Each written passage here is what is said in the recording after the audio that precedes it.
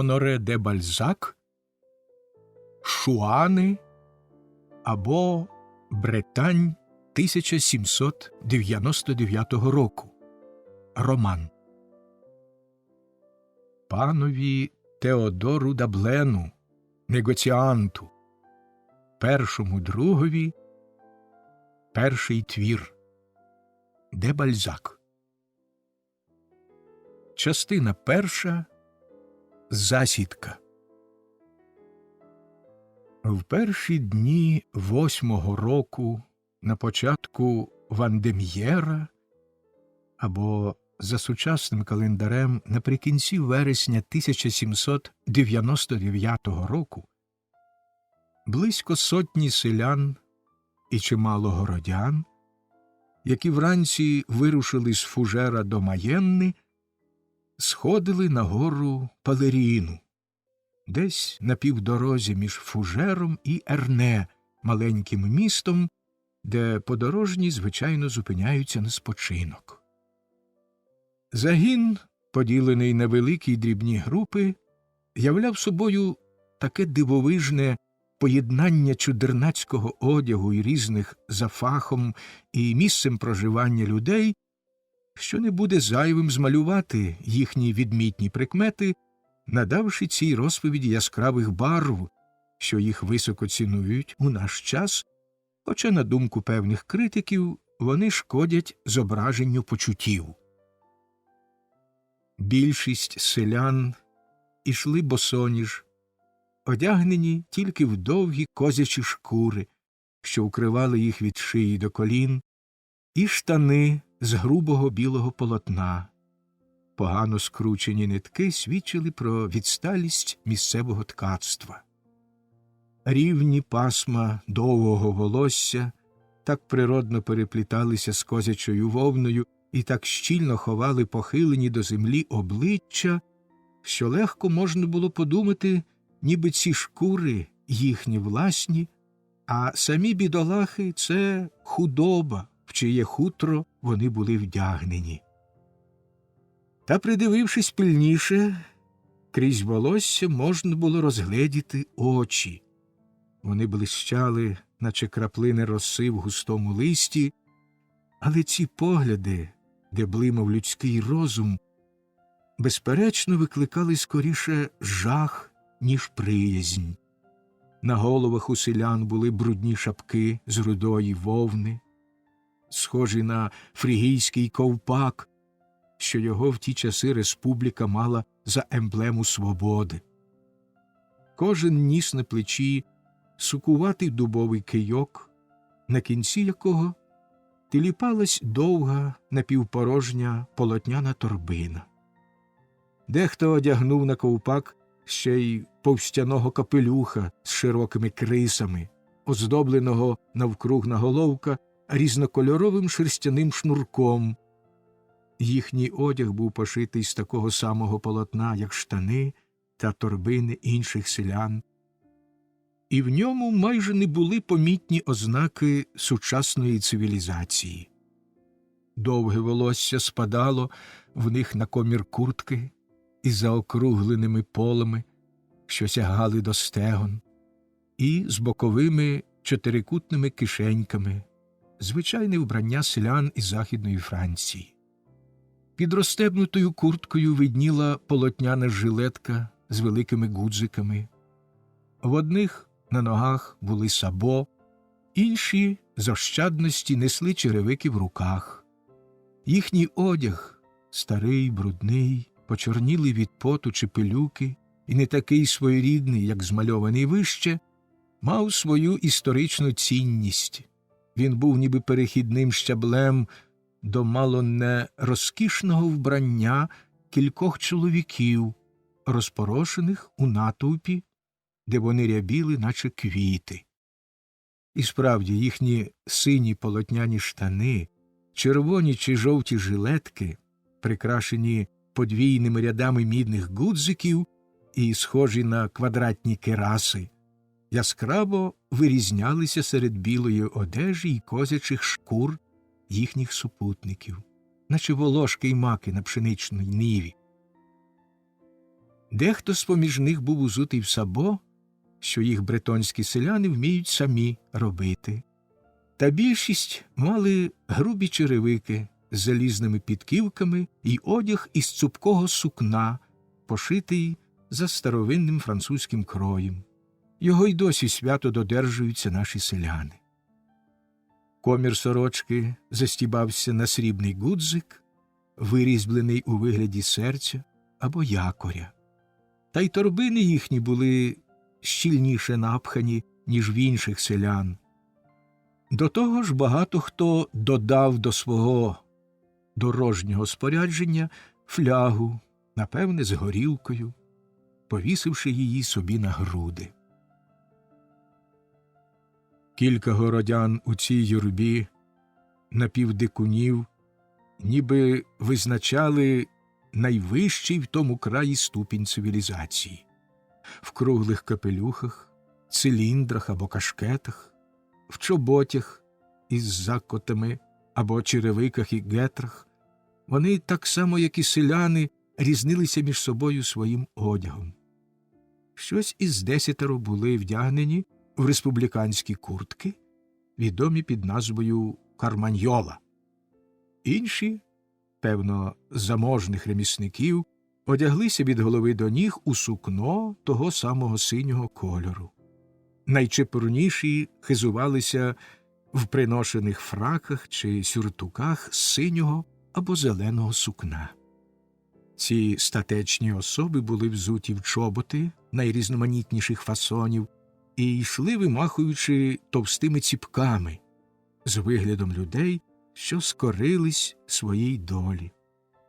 Дбайливо напудрені голови і тугенько заплетені коси навіть свідчили про певну вишуканість, до якої спонукають перші кроки збагачення або виховання.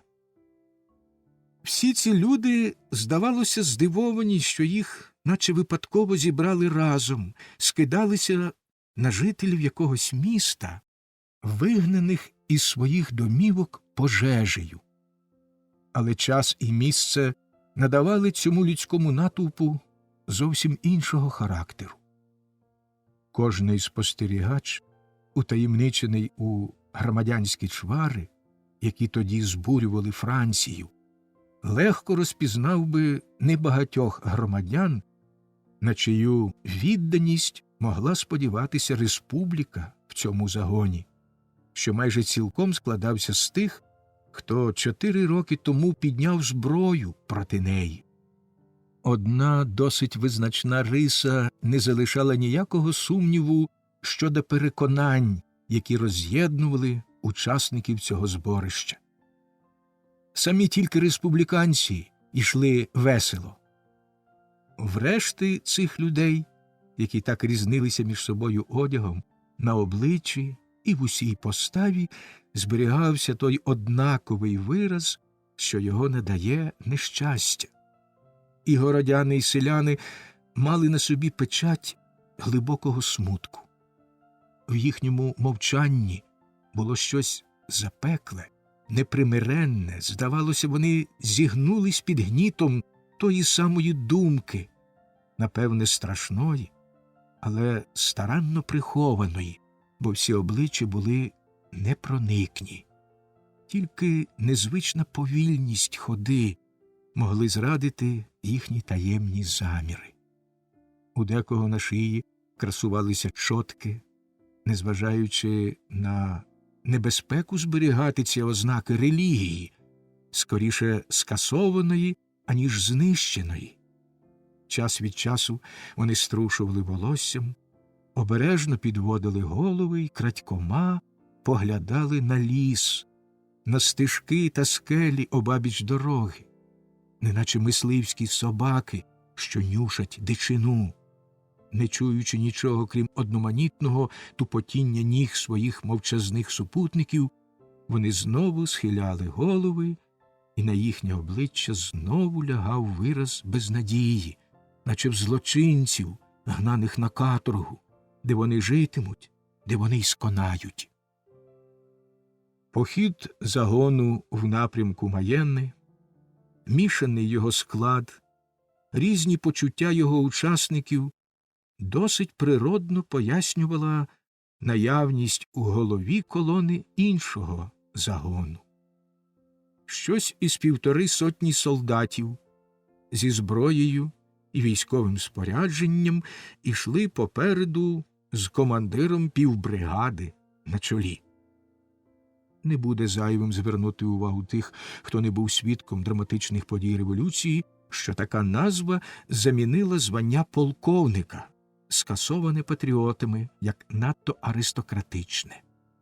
Солдати належали до запасних частин піхотної півбригади, розташованої в Маєнні. За тих часів розбрату всі жителі Західної Франції називали солдатів республіки «синіми». Таке прізвисько виникло через їхні перші уніформи – сині з червоним. Згадка про них ще й тепер настільки свіжа, що описувати їх – марна річ. Отож загін синіх був конвоєм цьому зборищу людей, майже всіх незадоволених тим, що їх вели до Маєнни, де сувора дисципліна мала швидко надати одностайності їхнім думкам, зовнішньому вигляду та військовій виправці, чого їм поки що бракувало. Ця колона становила на превелику силу зібраний у Фужерській окрузі контингент призовників, належний з неї за законом про набір рекрутів, ухвалений 10-го Месідора попереднього року виконавчою директорією Французької республіки. Уряд зажадав 100 мільйонів грішми і 100 тисяч солдатів, збираючись негайно послати допомогу арміям, що зазнали поразки від австрійців в Італії, від прусаків у Німеччині, а в Швейцарії їм погрожували росіяни, яким Суворов надихнув надію здобути перемогу над Францією. Західні департаменти, відомі під назвою Вандея, Британь та частина Нижньої Нормандії, втихомирені 3 роки тому заходами генерала Гоша, після 4-літньої війни, очевидно, скористалися слушного моменту і знову взялися за зброю. Перед такою загрозою республіка швидко здобула свою колишню енергію.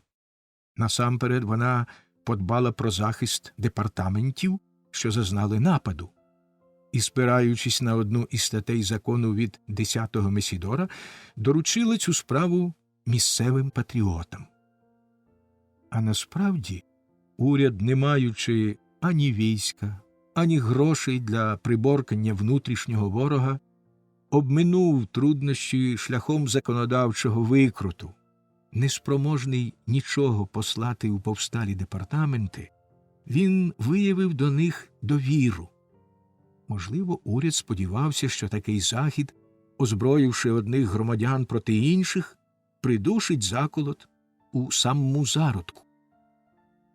Стаття закону, що стала джерелом згубних утисків, була сформульована так: організувати в західних департаментах загони добровольців. Цю недипломатичну постанову зустріли на заході Франції з такою ворожістю, що директорія вже не сподівалась одразу взяти там гору. Отож невдовзі вона звернулась до національних зборів, вимагаючи особливих заходів щодо рекрутських контингентів, які створювались на підставі статті про добровільні загони. Тому новий закон, виданий за кілька днів до початку подій, зображених у нашій історії, і проголошений в 3-й додатковий день 7-го року, наказував збирати в легіони ці хисткі з'єднання рекрутів. Легіони мали дістати назви департаментів Сарти, Орна, Маєнни, Іля і Вілени, Морбігана, Нижньої Луари, Імена і Луари. Ці легіони, говорив закон, призначені виключно для боротьби з шуанами, і ні за яких обставин не можуть бути послані на кордони. Такі нецікаві, але маловідомі подробиці висвітлюють заразом і скруту, в якій опинилася директорія, і самий похід цього товпища людей під конвоєм синіх. Можливо, не зайвим буде додати, що ці прекрасні патріотичні постанови директорії так ніколи й не дочекалися іншого здійснення, крім публікації у законодавчому бюлетені. Не підтримувані більш високими моральними ідеями, патріотизмом або терором, які нещодавно сприяли їхньому виконанню, декрети республіки створювали на папері примарні мільйони й численні полки солдатів, що не надходили ані до державної скарбниці, ані до армії. В ослаблих руках рушійні засоби революції вичерпалися й закони пристосовувалися до обставин, замість того, щоб ними керувати. В департаментах Маєни та Ілля-і-Вілени командував військами тоді старий офіцер. Упевнившись на місці, яких саме заходів найдоречніше вжити, він наважився вирвати рекрутів у Британії, насамперед у Фужера, одного з найнебезпечніших вогнищ шуанського заколоту. В такий спосіб він сподівався послабити сили тих округ, що загрожували республіці. Відданий офіцер скористався з уявної передбачливості закону і проголосив, що негайно видасть рекрутам військове спорядження, зброю, а також і місячну платню, яку обіцяв уряд цим загоном особливого призначення. Хоча Британь відмовлялась тоді від будь-яких військових зобов'язань, Захід мав успіх завдяки цим обіцянкам і був завершений так неймовірно швидко, що командир навіть стурбувався. Але це був стріляний горобець, і його важко було заскочити зненацька. Тільки-но він побачив, що рекрути позбігалися до окружного центру, то зразу запідозрив якусь таємну причину такого квапливого збору людей. І, мабуть, відгадав її, подумавши, що бретонці прагнуть дістати зброю. Він вирішив тоді, не дожидаючи запізнілих, відійти до Алаксона, ближче до покірних округ, хоча успіх цього задуму здавався дуже сумнівним, бо повстання дедалі розросталося в тому краї. Старий офіцер зберігав у глибокій таємниці, як того вимагали інструкції, невдачі французьких армій та маловтішні відомості, що надходили з Вандеї. І того ранку, коли почалась наша історія, мав намір дійти форсованим маршем до Маєнни і застосувати там закон за власним розсудом, поповнити ряди своєї півбригади бретонськими новобранцями. Слово «новобранець», що стало згодом загальновживаним, уперше замінило в тексті законів інше «рекрут», як називали спочатку солдатів республіканських військ. Перш ніж покинути Фужер, командир наказав своїм солдатам узяти потай патронів і хліба на весь загін, щоб новобранці не здогадалися, що загін збирається в далеку дорогу. Він твердо вирішив не зупинятися в Ерно, де рекрути, опам'ятавшись від несподіванки, могли б змовитися з шуанами, безперечно розпорошеними по околицях десь поблизу. Похмуре мовчання, що панувало в юрбі рекрутів, збитих з пантелику маневром старого республіканця, і надто повільне їхнє сходження на гору, здавалися надзвичайно підозрілими командирові півбригади, що мав прізвище Юло. Характерні подробиці, подані в попередньому описі, були для нього сповнені гострого життєвого інтересу. І він ішов задуманий і мовчазний поміж 5 молодими офіцерами. Вони шанобливо поглядали на свого занепокоєного командира. Та, зійшовши на гребінь пелеріни, Юло раптом обернувся, щоб пильно глянути в стурбовані обличчя рекрутів, і врешті порушив мовчанку. Бретонці йшли дедалі повільніше, і конвой уже випередив їх кроків на 200. Юло скривив обличчя у властивій йому одному гримасі. Якого дідька так відстали оті дженджики? — крикнув він гучним голосом.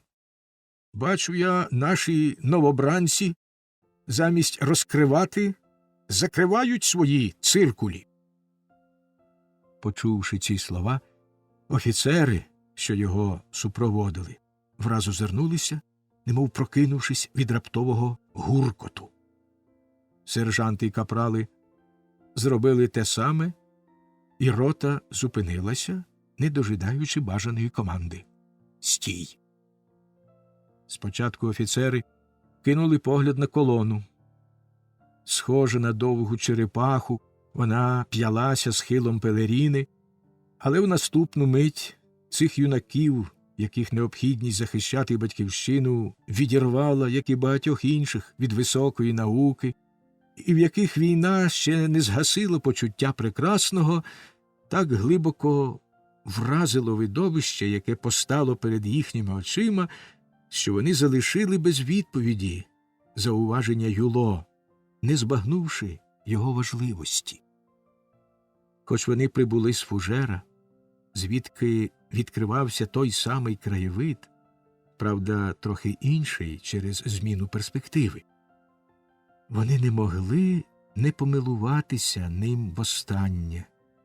Подібно до аматорів мистецтва, що дістають тим більшу насолоду від музичного твору, чим краще знають найдрібніші його деталі. Згори пелеріни перед очима розгорнулась широка Коенонська долина. На одному з найвищих горбів на обрії видніло місто Фужер. Його фортеця, збудована на високій скелі, панує над 4 важливими шляхами, і завдяки цій позиції місто колись було одним із ключів Британії. Згори офіцери побачили всю широчінь Коенонського басейну, який славиться і надзвичайною родючістю ґрунту, і чудовими краєвидами. Звідусіль півколом здіймаються сланцеві гори, рудуваті схили поросли дубовим лісом, а в міжгір'ях ховаються прохолодні видолинки. Бескиди громадяться навколо, як велетенська округла огорожа, а всередині простяглася, наче в знемозі, широка рівнина, схожа обрисами на англійський парк.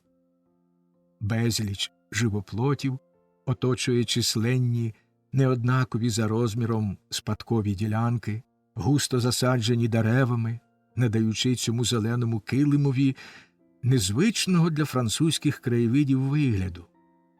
Таємниця його зваби таїться в розмаїтості контрастів, здатних вразити і найбайдужіше серце. В цю хвилину весь краєвид заяснів у тому миттєвому зблиску, яким природа іноді залюбки підсилює принадність своїх невмирущих творінь.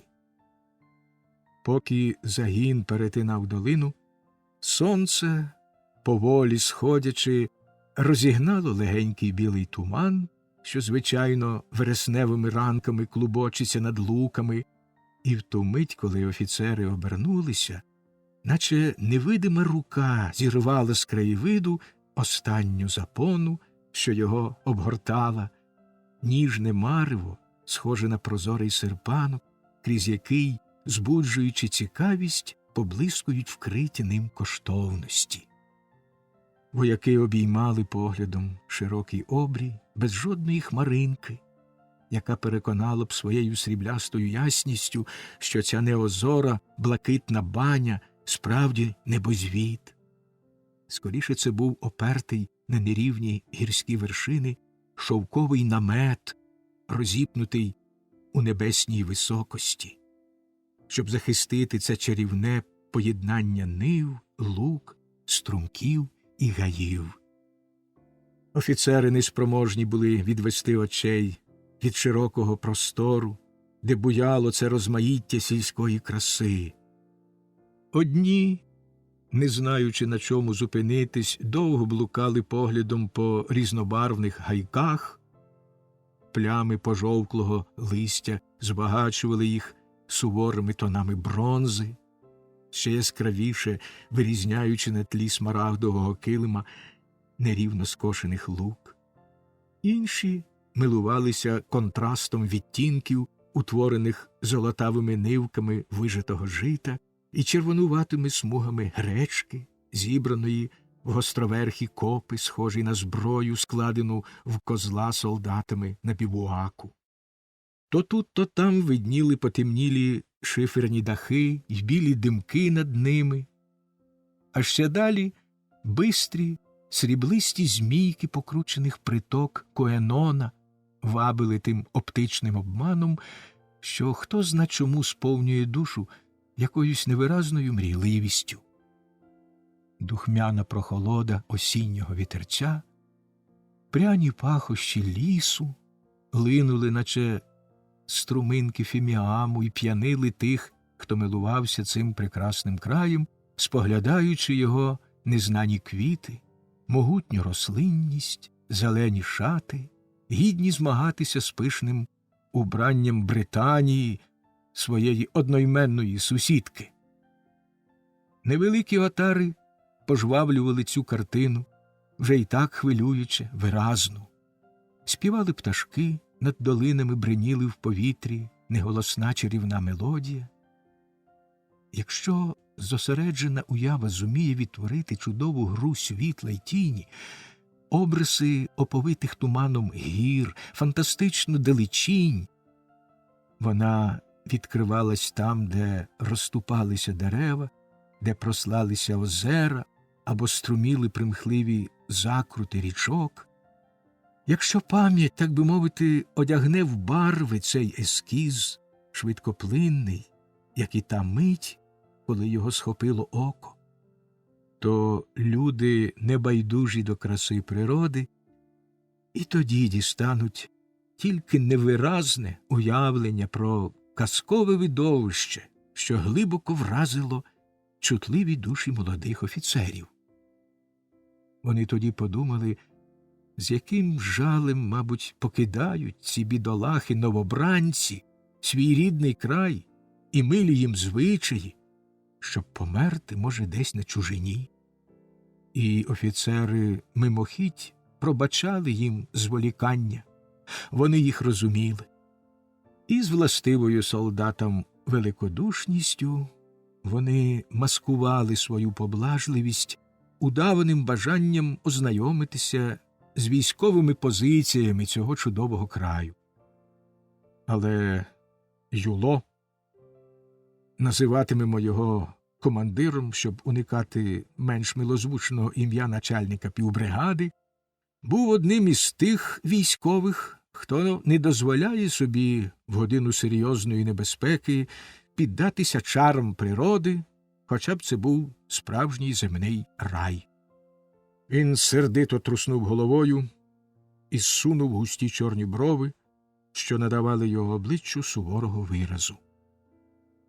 «Якого дідька вони не йдуть?» – запитав він удруге огрубілим у боях голосом. «Чи, може, в селі знайшлася якась ласкава Богородиця, і вони тиснуть її на прощання руку?» «Ти питаєш, чому?» – озвався чийсь голос. Почувши цей голос, він нагадував звук ріжка, яким тутешні селяни скликають в долинах свою Череду. Командир миттю обернувся, немов би його штрикнули шпагою, і побачив за 2 кроки від себе створіння ще дивніше за новобранців, що йшли до Маєнни захищати республіку. Невідомий, присадкуватий, широкоплечий чоловік мав голову, схожу на бичачу, і не тільки тим, що вона була величезна. Тупий ніс через широкі ніздрі здавався ще коротшим, м'ясисті губи, випнуті над білими, як сніг, зубами, круглі чорні очі і насуплені брови, відстовбурчені вуха й руда чуприна менш властиві були нашій гарній кавказькій расі, ніж породі травоїдних. Нарешті, цілковита відсутність ознак, притаманних людині, як істоті суспільній, робили цю непокриту голову ще прикметнішою. Опалене сонцем обличчя, його вугласті риси мали щось спільне з гранітом, що трапляється в ґрунтах цієї місцевості, було єдиною приступною для ока частиною тіла цього химерного створіння. Від самої шиї чоловік був загорнутий у широченний балахон з невибіленого полотна, і ще грубішого, ніж на штанах найзлиденнішого новобранця. В цьому балахоні знавець старовини міг би впізнати стародавній гальський сей або сейон. Він доходив тільки до пояса і був пристебнутий до штанів з козячої шкури грубо обструганими цурпалочками, подекуди із залишків кори. Під козячим хутром, що вкривало ноги й стегна, не можна було розгледіти обрисів людського тіла. Ступні й ніг ховалися у величезних сабо. Довге лиснюче волосся, схоже на козячу шерсть, спадало рівними пасмами з обох боків обличчя, нагадуючи голови середньовічних статуй, які ще збереглися в деяких соборах. Замість вузлуватого ціпка, що його несли на плечах новобранці, він притискав до грудей, наче рушницю, майстерно сплетений з реміння батіг, вдвічі довший, ніж звичайні батоги. Раптову появу цього дивного створіння нібито неважко було пояснити. З першого погляду офіцерам здалося, що невідомий новобранець чи рекрут, одне слово вживали тоді замість другого, побачивши на зупинці кордону, хоче до неї приєднатися. Проте його поява чомусь надзвичайно здивувала командира. Хоч Юло зовсім не здавався наляканим, чоло його спохмурніло. Змірявши поглядом незнайомця, він машинально знову спитав, немов пригнічений важкими думками: «Так, чому вони не йдуть? Ти не знаєш?» Тому, відповів йому похмурий співрозмовник, з великим зусиллям вимовляючи французькі слова і простягаючи широку грубу руку в напрямі Ерне, що там лежить Мен, і там кінчається Британь. І він щосили вдарив об землю важким пужолном біля самих ніг командира. Враження від лаконічної відповіді невідомого на свідків цієї сцени можна порівняти з гуркотом там-тама, що раптом пролунав серед ніжної лагідної музики. Слово «відповідь» ледь спроможне передати всю ненависть і прагнення помсти, що вилилися в гордовитому жесті, уриваній мові, в усій поставі незнайомого, на якій позначилося люте й холодне завзяття. Неоковирна постать цього чоловіка, неначе грубо витисана сокирою, шкарубка його оболонка, відбиток тупого невігластва на обличчі робили його схожим на якогось поганського півбога. Він стояв у позі пророка, з'явившись тут, наче дух самої Британії, розбурканої від трирічної сплячки, щоб знов розпочати війну, де кожну перемогу завжди супроводила подвійна жалоба. «Оце так проява», – мовив Юло сам до себе. «Як на мене, він посланець тих людців, що збираються розпочати з нами переговори рушничними пострілами». Пробурмотівши крізь зуби ці слова, командир перевів погляд з чоловіка на краєвид, з краєвиду на загін, тоді на круті придорожні схили, порослі зверху високим бретонським дроком, потім знову глянув на невідомого, немов піддаючи його німому допитові, і раптом запитав: «Звідки ти?» Гострий допитливий погляд командира намагався розгадати таємницю цього непроникного обличчя, що прибрало дурнуватого, тупого виразу, звична маска селян у час відпочинку. «З краю молодців», – відповів незнайомий, ані трохи не збентежившись. «Як тебе звати?» «Плазуй по землі». «Чому в тебе шуанське прізвисько?» «Це проти закону». Плазуй по землі, як назвав себе незнайомий, глянув на командира з таким невдавано придуркуватим виглядом, що Юло вирішив, той його не зрозумів.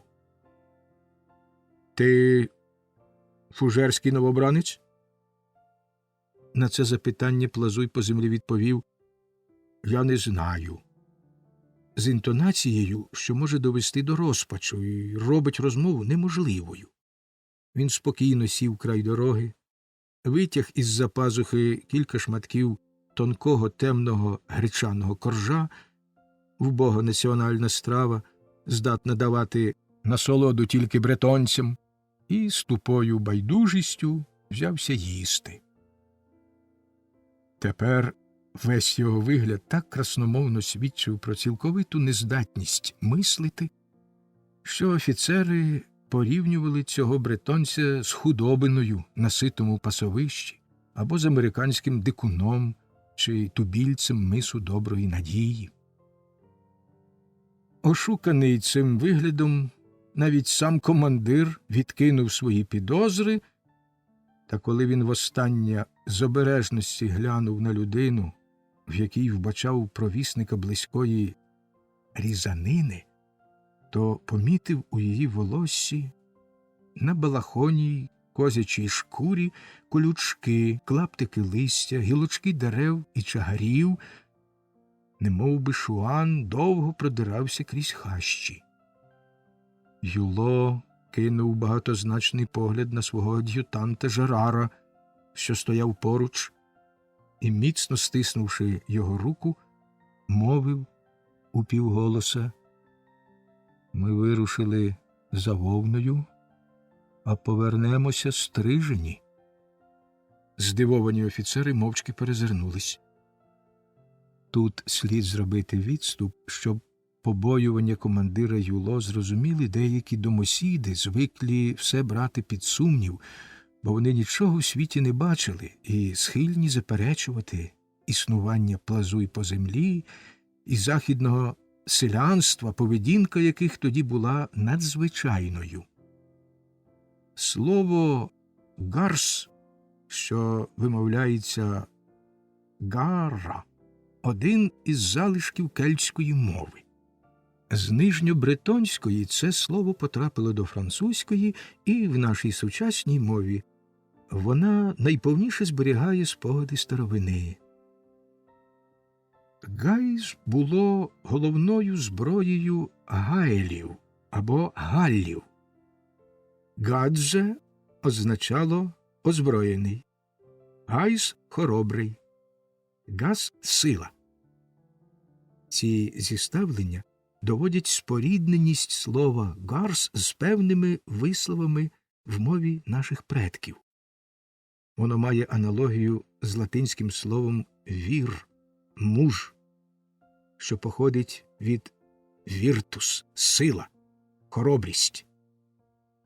Наведену тут нами довгу розвідку виправдує національний її зміст. До того ж вона, можливо, придасться, щоб реабілітувати в свідомості деяких людей такі слова, як «гарс», «гарсон», «гарсонетте», «гарсе», «гарсете».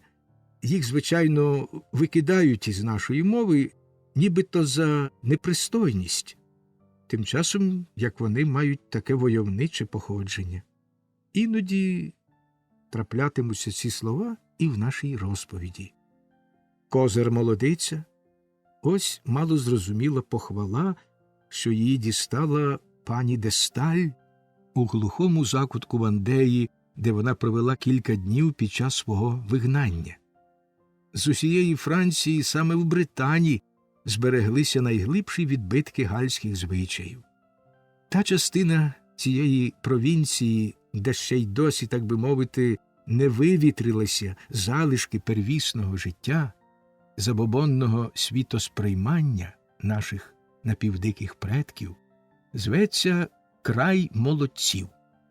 Коли в якій-небудь місцевості живе багато таких дурнів, як змальований у попередній сцені, тамтешні люди кажуть «молодці з тієї парафії». Ця старовинна назва ніби винагорода за їхню вірність і намагання зберегти гаельські традиції у мові і звичаях.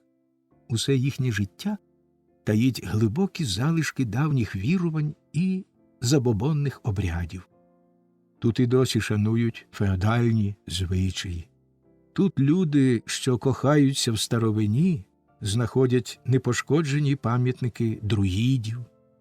Тут дух сучасної цивілізації не наважується пробитися крізь неосяжні первісні ліси. Неймовірна жорстокість, тваринна впертість, але водночас і вірність своїй присязі, цілковите заперечення наших законів, наших звичаїв, нашого одягу, нашої нової монети, нашої мови і разом з тим патріархальна простота, героїзм і мужність – все це спричиняється до того, що жителі тих країв не наділені таким гнучким розумом, як могікани або червоношкірі Північної Америки, але такі самі міцні духом, хитрі й суворі. Положення Британії в центрі Європи робить її цікавішою для спостереження, ніж Канада. Цей край, оточений світлом культури, та благодійне тепло туди не досягає, і він скидається на застиглий вугіль, що залишається чорним і тьмяним серед палаючого вогнища.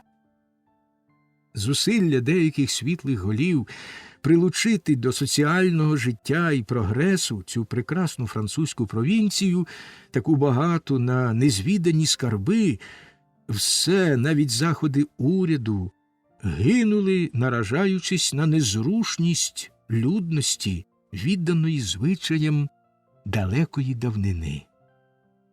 Це лихо достатньо пояснює сама природа тієї місцевості. Оборознений ярами, потоками, озерами й болотами, наїжаченої загорожами на зразок земляних валів, що перетворюють кожне поле у фортецю, брак шляхів і каналів, а також невігластво людей, загрузлих у небезпечних забобонах, шкідливість їх виявиться в певних деталях цієї історії, людей, що нехтують способами сучасного хліборобства.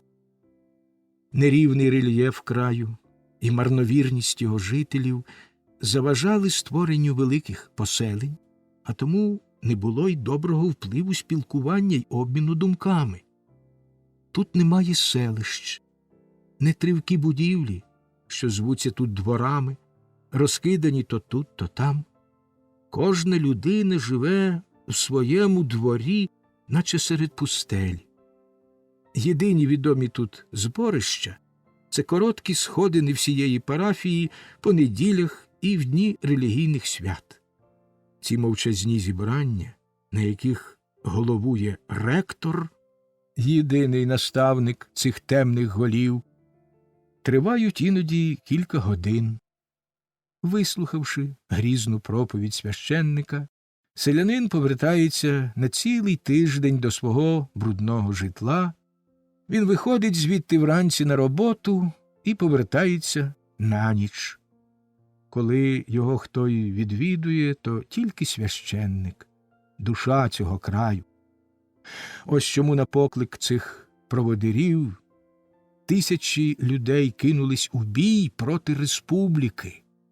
А років за 5 до початку нашої історії саме ця частина Британії дала нещисленну кількість солдатів для першого шуанського заколоту. Сміливі контрабандисти, брати Котро, чиїм ім'ям названо цю війну, майстри свого небезпечного ремесла, діяли на всій відстані від Лаваля до Фужера. Але в повстаннях тих провінцій не було нічого благородного. І можна сказати з певністю, якщо Вандея зробила з грабунку війну, то Британь перетворила війну на грабунок.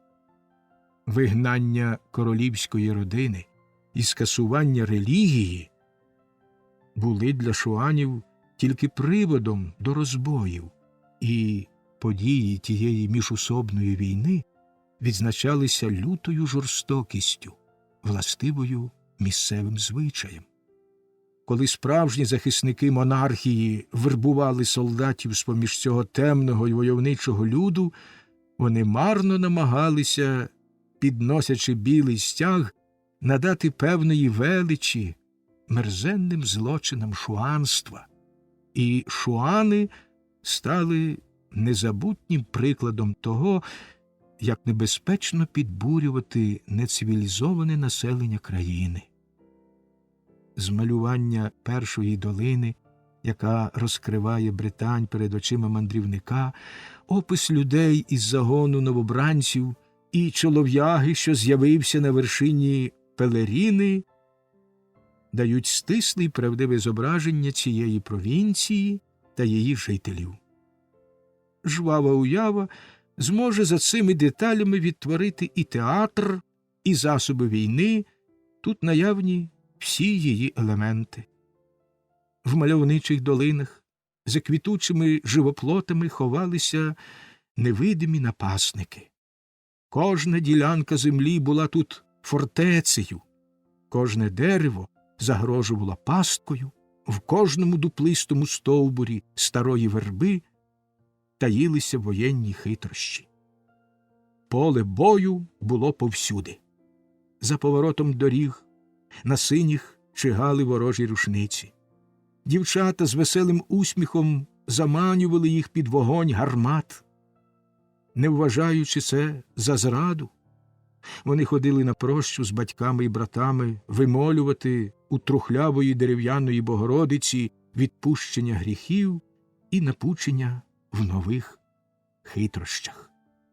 Релігія, чи скоріше фетишизм цих темних істот, звільняв їх від докорів сумління за вбивство. Отож від початку війни все в цій країні стало небезпечне.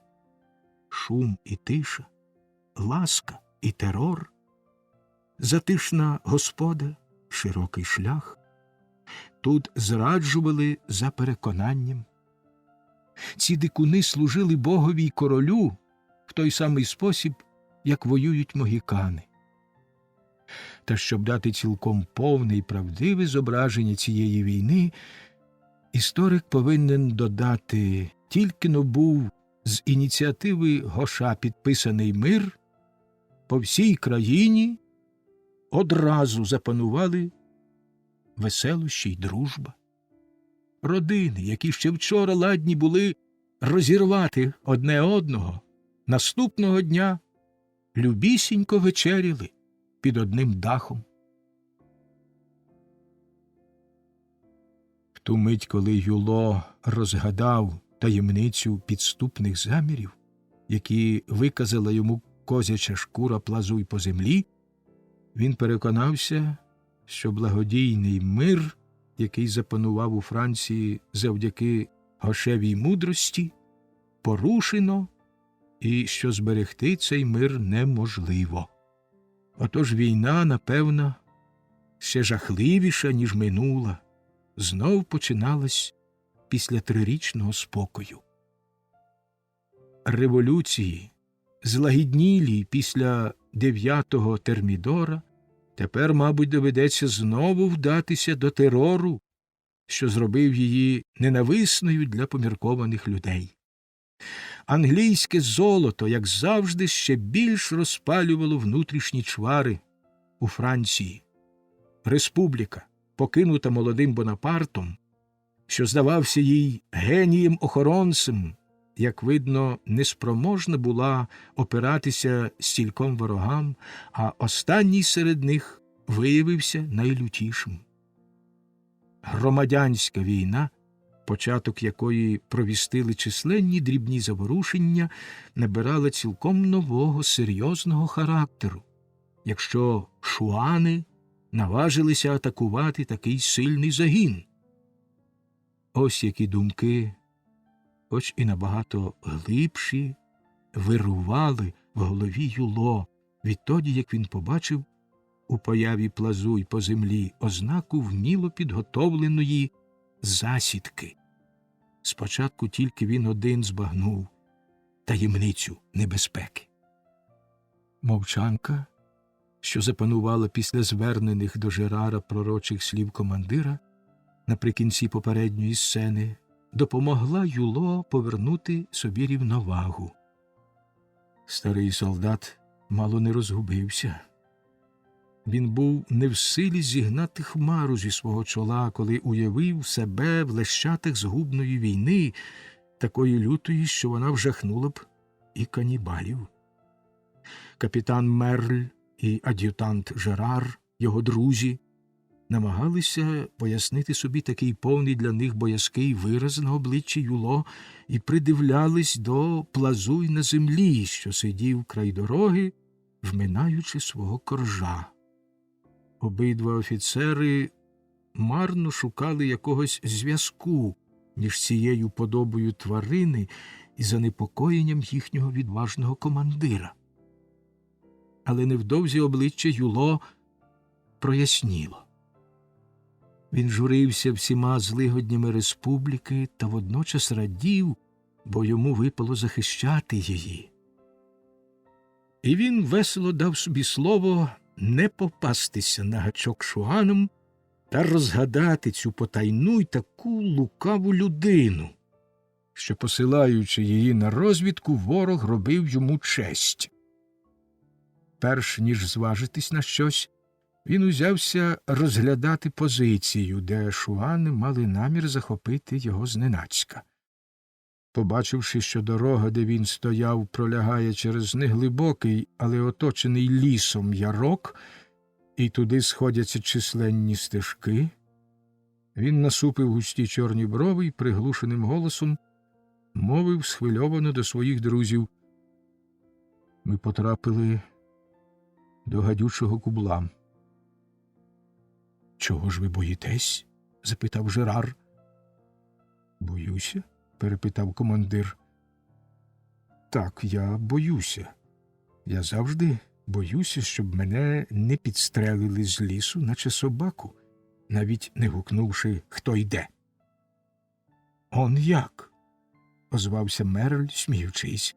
«Але хто йде – це вже порушення». «То ми справді в небезпеці?» – запитав Жерар, дивуючись витримці Юло так само, як і його скороминущому страху. «Тихше», – сказав командир. Ми опинилися у вовчій пащі. Тут темно, немов у печі, і треба запалити свічку. На щастя, додав він, вершина цієї гори в наших руках. Обізвавши гору крутим слівцем, він додав, мабуть, я таки розберуся, про що тут йдеться. Командир дав знак обом офіцерам наблизитись, і вони разом обступили Плазуй по землі. Шуан, удаючи, ніби боїться їм завадити, схопився на ноги. «Сиди на місці, ледащо!» – скрикнув Юло і штовхнув Шуана на укіс, де той сидів. З цієї хвилини командир півбригади не спускав з ока безтурботного бретонця. «Друзі», – впівголоса мовив він до обох офіцерів, – настав час сказати вам, що паризька крамничка збанкрутувала. Після колотнечі в національних зборах директорія знову помотлошила нас своєю мітлою. Ці пентархи, чи вірніше патяки, щойно втратили доброго солдата. Бернадот до них уже не повернеться. «Хто його заступив?» – жваво запитав Жерар. «Міле Мюро, прихильник старого режиму. Дуже невчасно випускати тепер на арену таких бовдурів. Англійські ракети вже шугають над нашими берегами. Всі мандейські і шуанські хрущі знялися в повітря, а ті, хто смикає за нитку цих маріонеток, обрали саме той момент, коли ми знемагаємо». «Як то?» – спитав Мерль. «Наші армії повсюди зазнали поразки», – провадив далі Юло, все більше стишуючи голос. «Шуани вже двічі перехоплювали наших гінців. Депеші й останні декрети я одержав через спеціального кур'єра, надісланого Бернадотом, коли він залишав міністерство. На щастя, друзі написали мені потай про цей розгром. Паризькі зрадники. Фуше вдалося це викрити. Сповістили тирана Людовіка XVIII, що йому треба надіслати до Франції ватажка своїм прибічникам. Гадають, що Баррас зраджує республіку. Коротко кажучи, Піт і принци надіслали сюди одного з колишніх, людину завзяту й талановиту, що має намір об'єднати зусилля вандейців та шуанів і зірвати з республіки її фригійський ковпак. Цей негідник уже зійшов на берег в Морбігані. Я перший про це дізнався і сповістив отих паризьких розумників. Він прибрав собі ім'я Молодець. Всі ці тварюки, мовив Юло, показуючи на Плазуй по землі, вигадують собі такі прізвиська, від яких чесного патріота кольки схопили б, якби довелося так зватися. Отож Молодець уже в нашій окрузі. Поява цього Шуана, він знову показав на Плазуй по землі, свідчить, що нас вистежують. Але стару мавпу не навчають строїти міни, а ви допоможете мені миттю довести моїх коноплянок до клітки. Буду я справжній телепень, коли дозволю одурити себе якомусь колишньому, що примчав із Лондона і бажає струсити порох з наших шапок». Довідавшись про ці таємні й критичні обставини, обидва офіцери, знаючи добре, що їхній командир ніколи не битиме марно на сполох, одразу споважніли, як то належить військовим у годину небезпеки, коли вони добре загартовані й знаються на людських справах. Жерар, що за своїм чином згодом скасованим стояв найближче до командира, хотів був відповісти й розпитати про ті політичні новини, що їх, очевидно, Юло замовчував, але той знаком не казав ані пари з уст, і всі троє поглянули на Плазуй по землі. Шуан не виявляв найменшого хвилювання, опинившись під наглядом людей, небезпечних для нього своїм розумом і фізичною силою. Цікавість двох офіцерів, які вперше брали участь у такій війні, була збуджена вже її початком. Він здавався їм майже романтичним. Обом навіть захотілося пожартувати, але тільки-но в них вихопилось перше веселе слово, Юло глянув на них суворо і сказав: «Хай мене грім поб'є». Цигарок не палять громадяни, сидячи на бочці з порохом. Показувати хоробрість без потреби — однаково, що носити воду решетом. Нахилившись до свого ад'ютанта, Юло додав: «Жераре, підійдіть непомітно до цього харцизяки і при найменшому підозрілому русі одразу ж проштрикніть його шпагою. А я повинен підготуватися, щоб підтримати розмову, коли нашим незнайомцям заманеться її розпочати». Жерар злегка нахилив голову на знак послуху і узявся пильно розглядати різні місця у долині, з якою ми вже познайомились. Здавалося, він прагне тільки уважніше їх вивчити і ступає, так би мовити, сам по собі, без ніякої мети, але було ясно, що краєвид цікавить його найменше. Свого боку плазуй по землі нічим не показував, що рухи офіцера для нього небезпечні. Він бавився своїм батогом, наче вудив рибу в рівчаку. Тим часом, як Жерар намагався наблизитись до Шуана, командир мовив стиха до Мерля: «Дайте якомусь сержантові 10 найкращих хлопців і самі поставте їх над нами на вершині гори, там, де гора ширшає і йде на плато. Звідти видно добрячий шмат шляху на Ерне. Знайдіть місце, де придорожні укоси не поросли лісом, щоб сержант міг спостерігати всю місцевість. Візьміть серцевідця, він тямущий хлопець. Тут не до жартів. Я й щербатого гроша не дам за наші шкури, якщо ми не будемо напоготові». Поки капітан Мерль поквапливо виконував цей наказ, розуміючи його важливість, командир підняв праву руку, даючи знак мовчати солдатам, що, весело перемовляючись, стояли навколо нього. Потім він подав знак розібрати рушниці.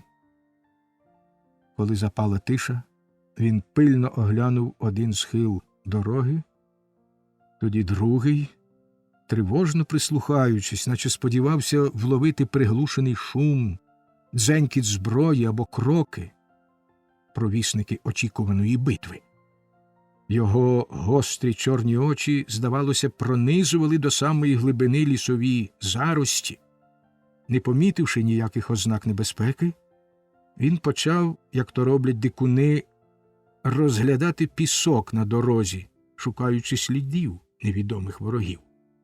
Їхнє зухвальство було йому відоме. Втративши надію ствердити чимсь свої побоювання, він рушив на узбочину дороги, важко зійшов на косогір і поволі пройшовся гребенем. Раптом він відчув, який потрібний його досвід для порятунку загону, і одразу повернувся. Обличчя Юло ще більше спохмурніло, бо в ті часи командири завжди шкодували, що не можуть самі виконувати найнебезпечніші завдання.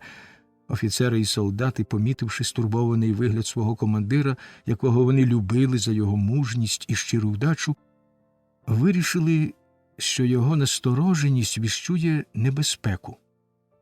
Не здогадуючись, наскільки вона серйозна, вони несвідомо завмерли на місці, затамувавши подих. Немов собаки, що марно намагаються вгадати незрозумілі їм наміри спритного мисливця та змушені все-таки їм коритися. Солдати по черзі переводили погляд з Коенонської долини і придорожніх лісів, на суворе обличчя командира, намагаючись прочитати на ньому свою долю.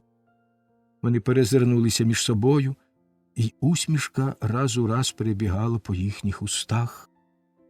Коли Юло за своєю звичкою скривив обличчя, прутконогий, молодий сержант, що мав славу ротного дотепника, стиха мовив: «Куди ж це нас лиха година завела? Бач, яка в старого служаки Юло кисла міна, наче на військовій раді». Юло кинув на прутконогого суворий погляд, і зразу запала тиша, як то належить у війську.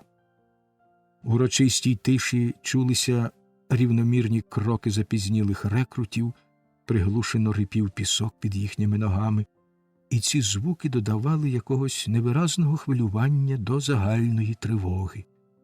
Це невимовне почуття зрозуміють лише ті, хто в хвилину гнітючого чекання лиха відчувають у нічному безгомінні, як повторювані одноманітні звуки підсилюють бурхливе биття власного серця, немов краплину за краплиною вливають у нього жах.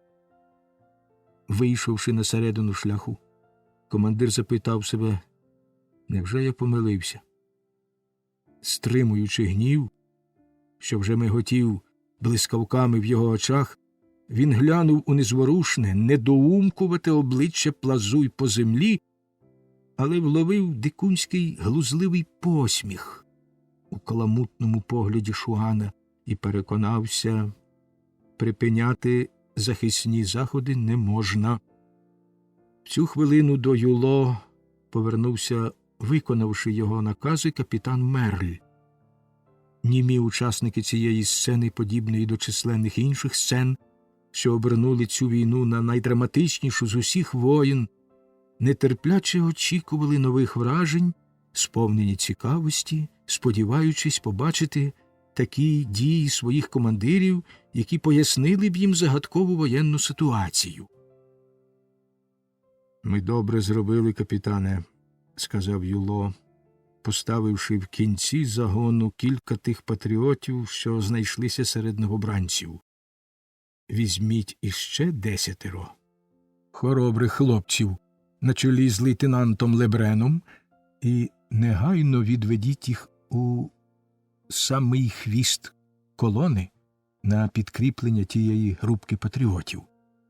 Вони підганятимуть весь табун цих гусей, щоб швиденько підтягти його до висоти, де стоять наші товариші. Я на вас чекатиму». Капітан зник у гущі колони. Командир по черзі оглянув 4 найвідважніших солдатів, відомих йому своєю спритністю і кмітливістю. Він мовчки підкликав їх, подавши дружній знак, вказав на кожного рукою і швидко покивав пальцем біля свого носа. Ті підійшли. «Ви служили зі мною під командуванням Гоша», – мовив до них Юло. «Коли ми провчили тих розбишак, що називають себе королівськими ловчими, ви добре знаєте, як вони ховалися і обстрілювали із своїх засідок синіх». У відповідь на цю похвалу їхній досвідченості солдати значуще покивали головою. Вираз безтурботної покори на цих геройських войовничих обличчях ясно промовляв, що від початку війни між Францією і Європою їхні думки не сягали далі ладівниці позаду і багнета попереду. Міцно стиснувши вуста, наче стягнений шнурком капшук, вони уважно і допитливо дивились на свого командира. «Гаразд», – сказав Юло, що вмів розмовляти соковитою солдатською говіркою.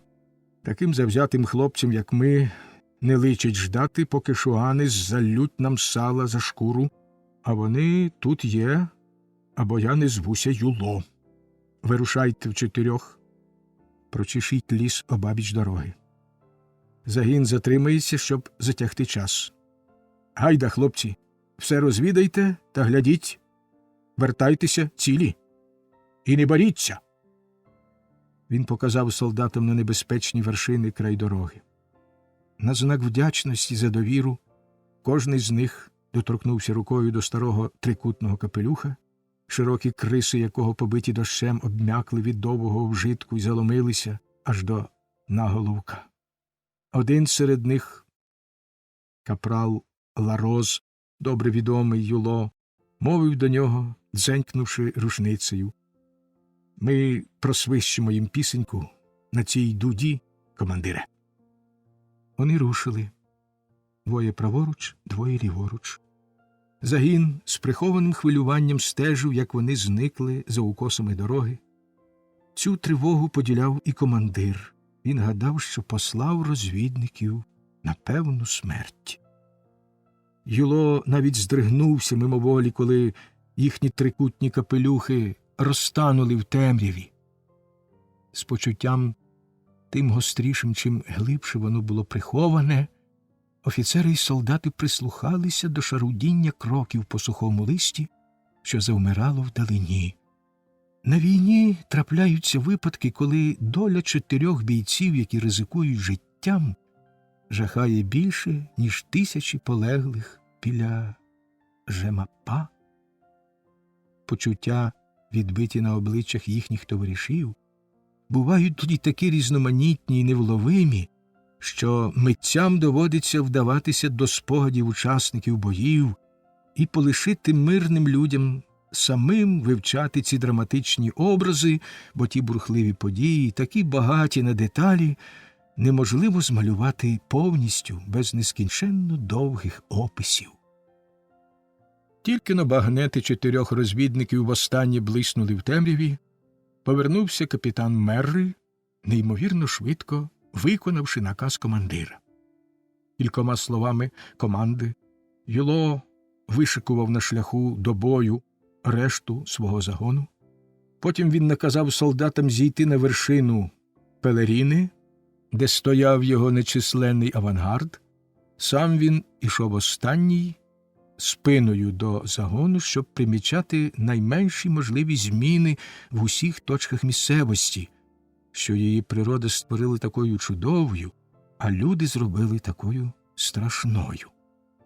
Загін дійшов туди, де Жерар вартував плазуй по землі, і раптом Шуан, який нібито байдужісінько спостерігав маневри командира, а насправді надзвичайно розумними очима стежив за 2 солдатами, що заглибились у ліс праворуч, свиснув кілька разів, наслідуючи дзвінкий і пронизливий крик сови.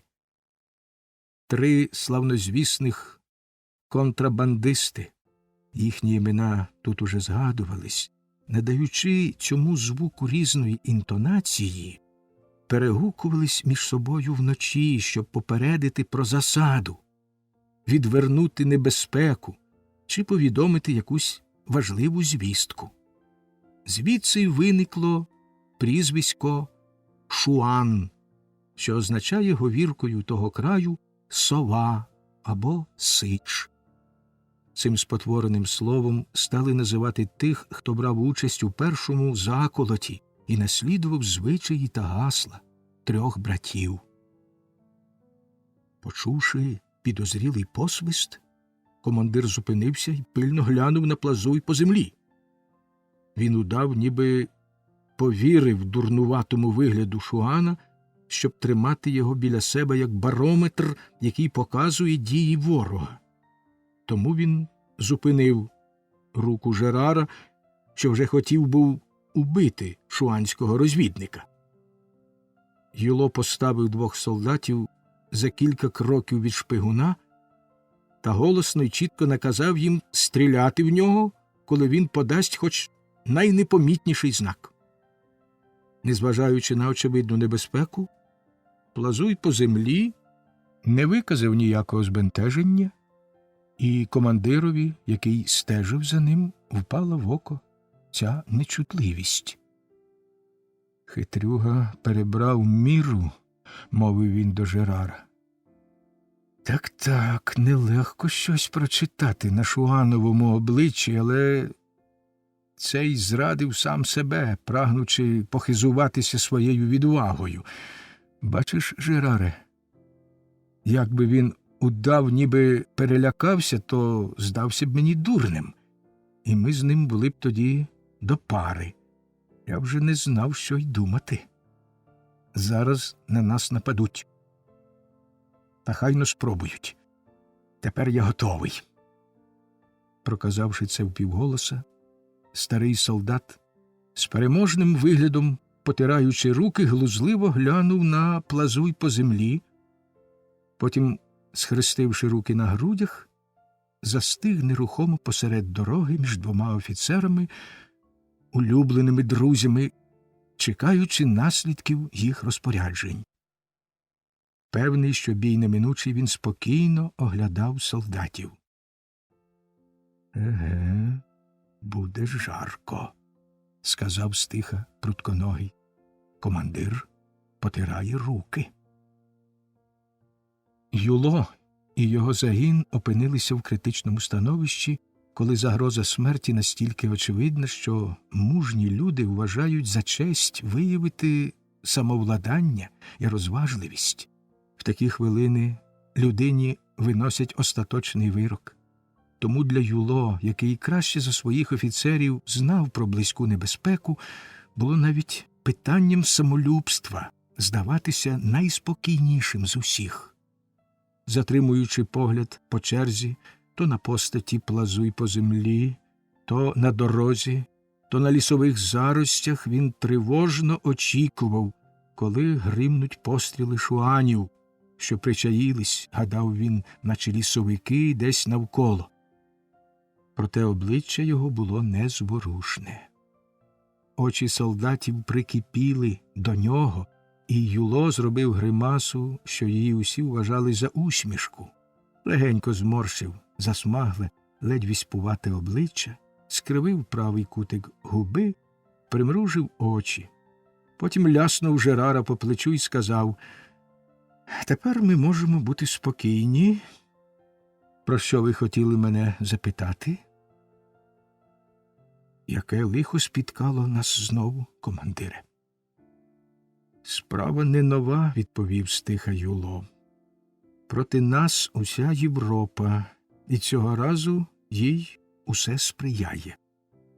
Поки члени директорії б'ються поміж себе, наче коні в стайні біля порожніх ясел, все летить шкереберть в їхньому уряді, і армія залишається без допомоги. В Італії нас розтрощили. Так, мої друзі, ми покинули Мантую після поразки в Требії, і Жубер тільки-но програв бій під Нові. Сподіваюсь, що Масенна відстоїть гірські проходи у Швейцарії, захоплені Суворовим. На Рейні ми застрягли. Директорія послала туди Моро. Чи зможе цей сміливець оборонити кордони? Щиро йому цього бажаю. Але коаліція врешті нас розчавить, а єдиний генерал, що міг би нас урятувати, на лихо десь у чорта на рогах у Єгипті. Та як він може повернутися? Володар морів – Англія. «Відсутність Бонапарта не турбує мене», – відказав Жерар, молодий ад'ютант, в якому неабиякий природний розум поєднувався з глибокою освітою. «Хіба це зупинить нашу революцію? Ні. Ми зобов'язані не лише захищати французьку землю, ми маємо подвійну місію. Чи ж не повинні ми також зберегти душу країни, величні ідеї свободи і незалежності, людський розум, пробуджений нашими національними зборами, що, сподіваюсь, все більше і більше поширюватиметься? Франція, наче мандрівець, якому доручили світоч, вона несе його в одній руці, а другою захищається.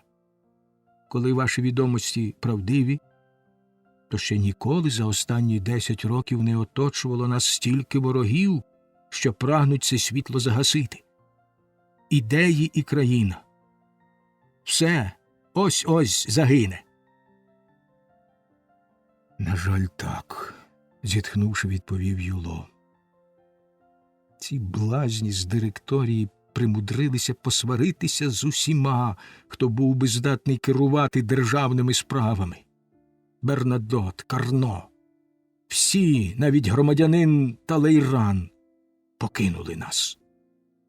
Одне слово, залишився тільки єдиний справжній патріот, лукавий Фуше. Завдяки своїй поліції він усе утримує в руках. Ось у кого є голова на в'язах. Саме він і попередив мене вчасно про це повстання. І все-таки я певен, що ми потрапили в пастку. Так, коли армія не втрутиться в урядові справи, сказав Жерар, адвокати доведуть нас до гіршого стану, ніж був перед революцією. Хіба ж ці нікчеми здатні командувати? Я завжди боюся почути, озвався Юло, що вони змовилися з бурбонами. Бодай їх грім побив. Якщо вони порозуміються між собою, в якому стані тут опинимося ми? Ні, командире, справа до цього не дійде, мовив Жерар. Армія, як ви кажете, піднесе свій голос, аби тільки вона не позичала слівець із лексикона Пішегрю. І тоді, сподіваюсь, ми побачимо, що рубалися 10 років не заради того, щоб, зрештою, інші пряли льон, який ми вирощували. О, певне, вигукнув Юло, надто дорого нам коштувало змінити одяг. Отже, мовив капітан Мерль, будемо діяти, як добрі патріоти, і намагатимемось перешкодити шуанам зв'язатися з Вандеєю. Бо коли вони з'єднаються і сюди ще втрутиться Англія, то я не ручуся за фрігійський ковпак єдиної, неподільної республіки. Далекий крик сови, що пролунав у цю мить, перервав розмову. Командир занепокоївся й одразу пильно глянув на Плазуй по землі. Але жодна рисочка не ворухнулась на застиглому обличчі Шуана. Рекрути, зібрані кимсь із офіцерів, скупчились серед дороги, немов череда, кроків за 30 від роти, готової до бою. В 10 кроках за ними вишикувалися солдати й патріоти під командою лейтенанта Лебрена. Командир обвів очима бойовий лад і востаннє глянув на пікет, виставлений на шляху. Вдоволений цим розташуванням, він повернувся, збираючись дати наказ рушати, коли раптом помітив трикольорні кокарди 2 солдатів, що поверталися з лісу після розвідки з лівого боку дороги. Та розвідників, які пішли праворуч, ще не було видно, і командир вирішив їх почекати. «Можливо, саме звідти й вилетить бомба», – озвався він до офіцерів, показуючи на ліс, де, здавалось, були поховані 2 його солдатів. Поки прибулі розвідники складали рапорт командирові, Юло перестав стежити за Шуаном. Плазуй по землі раптом засвистів так пронизливо, що посвист розлігся дуже далеко. Перш ніж його вартові встигли націлитися в нього, Шуан, оперіщивши їх батогом, відкинув обох на узбіччя дороги. І одразу ж республіканців приголомшили зойки, чи скоріше дикий лемент. Страшний залп гримнув з лісу, що здіймався над косогором, де сидів Шуан, і звалив 7 чи 8 солдатів. Плазуй по землі, в якого вистрілили кілька чоловік, та жодний не влучив, швидко, наче дика кішка, видряпався на укіс і зник у заростях. Його сабо покотилися в рівчак, і на цих грубих черевиках можна було розгледіти залізні підківки, які носять звичайні королівські ловчі. Почувши крики шуанів, усі новобранці кинулись праворуч до лісу, немов зграя птахів, сполоханих подорожнім. «Вогонь по негідниках!» – крикнув командир. Загін вистрелив, але новобранці поховалися від пострілів за деревами і зникли раніше, ніж солдати встигли вдруге набити рушниці. От тобі й декрет про створення легіонів у департаментах, мовив Юло до Жерара. Тільки наша премудра директорія могла сподіватися на мобілізацію в цьому краї. Замість голосувати в законодавчих зборах про забезпечення нас одягом, грішми і спорядженням, краще б це все просто надіслали нам. Мабуть, цим жабам більше до смаку їхні коржі, ніж солдатський хліб, докинув прутконогий, ротний жартівник.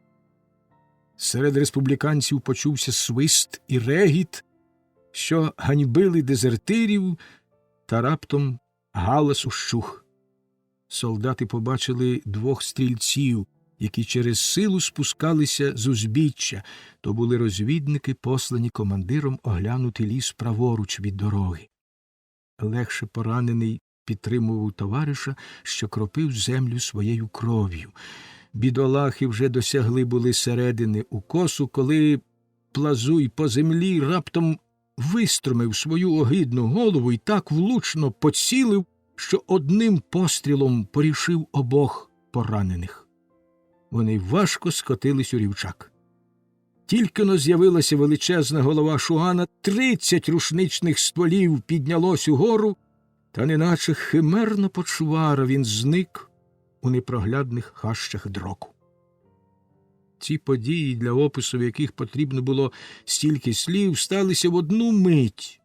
Потім також миттю патріоти й солдати ар'єргарда приєдналися до решти загону. «Вперед!» – вигукнув Юло. Загін швидко рушив до високого відкритого місця, де стояв пікет. Тут командир вишикував солдатів у бойовому порядку. Проте він не помітив ніяких ворожих дій з боку шуанів і вирішив, що єдиною метою засідки було звільнення рекрутів. «По тих викриках, – мовив він до двох своїх друзів, – видно, що їх небагато. Підемо швидким кроком. Може, досягнемо Ерне без погоні за плечима». Почувши ці слова, один рекрут-патріот вийшов із строю і виструнчився перед Юло. «Командире, – промовив він, – мені вже доводилось воювати проти шуанів. Дозвольте сказати кілька слів». «Це, мабуть, якийсь оборонець із тих, що завжди уявляють себе на судовому засіданні», – пошепотів Юло на вухо капітанові Мерлю. «Ну, починай свою захисну промову», – звернувся він до молодого фужерця. «Командире, шуани, напевне, переманили до себе цих людей і принесли для них зброю. Якщо ми підемо вперед, вони стрілятимуть за кожного дерева і переб'ють нас усіх до одного, перш ніж ми дістанемось до Ерне. Треба захищатися, як ти сказав, тільки захищатися кулями. Під час стрілянини, а вона триватиме довше, ніж ти гадаєш, хтось із моїх товаришів побіжить у фужер і покличе Національну гвардію і вільні дружини. Хоч ми всього-навсього новобранці, ти побачиш, що ми не з породи гав». «Отже, ти гадаєш, шуанів тут чимало? Поглянь но сам, громадянине командир». Він повів Юло до того місця, де пісок був розрихлений, наче граблями. Звернувши на це увагу командира, фужерець пішов із ним стежкою далеченько, і там вони побачили сліди багатьох ніг. Довкола видніло втоптане в землю листя. «Тут пройшли молодці з Вітре», – сказав фужерець. «Вони подалися на з'єднання з шуанами із Нижньої Нормандії». «Як тебе звуть, громадянине?» – спитав Юло. «Гюден, командире». «Гаразд, Гюдене, я призначаю тебе капралом. Командуй своїми земляками. Бачу, ти людина надійна. Доручаю тобі вибрати з-поміж твоїх товаришів посланця до фужера. А ти тримайся біля мене. Та насамперед візьми кількох новобранців підіть і познімайте зброю, ладівниці й одіж з наших бідолашних товаришів, яких ці бандити уклали на шляху. Ви ж не будете тут ковтати кулі, не частуючи ними ворогів. Відважні фужерці взялися знімати спорядження з убитих. Весь загін захищав їх сильним рушничним вогнем у напрямі лісу, і вони закінчили свою справу, не втративши жодного чоловіка. «З цих бретонців вийдуть знамениті піхотинці», – мовив Юло до Жерара, «якщо солдатське життя припаде їм до смаку». Гюденів посланець побіг стежкою, що звертала до лісу ліворуч. Солдати перевірили рушниці і приготувалися до бою. Командир оглянув своє військо, підбадьорливо всміхнувся і вийшов на кілька кроків уперед разом з 2 офіцерами, своїми улюбленцями. Він безстрашно чекав атаки шуанів. Знову запала на деякий час тиша, але вона тривала недовго. 300 шуанів, одягнених точнісінько, як новобранці, вибігли з лісу праворуч і, виючи по-звірячому, безладною юрбою зайняли всю дорогу перед маленьким загоном синіх. Командир вишикував солдатів у 2 однакові колони, по 10 в шерензі. Між ними він розмістив 12 нашвидку озброєних новобранців і сам очолив цей ряд. Невеличке військо захищали з обох боків дороги 2 крила по 25 чоловік під командою Жерара й Мерля. Офіцери мали натиснути на шуанів з флангів і перешкодити їм розсипатися. Місцевою говіркою це слово означає розбігтися по полю і обрати кожному позицію, з якої можна безпечно стріляти в синіх. Тоді республіканці вже не знали б, де шукати ворога. Заходи, вжиті командиром з належною в таких обставинах швидкістю, надали солдатам певності в собі, і вони мовчки рушили на шуанів. Через кілька хвилин, потрібних для зближення супротивників, гримнули постріли впритул, і смерть скосила багато бійців. В цей час 2 крила республіканців, котрим шуани нічого не змогли протиставити, обійшли їх з обох боків і швидким зосередженим вогнем посіяли смерть і розгубленість у ворожих лавах. Цей маневр майже встановив чисельну рівновагу в обох загонах. Але шуани не знали страху і були стійкі й завзяті. Втрати не похитнули їх. Вони не завагалися, а щільніше зімкнулися, намагаючись оточити невеликий загін синіх. Він стояв темними, рівно вишикуваними рядами і займав так мало місця, що скидався на бджолину матку серед рою. Розпочалася одна з тих страшних битв, де поодинокі рушничні постріли змінює брязкіт холодної зброї, рукопашний бій між рівними своєю мужністю, де перемогу вирішує чисельна перевага. Шуани взяли б гору з самого початку, якби республіканцям під командою Мерля й Жерара на обох флангах не пощастило двічі або тричі вдарити перехресним вогнем по ворожому ар'єргарду. Синім, що стояли на обох флангах, слід було залишатися на своїх позиціях і далі влучними пострілами нищити підступного ворога. Але занепокоєні загрозою героїчному батальйонові, майже повністю оточеному королівськими ловчими, вони, мов несамовиті, кинулися на дорогу з багнетами в руках, і сили на деякий час зрівнялися. Супротивників охопила шалена нестяма, загострена усією запеклістю політичної ворожнечі, що робила цю війну такою незвичайною. Кожний бився мовчки, сповнений почуття небезпеки. Бій був похмурий і холодний, наче сама смерть.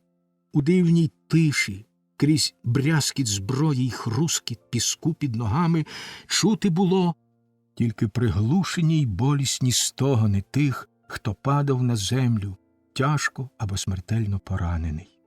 Всередині республіканському загону 12 новобранців так відважно захищали командира, поглинуто спостереженням і різними наказами, що солдати не раз гукали: Браво, рекрути! Юло, незворушний і пильний, невдовзі помітив серед шуанів чоловіка, оточеного, як і він, найхоробрішими бійцями. То, певно, був їхній ватажок.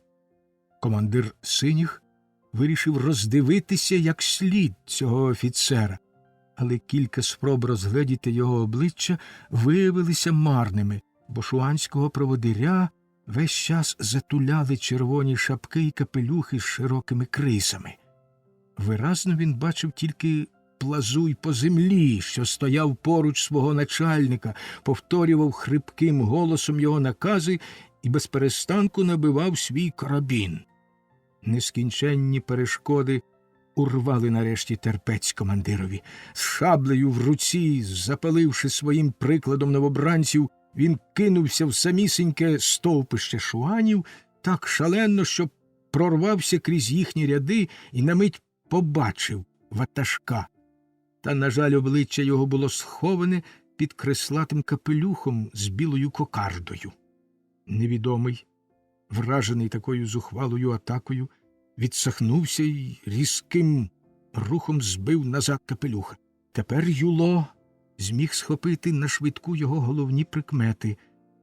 Молодий ватажок, на вигляд років 25, не більше, був одягнений у мисливську куртку зеленого сукна. За білим шкіряним поясом стирчали пістолети. Взутий він був у грубі черевики із залізними підківками, як у всіх шуанів, мисливські гетри до колін і короткі штани із цупкої тканини доповнювали костюм цього невисокого, але стрункого і гнучкого юнака. Він знавіснів від люті, побачивши синіх так близько від своєї особи, і, насунувши капелюха на очі, кинувся їм назустріч. Та його зразу ж оточили Плазуй по землі й кілька інших занепокоєних шуанів. Між головами людей, що тиснулися навколо молодика, Юло начебто побачив під його напіврозстебнутою курткою широку червону стрічку. Очі командира, приваблені на мить цим королівським орденом, на той час уже зовсім забутим, звернулися на обличчя незнайомого, та Юло відразу загубив його з поля зору, бо мусив у бою берегтися й стежити за діями свого маленького загону. Він ледве запримітив блискучі очі. Кольору він не розгледів, біляве волосся й тонкі риси засмаглого обличчя. Його здивувала сліпуча білість оголеної шиї, яку ще більше підкреслювала чорна, недбало зав'язана краватка. Всі його рухи, палкі й нестримні, виявляли войовничість, властиву тим, хто прагне в кожному бою знайти умовну поезію. Рука у вузькій рукавиці вимахувала в повітрі шпагою, що сяяла на сонці. Постава молодика виказувала одночасно зграбність і силу. Щирий захват, підсилений чарами молодості і витонченими манерами, робили цього емігранта вишуканим взірцем французької аристократії. Він являв собою цілковиту протилежність Юло, котрий стояв за кілька кроків від нього. Старий солдат здавався втіленням життєдіяльної республіки, за яку він бився, і про злигодні й моральну суть якої так красномовно свідчили його суворе обличчя, синій мундир з червоними обшарпаними вилогами і почорнілі еполети, що зсувалися у нього з плечей. Струнка постать молодика і граціозність його рухів впали в око Юло, і він вигукнув, намагаючись пробитися до нього: «Ей ти, оперний танцюристе, підходь-но ближче, я тебе порубаю!» А ватажок роялістів, обурений такою неповагою до нього, відчайдушно метнувся вперед, та шуани, побачивши, що він ризикує життям, одразу ринули на синіх. Раптом над гамором бою піднісся ніжний і чистий голос: «Тут помер святий Лескюр, Невже ви не станете його месниками? Ці магічні слова викликали шалений натиск шуанів, і республіканці ледве його стримали, напруживши всі сили, щоб зберегти бойовий лад свого маленького загону. Якби він був не такий молодий, думав Юло, відступаючи крок за кроком, нас не атакували б. Чи бачено, щоб шуани самі розпочинали бій? Але це на краще. Нас не перестріляють дорогою, наче собак. І він гукнув щосили, аж луна пішла лісом. «Ану, хлопці, вдармо дужче! Невже дозволимо бандитам в кашу нам наплювати?» Дієслово, що тут замінило вислів, ужитий хоробрим командиром, є лише блідим його еквівалентом, але ветерани зуміють, звичайно, поставити замість нього інше слово, яке відповідає найвимогливішому солдатському смаку. «Жераре! Мерлю!» – гукав далі Юло. «Зберіть ваших людей, вишукайте б колону, відійдіть назад, стріляйте в цих собак, і ми покінчимо з ними». Наказ Юло був виконаний на превелику силу, бо молодий ватажок шуанів, зачувши голос свого супротивника, вигукнув: «Заради святої Анни Орейської! Не випускайте їх! Розсипайтесь, молодці!» Коли два крила республіканців під командою Жерара і Мерля вийшли з гущі бою, за кожним маленьким загоном погнався завзятий ворог, що набагато переважав його числом. Старі козячі шкури з усіх боків оточили солдатів Жерара й Мерля, в повітрі лунали моторошні зойки, схожі на звіряче виття. «Та цидьте ви, панове, а то й не почуєш, як тебе вб'ють!» – вигукнув прутконогий. Цей жарт додав відваги синім. Якщо республіканці раніше билися в одному місці, то тепер їм довелося боронитися в 3 різних пунктах плато Пелеріни. Гуркіт пострілів перекочувався луною по ще недавно таких мирних долинах. Жодна із сторін не могла добитися перемоги, і бій міг закінчитися сам собою за браком бійців. Сині й шуани билися з однаковою відвагою. Лють в обох ворожих загонах зростала, та раптом здалеку долинув приглушений гуркіт барабанів. Військова частина, про яку він оповіщав, судячи по тих звуках, уже перетинала Коенонську долину. «Це Фужерська національна гвардія!» – голосно вигукнув Гюден. «Видно, Ваньє її зустрів». Вигук Гюдена досяг до вух шуанського ватажка і його хижого ад'ютанта. Роялісти кинулися назад, але їх зупинив звірячим криком «Плазуй по землі!». Молодий ватажок упівголоса віддав кілька наказів. «Плазуй по землі» повторив їх шуанам нижньобретонською говіркою, і вони почали відступати. І то так вправно, що спантеличили республіканців і навіть їхнього командира. За першим наказом найміцніші з-поміж шуанів вишукувалися в рівну шеренгу, утворивши суцільний фронт. Позаду ховалися поранені й решта шуанів, які набивали рушниці для передньої лінії бійців.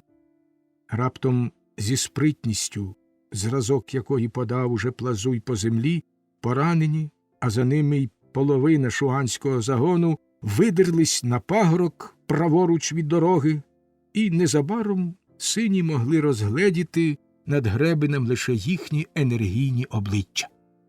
Сховавшись за деревами, шуани націлили рушниці на решту конвою синіх, який за наказом Юло швидко вишукувався на дорозі, щоб протиставити ворогу рівносильний фронт. А ті поволі відходили, відстрілюючись і повертаючи у такий спосіб, щоб вогонь товаришів захищав їхній відступ. Дійшовши до придорожньої канави, вони в свою чергу вибралися на косогір, де засіли їхні люди, і приєдналися до них, мужньо витримуючи влучний вогонь республіканців, що встелили канаву ворожими трупами. Шуани відповідали з узвища таким самим убивчим вогнем. Саме в цей час на місце бою примчала Фужерська національна гвардія, і її поява поклала кінець битві. Національні гвардійці й кілька збуджених боєм солдатів перескочили вже через канаву, щоб кинутися до лісу, але командир крикнув гучним голосом: «Гей, куди ви? Заманулося накласти головою?» Тоді вони приєдналися до республіканського батальйону, за яким залишилося поле бою, хоч і з чималими втратами. Почепивши на багнети свої старі трикутні капелюхи, солдати підняли догори рушниці і двічі одностайно вигукнули: «Хай живе республіка!». Навіть поранені, що сиділи на узбіччі дороги, поділяли загальний захват, а Юло, потиснувши руку Жерарові, сказав: «А що, оце так сміливці!» Марлеві доручили поховати вбитих у ярку край дороги. Інші солдати подбали про транспорт для поранених. На сусідніх фермах реквізували підводи й коней і швидко поклали товаришів на знятий з убитих одяг. Перед тим, як вирушити, Фужерська національна гвардія передала Юло тяжко пораненого Шуана. Його підібрали під крутим горбом, на який повтікали шуани. Йому забракло сили, і він скотився вниз.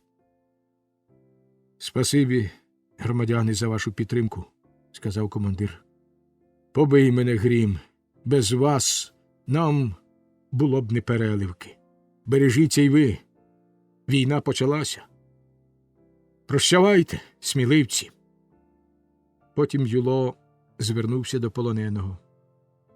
«Як звати твого начальника?» «Молодець». «Це хто? Плазуй по землі?» «Ні, молодець». «Звідки він узявся, ваш молодець?» На це питання королівський ловчий нічого не відповів. Його грубе дикунське обличчя скривилося від болю, він узяв чотки і зашепотів молитву. «Молодець – це, напевно, той молодий дворянин з чорною краваткою? Його послав сюди тиран та його спільники – Піт і Кобург». Шуан, мабуть, не дуже тямлячи, про що йдеться, гордо підвів голову. «Його послали Бог і король». Запал, з яким він проказав ці слова, вичерпав його сили. Юло побачив, як важко допитувати вмираючу людину, чиї слова й дії свідчили про темний фанатизм, і відвернувся, насупивши брови. Двоє солдатів, друзі тих вартових, що їх Плазуй по землі по-звірячому забив ударом свого батога на узбіччі дороги, відступили на кілька кроків і націлилися в Шуана, який не опустив навіть нерухомих очей перед наведеними на нього рушницями. Вони вистрелили, і він упав. Та коли солдати підійшли, щоб зняти одежу з убитого, він ще голосно вигукнув: «Хай живе король!» «Гаразд, гаразд, потайна шельмо», – мовив серцевідець, – «забирайся но швидше вминати пампушки до своєї божої матінки. Ми думали, що він дуба дав, а він гукає просто межи очі: хай живе тиран!» «Гляньте, командире», – сказав прутконогий, – «ось документи цього розбійника». «Ого-го!» – закричав серцевідець. «А йдіть подивіться, на цього божого піхотинця, яке в нього на череві малювання. Юло та кілька солдатів оточили голе тіло Шуана і побачили в нього на грудях щось схоже на татуювання синюватого кольору. Воно зображувало охоплене полум'ям серце. То був умовний знак членів братства серця Господнього. Під зображенням Юло прочитав напис «Марі Ламбрекен». Напевне, Шуанове ім'я. «Ну, добре роздивився, серцевідцю?» – спитав прутконогий. «Тепер ти цілих 100 декад сушитимеш голову і не здогадаєшся, навіщо здалася така оздоба?» «Та хіба ж я тямлю щось у папських уніформах?» – відказав серцевідець. «Піхтура нікчемна, з роду віку ти нічому не навчишся», – вигукнув прутконогий. «Невже ти не зметикував? Цьому дурневі пообіцяли, що він воскресне із мертвих. От він і розмалював собі воло, щоб його впізнали». Цей дотип, небезпідставний, викликав загальні веселощі, до яких мимоволі приєднався і Юло. Тим часом Мерль поховав убитих, а поранених товариші насилу розмістили на 2 підводах. Решта солдатів, за власним розсудом, вишикувавшись 2 рядами вздовж цього імпровізованого польового госпіталю, почали сходити з гори схилом, оберненим до Мена, звідки відкривалася прекрасна долина Пелеріни, суперниця Коенонської долини. Юло у супроводі своїх друзів Мерля і Жерара поволі йшов за солдатами, сподіваючись без перешкод дістатися до Ерне, де пораненим мали подати допомогу. Цей бій, майже непомічений серед важливих подій, що визрівали тоді у Франції, дістав ім'я тієї місцини, де він відбувся. Однак він привернув увагу жителів Західної Франції, занепокоєних новою збройною сутичкою. Вони помітили зміну в воєнній тактиці шуанів. Раніше вони не наважилися б атакувати такий великий загін. Як гадав Юло, молодий рояліст, котрого він запримітив, і був молодець, посланий принцами у Францію новий ватажок шуанів, що за звичаями роялістів ховав, очевидно, свій титул та ім'я під військовим прізвиськом. Ця обставина завдавала командирові після його перемоги стільки ж турбот, як раніше підозра, що він потрапив у засідку. Юло раз у раз обертався на залишене позаду плато Пелеріни, звідки в ряди годи ще долинали приглушені звуки барабана, то Національна гвардія спускалася в Коенонську долину, тим часом як загін синіх сходив у долину Пелеріни. «Чи здогадується хто з вас, — раптом запитав Юло своїх друзів, — що спонукало шуанів атакувати наш загін? Рушничні постріли для них — лише комерція. А я не бачу, щоб вони тут виграли. Їхні втрати — щонайменше 100 чоловік, а наші, — вів далі Юло, скрививши в посмішці праву щоку і примруживши очі, — а наші всього 60. Побий мене грім, не розумію я такої невигідної афери. Негідники чудово могли б обійтися без цього нападу. Ми проскочили б, наче листи поштою, і я ніяк не втямлю, навіщо їм знадобилось прошивати кулями наших людей». І він із жалем показав рукою на 2 підводи, навантажені пораненими. «Може, вони просто хотіли привітатися з нами?» – додав він. «Але, командире, вони цим здобули собі 150 наших телепнів», – озвався Мерль.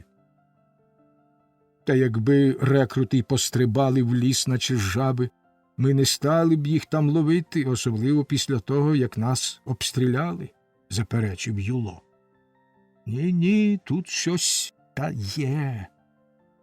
Він ще раз обернувся нагору пелеріну. Заждіть, гукнув він. Гляньте-но. Хоч офіцери вже далеко відійшли від фатального плато, досвідченим оком вони одразу помітили плазуй по землі та ще кількох шуанів. Ширше крок. Гукнув Юло до свого загону. Швидше пересувайте свої циркулі й підганяйте коней. Може, в них поклякли ноги? Чи ці шкапи теж прибічники Піта й Кобурга? Після цих слів маленький загін пішов швидше. Цю таємницю, по-моєму, нелегко розгадати, мовив Юло до двох офіцерів. І дай Боже, друзі, щоб нам не довелося розплутувати її стріляниною в Ерне. Я боюся, що королівські піддані перетнуть нам шлях на Маєнну. Стратегічна проблема, від якої стовбурчилися вуса командира Юло, завдавала водночас не меншої турботи й людям, яких він помітив на вершині пелеріни. Тільки-но вщухли барабани Фужерської національної гвардії, і плазуй по землі побачив, що сині вже зійшли вниз довгим схилом, він весело закричав по-совиному, і шуани з'явилися знову, але тепер їх було менше. Багато хто, очевидно, прив'язував поранених у селищі Пелеріна. Воно лежало на схилі гори, поверненому до Куенонської долини. Двоє-троє старших з-поміж королівських ловчих підійшли до плазуй по землі. За кілька кроків від них на гранітній брилі сидів молодий аристократ, увесь поглинутий, здавалося, важкими думками про посталі перед ним труднощі. Приклавши руку дашком до лоба, щоб захистити очі від яскравого сонячного проміння, плазуй по землі сумно дивився на дорогу, якою республіканці перетинали долину Пелеріни. Його чорні проникливі очиці намагалися розгледіти, що відбувається на протилежному узгір'ї на самому краю долини. «Сині перехоплять пошту», – похмуро сказав один із старших, що стояв найближче до плазуй по землі. «Заради святої Анни Орейської скажи», – мовив інший, – «навіщо ти змусив нас битися? Аби тільки врятувати свою шкуру?» Плазуй по землі метнув на нього злісний погляд і вдарив об землю важким карабіном. «Хіба ж я командир?» – спитав він. І хвилинку помовчавши додав. «Коли б всі билися, як я, жоден з отих синіх не вислизнув би». І він показав рукою на рештки загону Юло. «Може б тоді й поштова карета добралася б сюди». «Ти гадаєш, – втрутився в розмову третій, – їм спало б на думку супроводжувати карету чи затримати її, коли б ми дозволили їм спокійно пройти? Просто ти хотів урятувати свою паскудну шкуру, бо ж ти не бачив синіх на шляху. Через цю мармизу, – додав промовець, обертаючись до решти присутніх, – пролилася наша кров, а до того ж ми ще втратимо 20 тисяч франків чистим золотом». «Сам ти, мармиза!» – вигукнув плазуй по землі, відступаючи кроків на 3 і цілячись у свого напасника. «Не сині тобі, ненависні! Ти золото любиш! Зачекай, проклятий грішнику! Ти сконаєш без сповіді, адже цього року ти не причащався!» Така образа роздратувала Шуана, він аж зблід і з глухим гарчанням націлився у плазуй по землі. Молодий ватажок кинувся поміж них і, вдаривши стволом рушниці по їхніх карабінах, вибив у них зброю з рук. Потім він зажадав, щоб йому пояснили причину сварки, бо шуани розмовляли нижньобретонською говіркою, мало йому знайомою. «Пане маркіз», – сказав плазуй по землі наприкінці своєї промови, – їм зовсім немає чого злоститися на мене, адже я залишив позаду Хапай Коровая, а він, напевне, врятує поштову карету від пазурів отих злодюг. І він показав на синіх. Для відданих слуг вівтаря і трону всі сині були вбивцями Людовіка XVI і розбійниками. «Як?» – гнівно вигукнув молодик. «То ви затримались тут заради того, щоб зупинити поштову карету? Боягузи не змогли перемогти в першому бою під моєю командою. Та як же з такими замислами можна перемагати? Виходить, захисники Бога й короля – грабіжники? Свята Анна Орейська! Наша справа воювати проти республіки, а не проти диліжансів.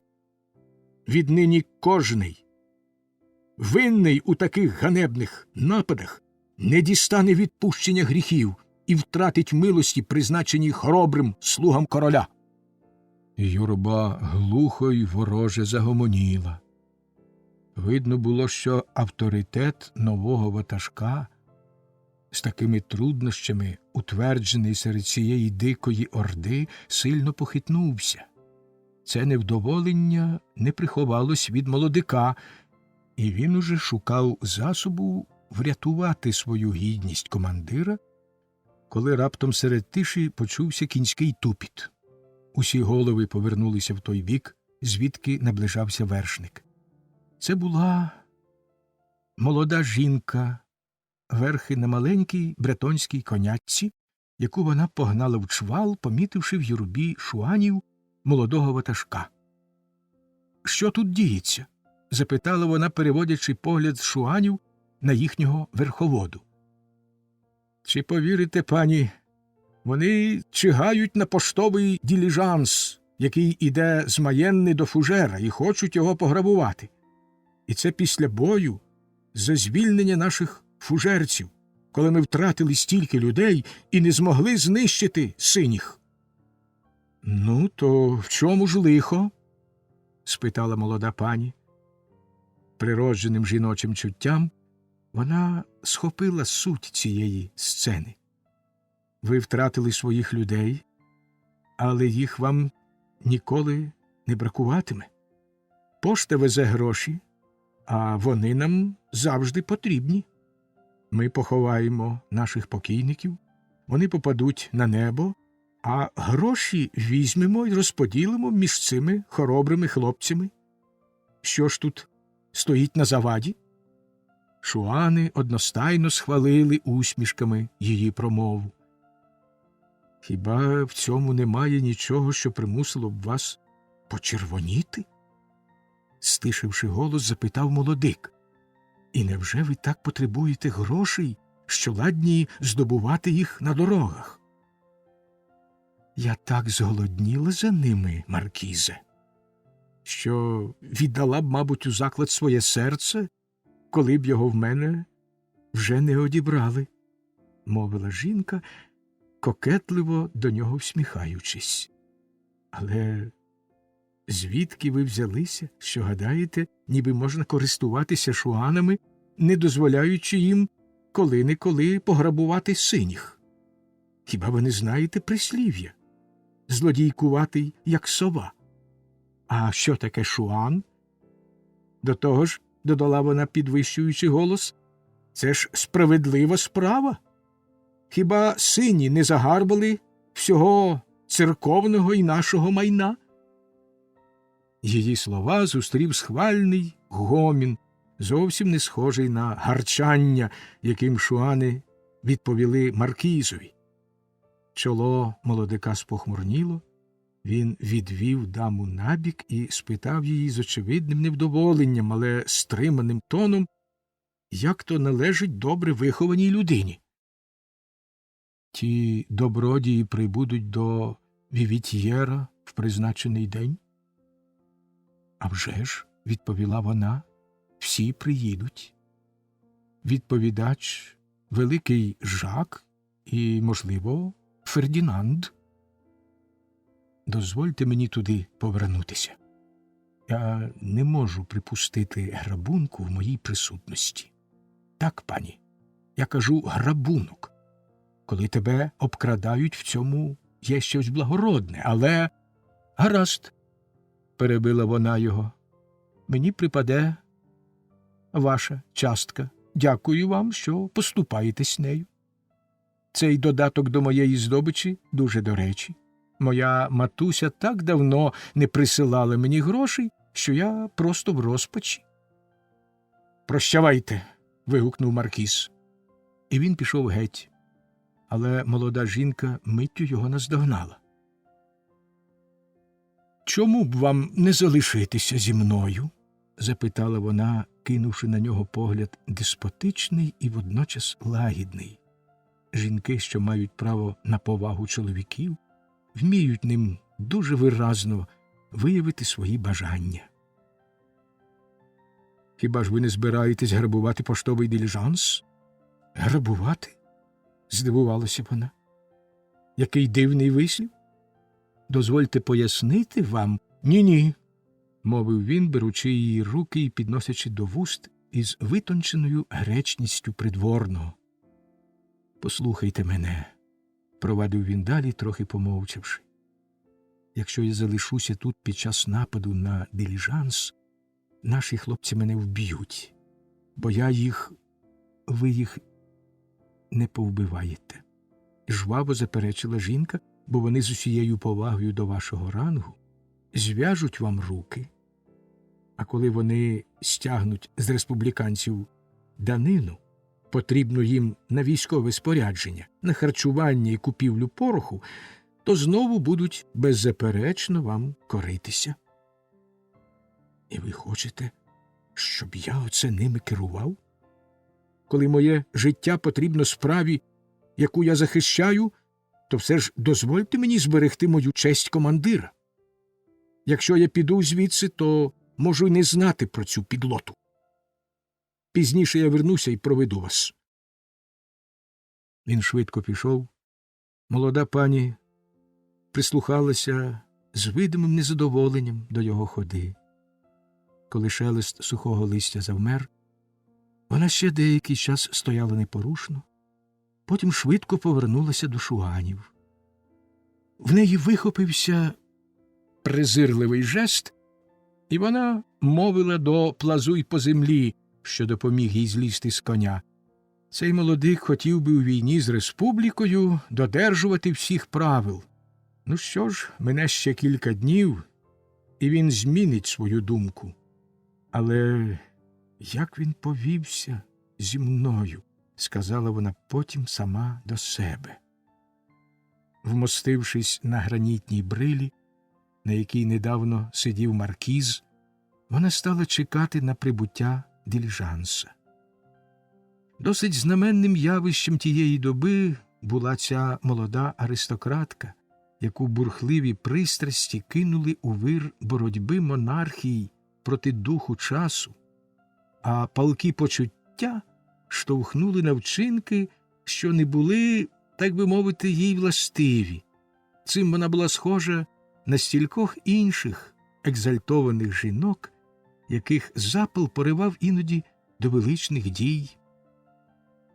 Як і вона, багато жінок у коловороті подій грали роль героїчну або гідну осуду. Роялістам годі було шукати відданіших і діяльніших емісарів, ніж ці жінки. Але жодній героїні роялістської партії не доводилося спокутувати помилки своєї відданості і згубність свого становища, забороненого жіночій статі, спокутувати таким страшним розпачем, який охопив цю пані, коли вона сиділа край дороги на гранітній брилі, не в змозі подолати захвату перед благородною зневагою і чесністю молодого шуганського ватажка. Помалу вона поринула в глибоку задуму. В гірких спогадах вона прагнула повернути невинність юних літ і жалкувала, що не стала жертвою революції, переможної її ходи не могли зупинити такі кволі руки. Поштовий диліжанс, причетний у певній мірі до нападу шуанів, покинув маленьке місто Ерне за кілька хвилин перед сутичкою між двома загонами. Ніщо не може краще змалювати будь-яку країну, ніж стан громадського майна. З цього погляду поштова карета заслуговує на шанобливу згадку. Сама революція не спромоглася її знищити. Вона мандрує ще й досі дорогами Франції. Коли Тюрго відкупив привілей однієї компанії, одержаний нею за Людовіка XIV на монопольне перевезення подорожніх в межах королівства, він заснував візницькі заклади, що дістали назву тюрготини. Старі карети панів Вуж, Шантеклера і вдови Лакомб були витіснені в провінцію. Одна з таких карет підтримувала зв'язок між Маєнною і Фужером. Деякі вперті голови глузливо називали її тюрготиною, чи то перекривляючи парижан, чи з ненависті до міністра, що запроваджував різні нововведення. Ця тюрготина була злиденним екіпажем на двох височенних колесах, де дві огрядні особи на силу могли б уміститися. Тіснота цього хисткого ридвана не дозволяла надто його навантажувати. Скриня, що правила за сидіння, була призначена для кореспонденції. Коли пасажири мали при собі якийсь вантаж, вони змушені були тримати його між колін і без того стиснутих у вузькому кузові, що нагадував формою ковальський міх. Перевісний колір кузова і коліс був для подорожніх нерозв'язною загадкою.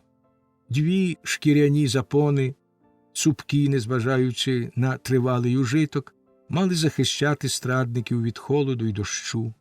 Візничий височів на ослінчику, схожому на передок найгірших паризьких зозуль, і хоч не хоч брав участь у розмові, бо сидів між своїми двоногими і чотириногими жертвами. Ця карета мала фантастичну подібність до старезних дідів, що хоч і зазнали не раз і катарів, і апоплексичних ударів, та смерть їх ще милувала. Дорогою вона безупину стогнала, а іноді, здавалось, навіть зойкала. Як знеможений важким сном мандрівник, вона хилилась то вперед, то назад, немов опираючись відчайдушним зусиллям бретонських конячин, що тягли її вибоїстою дорогою. В цій пам'ятці іншого століття було 3 пасажири. Виїхавши з Ерне, де перепрягли коней, вони провадили з візничим раніше розпочату розмову. — Чому ви гадаєте, що тут з'являться шуани? — спитав візничий. — В Ерне мені сказали, що командир Юло ще не вийшов з Фужера. — Ох, друже, — відповів наймолодший серед пасажирів, — адже ти ризикуєш тільки своєю головою. Коли б ти мав при собі, як я, 300 екю, і тебе знали за щирого патріота, ти б не був такий спокійний. — Щось ви надто балакучі, — мовив візничий, похитуючи головою. — Вовк хапає й лічені вівці, — озвався другий пасажир. Цей чоловік у чорному одязі, років 40 на вигляд, був, очевидно, ректором у навколишніх селищах. Потрійне підборіддя й рум'яні щоки свідчили про його належність до духовного стану. Хоч гладкий і низенький, він виявляв неабияку спритність щоразу, коли доводилося висідати з карети чи знову туди залазити. — Ви хто, шуани? — вигукнув пасажир з 3 сотнями екю, судячи з одягу, заможний селянин. Розкішна козяча шкура прикривала в нього штани, з добротного сукна і дуже охайну куртку. Присягаюся душею святого Робесп'єра, я дам добру відсіч тому, хто... І він перевів погляд своїх сірих очей з візничого на подорожнього, показуючи їм на пару пістолів, застромлених у нього за поясом. «Бретонці того не бояться», – презирливо кинув ректор.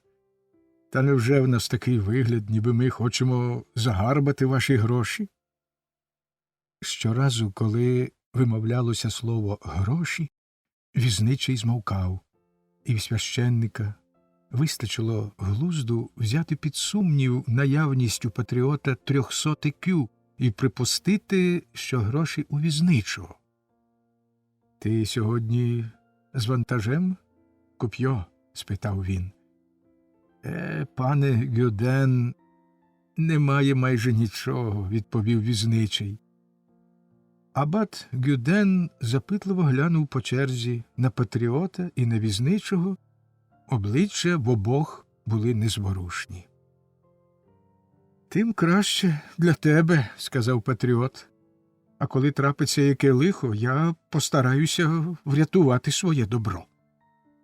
Так відверто проголошене прагнення до диктаторства обурило Коп'йо, і він грубо заперечив. «Я господар цієї карети, і якщо вас везу...» «Ти патріот? Чи ти шуан?» – задирливо перебив його супротивник. «Ні те, ні те», – відповів Коп'йо. «Я поштар, та ще й бретонець. А це головне.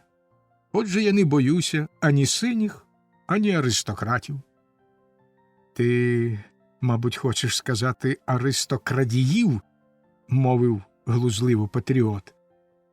«Вони тільки повертають те, що в них забрали», – жваво втрутився в розмову священник. Обидва пасажири пожирали один одного очима, якщо можна запозичити цей вислів з розмовної мови. В куточку карети сидів ще третій пасажир. Під час усієї суперечки він зберігав непорушну мовчанку. Візничий, патріот і навіть абат Гюден не звертали ніякої уваги на цю мовчазну людину. То був і справді один із тих незручних і некомпанійських пасажирів, що схожі на покірливе теля із зв'язаними ногами, яке везуть на сусідній ярмарок. Вони починають з того, що захоплюють усе своє законне місце, а закінчують тим, що безцеремонно засинають на плечі свого сусіда. Патріот, Гюден і візничий залишили його на самого себе, певні, що він спить і що нема чого говорити до людини з таким закам'янілим лицем. Воно без слів промовляло про життя, що минає у відмірюванні ліктів полотна і в клопотах, як би продати його найдорожче. Під час суперечки цей куценький товстун, зіщулившись у кутку карети, розплющував іноді свої маленькі, наче зроблені з голубого фаянсу, очиці і зупиняв по черзі на кожному співрозмовникові погляд, в якому світилися переляк, підозра і недовіра. Але, здавалось, він боявся тільки своїх супутників, а шуани його зовсім не турбували. Коли ж він дивився на візничого, то вони скидалися на двох франкмасонів. Раптом почалася стрілянина на пелеріні. Збентежений Коп'йо зупинив коней. «Еге», – мовив священник, який, очевидно, добре розумівся на таких справах. «Сутичка серйозна, там сила людей». «А тож, пане Гюден, тільки невідомо, хто в ній переможе», – вигукнув Коп'йо. Цього разу всі обличчя одностайно виявили занепокоєння. «Заведімо карету до того заїзду», – запропонував патріот, «і заховаймо її там, поки скінчиться бій». Порада була слушна, і Коп'йо погодився. Патріот допоміг візничому заховати диліжанс від сторонніх очей за купою хмизу. Абат скористався з нагоди і стиха запитав Куп'йо: «Він справді везе гроші?» Пане Гюден, коли б те, що він має, опинилось у кишенях нашої превелебності, вони від того не поважчали б». Республіканці, поспішаючи до Ерне, проминули заїзд, не зазирнувши туди. Почувши їхній квапливий тупіт, Гюден і господар заїзду вийшли з цікавості за ворота подивитися на них. Раптом гладкий абат підбіг до солдата, що йшов позаду. «Що я бачу? Гюдене!» – вигукнув він. «Упертюху! Ти таки пішов до синіх. Сину мій, ти подумав, що ти робиш?» «Так, дядечку», – відповів капрал. «Я заприсягся захищати Францію».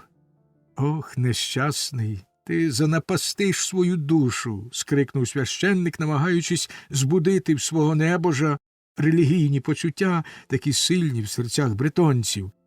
«Дядечку, якби король став на чолі армії, я не кажу, що...» «Ех, дурню, хто тобі каже про короля? Хіба твоя республіка роздає парафії? Вона все перевернула. Чого ти хочеш домогтися? Залишайся з нами. Ми переможемо рано чи пізно, і ти станеш радником у парламенті». «В парламенті?» – глузливо перепитав Гюден-молодший. «Прощавайте, дядечку. Не дістанеш від мене й щербатого гроша», – вигукнув розлючений абат. «Я позбавлю тебе спадщини». «Дякую», – відповів республіканець. І вони розлучились. Сидр, яким патріот частував візничого, поки проходив маленький загін, уже вдарив у голову Куп'йо, та він зразу ж тямився й повеселішав, коли господар заїзду, довідавшись про наслідки бою, повідомив, що перемогу здобули сині. Куп'йо знову виїхав на шлях і невдовзі опинився в Пелерінській долині, де його легко було розгледіти з плоскогір'їв Мена і Бретані. Він був схожий на уламок корабля, що пливе на хвилях після бурі. Зійшовши на вершину пагорба, куди підіймалися сині, і звідки було видно Пелеріну, Юло обернувся подивитись, чи немає там і досі шуанів, і побачив блискучі цятки. То сонячне проміння грало на стволах їхніх рушниць. Кинувши останній погляд на щойно залишену долину, перед тим, як спуститися до річки Ерне, він помітив на шляху карету Куп'йо. «Чи це не маєнська карета?» – звернувся він до своїх друзів. Обидва офіцери, глянувши на стару тюрготину, одразу її впізнали. «От тобі й маєш!» – здивувався Юло. «Як же так сталося, що ми її не зустріли?» Усі мовчки перезирнулися. «Ось вам іще одна загадка!» – вигукнув командир. «А втім, я починаю здогадуватися про істину». Тим часом Плазуй по землі, що також упізнав тюрготину, подав товаришам сигнал про її появу, і вибух загальної радості розвіяв задуму молодої дами. Вона підійшла ближче і побачила диліжанс, він швидко наближався від протилежного боку Пелеріни собі на згубу. Незабаром безталанна тюрготина з'явилася на верхній площині гори. Шуани, що знову там поховались, мов голодні хижаки, накинулися на свою здобич. Мовчазний пасажир упав на дно карети й зіщулився в куточку, намагаючись набрати вигляду дорожнього клунка.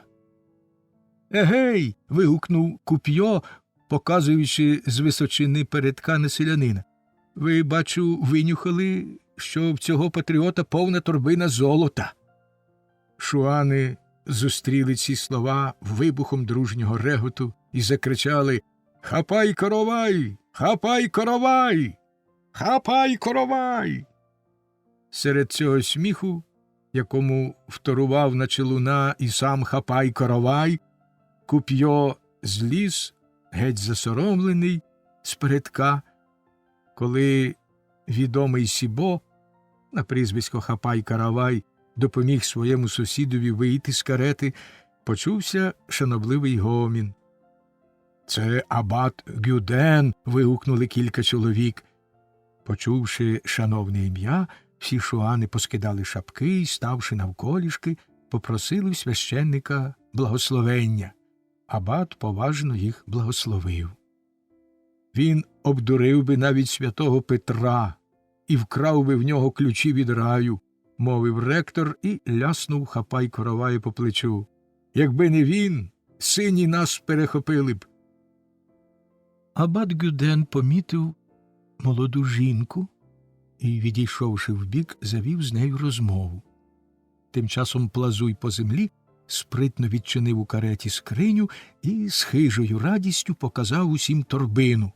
Форма її свідчила про сховані в ній згортки з золотими монетами. Він швиденько поділив здобич. Кожний шуан дістав від нього свою частку, визначену так точно, що розподіл не викликав ніяких нарікань.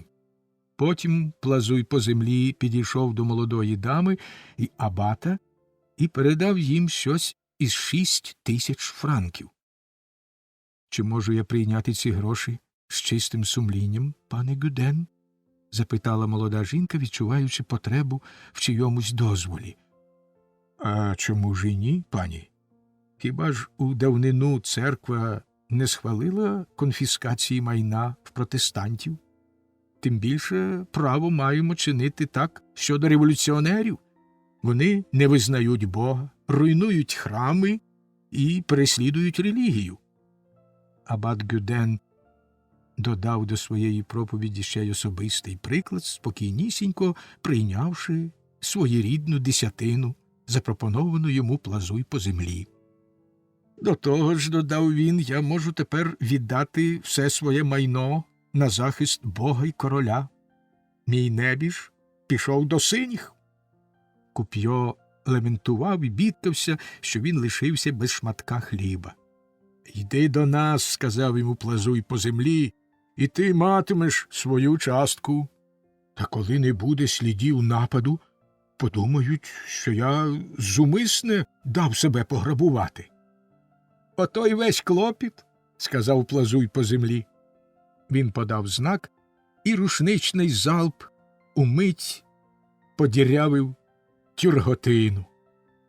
Під цим несподіваним обстрілом стара карета так жалісливо зойкнула, що забобонні шуани від страху аж поточилися назад.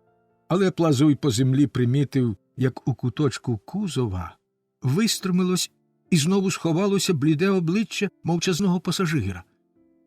«Ти, бачу, маєш іще одну квочку в своєму курнику?» – спитав у Куп'йо пошепки Плазуй по землі. Хапай-Коровай, збагнувши, про що йдеться, підморгнув йому значуще. «Так, – відповів візничий, – і завербувати мене до себе ви зможете тільки тоді, коли дозволите відвести цього чесного чоловіка цілим і здоровим до фужера. Я обіцяв йому це ім'ям святої Анни Орейської». «Хто він?» – спитав Хапай-Коровай. «Я не можу вам цього сказати», – відповів Куп'йо. «Оближте його», – мовив Плазуй по землі, штовхнувши ліктем Хапай-Коровая. «Він поклявся святою Анною Орейською. Хай же виконує обіцянку». Звертаючись до Куп'йо, шуан додав: «Не спускайся з гори надто швидко. Ми тебе доженемо. Так треба. Я хочу побачити пику твого пасажира, і тоді ми дамо йому перепустку». Нараз почувся кінський тупіт. Він швидко наближався до гори. Кінь біг у швал. Невдовзі показався молодий ватажок шуанів. Дама швиденько заховала в складках одягу торбинку, яку тримала в руці. «Ви можете спокійно взяти ці гроші», – мовив молодик і відхилив її руку. «Ось лист для вас. Я натрапив на нього серед кореспонденції, яка чекала на мене у Вівітьєрі. Це лист від вашої матусі. Глянувши на шуанів, які поверталися до лісу, а потім на диліжанс, що спускався в Коенонську долину, він додав: «Хоч як я поспішав, а таки не прибув вчасно. Дай Боже, щоб мої побоювання не справдилися». «Це гроші моєї бідолашної матусі», – вигукнула молода жінка, розпечатавши листа й перебігши очима перші рядки. З лісу почувся приглушений сміх. Навіть молодий ватажок мимоволі всміхнувся, дивлячись на цю аристократку, що тримала в руці торбинку зі своєю часткою від грабунку її власних грошей. Вона й сама засміялася. «Ну, маркіза, хвала Богові, цього разу я щасливо відбулася», – мовила вона. «Які ви легковажні в усьому, навіть у докорах сумління», – сказав молодик. Вона зашарілась і глянула на маркіза з таким щирим каяттям, що це його обезброїло.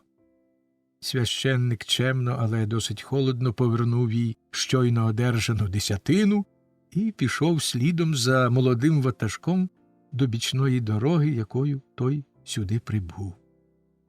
Перш ніж приєднатися до них, молода пані знаком підкликала до себе Плазуй по землі. Той одразу підійшов. «Тепер влаштуйте засідку перед Мортанью», – сказала вона стиха. «Мені відомо, що сині мають незабаром надіслати до Алансона велику суму готівкою на воєнні витрати. Я залишаю твоїм товаришам сьогоднішню здобич, але з умовою, що вони повернуть мені втрачені гроші. Головне, щоб молодець не дізнався, чого ви тут йдете. Він може заперечити. Та коли й трапиться таке лихо, я сподіваюсь його власкавити».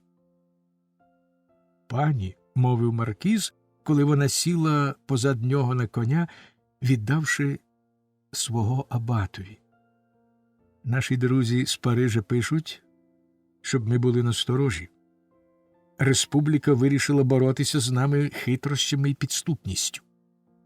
«Що ж, це непогано вигадано», – відповіла вона. «В цих людей бувають розумні ідеї. Я можу взяти участь у такій війні і знайти собі гідних супротивників». «Певна річ», – вигукнув маркіз. «Пішегрю порадив мені бути дуже пильним і обережним, зав'язуючи різні стосунки. Республіка робить мені честь, вважаючи за найнебезпечнішого з усіх вандейців. Вона сподівається захопити мене, скориставшися з моїх вразливих місць». «Ви й до мене, мабуть, не матимете довіри?» – спитала вона й поплескала його біля серця рукою, якою трималася за нього. «Та що ви, пані?» – заперечив він, повертаючи до неї голову. Вона поцілувала його в чоло. «Отже», – трутився в розмову абат, – «поліція Фуше небезпечніше для вас, ніж летючі батальйони і контршуани». «А тож, ваша превелебність». «Он як?» – вигукнула дама. «Фуше збирається послати проти нас жінок?» І, трохи помовчавши, додала своїм низьким голосом: «Я чекатиму на них». На відстані 3-4 рушничних пострілів від спустілого плоскогір'я, звідки вирушили шуанські ватажки, відбувалася одна з тих сцен, що з деякого часу частенько траплялися на шляхах. Проминувши сільце Пелеріну, Хапай-Коровай і Плазуй по землі знову зупинили у вибилку диліжанс. Куп'йо мляво опирався, тоді зліз із передка. Шуани витягли мовчазного пасажира з його схованки й поставили навколішки серед густого дроку. «Хто ти такий?» – зловісним голосом запитав його Плазуй по землі. Подорожній мовчав, аж поки Хапай-Коровай не запитав удруге, вдаривши його прикладом. «Я Жак Піно», – відказав той, кинувши погляд на Куп'йо, «вбогий торговець полотном». Куп'йо заперечливо хитнув головою, вважаючи, що цим не порушує своєї обіцянки. Хапай-Коровай зрозумів цей знак і націлився в подорожнього, а Плазуй по землі грізно й рішуче заявив йому: «Як на злидаря ти надто гладкий. Коли ти змусиш нас іще раз спитати твоє справжнє ім'я, то мій друг Хапай-Коровай одним єдиним пострілом заробить шану й вдячність твоїх спадкоємців». Він помовчав трохи і додав: «Хто ти?» «Я Ржемон із Фужера». «Ось воно що!» – вигукнули разом обидва шуани.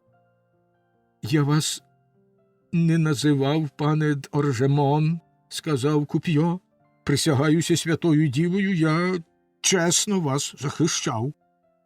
«Якщо ви пан Оржемон із Фужера», – глузливо, шанобливо мовив Плазуй по землі, – «ми вас і пальцем не зачепимо. Але оскільки з вас ані добрячий шуан, ані справжній синій, хоч ви й купили землі Живінійського аббатства, то ви маєте сплатити нам відкупного».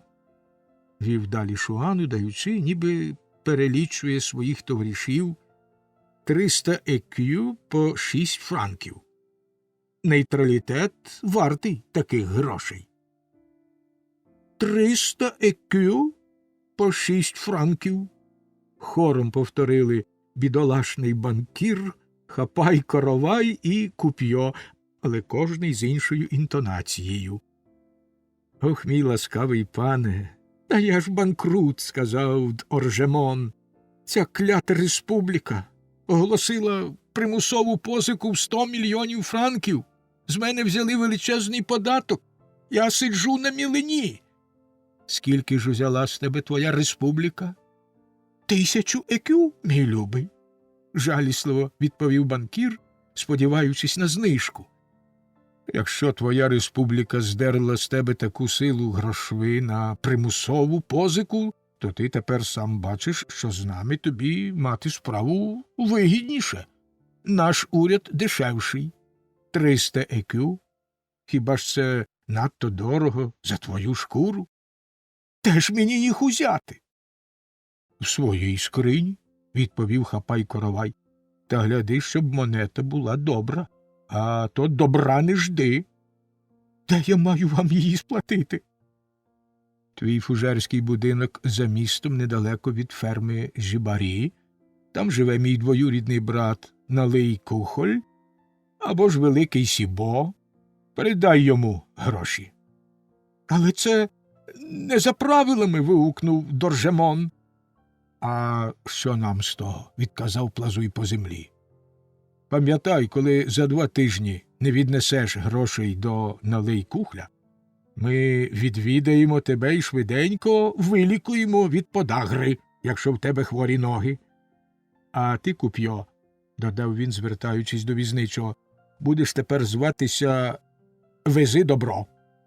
І обидва шуани подалися геть. Подорожній знову сів у карету, і візничий, кльоскаючи батогом, погнав коней до Фужера.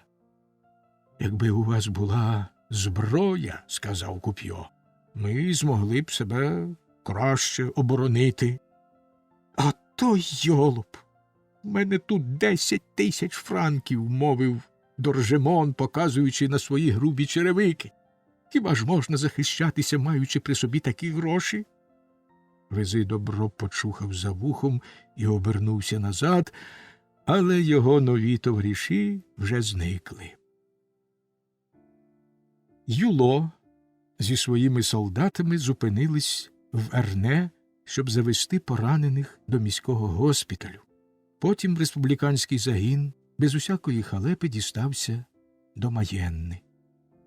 Наступного дня підтвердилися командирові сумніви щодо поштового диліжанса. Городяни ще вранці дізналися, що його пограбовано. За кілька днів представники влади відрядили до Маєнни чималий загін новобранців-патріотів, щоб Юло зміг поповнити свою півбригаду. Невдовзі надійшли невтішні чутки. Заколот знову спалахнув у тих місцях, де їх під час останньої війни шуани і вандейці зробили головними його осередками. В Британії роялісти захопили Понторсон, щоб відкрити собі шлях до моря. Вони здобули також містечко Сент-Джеймс, що лежить між Понторсоном і Фужером, очевидно збираючись перетворити його тимчасово на свій плацдарм, центр військових складів чи воєнних операцій. Звідти вони могли вільно сполучатися з Нормандією і Морбіганом.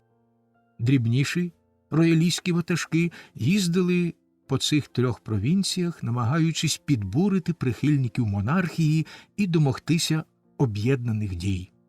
Звістки про ці інтриги збігалися з тими, що надходили з Вандеї, де всю країну баламутили такі самі підступні дії 4 відомих роялістських проводирів – абата Верналя, графа де Фонтена, Шатільйона і Сюзане. Говорили, що шевальє де Валуа, маркіз де Гріньон і пани Труавіль стали їхніми спільниками в департаменті Орн. Керівником усіх широко задуманих операцій, що поволі, але грізно розгорталися, був Молодець. Таке прізвисько шуани дали маркізові де Монторану, відтоді як він зійшов на французький берег. Відомості, що їх надіслав Юло міністрові, були правильні. Верховну владу цього присланого за кордону ватажка було відразу ж визнано. Маркіз здобув великий вплив серед шуанів, він навіть домігся від них усвідомлення справжньої мети війни і переконав, що їхні злочинства плямують розпочату ними благородну справу. Смілива вдача, мужність, хист і витримка молодого аристократа збудили надії ворогів республіки і так роздмухали похмурий запал у цих краях, що й найбайдужіші брали тепер участь у готуванні подій, вирішальних для поваленої монархії. Юло не діставав відповіді на свої численні запити й реляції. Ця дивна мовчанка свідчила, безперечно, про нову кризу революції. А може, там, в уряді, таке саме становище, як і в скарбниці? Казав старий командир до своїх друзів, і всі наші рапорти потрапляють у порожнечу. Але незабаром розповсюдилися звістки про несподіване повернення генерала Бонапарта і про події 18-го Брюмера. Командири військових частин у Західній Франції зрозуміли тоді, чому мовчали міністри. Та це тільки посилювало нетерпляче бажання офіцерів позбутися важкої відповідальності, і вони з цікавістю чекали, яких заходів уживе новий уряд. Довідавшись, що генерал Бонапарт став першим консулом республіки, військові дуже зраділи. Вперше вони побачили одного із своїх біля державного керма. Франція, створивши собі кумира з молодого генерала, стрепенулася від надії. Енергія нації відродилася. Столиця, втомлена від своєї похмурої нудьги, поринула в розваги і святкування, яких так давно вже не бачила. Перші заходи консула не пригасили сподівань і не сполохали свободи. Перший консул оголосив звернення до жителів Західної Франції. Ці красномовні відозви до народу, так би мовити, винайдені Бонапартом, справили в ті часи патріотизму і чудес надзвичайне враження. Голос його пролунав у світі, наче голос пророка, бо кожну його відозву підтверджувала перемога. Французи! Нечестива війна вдруге охопила західні департаменти. Заколот підняли зрадники, англійські запроданці або розбійники, що шукають в громадянських чварах лише власної вигоди і безкарності своїх злочинів. Таких людей уряд не повинен ані милувати, ані доводити їм свої принципи. Але є громадяни, дорогі своїй батьківщині. Заколотники тільки підступно збили їх зі шляху, Цих громадян треба просвітити і відкрити їм істину. Були проголошені і застосовані несправедливі закони. Громадян стурбували свавільні дії, що порушували їхню безпеку і свободу совісті. Повсюди багатьох громадян тяжко скривдили тим, що безпідставно внесли їх до списків емігрантів. Отже, основні засади суспільного ладу було порушено.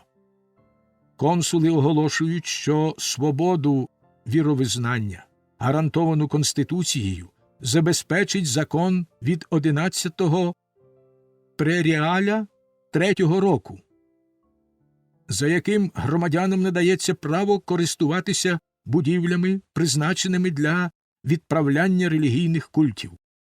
Уряд простить і помилує всіх, хто розкаявся, прощення буде повне і беззастережне. Але він каратиме тих, хто наважиться після цієї відозви повстати проти верховної влади нації.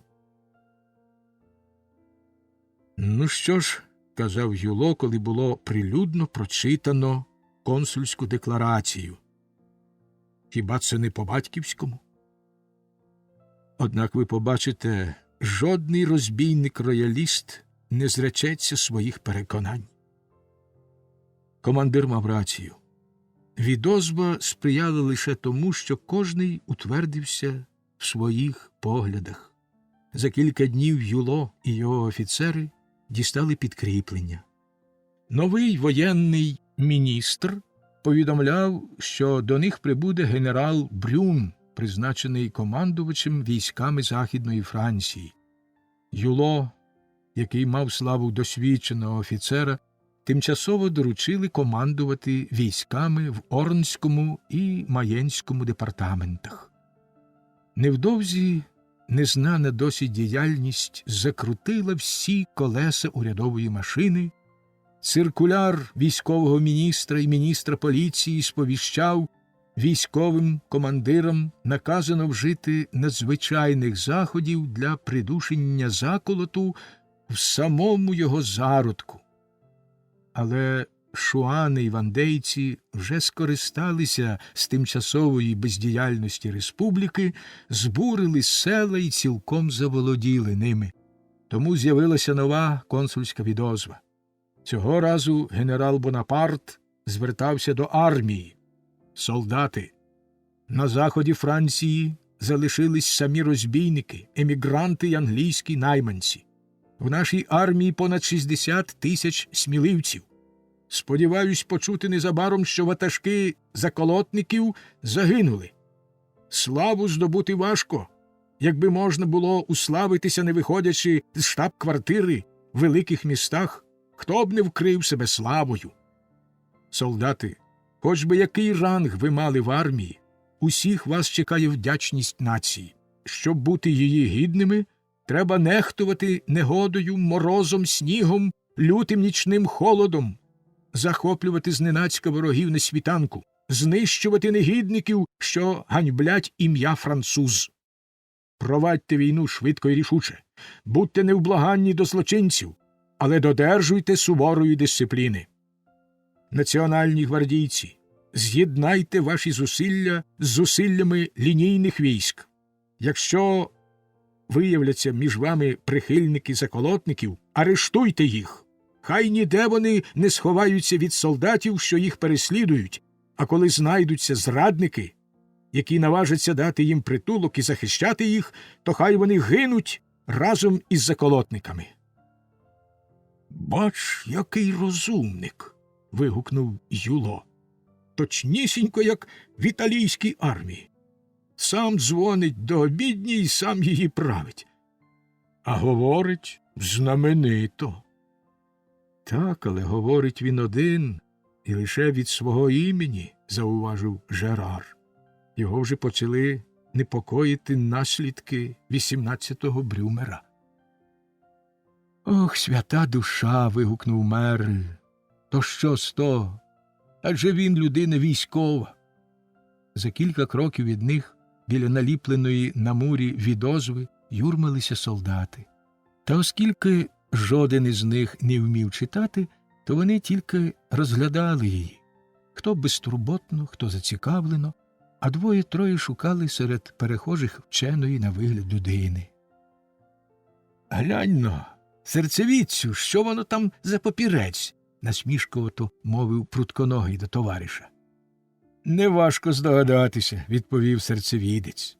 По цих словах усі глянули на обох приятелів, завжди готових зіграти роль дотепників. «Дивись-но сюди», – вів далі серцевідець, показуючи на неоковирну віньєтку вгорі від озви, де циркуль нещодавно замінив нівелір 1793 року. Це означає, що наш брат-піхотинці повинні бути витривалі в походах. Тут намальовано розкритий циркуль. Це емблема. Ти, хлопче, краще не вдавай із себе вченого. Це зветься проблема. Я раніше служив в артилерії, сказав прутконогий. Так наші офіцери на цих проблемах зуби попроїдали. Це емблема. Ні, проблема. Биймося об заклад. На що? На твою німецьку люльку. Згода. Пробачайте, що потурбував, громадянине майор, адже це емблема, а не проблема. Звернувся серцевідець до Жерара, що замислений ішов слідом за Юлой Мерлем. І те, поважно відповів офіцер. Майор пожартував із вас, сказав прутконогий. Цей папірець означає, що наш генерал із командувача армії в Італії став консулом. Це дуже високе звання, і ми тепер одержимо шинелі й черевики.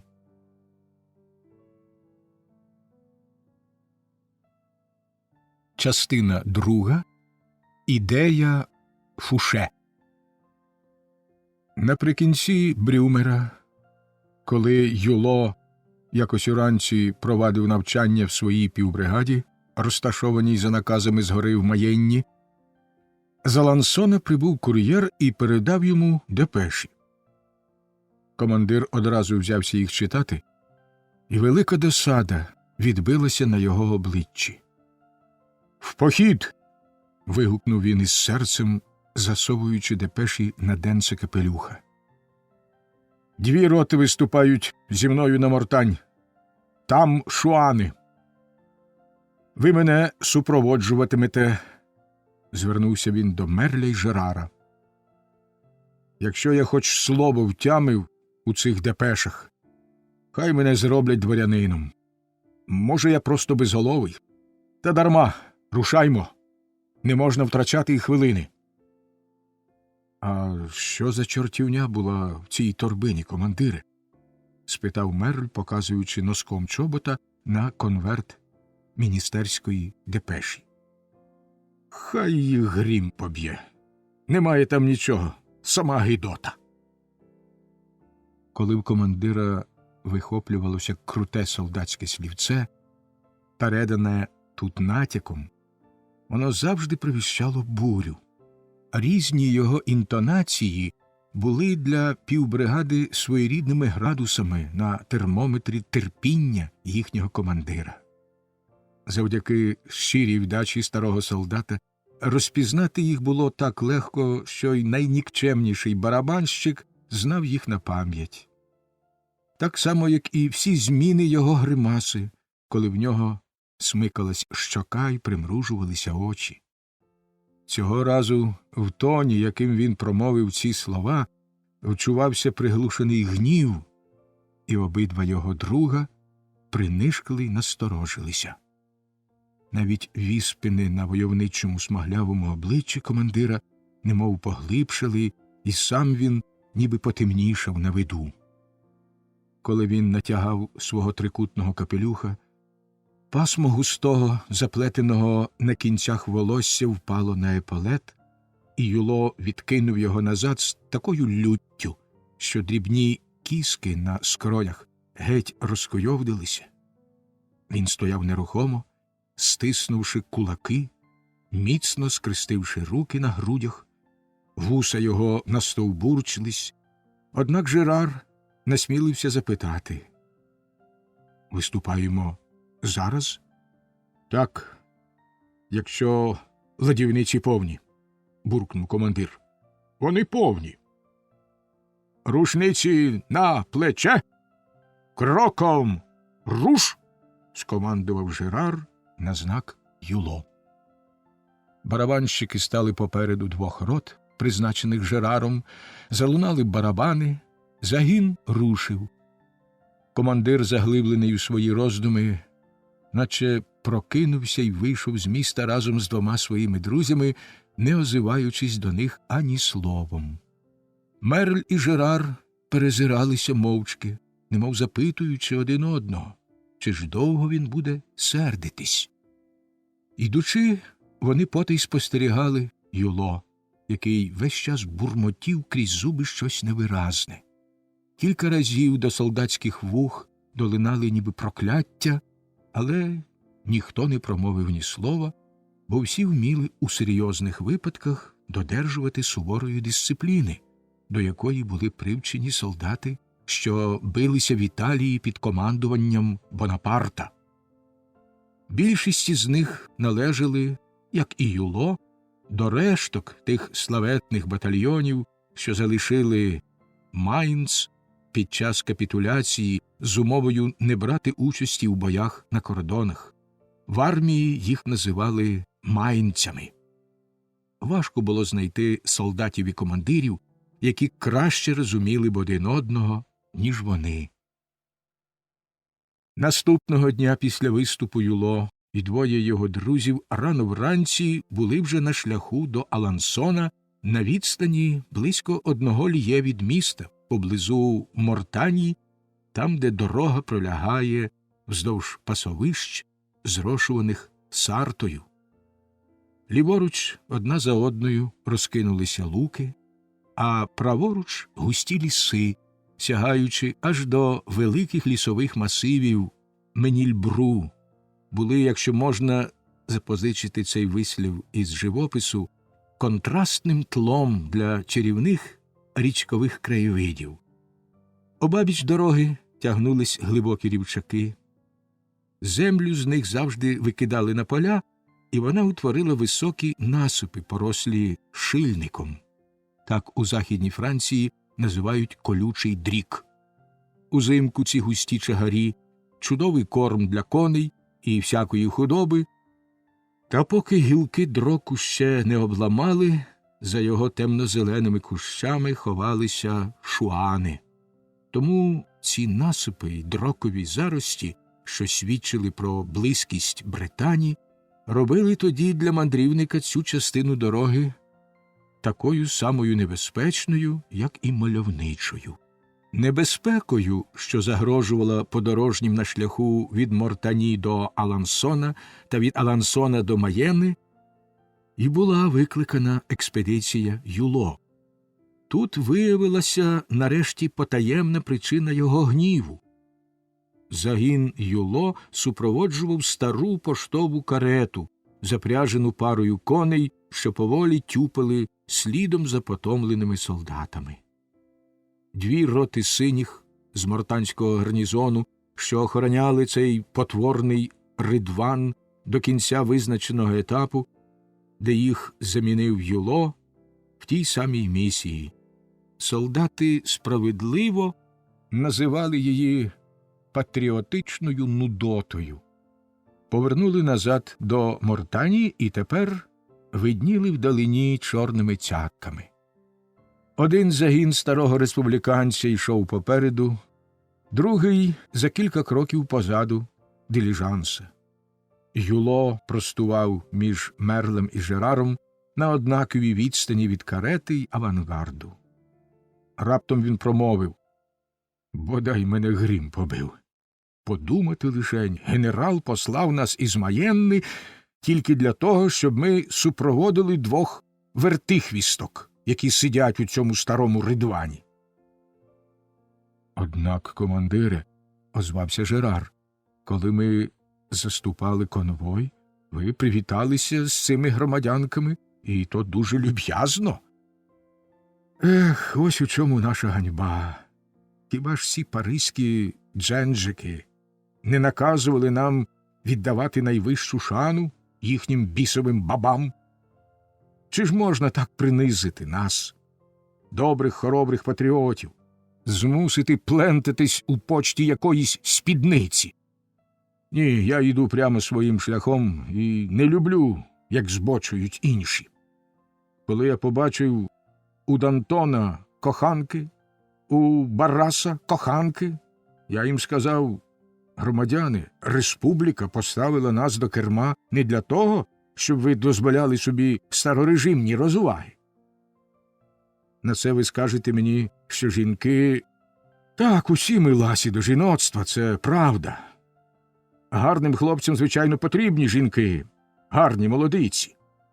Та коли насувається небезпека, геть неподобства.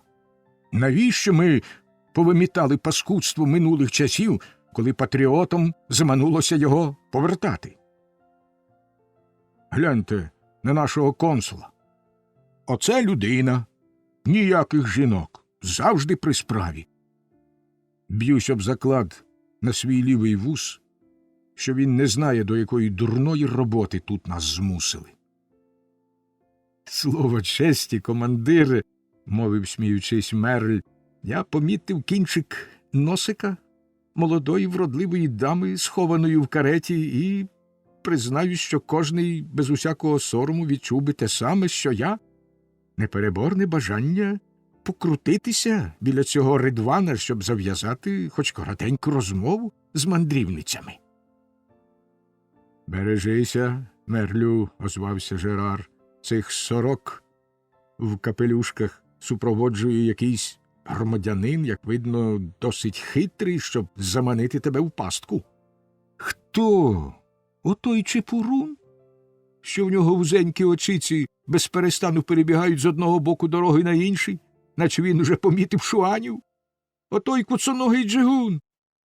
А коли за каретою не видно його коня, він виглядає точнісінько, мов той селезень, що вистромив голову з пирога.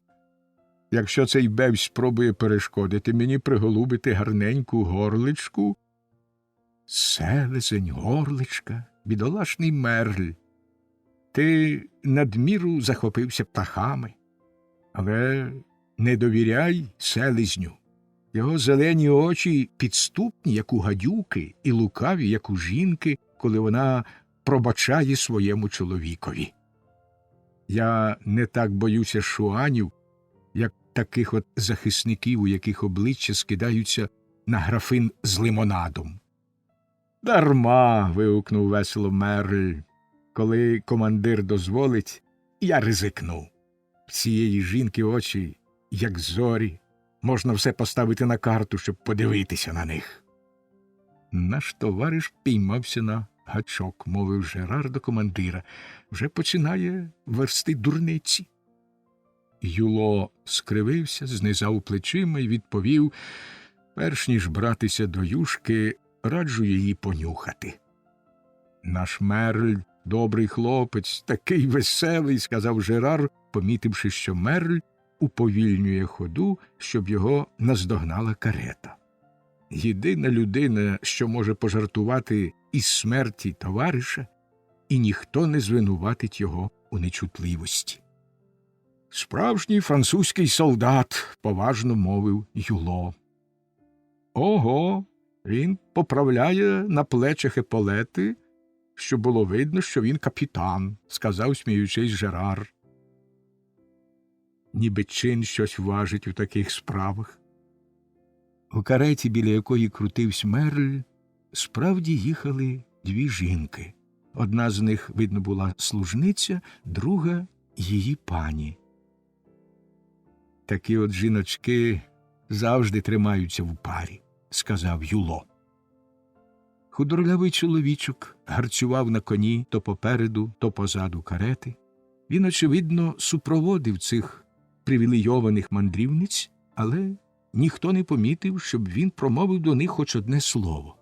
Ця мовчанка, свідчення зневаги чи пошани, численні валізи і картонки тієї жінки, котру командир називав принцесою, навіть одяг її послужливого кавалера, все дратувало командира. Костюм незнайомого являв собою яскравий зразок моди, яка викликала в ті часи дотепні карикатури на так званих «неймовірних».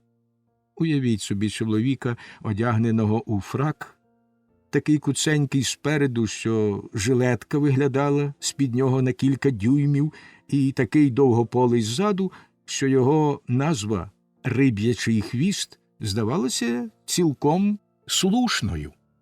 Широченна краватка стільки разів обмотувала шию, що голова, яка стирчала з цього муслінового лабіринта, майже виправдовувала гастрономічне порівняння капітана Мерля.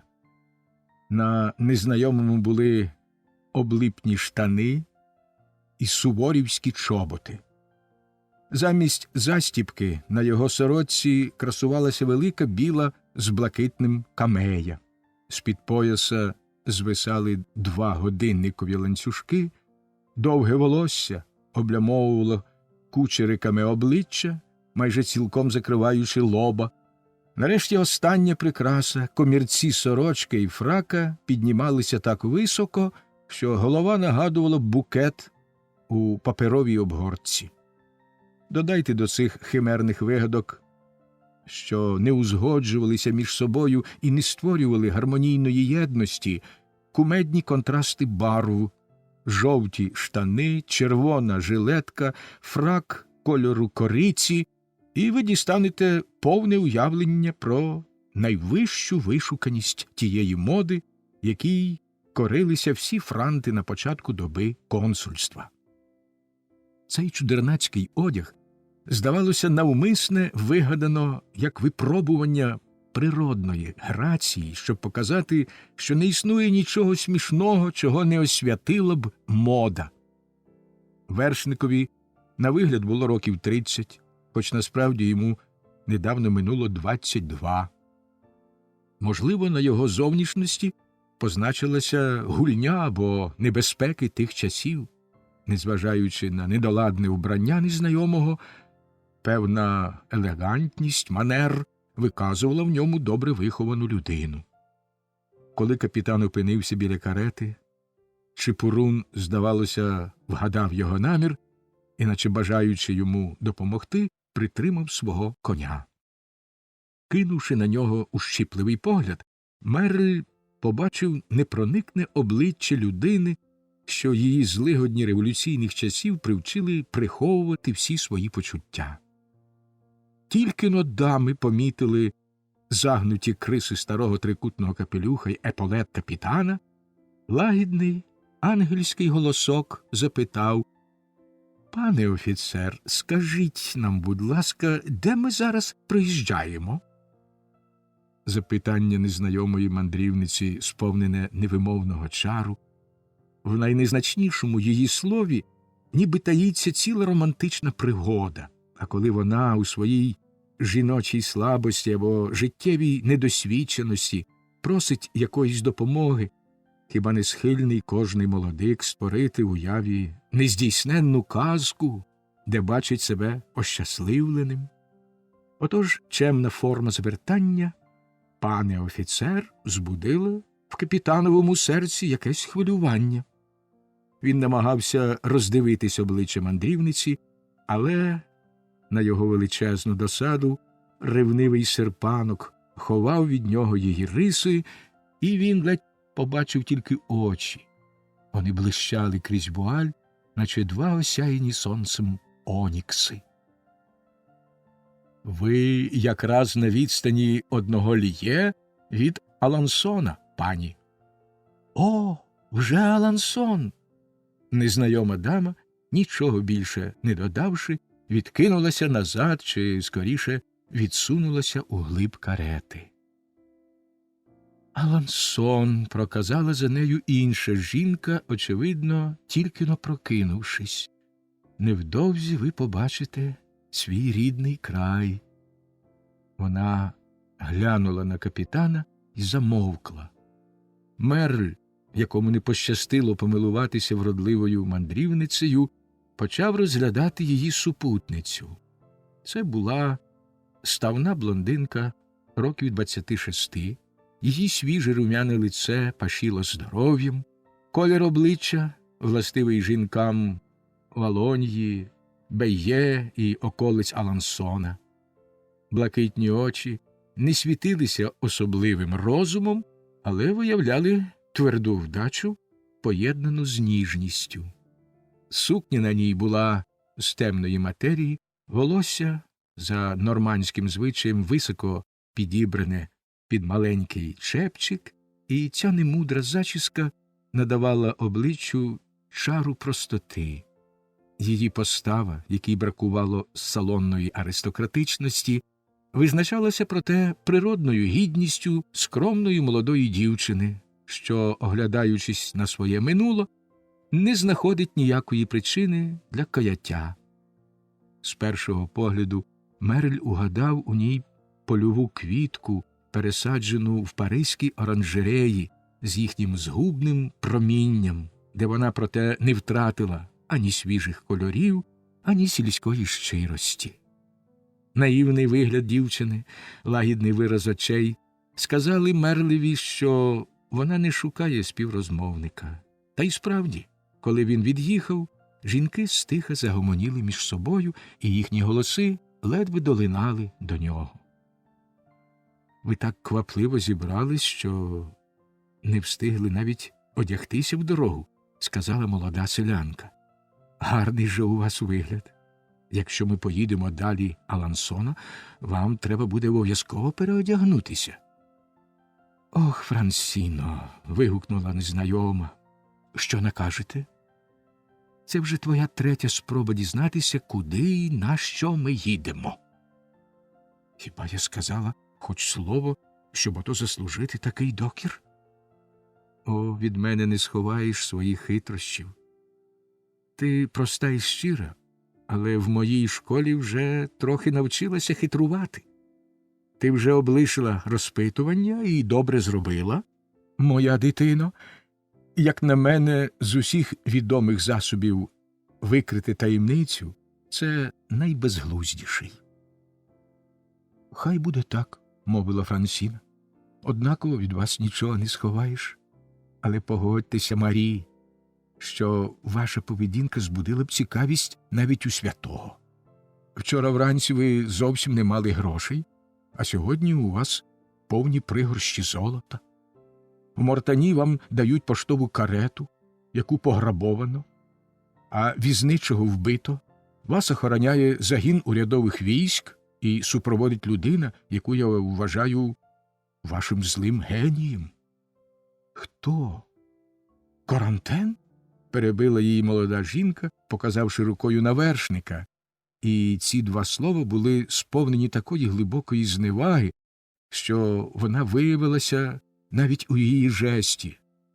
Послухай, Франсіно, провадила вона далі, ти пам'ятаєш Патріота, мавпу, яку я навчила передражнювати Д'Антона і якою ми так утішалися?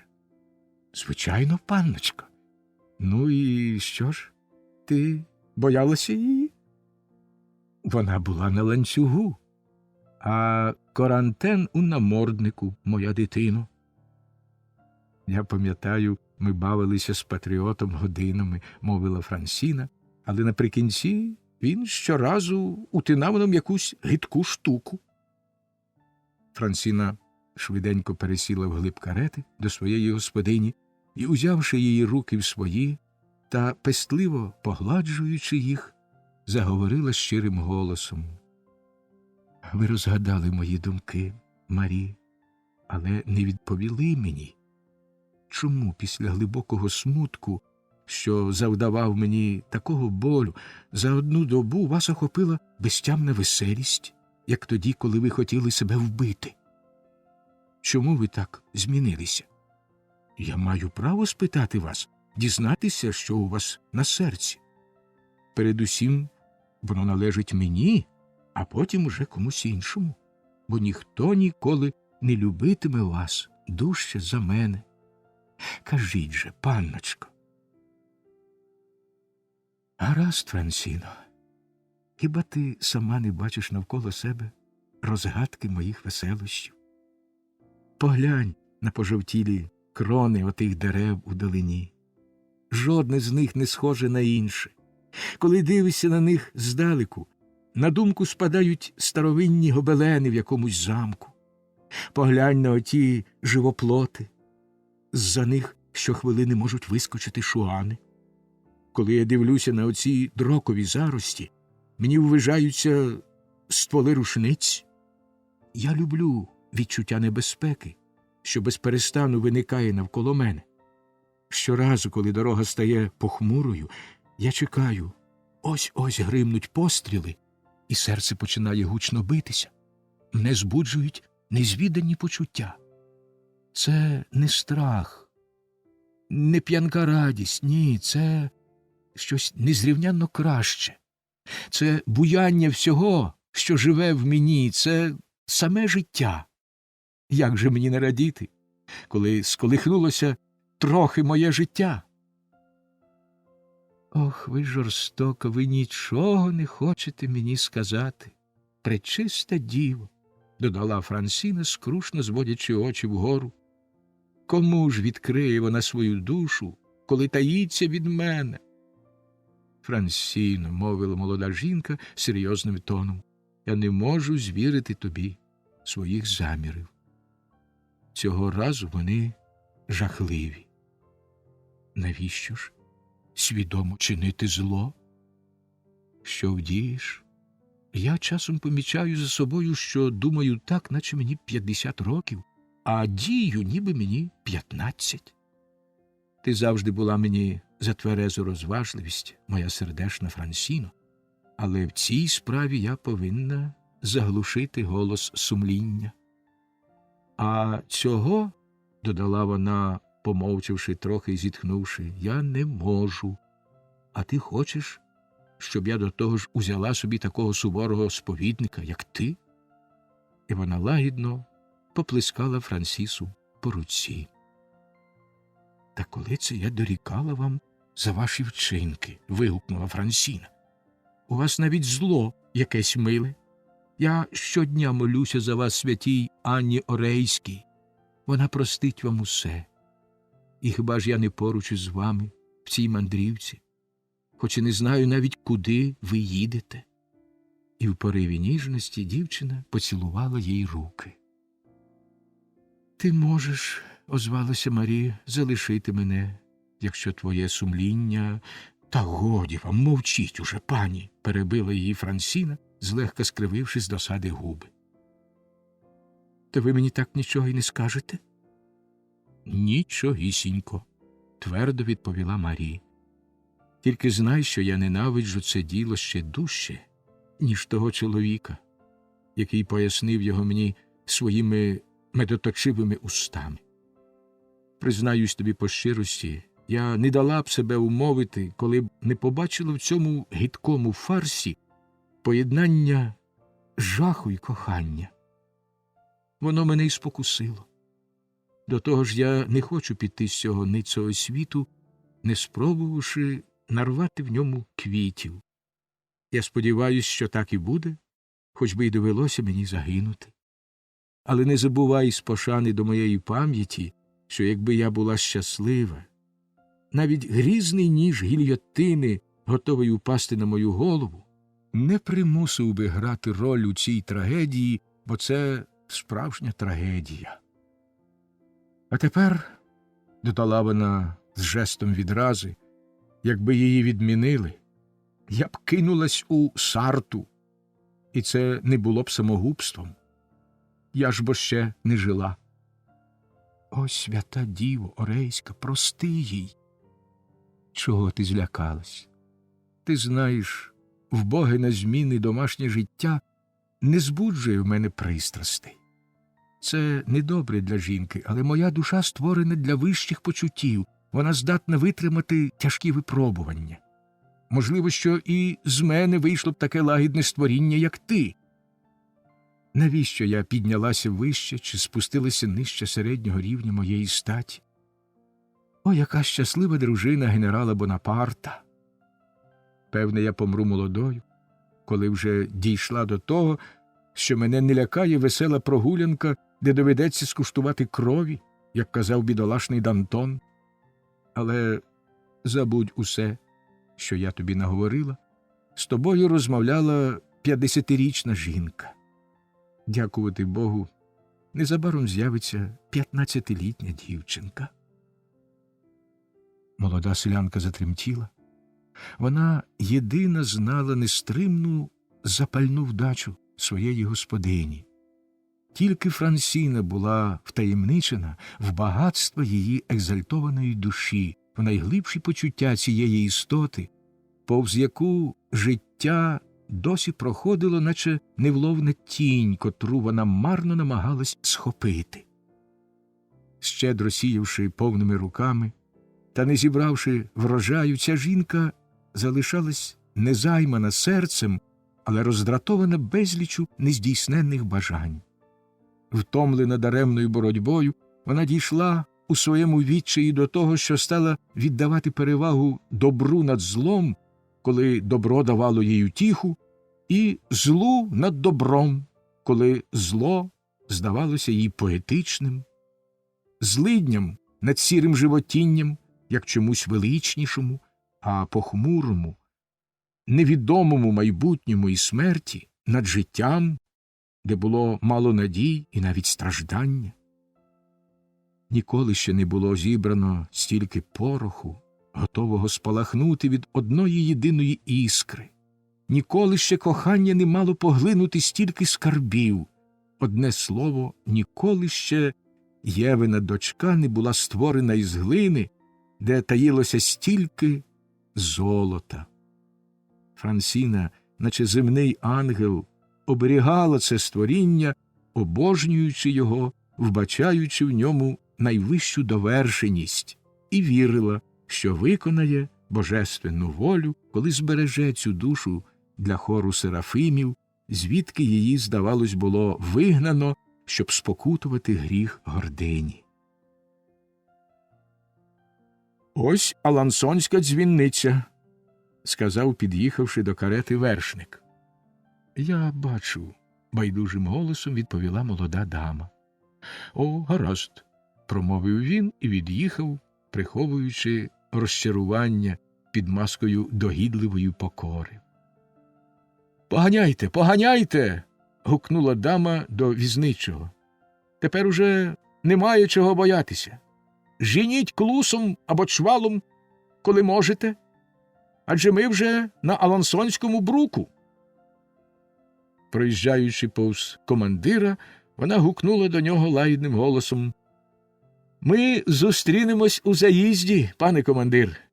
Приходьте до мене». «Ну от», – обурився командир, – «у заїзді, приходьте до мене». Отак розмовляти з командиром півбригади. Він показав кулака кареті, що швидко котила шляхом. «Не гнівайтесь на неї, командире, вона ховає ваше генеральське звання у своєму рукаві», – мовив, сміючись, Корантен, пускаючи чвалом свого коня, щоб наздогнати карету. Ні, я не дозволю усяким пройдисвітам морочити мене», – буркнув Юло, звертаючись до своїх друзів. «Я скоріше викинув би генеральський мундир у канаву, ніж заробив би його у ліжку. Що їм тут треба, цим гускам? Чи розумієте ви тут що-небудь?» «Так, звичайно», – відповів Мерль, – «я знаю, що ця жінка найвродливіша з усіх, яких я будь-коли бачив. І, по-моєму, ви хибно зрозуміли метафору. Може, це дружина першого консула?» «Дурниці! Дружина першого консула літня, а ця молода», – заперечив Юло. «До того ж у наказі міністра зазначено її ім'я – мадемуазель де Верней. Це одна з тих колишніх, хіба ж я їх не знаю. Перед революцією в них усіх було таке ремесло. Колись в одну мить можна було стати командиром півбригади, досить було тільки сказати солодко одній з них «серденько моє». Тим часом, як солдати, за висловом їхнього командира, старанно розкривали свої циркулі, старий Ридван швидко доїхав до готелю «Три Маври», який стояв посередині головної вулиці Алансона. Почувши гуркіт і деренчання цієї неоковирної карети, господар заїзду вийшов на поріг. Зупинка поштового диліжанса біля заїзду «Три Маври» була несподіванкою для жителів Алансона. Але страшна подія в Мортані вмить зібрала навколо нього таку величезну юрбу, що обидві мандрівниці, ховаючись від цікавих поглядів, квапливо увійшли до кухні, неминучого передпокою усіх заїздів у Західній Франції. Господар, оглянувши уважно карету, хотів був піти за ними, але візничий зупинив його за руку. «Почекай, громадянине Брут», – сказав він, – «зараз прибуде конвой синіх. Немає ані поштаря, ані депеш. От я й привіз сюди цих громадянок. Безперечно, вони заплатять тобі, як колишні принцеси. Отже ми вип'ємо зараз з тобою, хлопче, по склянці вина», – відказав господар. Кинувши швидким оком на почорнілу задимлену кухню, на стіл із кривавими плямами від сирого м'яса, мадемуазель де Верней легко, мов пташка, метнулася до сусідньої кімнати, рятуючись від духу й вигляду цієї кухні, а також від цікавості неохайного кухаря і маленької гладкої жінки, які вже почали уважно її розглядати. «Що будемо робити, стара?» – спитав господар. «Хто міг сподіватися, що до нас у такі часи наїде до біса всякого люду? Поки ми приготуємо цій дамі пристойний сніданок, у неї увірветься терпець. Їй-богу, я, здається, добре придумав. Раз це пристойні особи, чи не запропонувати їм приєднатися до тієї гості, що живе в нас на горі? Як ти гадаєш?» Господар пішов шукати новоприбулих, але побачив тільки Франсіну. Відвівши її в найдальший куток кухні, з боку подвір'я, щоб ніхто його не почув, він сказав їй стиха: «Якщо ви, інша пані, бажаєте снідати окремо, а так, звичайно, буде приємніше для вас, то в мене є дуже вишукані страви, приготовлені для однієї дами та її сина. Вони, напевно, погодяться поснідати разом із вами», – додав він таємничо. «Це високородні особи». Ледве господар вимовив останні слова, як відчув легкий дотик пужална до своєї спини. Він рвучко обернувся і побачив позад себе присадкуватого кремезного чоловіка, який нечутно вийшов із сусідньої кімнати. При його появі гладуха, кухар і кухарчук заклякли від жаху. Господар зблід і відвернувся. Присадкуватий чоловік струснув волоссям, яке закривало йому лоба й очі, і, звівшись навшпиньки, щоб дотягтись до вуха господаря, сказав йому: «Ти знаєш, скільки коштує зрада чи необачність, і якою монетою ми за це розплачуємось? Ми щедрі люди». До цих слів він додав жест, що став їм за грізне пояснення. Хоч опасиста постать господаря заступила Франсіні цього чоловіка, вона впіймала вухом кілька слів із сказаної півголосом фрази і закам'яніла, наче вражена громом, почувши хрипкі звуки бретонської говірки. Франсіна кинулась до присадкуватого чоловіка, що нагнав на всіх такого жаху, але той швидко, мов дикий звір, метнувся до бічних дверей і вислизнув на двір. Франсіна подумала, що помилилась у своїх здогадах, бо помітила тільки створіння, схоже на невеликого темно-бурого ведмедя.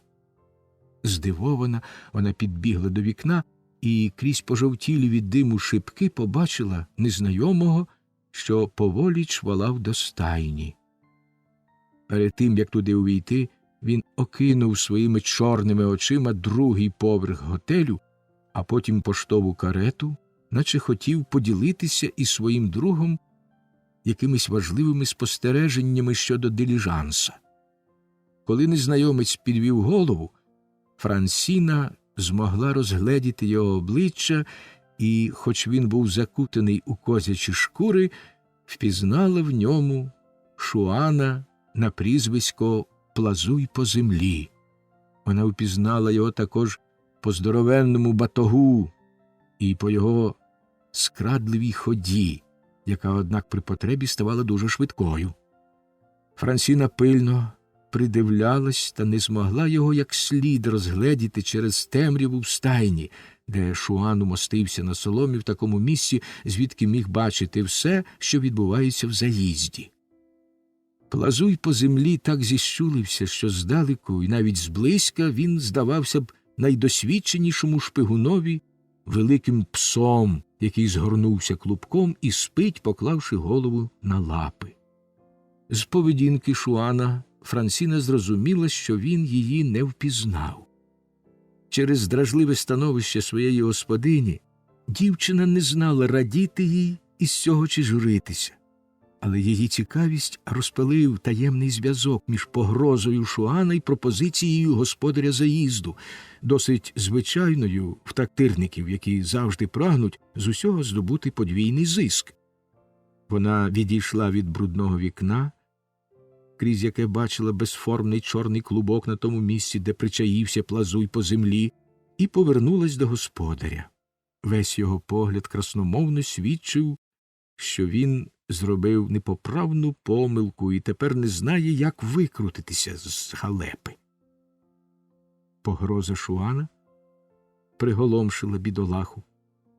Кожному в Західній Франції була відома витончена жорстокість тортур, яким королівські ловчі піддавали тих, кого тільки підозрювали в зраді, і господар уже неначе відчував гостре лезо ножа на своїй шиї. Кухар з острахом вдивлявся у полум'я в печі, на якому Шуани частенько гріли ноги доносчикам. Маленька гладка жінка, заклякнувши з ножем в одній руці і з половинкою картоплини в другій, злякано дивилася на свого чоловіка, а Кухарчук намагався дошукатися причини загального, незрозумілого йому жаху. Ця мовчазна сцена, в якій головна дієва особа була відсутня і водночас добре видна всім, звісно, посилила цікавість Франсіни. Грізна влада Шуана лестила дівчині, і хоча хитрі витівки покоївок зовсім не були властиві її лагідній вдачі, Франсіні так кортіло розкрити цю таємницю, що вона вирішила скористатися із свого вигідного становища. «Гаразд, панночка погоджується на вашу пропозицію», – сказала вона поважно до господаря. Той стрепенувся, наче раптом прокинувся від її слів. «Яку?» – спитав він щиро здивований. «Яку?» – спитав Корантен, увійшовши несподівано. «Яку?» – спитала мадемуазель де Верней. «Яку?» – спитав четвертий персонаж, що з'явився внизу на сходах і легко стрибнув з них у кухню. «Вашу пропозицію поснідати з якимись високородними особами», – нетерпляче відповіла Франсіна. «Високородними?» – підхопив глузливим тоном чоловік, що зійшов по сходах. «Це вже, мій друже, поганий шинкарський жарт. Та якщо ти, голубе, хочеш запросити до нашого столу цю молоду громадянку, то треба бути несповна розуму, щоб відмовитися», – сказав він, дивлячись на мадемуазель де Верней. «За відсутністю моєї матусі я сам приймаю цю пропозицію», – додав він і ляснув по плечу збитого з пантелику господаря. Граціозна легковажність молодості скрашувала зухвальство цих слів, що природно привернули увагу всіх учасників цієї сцени до нової дійової особи. Господар повівся, як Пілат, що вмив руки на знак своєї непричетності до Христової смерті.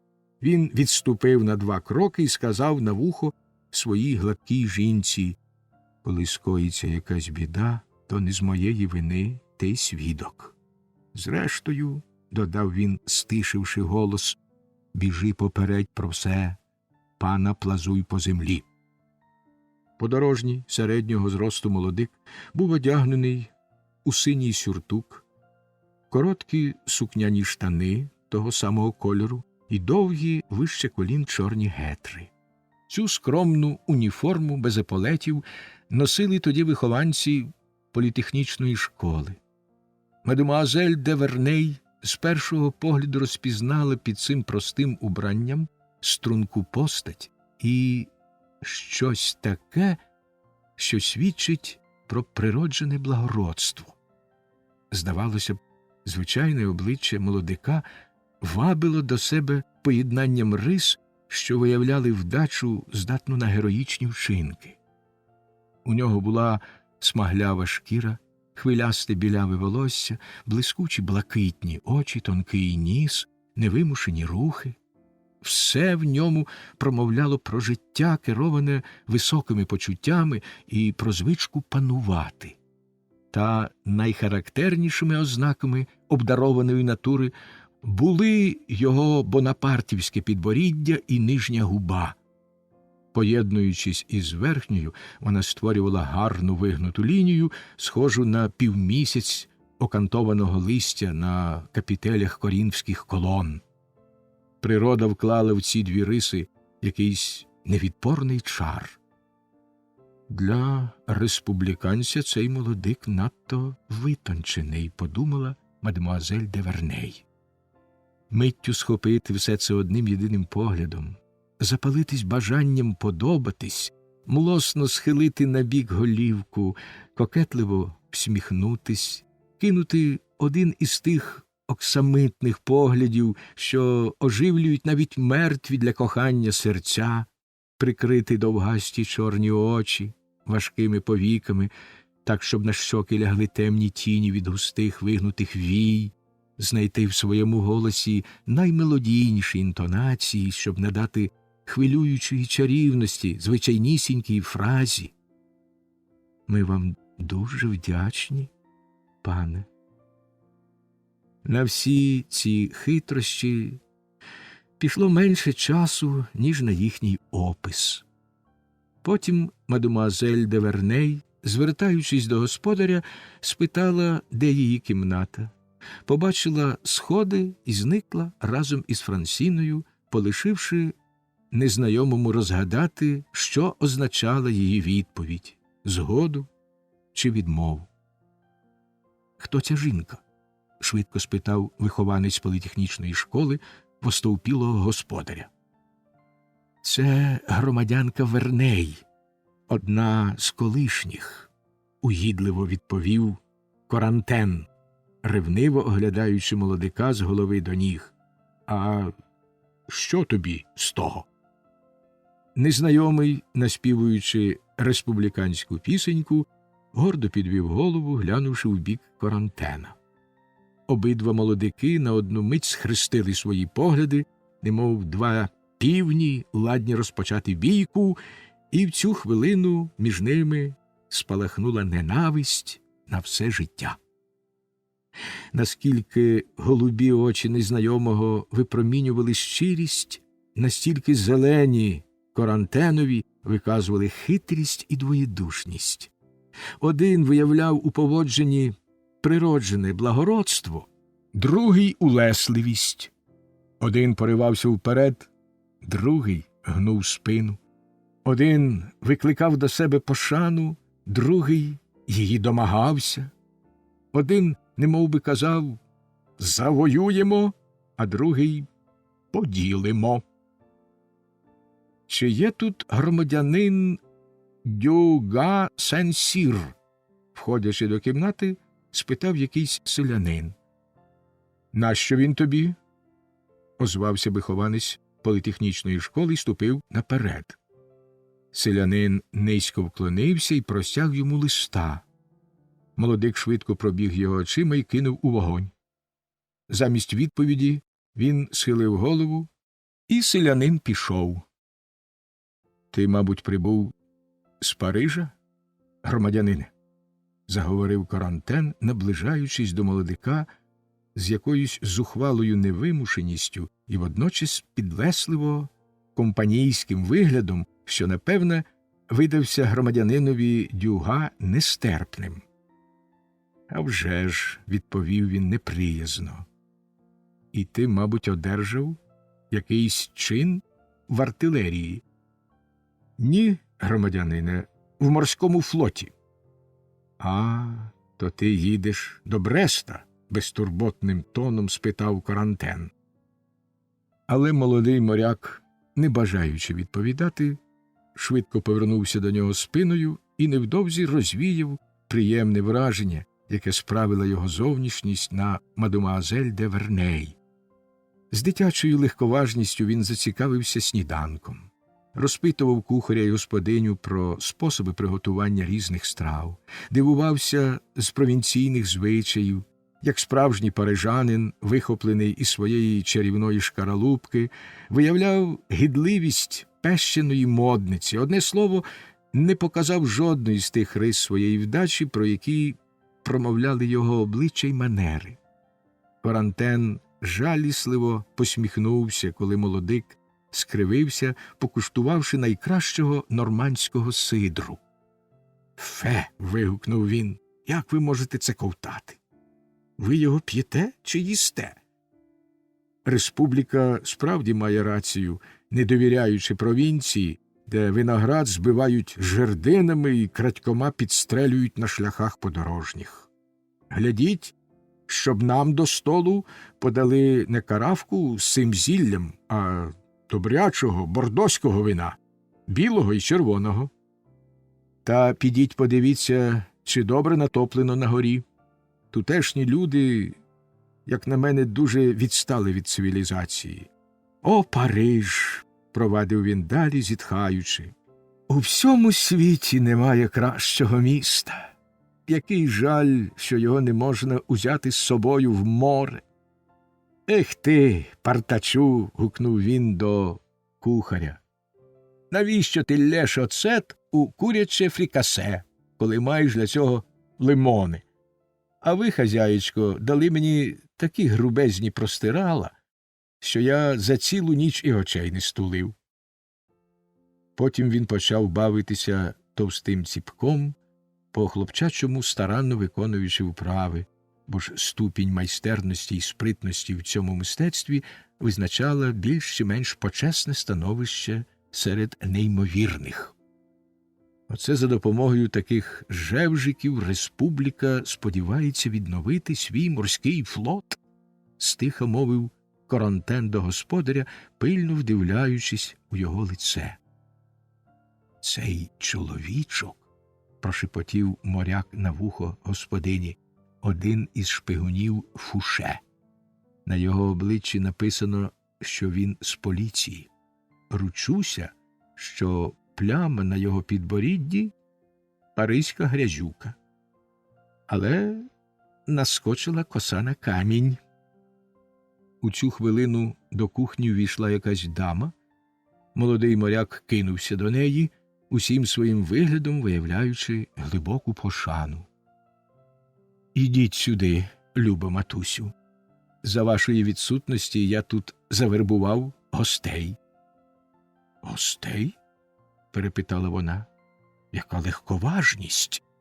«Це мадемуазель де Верней», – сказав він стиха. «Мадемуазель де Верней загинула на ешафоті після Савенейської битви. Вона прибула до Мена, щоб урятувати свого брата принца Лудонського», – гостро відповіла йому мати. «Ви помиляєтесь, пані», – лагідним тоном озвався до неї Корантен, підкреслюючи слово «пані». «Є дві мадемуазель де Верней. У вельможних родинах, звичайно, буває багато паростей. Незнайома здивована такою безцеремонністю, аж відступила трохи назад, щоб краще розгледіти свого несподіваного співрозмовника. Вона втупила в нього свої жваві чорні очі, сповнені властивою жінкам глибокої проникливості, і, здавалось, намагалася розгадати, що саме спонукало його стверджувати існування другої мадемуазель де Верней. Водночас Корантен нишком вивчав зовнішність дами. Він рішуче відмовив їй у втіхах материнства, лишивши тільки радощі кохання, і люб'язно заперечив щастя бути матір'ю 20-річного сина. Все в цій жінці викликало його захоплення: сліпучо біла шкіра, дугище густих брів, майже непоріділі чорні вії і пишне волосся, що наче двоє чорних крил лежало над чолом, відтінюючи її розумне моложаве обличчя. Легенькі зморшки на чолі зовсім не свідчили про прожиті довгі роки, а скоріше виказували бурхливі пристрасті молодості. І якщо її пронизливі очі ледь пригасли, важко було сказати, що їх затуманило: втома від подорожі чи надмірні втіхи. До того ж, Корантен помітив, що незнайома дама закутана у плащ із англійської тканини, а фасон її, безперечно, закордонного капелюшка не має нічого спільного з так званою грецькою модою, що на той час була панівною в паризьких уборах. Корантен належав до породи людей, завжди схильних підозрювати щось лихе швидше, ніж хороше, і в нього відразу виникли сумніви щодо благонадійності обох подорожніх. Незнайома дама, в свою чергу, так само швидко придивившись до Корантена, повернулася до сина. Її багатозначна мінна досить виразно промовляла: «Хто цей дивак? Чи з нашого він табору?»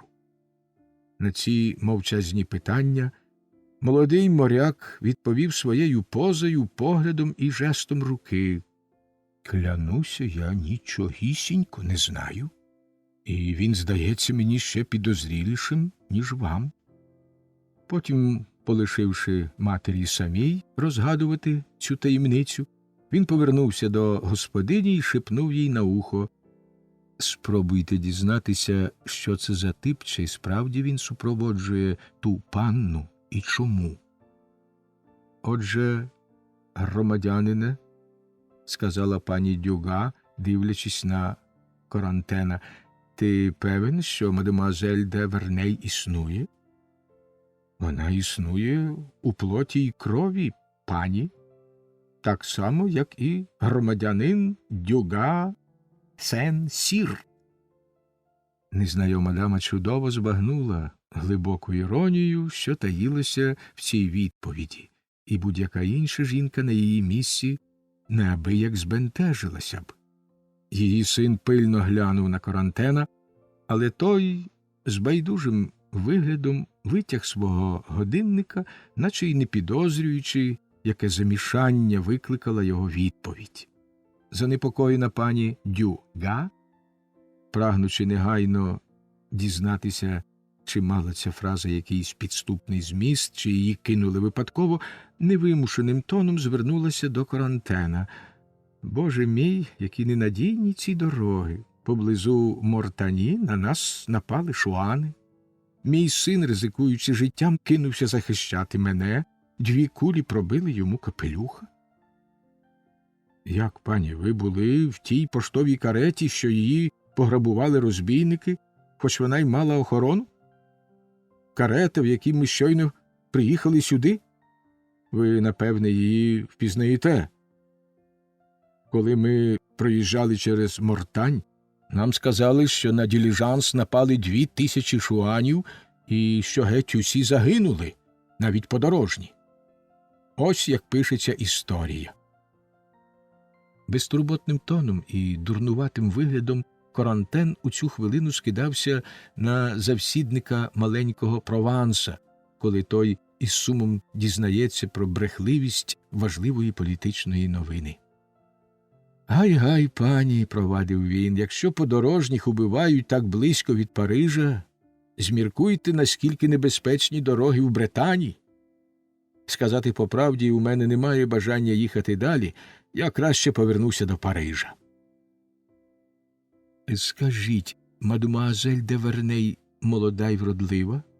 Звернулася дама до господині, вражена якоюсь раптовою думкою.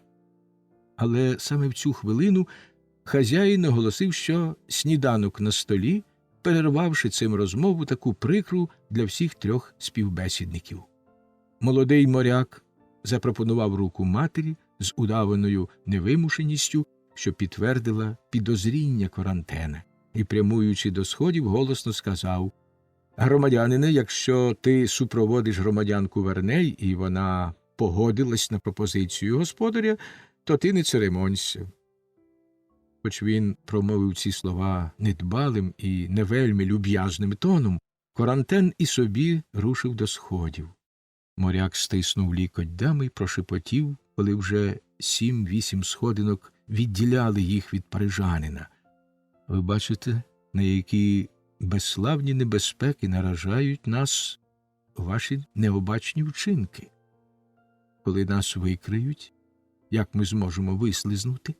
І яку роль ви змушуєте мене грати?» Усі троє увійшли до просторої кімнати. Не було потреби багато подорожувати по Західній Франції, щоб зрозуміти, що господар, бажаючи з якнайбільшою пишнотою шанувати гостей, щедро виставив перед очі свої скарби.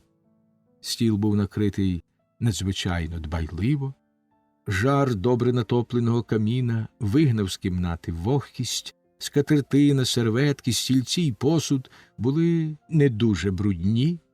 Корантен помітив, що господар із шкури пнеться, вживаємо цього народного вислову, щоб догодити своїм гостям.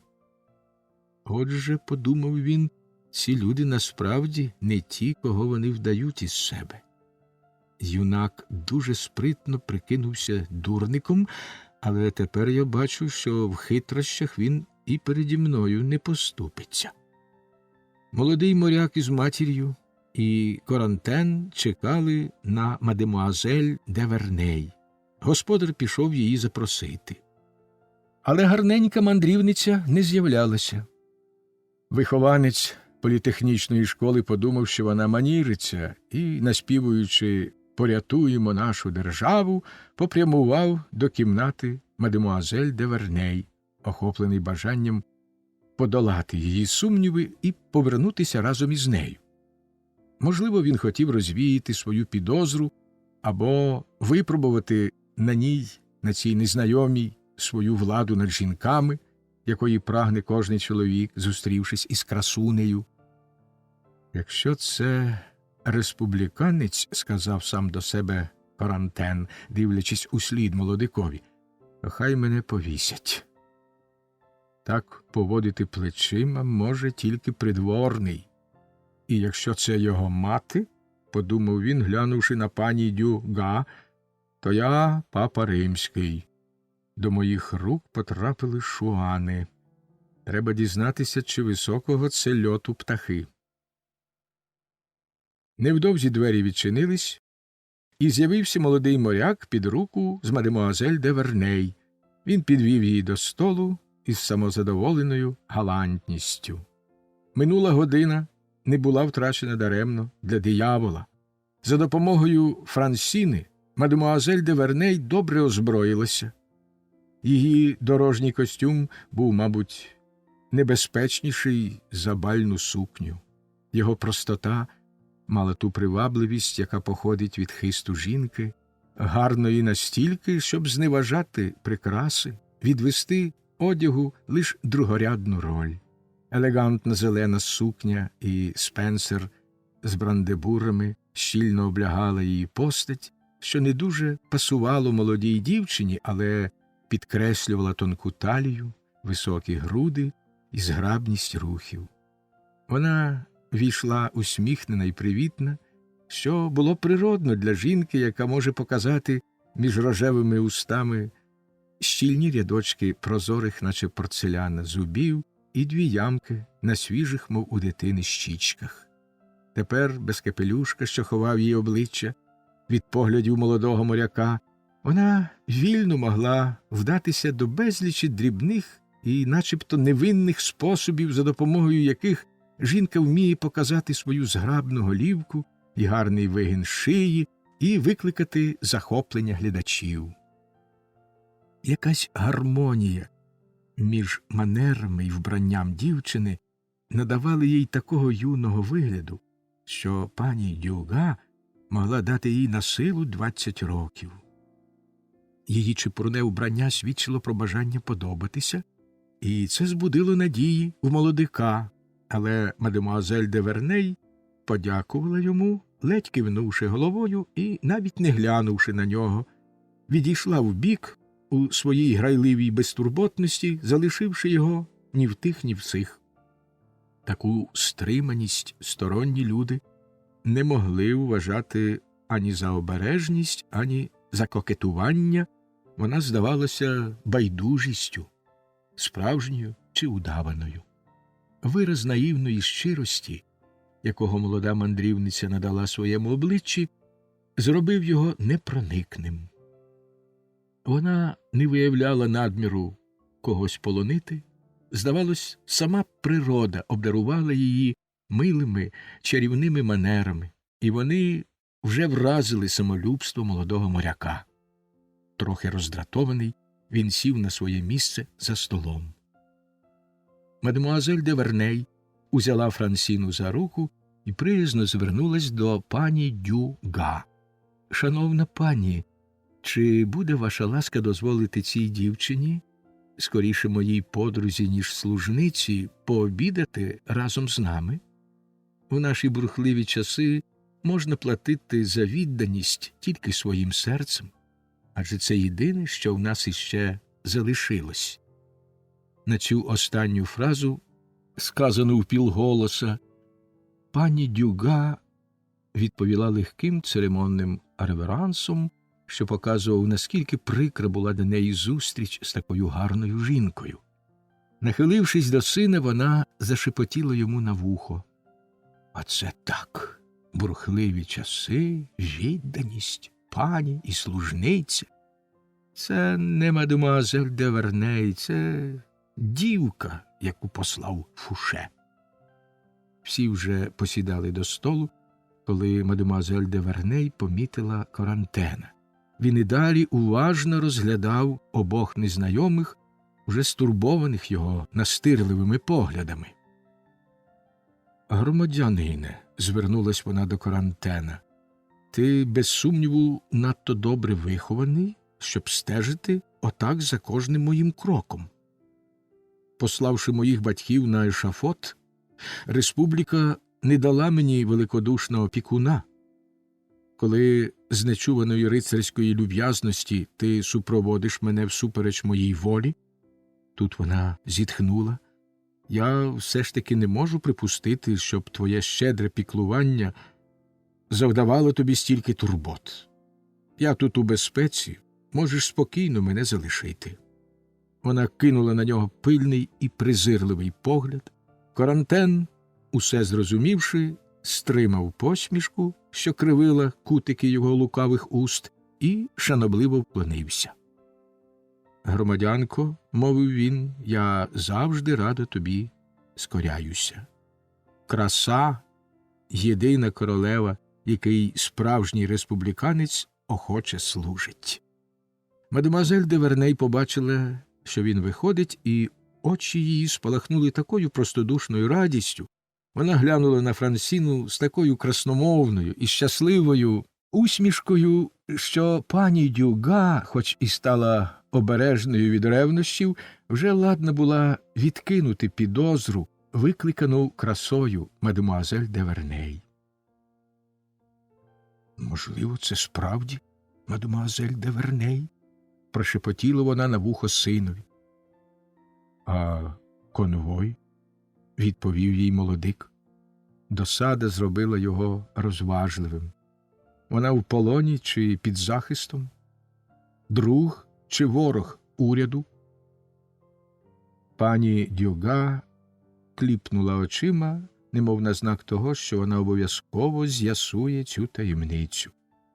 Однак зникнення Корантена, здавалося, зменшило недовіру моряка, його обличчя втратило суворий вираз, і він кидав на мадемуазель де Верней погляди, в яких палала непогамовна любов до жінок, а не полум'я шанобливої пристрасті, що зароджується в серці. Від цього дівчина стала обачніша і з усіма люб'язними словами зверталася тільки до пані Дюга. Молодий моряк сердився нишком і з гіркої досади спробував теж удати байдужого. Мадемуазель де Верней ніби не помічала його витівок і трималася просто, без соромливості і стримано, без манірності. Отож ця зустріч двох людей, не призначених, як здавалося, до близького знайомства, не збудила в них великої симпатії. За столом запанувала навіть, як то частенько буває, певна ніяковість. Вона зіпсувала ту втіху від спільної трапези, якої сподівались за хвилину перед тим мадемуазель де Верней і молодий моряк. Але жінки виявляють у товаристві такий бездоганний такт, дотримуючись найменших правил пристойності, так проникливо розуміють потаємні зв'язки і палке прагнення хвилювань, що в подібних випадках завжди вміють зламати лід. Обидві прекрасні гості, немов би їм набігла та сама думка, раптом почали невинно кипкувати із свого єдиного кавалера, змагаючись у жартах і дбайливій увазі. Така єдність думок давала їм волю. Погляд або слово, що, вихопившись у хвилину збентеження, набувають глибокого змісту, тепер ставали незначними. Отож за півгодини обидві жінки, потай відчуваючи себе ворогами, здавались найщирішими в світі приятельками. Молодий моряк піймав себе на тому, що сердиться на мадемуазель де Верней за її невимушені дотипи так само, як і за її стриманість. Йому було страшенно прикро, і він, насилу стримуючи глухий гнів, шкодував, що вони снідають разом. «Пані», – звернулась мадемуазель де Верней до його матері, – «ваш син завжди такий сумний, як оце зараз?» «Я запитую себе, мадемуазель», – відповів він, – «чого варте щастя, яке відразу зникає? Таємниця мого смутку в гостроті моєї насолоди». «Ах, які мадригали!» – мовила вона, сміючись, «але вони більше пасують придворному, ніж вихованцеві політехнічної школи». «Мій син лише висловив цілком природну думку», – сказала пані Дюга. В неї були свої підстави приручити незнайому. «Гляньте ж веселіше», – сказала мадемуазель де Верней, всміхаючись молодикові. «Який же ви буваєте, коли плачете, якщо вас так засмучує те, що ви зволили назвати щастям?» Ця усмішка і задирливий погляд, зламавши маску наївності на її обличчі, повернули молодикові надію, але, скоряючись своїй природі, що завжди надихає жінок робити надто багато або надто мало, мадемуазель де Верней то наче прагнула заволодіти цим юнаком і кидала на нього погляд повний щедрих обіцянок, кохання, то у відповідь на його галантні люб'язності обливала його холодом суворої цнотливості. Звичайний спосіб, яким жінки приховують свої справжні почуття. Лише в одну єдину мить, коли обоє гадали, що другий опустив очі, вони прочитали в очах справжні думки одне одного, але зразу ж пригасили полум'я цього погляду, що осяяло й схвилювало їхні серця. Збентежені тим, що сказали так багато єдиним поглядом, вони не наважувалися більше дивитись одне на одного. Мадемуазель де Верней намагаючись розвіяти молодикові надії, трималася з холодною ввічливістю і, здавалось, навіть нетерпляче дожидала кінця сніданку. «Мадемуазель, ви, певне, дуже страждали у в'язниці?» – спитала її пані Дюга. «На жаль, так, пані. І мені здається, що я й досі там». «А ваш конвой, мадемуазель, захищає вас чи стежить за вами? Республіка цінує вас чи підозрює?» Мадемуазель де Верней інстинктивно відчула, як мало доброзичливості викликає вона в пані Дюга, і розгубилась від цього запитання.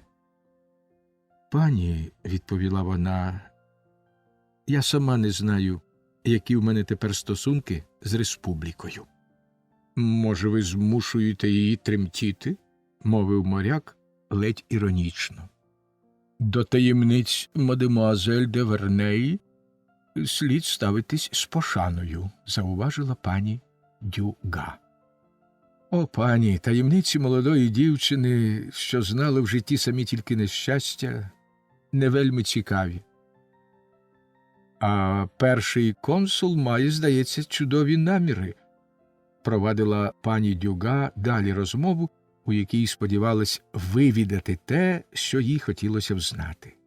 «Кажуть, він збирається припинити чинність закону проти емігрантів». «Це правда, пані», – відповіла мадемуазель де Верней, можливо, надто палко, «але навіщо тоді ми піднімаємо Вандею і Британь? Навіщо розпалюємо пожежу у Франції?» Ці відважні слова, в яких вчувався наче докір самій собі, змусили моряка здригнутися. Він надзвичайно уважно подивився на мадемуазель де Верней, але не зміг прочитати на її обличчі ані ненависті, ані любові. Не змінилися в цю хвилину навіть ніжні його барви, що свідчили про чутливість тонкої шкіри. Це дивне створіння, до якого його вже поривали бурхливі бажання, збудило в ньому раптом непереборну цікавість. «Пані», – заговорила після паузи мадемуазель де Верней, – «ви їдете до Маєнни?» «Так, мадемуазель», – відповів молодик, запитливо глянувши на неї. «А знаєте, пані», – мовила мадемуазель де Верней, – «оскільки ваш син служить республіці», вона вимовила ці слова байдужим тоном, але кинула на двох своїх співрозмовників один із тих потайних поглядів, що властиві тільки жінкам і дипломатам, «то ви повинні стерегтися шуанів», – закінчила вона. «Вам не слід нехтувати охороною. Ми з вами майже стали попутниками, тож їдьмо разом до Маєнни». Мати й син завагались і ніби радилися між собою поглядами. «Я не знаю, мадемуазель», – відповів молодик, – «чи буде розважно признатися вам, що дуже важливі справи вимагають нашої присутності цієї ночі в околицях Фужера, і що ми не знаємо, як дістатися туди. Жінки, звичайно, такі великодушні, що мені було б соромно не довіряти вам. І все ж таки, – додав він, перш ніж віддати себе у ваші руки, ми повинні принаймні знати, чи ми вийдемо з них цілі й здорові. Хто ви? Володарка чи рабиня свого республіканського конвою? Пробачте морякові за відвертість, але у вашому становищі я бачу багато неприродного». «Ми живемо в такий час, пане, коли все, що відбувається навколо нас, неприродне. Повірте мені, ви без вагань можете прийняти мою пропозицію. А головне, – додала вона, підкреслюючи ці слова, – не бійтеся ніякої зради. Пропозицію щиро зробила вам людина, далека від політичних пристрастей. Такій подорожі ми не уникнемо небезпеки», – мовив він і лукавим поглядом надав тонкого змісту цій банальній відповіді. «Чого ж ви боїтеся?» – спитала вона з глузливою посмішкою. «Я не бачу ніякої небезпеки. Ні для кого». Невже це каже та сама жінка, що поглядом, здавалося, поділяла мої бажання? Запитував себе молодий моряк. А який тон? Вона хоче затягти мене в пастку. В цю мить, мов зловісне попередження, пролунав дзвінкий пронизливий крик сови, і то зовсім поруч, ніби вона сиділа на вершечку димаря. — Що це? — запитала мадемуазель де Верней. — Наша подорож не буде щаслива. Це погана прикмета. Але чому це сова кричить серед білого дня? — сказала вона здивовано. Іноді таке трапляється, — холодно відповів моряк. Мадемуазель, — провадив він, — може, ми принесемо вам нещастя? Адже саме це тільки-но спало вам на думку. Ми не поїдемо з вами. Тон цих слів, спокійний і стриманий, здивував мадемуазель де Верней. «Пане, — мовила вона гордовито, як справжня аристократка, — я далека від того, щоб вас приневолювати. Збережемо ту крихту свободи, яку залишила нам республіка. Якби пані була сама, тоді я наполягала б». В коридорі почулися важкі солдатські кроки, і невдовзі у двері просунулося насуплене обличчя командира Юло. «Ідіть сюди, полковнику», – сказала, усміхаючись, мадемуазель де Верней і показала йому рукою на стілець поруч себе. «Поговоримо про державні справи, коли це конче потрібно. Але ж усміхніться. Що з вами? Чи не з'явились тут шуани?» Командир, помітивши молодого моряка, застиг на місці і пильно дивився на нього. «Матусю, бажаєте ще шматочок зайчатини?» «Мадемуазель, ви нічого не їсте», – казав молодик, упадаючи коло гостей.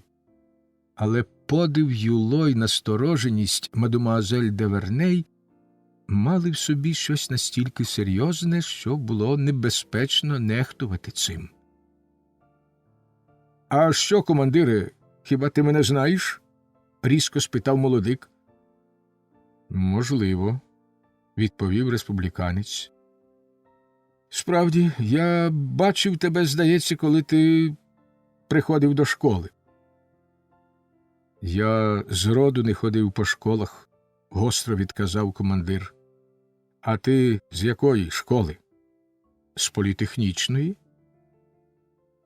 Так, з тієї казарми, де виховують вояків у дортуарах», – пробурмотів командир, що мав непереможну відразу до офіцерів, вихованців цього вченого розсадника.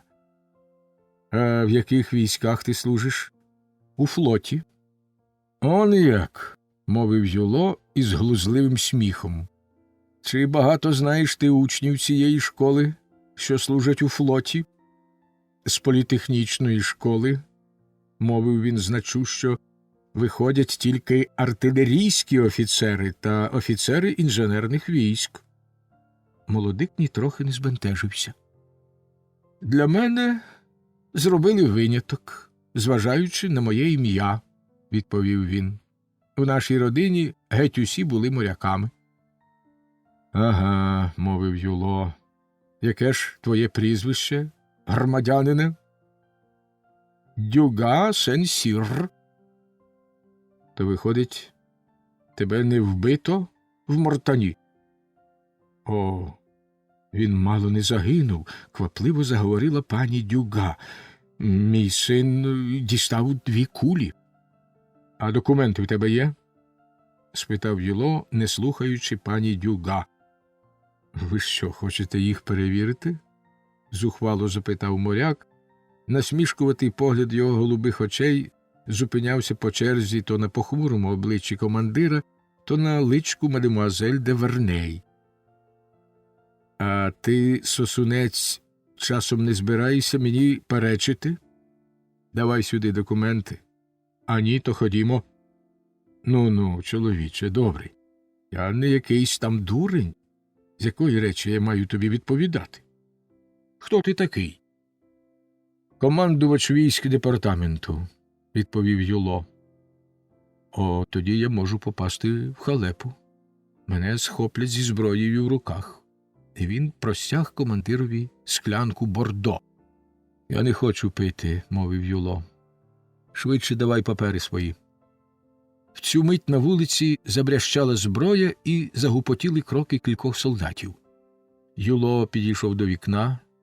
Вираз цілковитого вдоволення на його обличчі змусив мадемуазель де Верней здригнутися. Цей знак прихильності підбадьорив молодого моряка, його лице стало холодним і гордовитим. Порившись у кишені, він витяг елегантний гаманець і простяг командирові документи. Юло почав поволі їх читати, порівнюючи зазначені в паспорті особисті прикмети з обличчям підозрілого подорожнього. Під час цього іспиту знову пролунав совиний крик, але цього разу в ньому неважко було розрізнити звуки інтонації людського голосу. Командир з глузливим виглядом повернув документи молодикові. «Все це добре, чудово», – мовив він, – «але все ж таки ходімо зі мною до округу. Не подобається мені ця музика». «Навіщо ви ведете його до округу?» – схвильовано спитала мадемуазель де Верней. «Дівчинко», – сказав командир, і обличчя його скривилося в звичайній гримасі, – «це вас не обходить». Роздратоване тоном і словами старого вояки, а найбільше приниженням, завданим їй перед чоловіком, якому вона подобалась, мадемуазель де Верней підвелася, одразу скинувши маску наївної скромності, вона вся зашарілася, очі заблищали. «Скажіть, документи цієї людини задовольняють усім вимогам закону?» – спитала вона лагідно, але тремтячим голосом. «Формально так», – відповів насмішкувато Юло. «Гаразд. Так от я хочу, щоб ви формально дали йому спокій», – мовила вона. «Ви боїтеся, щоб він не втік? Але ви будете його конвоювати, як і мене, до Маєнни. Він поїде в поштовій кареті разом зі своєю матір'ю. Не заперечуйте, я так хочу». «Ну що?» – додала вона, помітивши, що Юло дозволив собі скривитися. «Ви все ще вважаєте його за підозрілого?» «Так, за дуже непевного». «Що ви хочете з ним зробити?» «Нічогісінько, тільки трохи охолодити свинцем голову цьому шолихвосту», – відповів глузливо командир. «Ви жартуєте, полковнику?» – вигукнула мадемуазель де Верней. «Ходімо, друзяко», – кивнувши головою морякові, сказав Юло. «Та швидше». Почувши зухвалу мову Юло, мадемуазель де Верней раптом заспокоїлася і посміхнулась. «Ані кроку», – сказала вона молодикові, немов захищаючи його повним гідності жестом. «Яка ж гарна!» – шепнув моряк на вухо матері, і та насупила брови. Досада й безліч бурхливих, але придушених почуттів надали в цю мить нової краси обличчю парижанки. Франсіна, пані Дюга, її син підвелися. Мадемуазель де Верней швидко стала між ними й командиром, що зневажливо посміхався, і швидко розстебнула дві петельки на своєму спенсері. Діючи в тому засліпленні, що охоплює жінок, коли вражене їхнє самолюбство, а заразом нетерпеливлячись показати свою владу, як дитина, що прагне випробувати нову іграшку, вона вихопила з-за корсажа і простягла командирові розпечатаного листа. «Читайте», – мовила вона, ущіпливо всміхаючись. Вона повернулася до моряка і в сп'янінні від перемоги послала йому лукавий і закоханий погляд. В обох збуджені обличчя проясніли й розчервонілися від радості, а в душі знялася хвиля суперечливих почуттів. Пані Дюга відразу збагнула, що великодушність мадемуазель де Верней викликана скоріше любов'ю, ніж милосердям, і вона не помилилась. Вродлива мандрівниця спаленіла й скромно опустила очі, вгадавши, що промовляв цей жіночий погляд. Та за мить вона гордо підвела голову перед цим грізним обвинуваченням і з викликом глянула на всіх. Приголомшений командир повернув їй підписаного міністрами листа, де наказувалося всім представникам влади коритися в усьому цій загадковій особі. Потім він витяг із піхов свою шпагу, зламав її на коліні і шпурнув уламки на підлогу. «Мадемуазель, ви, напевно, добре знаєте, як ви маєте чинити, але в республіканця є свої переконання і своя гордість», – сказав Юло. «Я не можу служити там, де командують красуні. Цього ж вечора перший консул одержить мій рапорт про відставку. А вам хай скоряються інші, не Юло. Я зупиняюсь там, де перестаю розуміти, особливо коли я повинен розуміти». На хвилину запала тиша. Її перервала молода парижанка. Вона підійшла до командира, простягла йому руку й мовила: «Полковнику, хоч ви й запустили бороду, можете мене поцілувати. Ви справжній чоловік».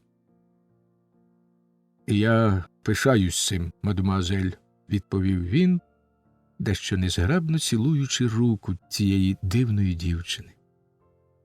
«А ти, голубе», – додав він, погрожуючи пальцем молодикові, – «ти легко відбувся». «Командире», – відповів той, сміючись, – «час уже припинити жарти, і якщо ти хочеш, я піду з тобою до округа. І підеш туди разом із своїм свистуном-невидимкою. Плазуй по землі». «Плазуй по землі? А хто це такий?» – запитав моряк із щирим подивом. «Хіба ж за вікном не свистіли щойно?» «Ну то й що?» – відказав молодик. «Скажи мені, що спільного між мною і цим посвистом? Я подумав, що це сповіщають про свій прихід солдати, яких ти, певно, викликав для того, щоб заарештувати мене». «Ти справді так подумав?» «Господи, звичайно! Але випий же свою склянку бордо, воно чудове».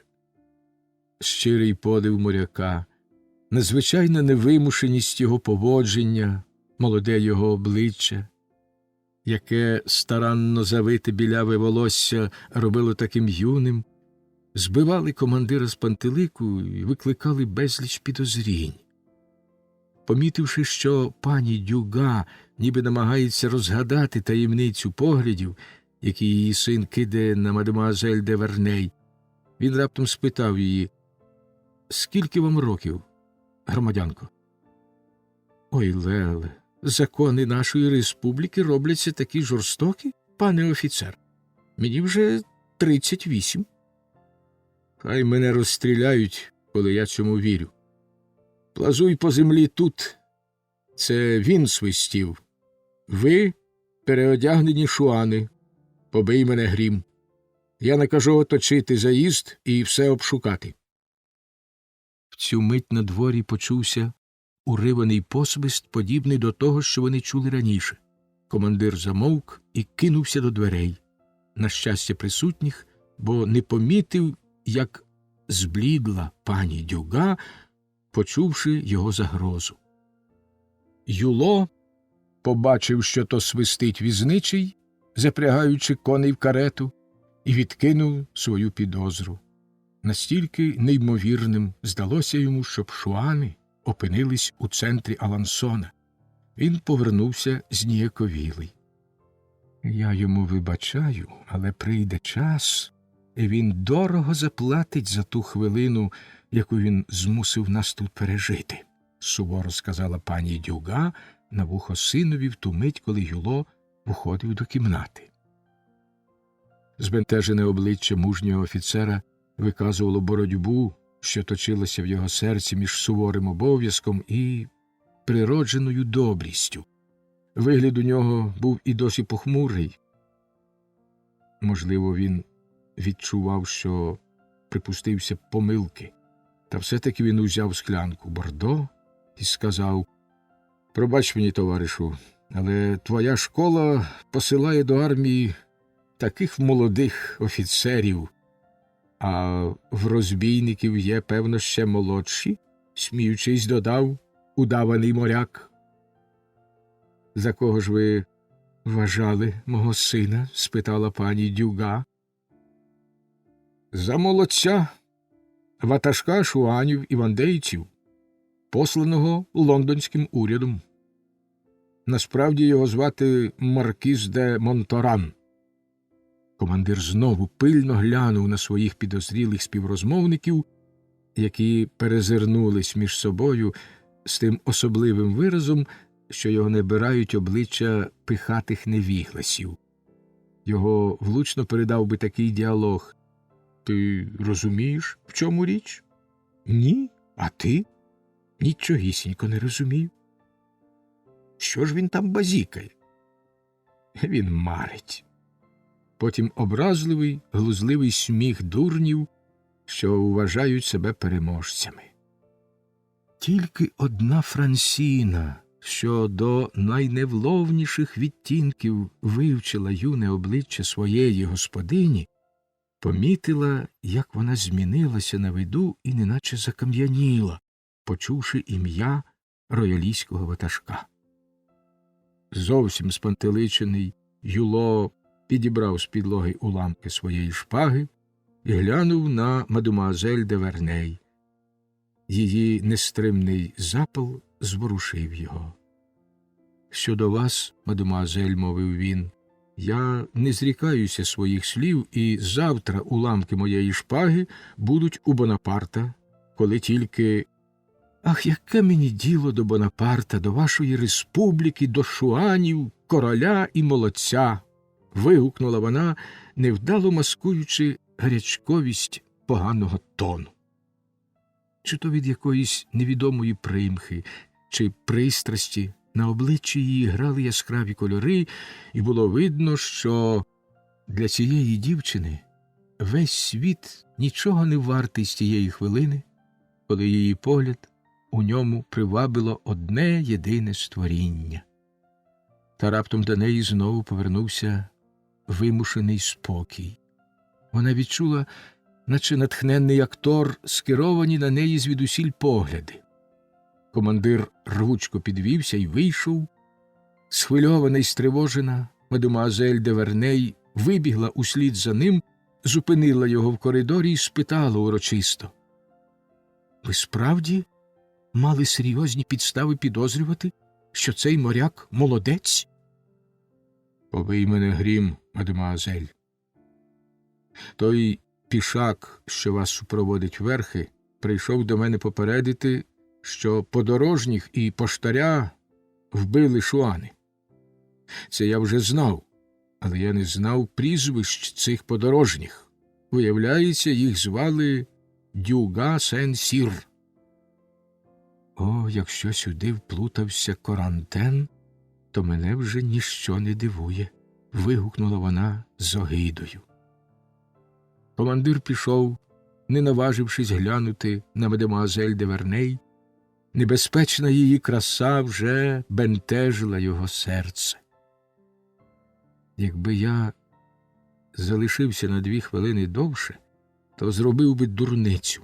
Знову взяв би свою шпагу і погодився б її охороняти, – сказав він сам до себе, спускаючися сходами. Помітивши, що молодий моряк не відриває погляду від дверей, якими тільки-но вийшла мадемуазель де Верней, пані Дюга зашепотіла йому на вухо: «Завжди те саме. Ви загинете не інакше, як через жінку. Якась лялька змусила вас геть усе забути. Навіщо ви дозволили, щоб вона снідала з нами? І яка це мадемуазель де Верней? коли вона погоджується снідати з незнайомими людьми, коли її охороняють сині, і вона їх обезброює, тицнувши їм листа, захованого на грудях, мов любовна цидулка. Це одна з тих паскуд, за допомогою яких Фуше хоче вас захопити, а того листа, що вона показувала, дали їй для того, щоб сині допомагали цій дівці плести проти вас інтриги. Пані, великодушність цієї дівчини спростовує ваші здогади, мовив він таким їдким тоном, що вколов її в самісеньке серце і змусив збліднути. Не забувайте, будь ласка, що нас зв'язують тільки інтереси короля. Ви бачили Шарета біля своїх ніг? Хіба після того світ не спорожнів для вас? Хіба ви живете тепер не заради того, щоб за нього помститися?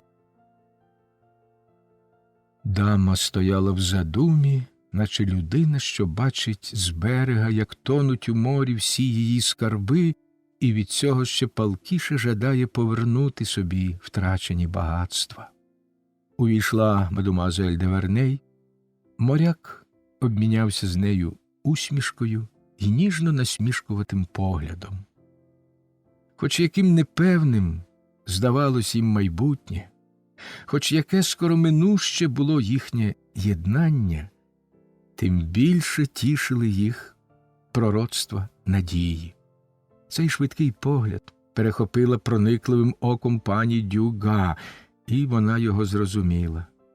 Чоло її ледь спохмурніло, а обличчя не могло цілком приховати ревнивих думок. Франсіна спостерігала цю жінку. Вона бачила, як заблищали її очі, зашарілися щоки, і дівчині здалося, ніби пекельна лють, відбиток жахливої внутрішньої бурі, спалахнула на її обличчі. Але цей вираз промайнув швидше за блискавицю, за смертельну мить, і пані Дюга знов набрала свого звичайного, життєрадісного вигляду, такого самовпевненого, що Франсіна подумала, все це їй привиділося. І все ж таки, збагнувши вдачу цієї жінки, принаймні таку саму невгамовну, як і в мадемуазель де Верней, вона здригнулася, уявивши собі можливе жахливе зіткнення двох подібних натур.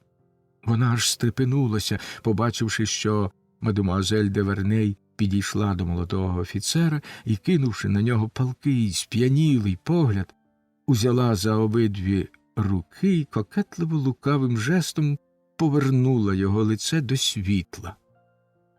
«А тепер признайтесь мені», – мовила вона, намагаючись прочитати правду в його очах, – «ви не громадянин Дюга-Сен-Сір». «А що ви, мадемуазель? Але ж громадянина Дюга і його матір було позавчора вбито». «Я дуже сумую з цього приводу», – відказав він, усміхаючись. «Та хоч би там що, а я вам надзвичайно зобов'язаний. Я назавжди збережу почуття глибокої подяки до вас і хотів би мати можливість вам її засвідчити. Я гадала, що врятувала емігранта, але ви мені більше до вподоби як республіканець». Ці слова, злетівши наче ненароком з її уст, збентежили саму дівчину. Вона спаленіла, і весь її вигляд промовляв лише про чарівну наївність почуття. Легким порухом вона випустила руки молодого офіцера, не тому, що засоромилась, несвідомо потиснувши їх, а під впливом якоїсь думки, яка важким тягарем лягла їй на серце. А він стояв перед нею сп'янілий від надії. Дівчина наче розсердилась раптом на себе за своє вільне поводження, можливо, й цілком дозволене у випадкових подорожніх зустрічах. Вона прибрала церемонного вигляду і, вклонившись обом своїм супутникам, зникла разом з Франсіною. Війшовши до їхньої кімнати, Франсіна, заломивши в розпачі руки, глянула на свою господиню. «О, Марі, чого тільки не сталося за такий короткий час», – мовила вона. «Тільки з вами можуть траплятися такі історії». Мадемуазель де Верней стрепенулася і кинулась їй на шию. «Це справжнє життя. Я почуваю себе на небі». «А може, в пеклі?» – заперечила Франсіна. «Хай буде в пеклі», – весело вигукнула мадемуазель де Верней. «Дай мені руку. Послухай, як б'ється серце. Я немов у гарячці. Тепер цілий світ для мене ніщо. Безліч разів бачила я цього юнака в своїх мріях. Яке прекрасне в нього обличчя, який блискучий погляд. Та чи покохає він вас?» – сумно спитала простодушна селянка, і обличчя її посмутніло. «І ти питаєш про це?» – сказала мадемуазель де Верней. «Скажи лишень, Франсіно», – додала вона напівжартома, напівсерйозно. «Це було б дуже важко?» «Та ні. Але чи кохатиме він вас до віку?» – мовила Франсіна, усміхаючись. Хвилинку вони дивились одна на одну, збентежені. Франсіна дивувалася із свого несподіваного життєвого досвіду. Марі вперше побачила щасливе майбутнє в коханні. Вона немов нахилилася над прірвою, прислухаючись до гуркоту каменя, безтурботно кинутого туди, щоб вимряти глибину безодні. То вже моя справа», – вигукнула мадемуазель де Верней, супроводжуючи свої слова жестом завзятого гравця. «Я ніколи не співчуватиму зрадженій жінці. Вона сама винна в тому, що її покинули. Чоловіка, що віддав мені своє серце, я зумію зберегти живого чи мертвого». Помовчавши трохи, вона додала здивовано: «Але звідки в тебе такий досвід, Франсіно?» «Панночко», – хутко мовила дівчина, – «я чую кроки в коридорі». «Ні, це не він», – вигукнула Марі, прислухаючись. «То он як ти відповідаєш на моє запитання», – додала вона. «Розумію.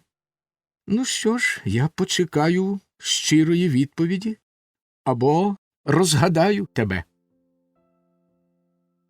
Франсіна не помилилась.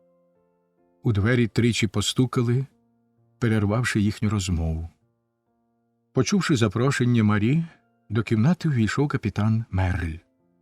Вклонившись по-військовому, мадемуазель де Верней, капітан наважився кинути на неї захоплений погляд і, засліплений її красою, так розгубився, що спромігся сказати тільки: «Мадемуазель, я прибув у ваше розпорядження».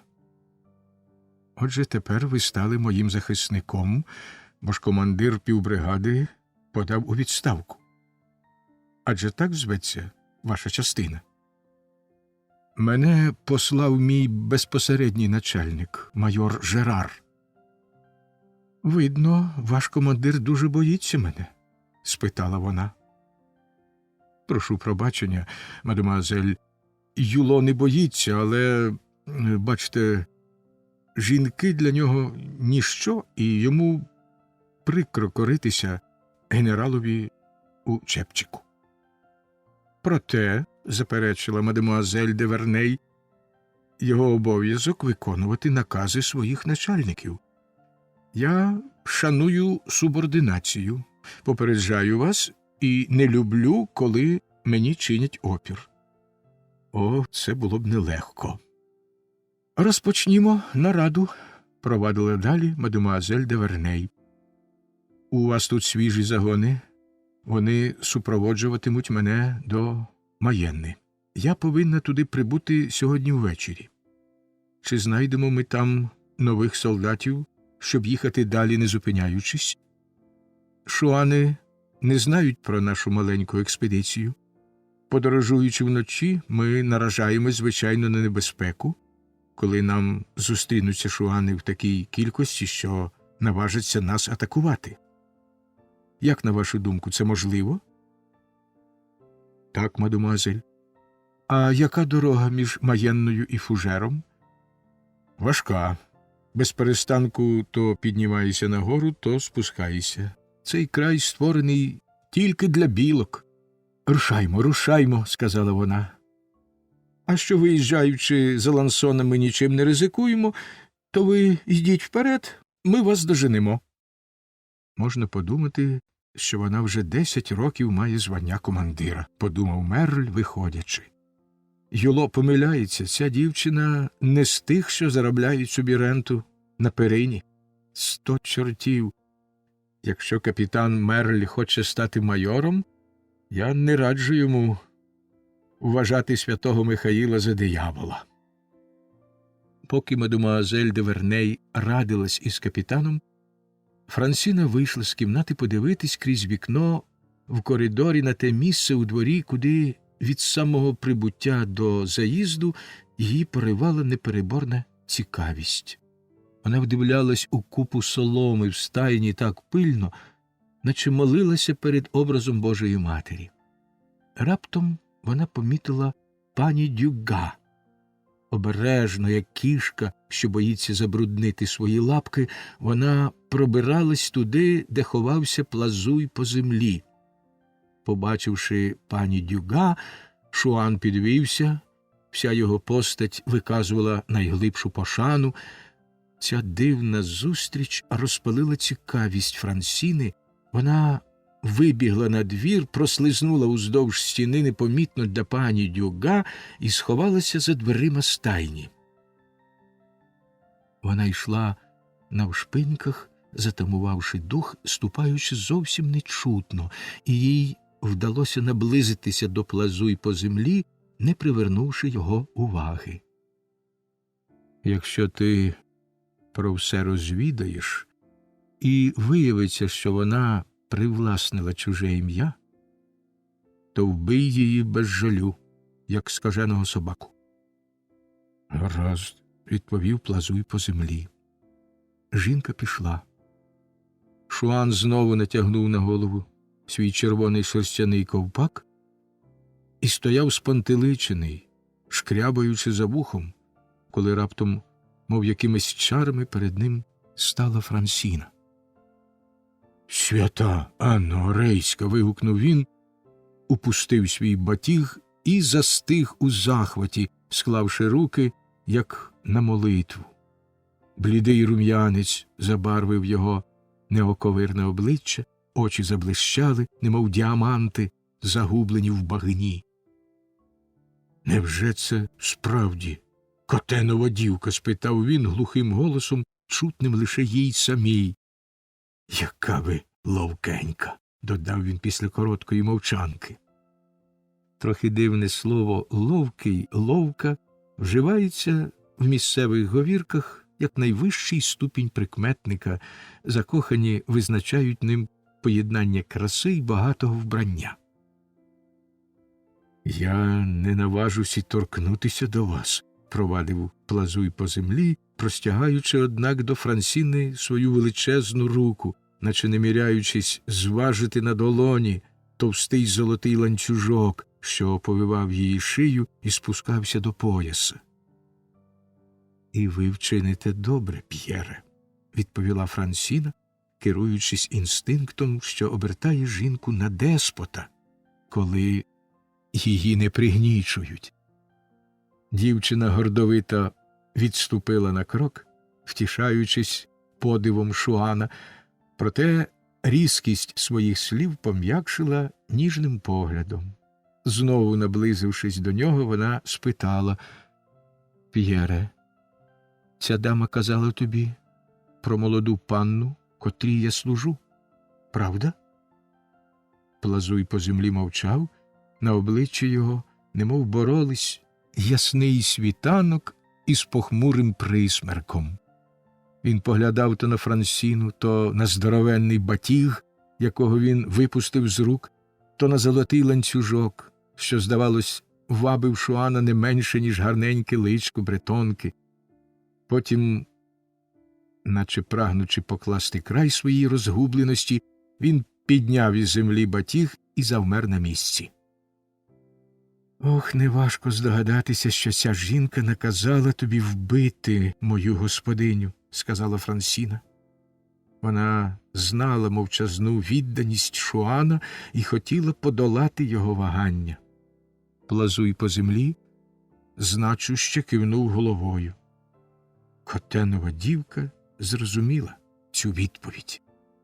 Так от, П'єре, затям собі. Коли з нею трапиться хоч найменше лихо, коли хоч одна волосинка впаде з її голови, ми бачимося з тобою тут востаннє і розлучаємось навіки, бо я буду в раю, а ти підеш до пекла. Причинні, з яких церква в давнину урочисто виганяла диявола, напевно, були не такі ошелешені, як Плазуй по землі, коли він слухав це віщування, виголошене з глибокою вірою, що надавало йому цілковитої доконечності. Його погляд, спочатку сповнений суворої ніжності, що невдовзі поступилася фанатизмові, такому ж вимогливому, як і любов, став лютим, коли Шуан помітив владний вигляд невинної коханої, яку колись собі обрав. Франсіна по-своєму витлумачила мовчання Шуана. «Отже, ти нічого не хочеш зробити для мене?» – спитала вона докірливо. Шуан відповів на ці слова поглядом, чорнішим за воронове крило.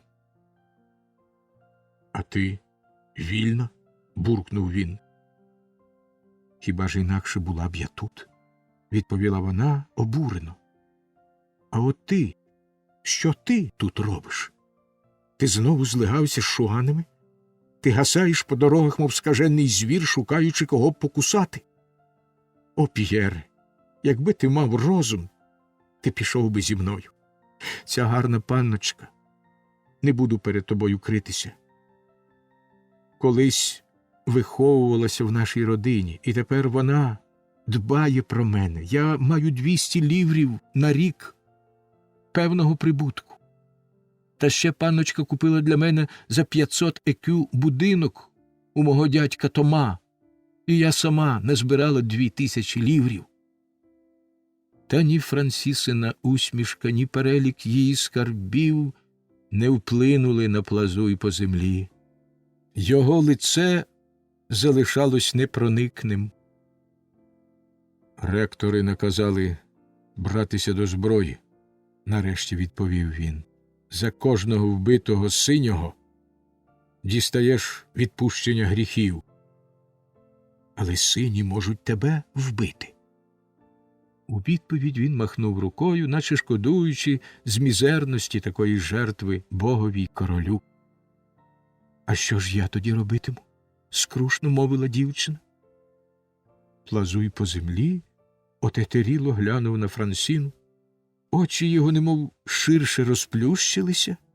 Він змахнув 2 сльозини, що скотились по його волохатих щоках на козячу шкуру, в яку він був закутаний, а з грудей його вихопився глухий стогін. «Свята Анно Рейська, оце й все, що ти можеш мені сказати по 7 роках розлуки? Ти дуже змінився, П'єр». «Я люблю тебе, як і раніше», – різким тоном промовив Шуан. «Ні», – шепнула вона йому на вухо, – «у тебе на першому місці король». «Якщо ти дивитимешся на мене отак, я піду», – сказав він. «Що ж, прощавай», – сумно сказала вона. «Прощавай», – повторив Плазуй по землі. Він схопив Франсіну за руку, міцно її поцілував, тоді перехрестився і кинувся до стайні, немов собака, що вкрав кістку. «Хапай, коровай», – мовив він до свого товариша. «Я тут не бачу нічогісінько». «Де твоя тавлинка?» «Ох, матері його ковініка, а ланцюжок добрячий», – казав Хапай коровай, риючись у кишені пришитій під козячою шкурою. Він простяг плазуй по землі маленьку конусовидну тавлинку з бичачого рогу, куди бретонці насипають дрібний тютюн. Вони самі труть його в довгі зимові вечори. Шуан наставив жменю, піднявши великий палець, як це роблять інваліди, відміряючи собі понюх тютюну, і сильно труснув тавлинку, з якої Хапай-Коровай уже відкрутив гострий ковпачок. Дрібненький пилок поволі сипався із маленької дірочки на кінчику цієї бретонської табакерки. Плазуй по землі 7 чи 8 разів мовчки проробив цю процедуру, немов тютюновий пил мав силу змінити напрям його думок. Раптом він безнадійно махнув рукою, кинув табакерку Хапай-Короваю і намацав у соломі схований там карабін. 7 або 8 понюшок підряд. Це вже занадто, пробурмотів скупенький Хапай-Коровай. Рушаймо, вигукнув плазуй по землі хрипким голосом. Маємо справу. Щось із 30 шуанів, вони дрімали під яслами і в соломі, підвели голови, побачили над собою плазуй по землі, і за хвилину вся зграя вибігла через двері, що виходили в садок, звідки можна було вибратися в поле.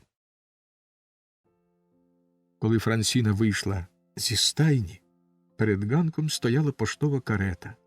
Мадемуазель де Верней і двоє її супутників уже сиділи там. Бретонка здригнулася, побачивши в глибині карети поруч своєї господині жінку, яка тільки що наказала її вбити. Підозрілий молодик вмостився навпроти Марі, і тільки-но Франсіна пробралася на своє місце, важкий ридван рушив, і коні побігли клусом. Сонце розігнало сірі осінні хмари, і якимсь молодим святковим сяйвом звеселило сумні поля. Такі випадкові переміни на небі закохані частенько вважають за щасливу прикмету. Франсіну дивувала мовчанка, що зразу запанувала в кареті. Мадемуазель де Верней знову прибрала холодного вигляду і сиділа, опустивши очі, ледь схиливши голову і сховавши руки під плащем. Коли вона й підводила очі, то лише для того, щоб глянути на краєвиди, що, немов кружляючи, швидко пробігали за вікном карети. Певна, що нею милуються, вона наче зрікалася цього захвату, але удавана її байдужість свідчила скоріше про кокетство, ніж про щирість. Зворушлива чистота, що надає такої гармонії різноманітним виразам обличчя, в яких розкривається слабка жіноча душа, здавалося, не могла прикрасити своїми чарами це створіння, чия вразливість прирікала його на любовні бурі. Сповнений приємних відчувань, які, звичайно, охоплюють людину на початку любовної пригоди, незнайомець іще не дошукувався причини протиріччя між кокетуванням і екзальтованістю цієї дивної дівчини. Хіба ж ця роблена простодушність не дозволяла йому милуватися досхочу личком, однаково принадним і в хвилину спокою, і в хвилину збудження? Ми ніколи не засуджуємо джерела нашої втіхи.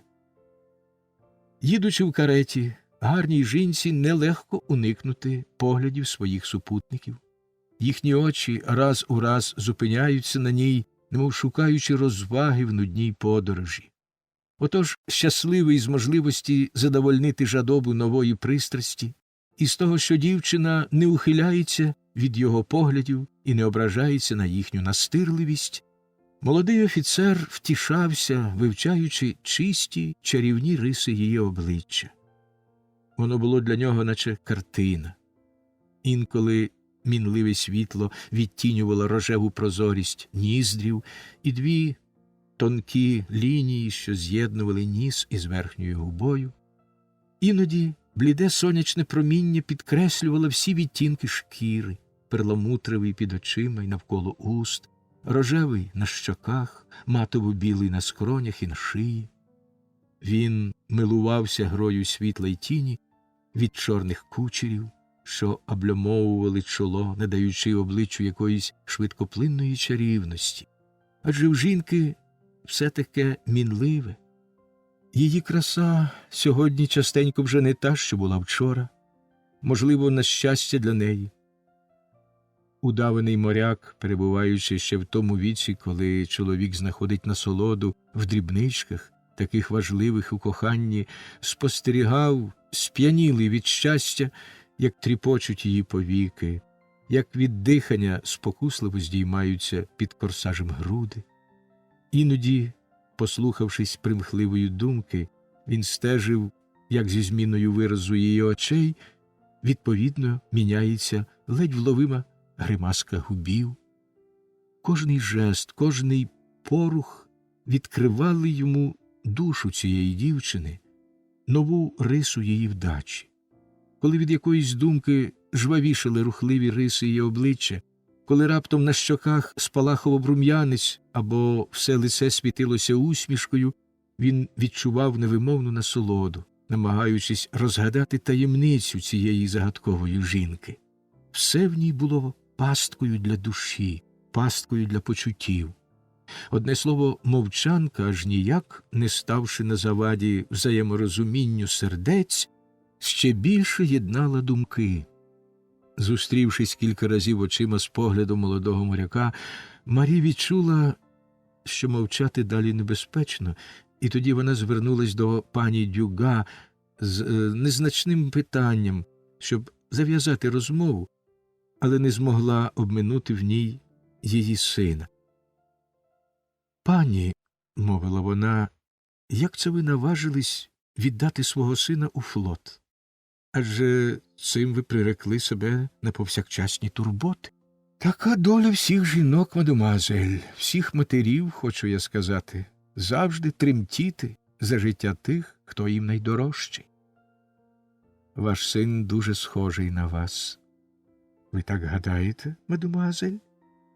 Це невинне визнання її віку, проголошеного самою пані Дюга, викликало посмішку молодика і новий напад досади в його названої матері. Ненависть цієї жінки зростала з кожним палким поглядом, що його кидав її син на Марію. І мовчанка, і розмова однаково розпалювали в ній несамовиту лють, приховану найлюб'язнішим поводженням. «Ви помиляєтесь, мадемуазель», – мовив молодик. «Моряки не більш ризикують життям, ніж інші військові.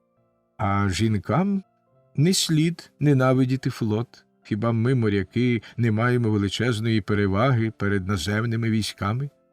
Адже ми зберігаємо вірність своїм коханим». «О, вимушену вірність», – вигукнула, сміючись, мадемуазель де Верней. «Але все ж таки вірність», – озвалась пані Дюга доволі похмуро.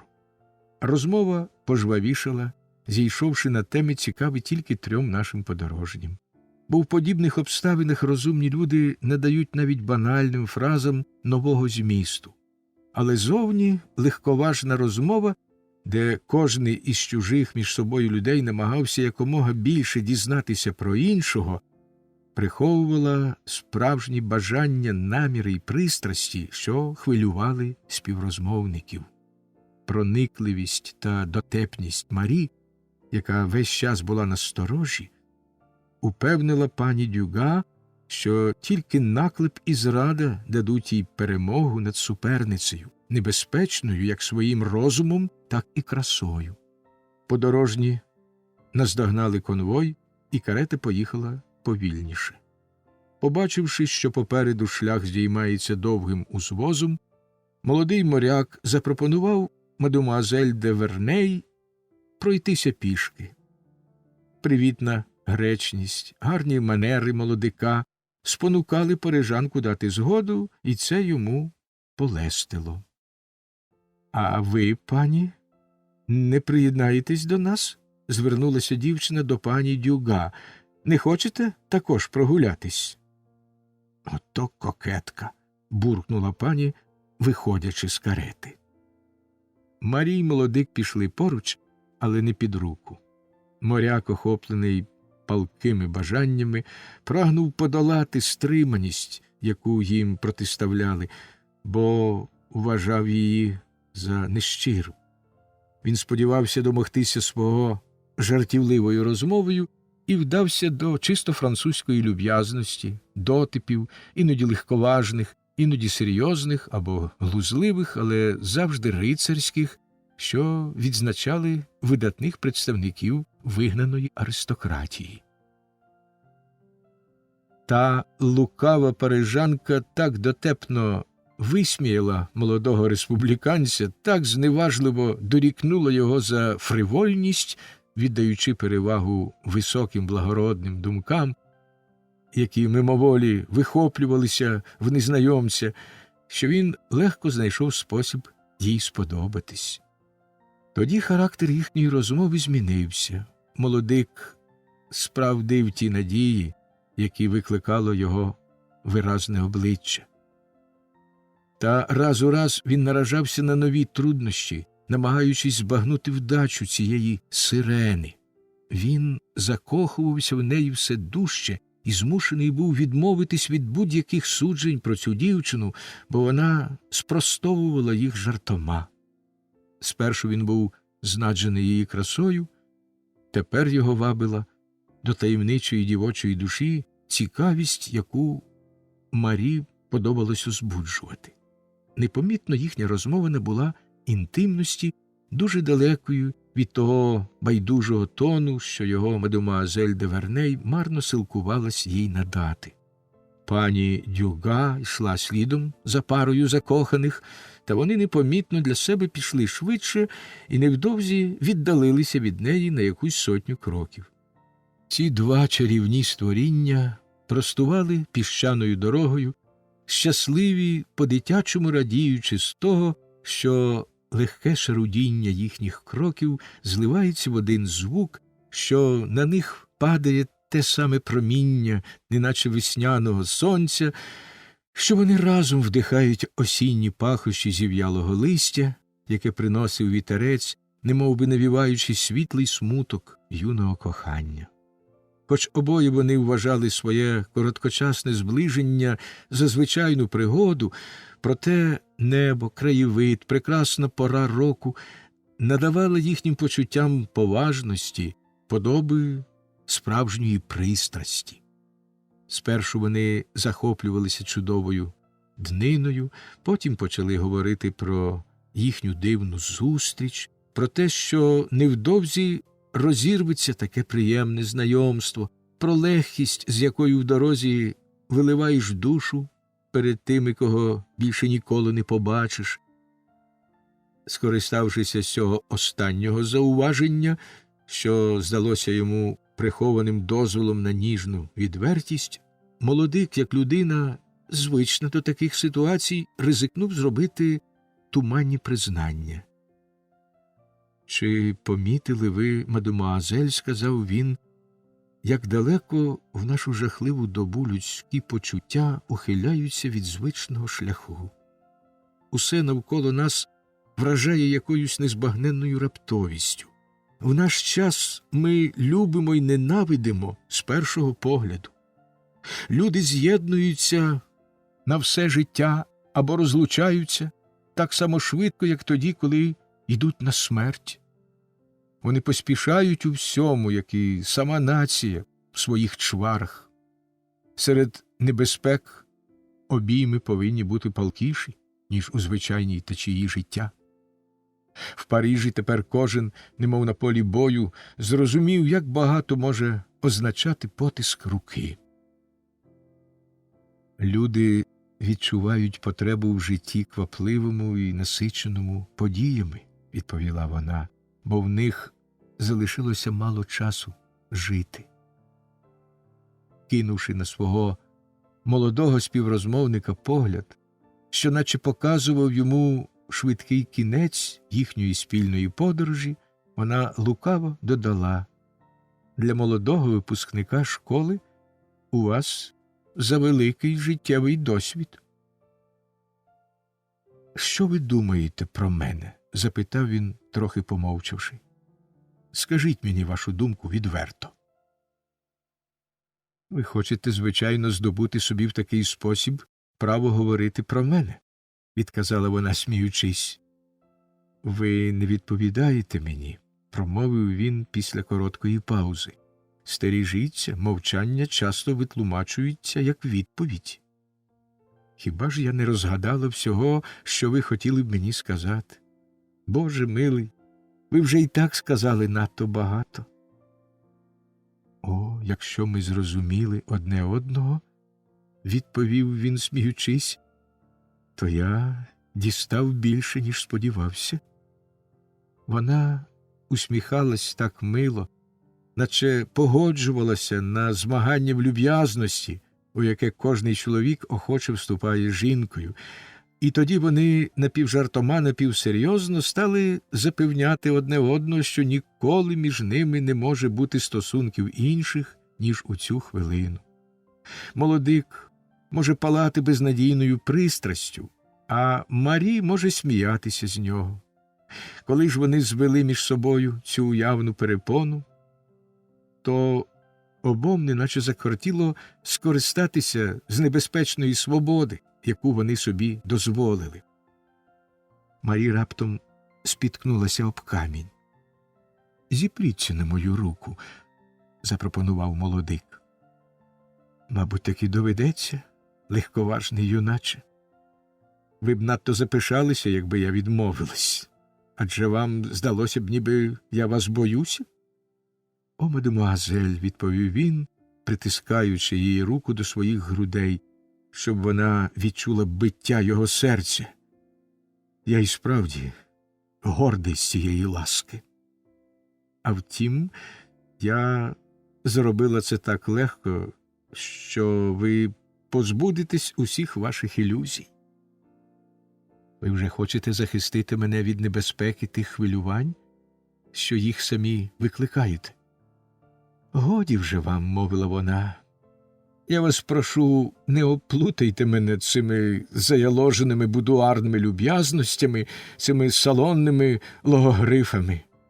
Мені зовсім не до вподоби, що людина вашої вдачі сипле дотипами, на які здатні й недоумкувати. Погляньте, ми в чистому полі, під чудовим небом. Навколо нас і над нами все таке величне. Ви хочете мені сказати, що я гарна, правда ж? Але ваші очі вже запевнили мене в цьому, та я й сама це знаю. І я не з тих жінок, що їх спокушають компліменти. А може, ви хочете говорити про свої почуття?» – додала вона ущіпливо.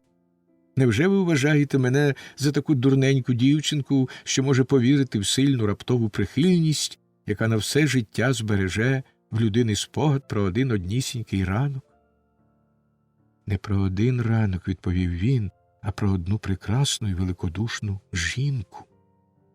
«Ви забуваєте», – мовила вона, усміхаючись, «про речі незрівнянно привабливіші. Незнайома жінка, в якої все – ім'я, походження, становище в суспільстві, вільний розум і вільне поводження – все здається незвичайним». «Ви зовсім не здаєтеся мені незнайомою», – вигукнув він.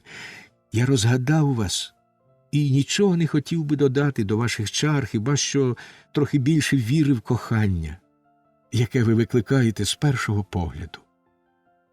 «Ох, мій бідолашний 17-річний хлопчику, ви вже говорите про кохання», – мовила вона, сміючись. «Але хай буде по-вашому. Це не гірша тема для розмови між двома особами, ніж дощ і ясна погода під час візиту. Чи не так? Отож, поговоримо. Ви не знайдете в мені ані вдаваної цнотливості, ані манірності. Я можу чути це слово не червоніючи. Мені стільки разів казали про кохання безсердечної щирості, що воно майже втратило для мене свій зміст. Його так часто повторювали в театрі, в книжках, у товаристві, скрізь, але я ще ніколи не зустрічала нічого, що скидалося б на це велике, благородне почуття. Ви шукали його? А тож?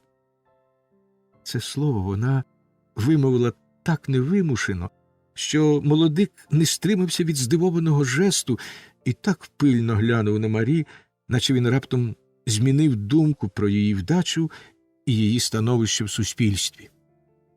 «Мадемуазель», – сказав він, погано маскуючи своє хвилювання, – «дівчина ви чи жінка? Ангел чи диявол?» «І те», – відказала вона, сміючись. «Хіба немає чогось диявольського і водночас ангельського в кожній молодій дівчині, яка ніколи не кохала, не кохає і, можливо, ніколи не кохатиме? І ви почуваєте себе щасливою?» Його вільний тон і манери виказували, що він відчуває тепер менше поваги до своєї рятівниці. «Щасливою? Ой ні», – відповіла вона. «Коли я подумаю, що я самотня, пригнічена умовностями нашого суспільства, які неминуче роблять мою поведінку штучною, я заздрю привілеям чоловіків. Та коли згадаю про всі ті засоби, які дала нам природа, щоб оплутувати вас, чоловіків, невидимими тенетами тієї влади, якій жоден із вас не в силі опертися, тоді моя роль у цьому світі мені до вподоби. Але потім вона раптом здається мені дрібною, і я відчуваю, що зневажатиму чоловіка, звабленого дешевими принадами. Одне слово, я то усвідомлюю наше ярмо, і воно мені подобається, то воно здається мені жахливим, і я його зрікаюсь. Я то відчуваю в собі прагнення самопожертви, що надає жінці такої благородної краси, то мене охоплює бажання владарювати. Можливо, це природна боротьба добра і зла, основа життя всіх створінь на землі. Ви сказали ангел чи диявол. О, не сьогодні вперше збагнула я свою подвійну природу. Але ми, жінки, краще за вас усвідомлюємо нашу неповноцінність. Нам властивий інстинкт, що спонукає нас в усьому шукати довершеності, хоч досягти її, безперечно, неможливо. Однак, додала вона і, глянувши на небо, зітхнула, звеличує нас у ваших очах те, що саме? – спитав він. Те, що всі ми боремося, хто більше, хто менше, проти долі, що скривдила нас. Мадемуазель, чому ми повинні розлучатися сьогодні ввечері? Ох, вертаймося до карети, промовила вона і посміхнулась, помітивши палкий погляд молодика. Вільне повітря не йде вам на користь. Марі рвучко повернулася. Моряк кинувся за нею і схопив за руку не дуже шанобливо, але в цьому русі виявилися заразом і захват, і нестримність його бажань. Вона пішла швидше, молодик вгадав, що вона хоче уникнути освідчення, можливо, прикрого для неї, але це ще більше його розпалило, і він пішов на все, аби здобути в цієї жінки перший знак прихильності. Він спитав, проникливо дивлячись на неї, «Хочете, я відкрию вам таємницю?» «О, кажіть швидше, якщо вона стосується вас». «Я не служу республіці. Куди ви їдете? Я поїду з вами». Почувши ці слова, Марі здригнулась, висмикнула свою руку, затулила долонями обличчя, щоб приховати рум'янець чи, може, блідість, які могли її зрадити. Але тієї ж миті вона опустила руки і сказала кволим голосом, «Отже, ви почали з того, чим мали закінчити. Ви мене ошукали». «Так», – відповів він. Вона повернулася і майже побігло в протилежний бік від незграбної карети, до якої вони прямували. «Та як же це?» – запитав молодик. «Адже вільне повітря нам шкодить?» «О, воно змінилось», – поважно відповіла вона і швидко йшла все далі, поринувши в якісь бурхливі думи. «Ви мовчите», – сказав моряк, і серце його сповнилося солодкою надією близького щастя. «О, трагедія почалась надто швидко», – уривчасто мовила вона. «Про яку трагедію ви говорите?» – спитав він.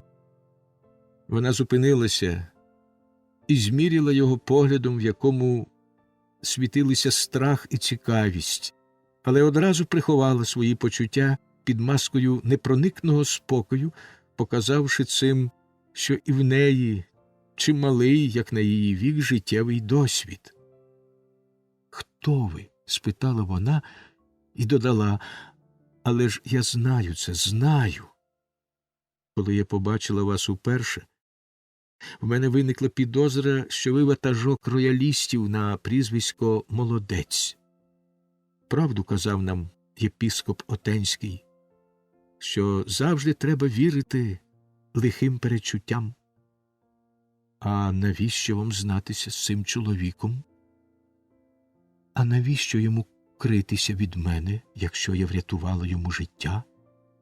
Вона засміялась. «Я розумно вчинила, перешкодивши вам мені освідчитись. Так знайте, пане, я вас ненавиджу.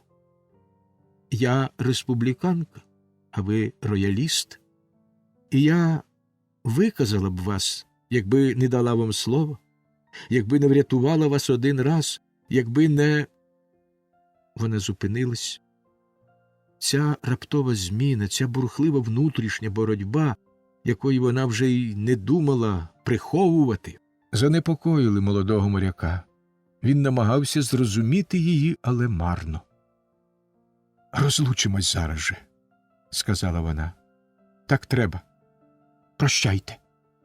Вона хутко повернулася, ступила кілька кроків і знову підійшла до нього. «Ні, мені дуже потрібно знати, хто ви», – заговорила вона. «Не крийтеся від мене. Скажіть мені правду. Хто ви такий? Бо ж ви не вихованець політехнічної школи, і вам не 17 років». «Я моряк, ладний назавжди покинути океан і супроводжувати вас повсюди, куди ваша уява захоче мене повести. Якщо я маю щастя бути для вас загадкою, я постараюся не розчаровувати вас. Навіщо змішувати важливі інтереси реального життя з життям серця? Адже ми почали вже так добре розуміти одне одного». «Наші душі могли б знайти спільну мову», – сказала вона поважно. «Але, пане, я не маю права домагатися вашої довіри, і ви так само ніколи не дізнаєтесь, чим ви мені зобов'язані. Я нічого вам про те не скажу». Кілька кроків вони пройшли, не промовивши ні слова. «Чому вас так цікавить моє життя?» – озвався незнайомець. «Пане, благаю вас, скажіть мені ваше ім'я або ж мовчіть». «Ви дитина», – додала вона, здвигнувши плечима. «Мені вас шкода». Чарівна мандрівниця так наполегливо прагнула дізнатися його таємницю, що удаваний моряк завагався. Обачність боролася в ньому з пристрастю. Досада жаданої жінки має могутню принаду. Її покірливість і її гнів такі могутні. Вони змушують бриніти стільки струн чоловічого серця, проникають у нього й підкоряють. Чи не було це новим кокетством, мадемуазель де Верней? Незважаючи на свою пристрасть, молодий моряк знайшов у собі силу не звіритись на жінку, що так уперто намагалася вирвати в нього таємницю, від якої залежало його життя або смерть. Чому, сказав він, беручи Марі за руку, і вона цього й не помітила, чому моя відвертість розвіяла чари цього дня, що обіцяв нам так багато? Мадемуазель де Верней мовчала. Видно було, що вона страждає. «Чим я міг засмутити вас?» – спитав він. «І як я можу вас розрадити?»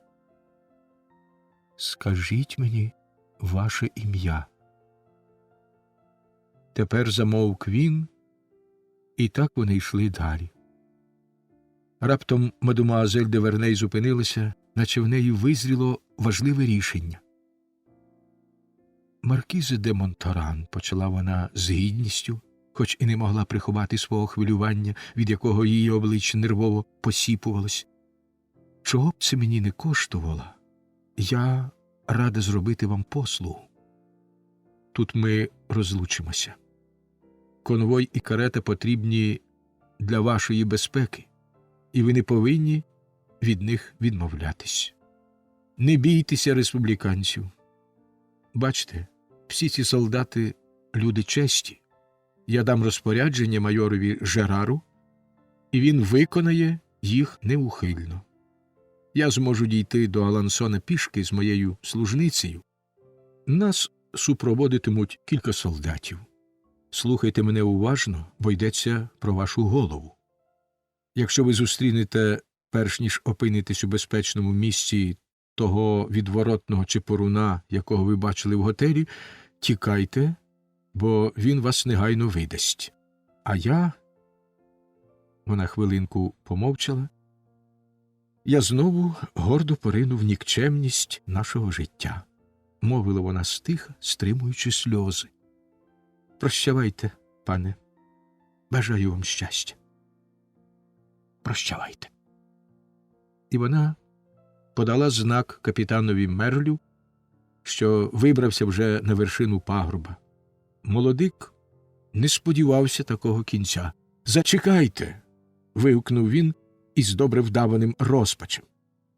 Дивна примха дівчини, заради якої він ладен був цієї хвилини накласти головою, так його вразила, що він удався до ницих хитрощів, щоб приховати своє ім'я і водночас задовольнити цікавість мадемуазель де Верней. «Ви майже вгадали», – мовив він, – «я справді емігрант, засуджений до страти. Моє ім'я – Віконт де Бован. Любов до вітчизни привела мене у Францію до мого брата. Я сподіваюсь, що завдяки впливові пані де Богарне, нинішньої дружини першого консула, мене викреслять із списків засуджених. Та коли я зазнаю невдачі, то хочу померти на рідній землі, борючись поруч Монторана, мого друга. Я їду зараз потай до Британії із паспортом на чуже ім'я. Хочу дізнатись, чи залишилися ще в мене якісь маєтки». Поки молодий аристократ говорив, мадемуазель де Верней допитливо й гостро вдивлялася в його обличчя. Вона намагалась узяти під сумнів правдивість його слів, але довірливість, навіть легковірність перемогли, і обличчя її поволі проясніло. «Пане, ви кажете мені правду?» – вигукнула вона. «Чистісіньку правду», – підтвердив молодик, як видно, не вважаючи за потрібне бути чесним у стосунках з жінками. Мадемуазель де Верней глибоко зітхнула, як людина, що повертається до життя. «Ох!» – вихопилось у неї. «Я така рада!» «Виходить, ви дуже ненавидите мого бідолашного Монторана?»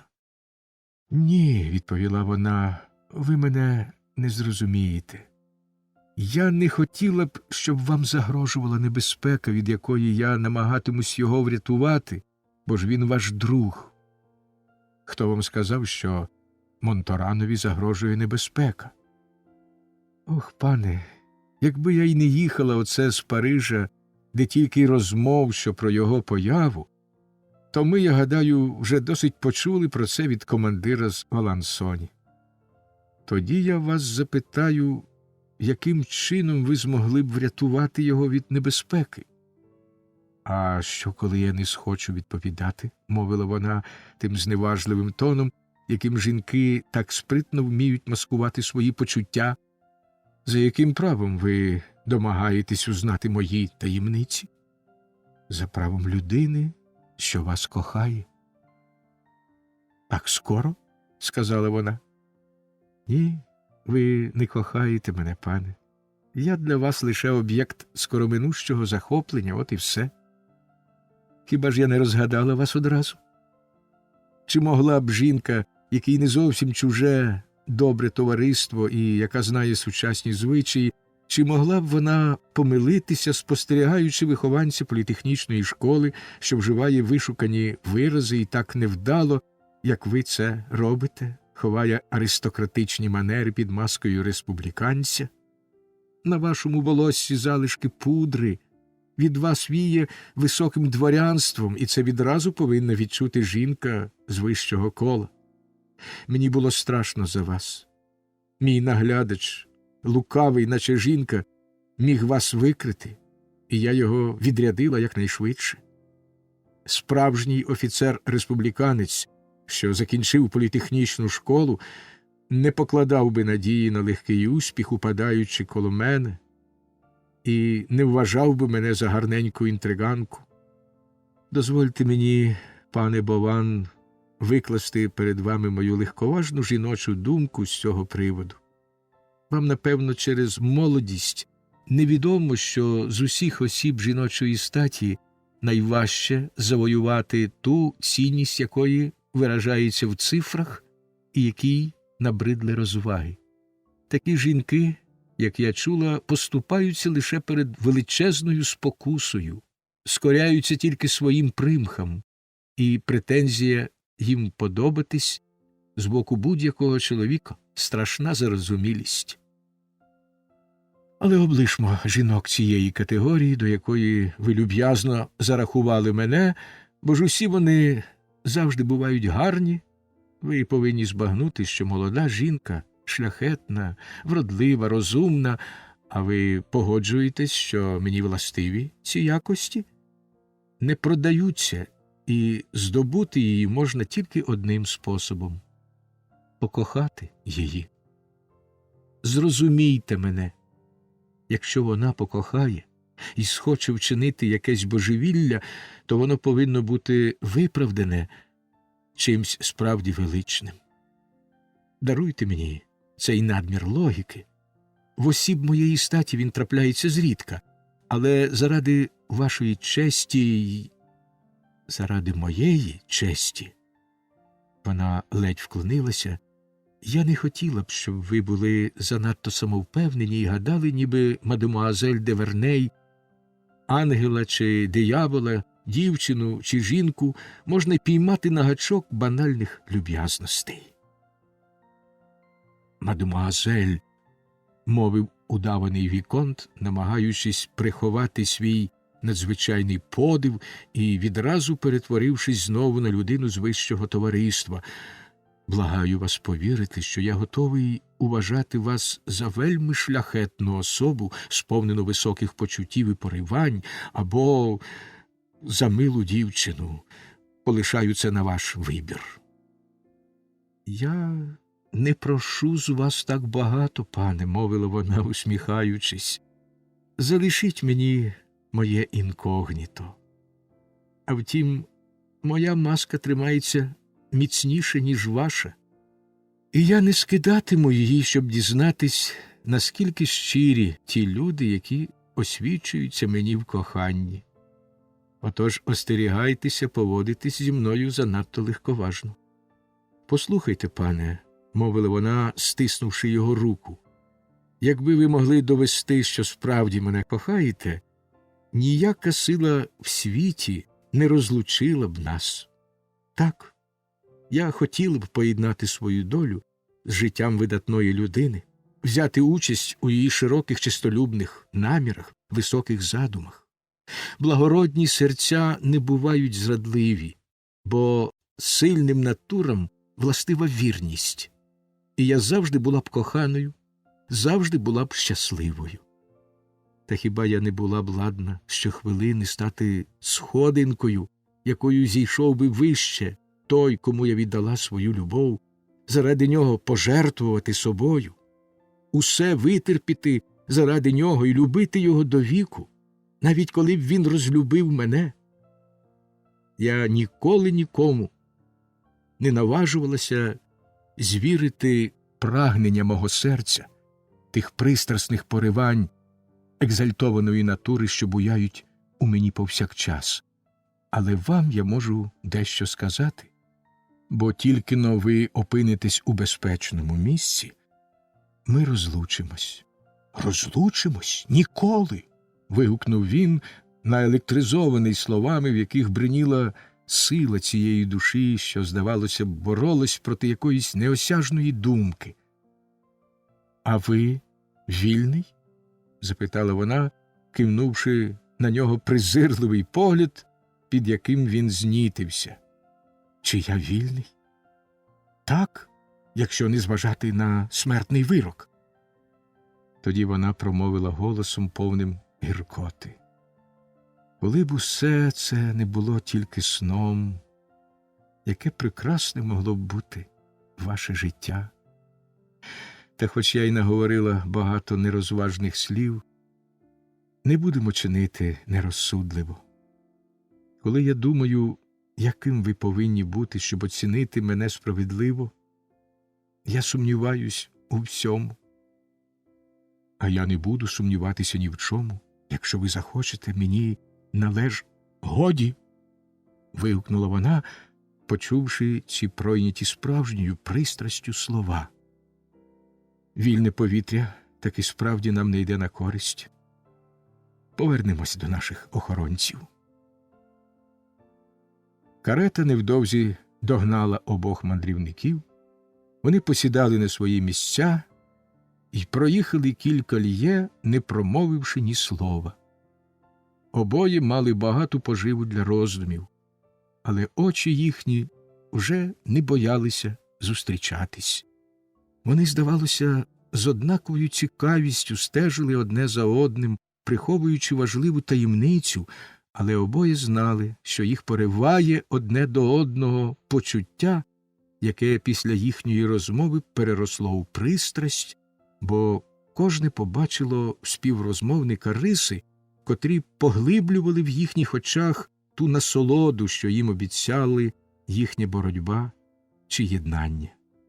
Можливо, кожне з них, зазнавши повного пригод життя, дійшло до того особливого морального стану, коли людина, чи то від утоми, чи кидаючи виклик долі, відмовляється від серйозних роздумів і віддається на волю випадка, продовжуючи розпочату справу, саме тому, що справа ця безнадійна, і вона хоче побачити неминучу її розв'язку.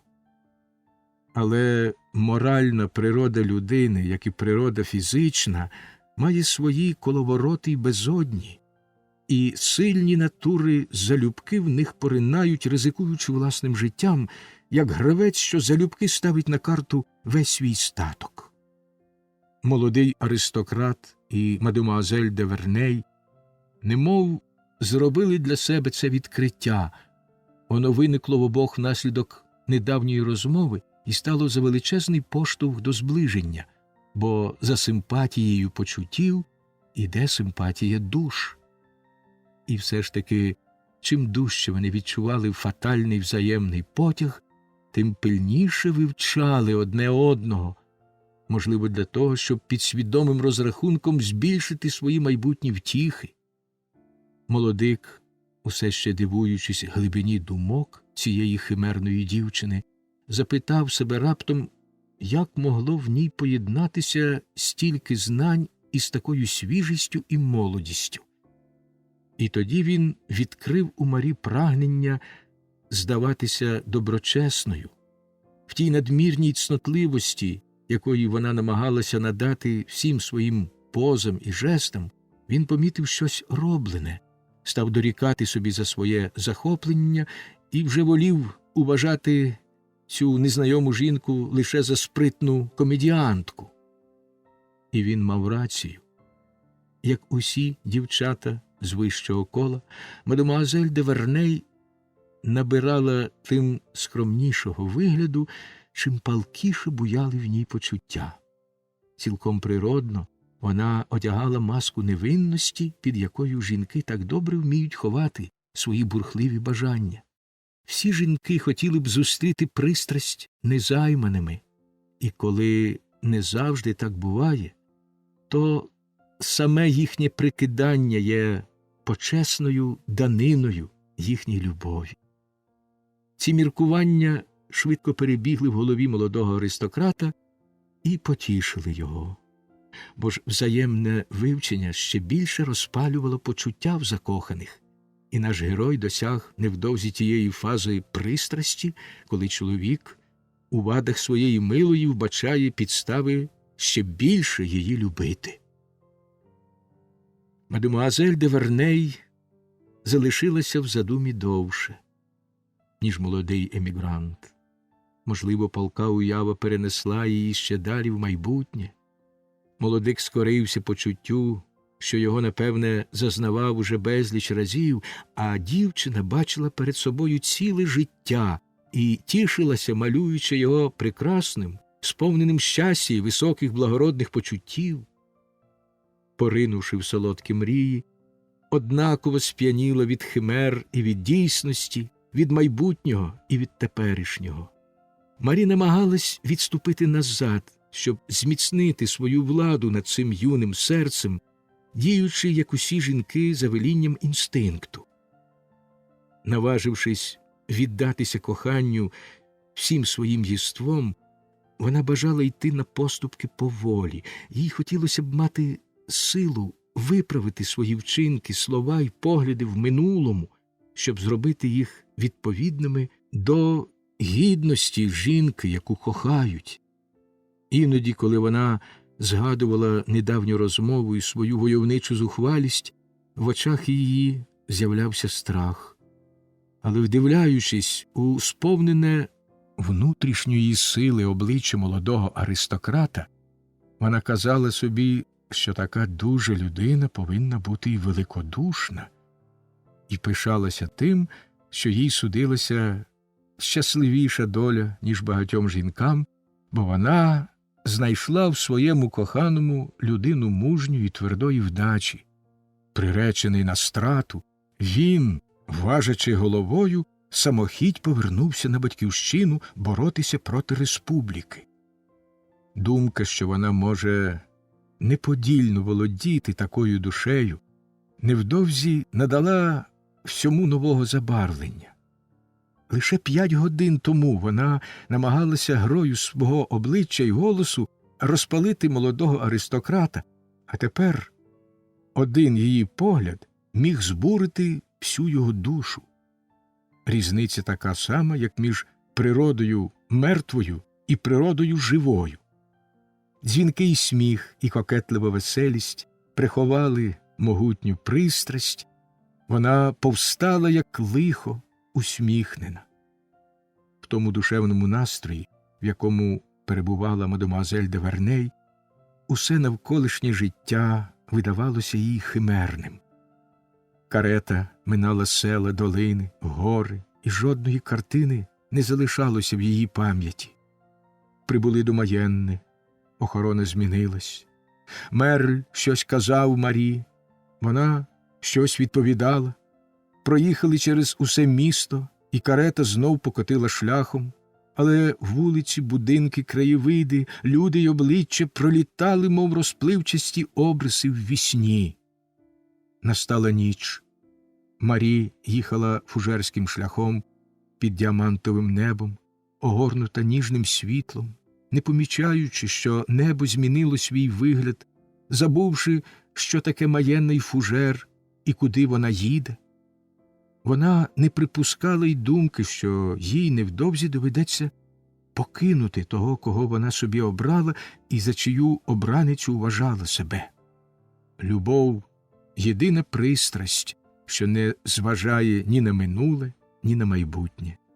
Коли іноді слова Марі зраджували її думки, і в неї вихоплювалися фрази, майже позбавлені змісту, Вони звучали в серці її коханого, як обіцянка любові.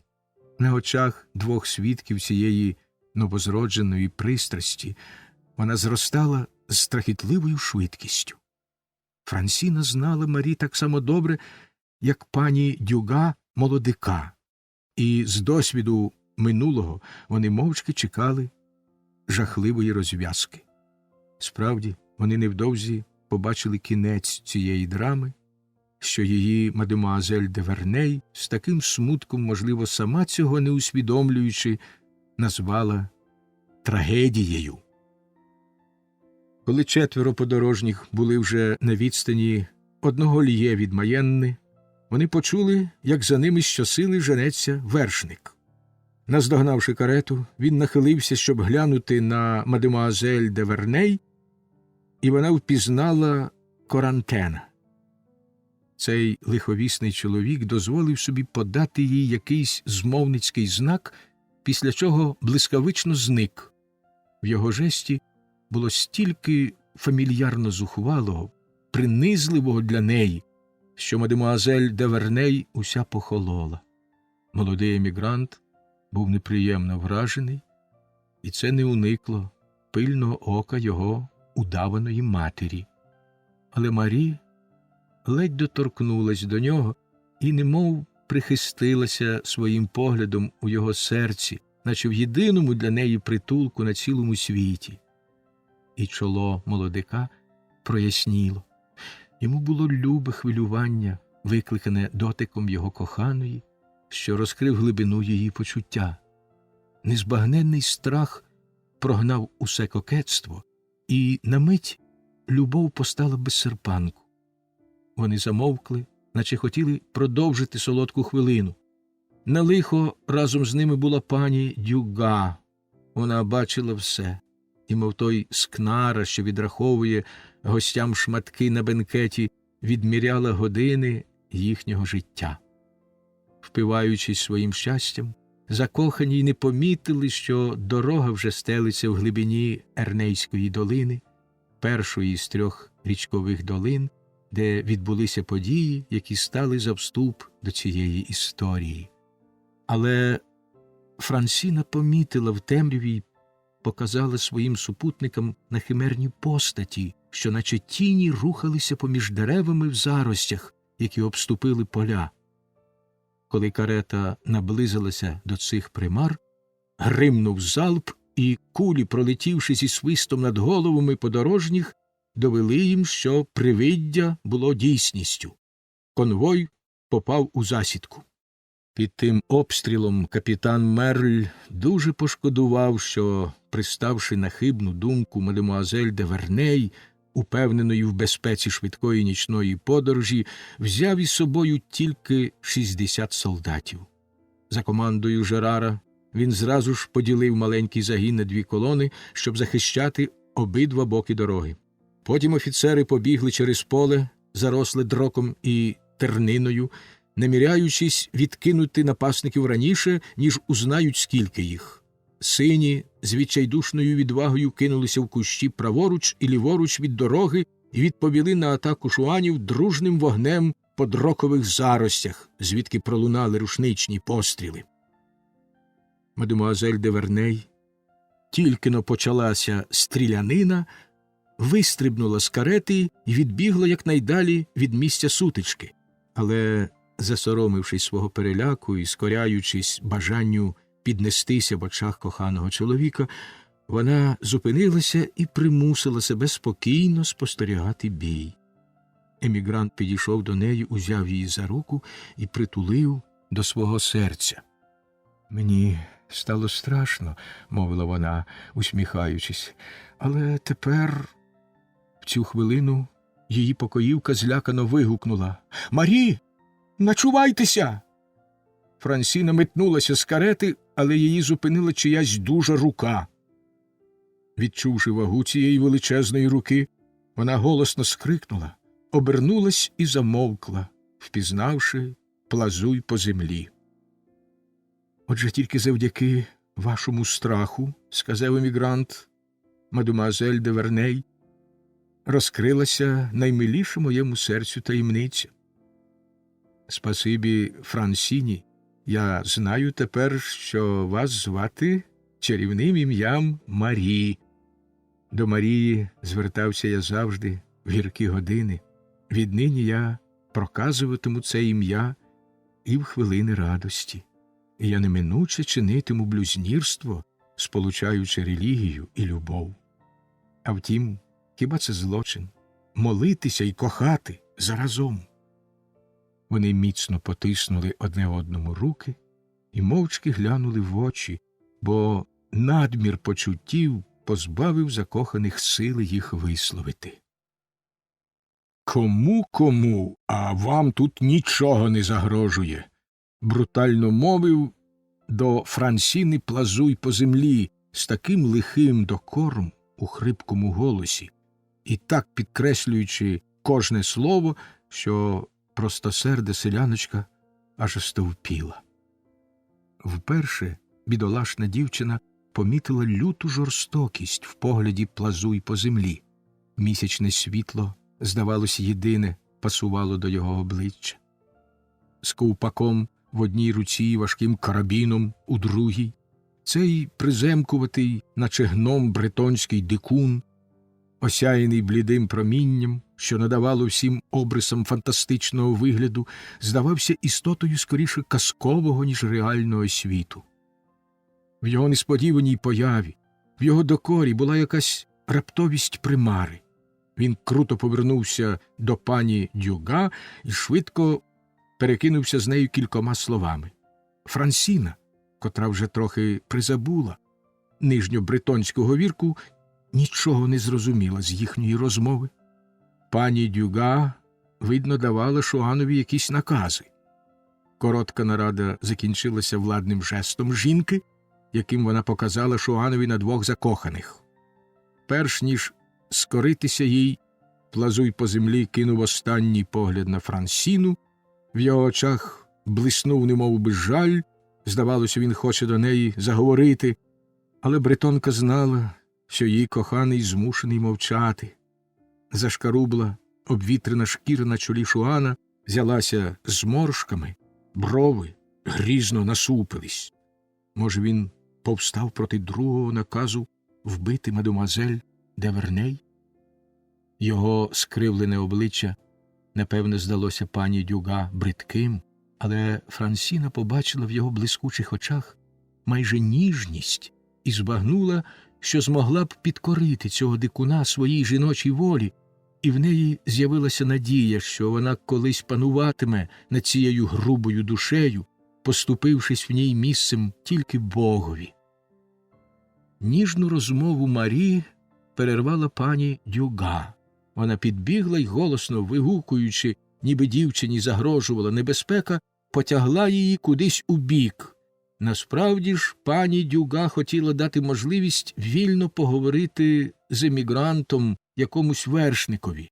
Вона впізнала в ньому члена роялійського комітету з Алансона. «Стережіться дівки, яку ви зустріли в заїзді Три Маври», проказавши пошепки на вухо молодикові ці слова, шевальє де Валуа повернув невеличку бретонську конячку і зник у дрокових заростях, звідки він тільки-но з'явився. У цей час розкочувався гуркіт пострілів, проте супротивники не зав'язували рукопашного бою. А може, командире, це тільки удавана атака? Просто хочуть викрасти наших подорожніх і взяти за них викуп? Запитав серцевідець. Чорт забирай! Ти вгадав, як в око стрельнув, вигукнув Жерар і кинувся на дорогу. В цю хвилину вогонь Шуанів стих. Єдиною метою сутички було повідомлення, зроблене шевальє де Валуа їхньому ватажкові. Мерль, побачивши, як ворог кинувся крізь кущі живоплоту врозтіч, вирішив не розпочинати непотрібного і небезпечного бою.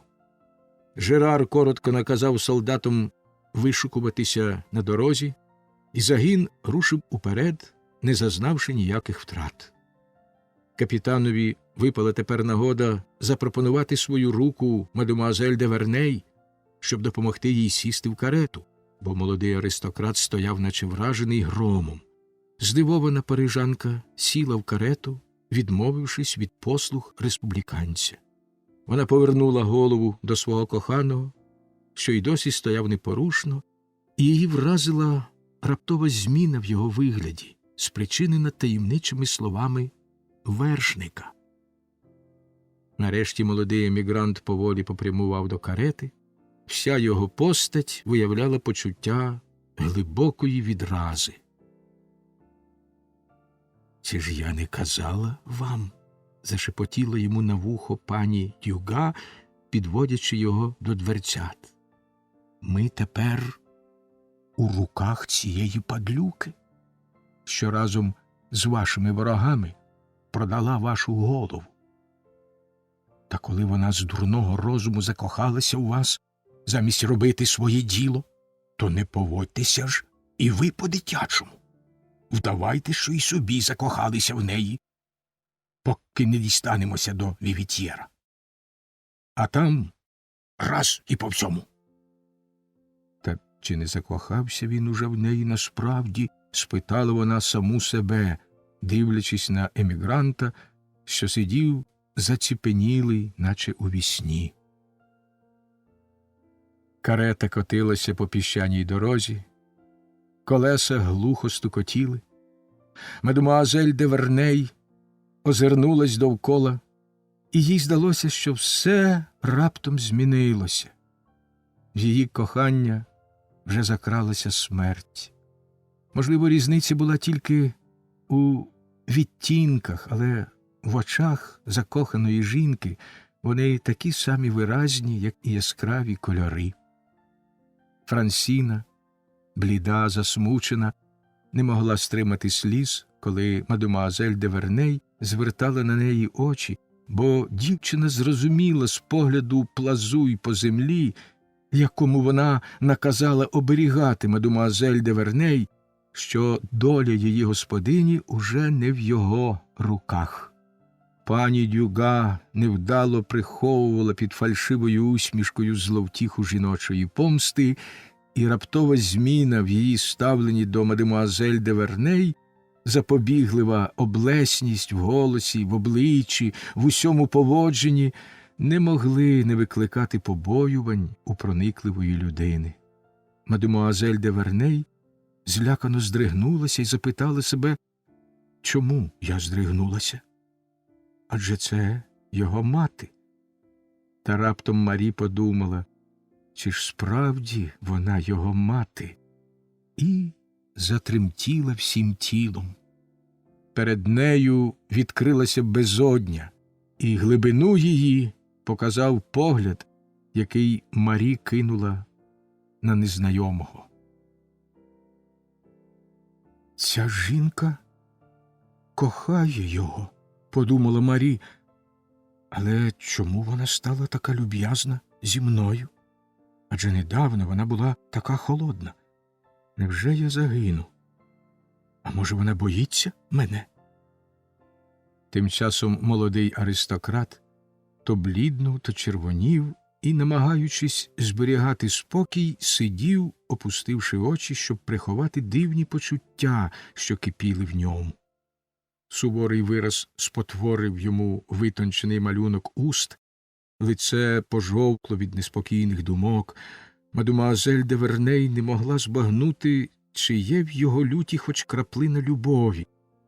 Дорога заглибилась у ліс, і темрява не дозволяла учасникам мовчазної драми запитувати одне одного очима. Гомін вітру, шелест густого листя, розмірена хода конвою надавали цій сцені урочистості, що прискорювала биття сердець. Мадемуазель де Верней здогадувалася про причину раптової зміни. Згадка про Корантена спалахнула, мов блискавка, і її справжня доля враз постала перед нею. Вперше за цей день вона серйозно замислилася над своїм становищем. До цієї хвилини всією істотою поринувши в щастя кохати, вона не думала ні про себе, ні про майбутнє. Не в силі далі нести тягар страшної туги, вона шукала й чекала з лагідним терпінням любові хоч одного погляду молодика. Її очі так палко благали, її блідість, її тремтіння були так проникливо, красномовні, що він завагався, але від цього її падіння стало ще очевидніше. «Ви не здужуєте, мадемуазель?» – запитав він. Його голос уже не такий ніжний, саме запитання, погляд, жест – усе переконало бідолашну дівчину, що події цього дня – тільки міраж душі, що він розвіявся, наче гнані вітром легенькі розпливчасті хмаринки. «Чи я не здужаю?» – мовила вона, силовано засміявшись. «Я тільки-но хотіла це саме запитати вас». «А я думала, що ви розумієте одне одного», – сказала пані Дюга зробленою доброзичливістю. Дворянин і мадемуазель де Верней нічого не відповіли. Дівчина була подвійно уражена. З досадою побачила вона безсилля своєї всевладної краси. Вона знала, що будь-якої хвилини може взнати причину того, що сталося, але не виявила цікавості. Можливо, вперше жінка відступила перед таємницею. Життя людське, на жаль, багате на такі випадки, коли наша думка, чи то через глибокі роздуми, чи внаслідок якоїсь катастрофи, не має за що вхопитися, втрачає основу, вихідну точку, і тоді рветься її зв'язок із минулим, і з майбутнім. У такому стані була й мадемуазель де Верней. Вона застигла в куточку карети, похилившись, наче вирване з корінням деревце. Мовчки страждаючи, вона не дивилась ні на кого, поринула у своє горе і вперто залишалась в тому незнаному світі, де знаходять собі притулок усі нещасливі, аж нічого не бачили навколо себе. Зграя круків пролетіла, крякаючи над каретою, але Марі не звернула на них уваги, хоч у неї, як у всіх сильних натур, зберігся у серці куточок для забобонів. Подорожні їхали деякий час мовчки. «Уже чужі», – думала мадемуазель де Верней. Однак ніхто навколо мене нічого не говорив. А може, Корантен? Але він у цьому не зацікавлений. Хто ж міг мене обвинуватити? Тільки-но я зазнала кохання, і вже мене покинули. Я сію любов, а пожинаю зневагу. Така мені вже судилась доля – завжди бачити щастя і завжди його втрачати. Вона відчула в своєму серці незнане збентеження, бо щиро покохала вперше в житті. Проте вона не настільки виявила свої почуття, щоб не знайти силу опертися своєму горю в гордості, природній у молодої вродливої жінки, таємницю свого кохання, таємницю, що її зберігають і на тортурах, вона ще нікому не розкрила. Марі випросталася, соромлячись виказати мовчазним стражданням глибину своєї пристрасті. Вона весело струснула головою і показала всім усміхнене обличчя, скоріше усміхнену маску. Змусивши голос звучати спокійно, щоб не зрадити свого хвилювання, вона звернулась до капітана Мерля, що весь час тримався поблизу карети. «Де це ми зараз?» «За 3,5 льє від Фужера, мадемуазель», – відповів той. «Отже, ми незабаром туди прибудемо?» – знову спитала вона, заохочуючи його до розмови і тим самим виявляючи увагу молодому капітанові. «Льє», – радісно відповів Мерль, – «самі по собі не такі вже довгі, але в цьому краї вони справді нескінченні. Коли ми виберемося на цю гору, ви побачите долину, схожу на ту, яку ми щойно залишили, і зможете розгледіти на обрії вершину Пелеріни. Дай Боже, щоб шуанам не спало на думку взяти там реванш.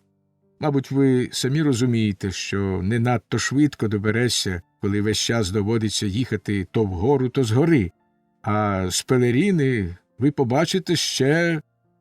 Почувши слово «Пелеріна», емігрант здригнувся, але так легенько, що помітила це лише мадемуазель де Верней. «А що таке Пелеріна?» – жваво спитала дівчина, перебиваючи капітана, який заглибився в топографію Британії. «Це висока гора», – відповів Мерль, – «що дала своє ім'я Менській долині, куди ми зараз прибудемо. Вона відмежовує цю провінцію від Куенонської долини, в кінці якої стоїть Фужер, перше місто Британії. В один з останніх днів Вандем'єра ми билися на Пелеріні з молодцем і його розбійниками. Ми вели новобранців, і вони, не бажаючи залишати свого краю, вирішили повбивати нас усіх на кордоні, та Юло, старий вояка, добряче їм всипав». «То ви, мабуть, бачили молодця?» – спитала мадемуазель де Верней. «Який же він?» Її проникливий, глузливий погляд прикипів до обличчя удаваного віконта де Бована.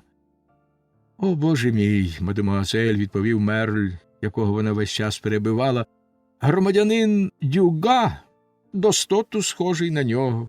І якби він не мав на собі уніформи політехнічної школи, я пішов би в заклад, що це молодець». Мадемуазель де Верней пильно вдивлялась в холодне, незворушне обличчя чоловіка, що так зневажив її, але ніщо не виказувало в ньому почуття страху. Гірка посмішка дівчини дала йому зрозуміти, що в цю хвилину вона розкрила його таємницю, по-зрадницькому приховану від неї. Схиливши голову набік, щоб одночасно бачити молодого дворянина і Мерля, і з радості, роздуваючи ніздрі, вона мовила насмішкувато до республіканця: «Цей шуанський ватажок, капітане, завдає багато турбот першому консулові. Подейкують, що він смілива людина, але в своїх вчинках частенько буває легковажний, особливо щодо жінок». «Ми на це й розраховуємо», – відповів капітан, щоб звести з ним рахунки. «Коли б він потрапив нам до рук хоча б на 2 години, ми всадили б йому в голову дрібку свинцю. Цей посланець Кобленца, якби зустрівся з нами, вчинив би так само і загнав би нас на той світ. Отже, око за око». «О, вам немає чого боятися», – мовив емігрант. «Ваші солдати не дійдуть до Пелеріни, вони надто втомлені, і якщо ви дасте свою згоду, вони можуть зробити привал тут, недалечко. Моя мати зійде у Вівітьєрі. Он дорога, що веде туди. Це зовсім близенько. Наші дами, мабуть, уже мріють про спочинок. Їх, напевно, втомив цей довгий перегін до Алансона. А що мадемуазель де Верней?» Він повернувся з вимушеною чемністю до Марії, з ласки своєї зробила нашу подорож і безпечною, і приємною. То чи не зволить вона прийняти запрошення на вечерю до моєї матусі? «До того ж, капітане», – додав він, звертаючись до Мерля, – «часи вже не такі лихі, щоб у нас у Вівітьєрі не знайшлося барильця з сидром для ваших солдатів. Адже молодець не забрав геть усього, принаймні так гадає моя матуся». «Ваша матуся?» – глузливо урвала емігранта мадемуазель де Верней, не відповідаючи на його дивну пропозицію. «Мій вік сьогодні вже не здається вам вірогідним, мадемуазель?» – озвалася пані Дюга. На жаль, я одружилася дуже молодою і в 15 років мала уже сина. А ви не помиляєтесь, пані? Чи не в 30? Пані Дюга аж зблідла, але мовчки проковтнула цю насмішку. Їй кортіло помститись, але вона змусила себе всміхатися, бо хотіла за всяку ціну, навіть зазнаючи жорстокого глузування, дізнатися, які почуття хвилюють цю дівчину. А тож вона прикинулася, що не зрозуміла її натяку. Якщо вірити чуткам, у шуанів ніколи ще не було жорстокішого ватажка, мовила вона, звертаючись одночасно до Франсіни і її господині. Я не думаю, щоб він був жорстокий, відповіла мадемуазель де Верней, але він уміє брехати і здається мені надто легковірним. Вождь партії не повинен бути іграшкою ні в чиїх руках. Ви його знаєте? Холодно спитав молодий емігрант. Ні, відказала вона, метнувши на нього презирливий погляд. Я гадала, що знаю. О, мадемуазель, це хитра бестія, втрутився до розмови капітан, похитуючи головою, не даючи промовистим жестом цьому слову особливого значення, яке воно втратило в наш час. У старовинних родин іноді бувають міцні паростки. Він прибув із країни, де, кажуть, колишні не вельми розкошують, а люди, бачте, немов ті плоди, достигають на соломі. Якщо це спритний хлопчина, то нам довгенько доведеться за ним ганятись. Він спромігся виставити проти наших вільних дружин свої летючі загони і звести на нівець усі зусилля уряду. Коли в роялістів спалюють селище, він підпалює 2 в республіканців. Він діє на величезному просторі, і ми змушені кинути проти нього великі сили, і то саме тоді, коли у нас обмаль військ. О, він своє діло знає. Він терзає свою батьківщину, мовив голосно Жерар, перебиваючи капітана. Ну що ж, відказав дворянин, коли його смерть принесе визволення всій країні, розстріляйте його якнайшвидше. І він втупив у мадемуазель де Верней пронизливий погляд, зазираючи їй в душу. Між ними відбулася одна з тих мовчазних сцен, що їх глибоку драматичність і миттєву затаєну гостроту майже неможливо передати словами. Небезпека надає людині привабливості. Коли йдеться про смерть, найогидніший злочинець завжди викликає трохи співчуття. Отже, хоч мадемуазель де Верней була й певна, що її коханий, який так її зневажив, грізний проводир шуанів, вона зовсім не прагнула переконатися в цьому, побачивши його страту. Її цікавість була звернена в зовсім інший бік. Вона воліла сумніватися або вірити залежно від примх своєї пристрасті і почала гратися з небезпекою. Тріумфуючи, вона лукавим, глузливим поглядом показала молодому ватажку на солдатів, як на загрозу, що нависла над ним. Вона бавилася, жорстоко даючи йому наздогад, що його життя залежить від однісінького її слова, і її губи, здавалося, ладні були вже його вимовити. Наче американський дикун, вона запитувала поглядом кожну рисочку на обличчі прив'язаного до стовпа ворога і, граціозно вимахуючи томагавком, тішилася своєю безкровною помстою. Вона карала його як жінка, що досі кохає. «Коли б я мала такого сина, як ви, пані, – сказала вона, видимо наляканій чужинці, – я одягла б жалобу того дня, як віддала його на ласку небезпечної долі». Мадемуазель де Верней не дістала відповіді. Разів з 20 вона повертала голову до офіцерів, а тоді раптово оглядалася на пані Дюга, але так і не помітила між нею і молодцем жодного таємного знаку, що зрадив би їхні інтимні стосунки. Вона їх підозрювала, але не хотіла цьому вірити. Жінкам подобається вагання в боротьбі між життям і смертю, коли вони тримають в своїх руках вирок. Молодий шуанський ватажок спокійнісінько посміхався і з безтурботним виглядом витримував тортури, яким піддавала його мадемуазель де Верней.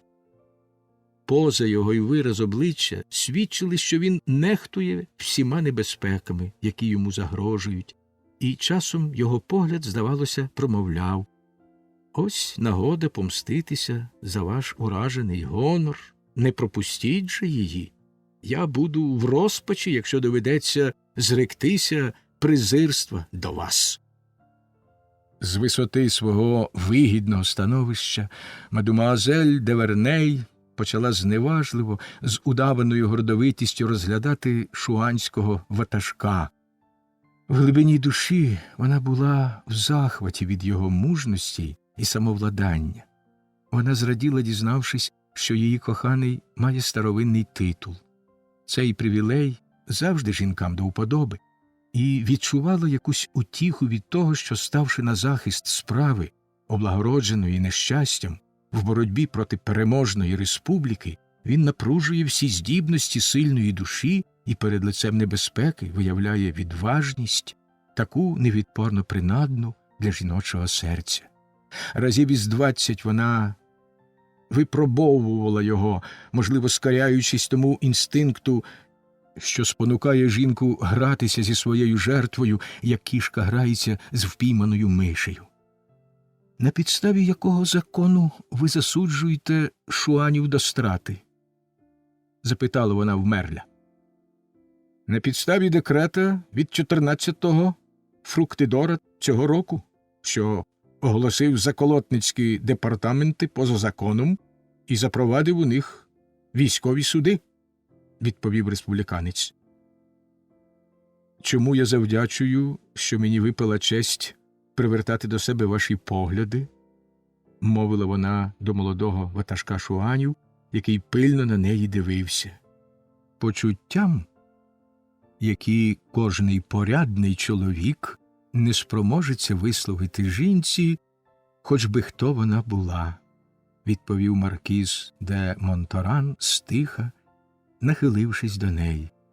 «Треба ж було дожити до нашого часу», – додав він голосно, щоб побачити, як гулящі дівчата виконують обов'язки ката і навіть переважають його в майстерності орудувати сокирою. Вона пильно глянула на Монторана в захваті від того, що він насмілився образити її в хвилину, коли вона тримала в своїх руках його життя, і мовила до нього пошепки з ніжно-лукавою посмішкою: «У вас надто вперта голова, катам вона не сподобається. Я її збережу».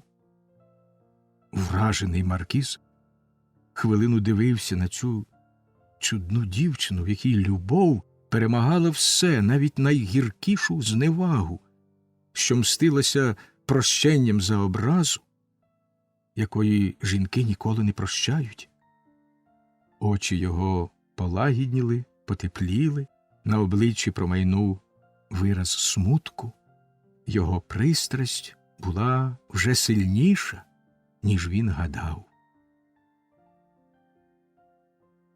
Мадемуазель де Верней, задоволена з цієї малої ознаки бажаного примирення, ніжно глянула на молодика і послала йому усмішку, схожу на поцілунок.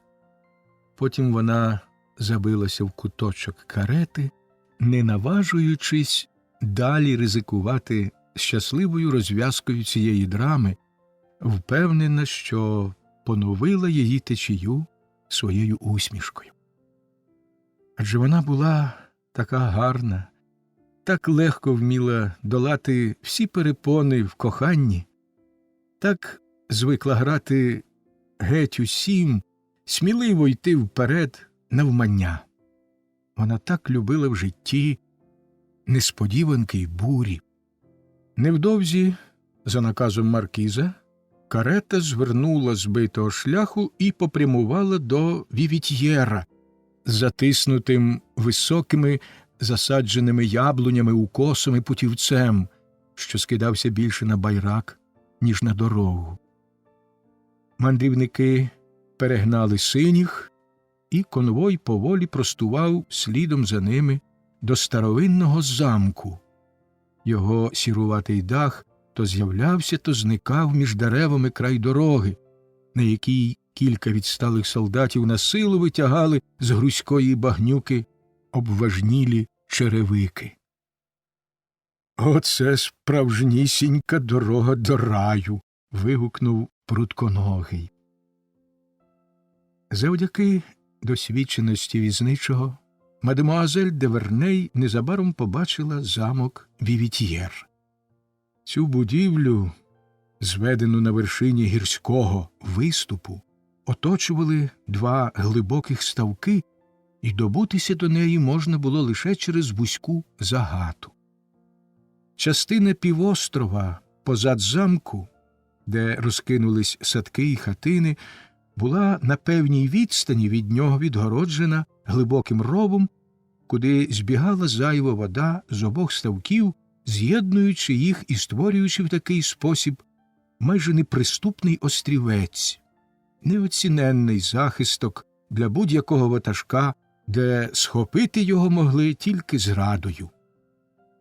Коли зарипіли поіржавілі завіси брами, і мандрівники опинились під стрілчастим склепінням порталу, напівзруйнованого під час попередньої війни, мадемуазель де Верней визирнула крізь вікно карети. Похмурі кольори картини, що постала перед її очима, майже розігнали заколисливі думки про кохання і звабу. Карета опинилася серед великого, майже чотирикутного двору, замкненого урвистими берегами ставків. Ці дикі кручі, що обмивалися вкритою зеленими плямами водою, мали за єдину прикрасу безлисті дерева. Їхні приземкуваті стовбури і величезні сиві крони, здіймаючись понад очеретом і чагарями, робили їх схожими на чудернацьких почвар. Ця потворна загорожа неначе ожила й заговорила, коли застрибали, голосно квакаючи, жаби, сполохані гуркотом карети, і зграї курочок, ляскаючи крильми по воді, злетіли над ставками. Двір, порослий високою прив'ялою травою, терниною, низькорослими деревцями і кущами паразитичних рослин, аж ніяк не викликав думки про лад і пишноту. Замок здавався давно занедбаним. Його покрівлі немов осіли під вагою густої порості. Мури, хоч і складені з міцного сланцю, на який такі багаті тутешні ґрунти, рясніли шпарами, і плющ чіплявся на них своїми щупальцями. Замок, два крила, з'єднаних під прямим кутом високою вежею, був обернений фасадом до ставка. Трухляві двері й віконниці, що тіліпалися на завісах, заіржавіла балюстрада і перекошені віконні рами, здавалося, впадуть на землю від першого подмуху бурі. У цих руїнах, що в непевному місячному світлі видавалися велетенським страховищем, завивав північний вітер. Треба було на власні очі побачити синюваті гранітні брили у поєднанні з чорними й рудуватими сланцями, щоб зрозуміти, наскільки правильний образ викликав у людини вигляд цього порожнього й похмурого кістяка.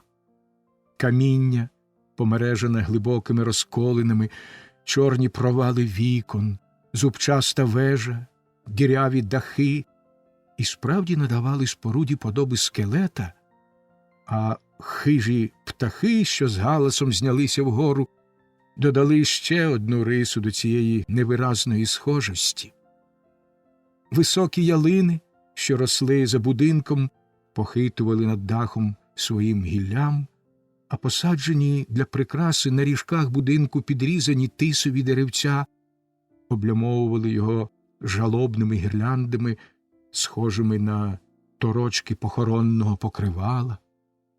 До того ж форма дверей, неоковирний орнамент, брак єдності архітектурного ансамблю – все показувало, що це один з тих феодальних замків, якими так пишається Британь, можливо, і не безпідставно, бо вони створюють на цій гаельській землі ніби історію в пам'ятках тих повитих туманом часів, що передували заснуванню монархії. В уяві мадемуазель де Верней слово «замок» завжди викликало певний усталений образ, тому її прикро вразило похмуре видовище, що постало перед її очима. Вона граціозно вистрибнула з карети і з жахом роздивляючись його, міркуючи, як їй діяти далі. Франсіна почула, з якою полегкістю зітхнула пані Дюга, опинившись у повній безпеці від синіх, і дівчина мимоволі скрикнула, коли зачинилася брама, і вона побачила себе всередині цієї природної фортеці. Монторан кинувся до мадемуазель де Верней, збагнувши, які думки її непокоять. «Цей замок, – мовив він з легким смутком у голосі, – зруйнувала війна, так само, як ви зруйнували мої надії на щастя». «Як то?» – спитала вона, вкрай здивована. «Хіба ж ви справді молода, вродлива жінка, шляхетна і розумна?» – спитав він, іронічно підкреслюючи слова, які так кокетливо вимовила вона під час їхньої розмови на дорозі. «Хто вам сказав, що це не так? Друзі, гідні довіри, що дбають про мою безпеку і оберігають мене від зради». «Від зради?» – вигукнула вона глузливо. «Хіба Алансон і Юло так уже далеко звідси? У вас погана пам'ять, вада небезпечна для керівника партії». «Та якщо друзі, – додала вона з надзвичайною зухвалістю, – мають таку могутню владу над вашим серцем, ідіть до ваших друзів. Ніщо не зрівняється з радощами дружби. Прощавайте. Ані я, ані солдати республіки сюди не ввійдемо». В пориві ураженої гордості й презирства вона метнулася до брами, і весь її вигляд виказував таке благородство й розпач, що всі думки маркіза раптом змінились. Так важко було йому відмовитися від своїх бажань, що він знову став необачний і довірливий. Він теж її любив. Обом закоханим не хотілося гніватись одне на одного. «Додайте хоч одне слово, і я вам повірю», – сказав він благальним тоном. «Одне слово?» – глузливо мовила вона, стиснувши губи. «Слово? Жодного жеста!» «Принаймні посваріть мене», – попросив він, намагаючись узяти Марі за руку, але вона її відсмикнула. «Якщо ви все ж таки насмілитесь сердитися на вождя повстанців, бо він тепер такий недовірливий і похмурий, як був недавно веселий і довірливий». Марі глянула на нього без гніву, і він провадив далі. «Ви знаєте мою таємницю. А я вашої не знаю. Алебастрове чоло дівчини немов захмарилось.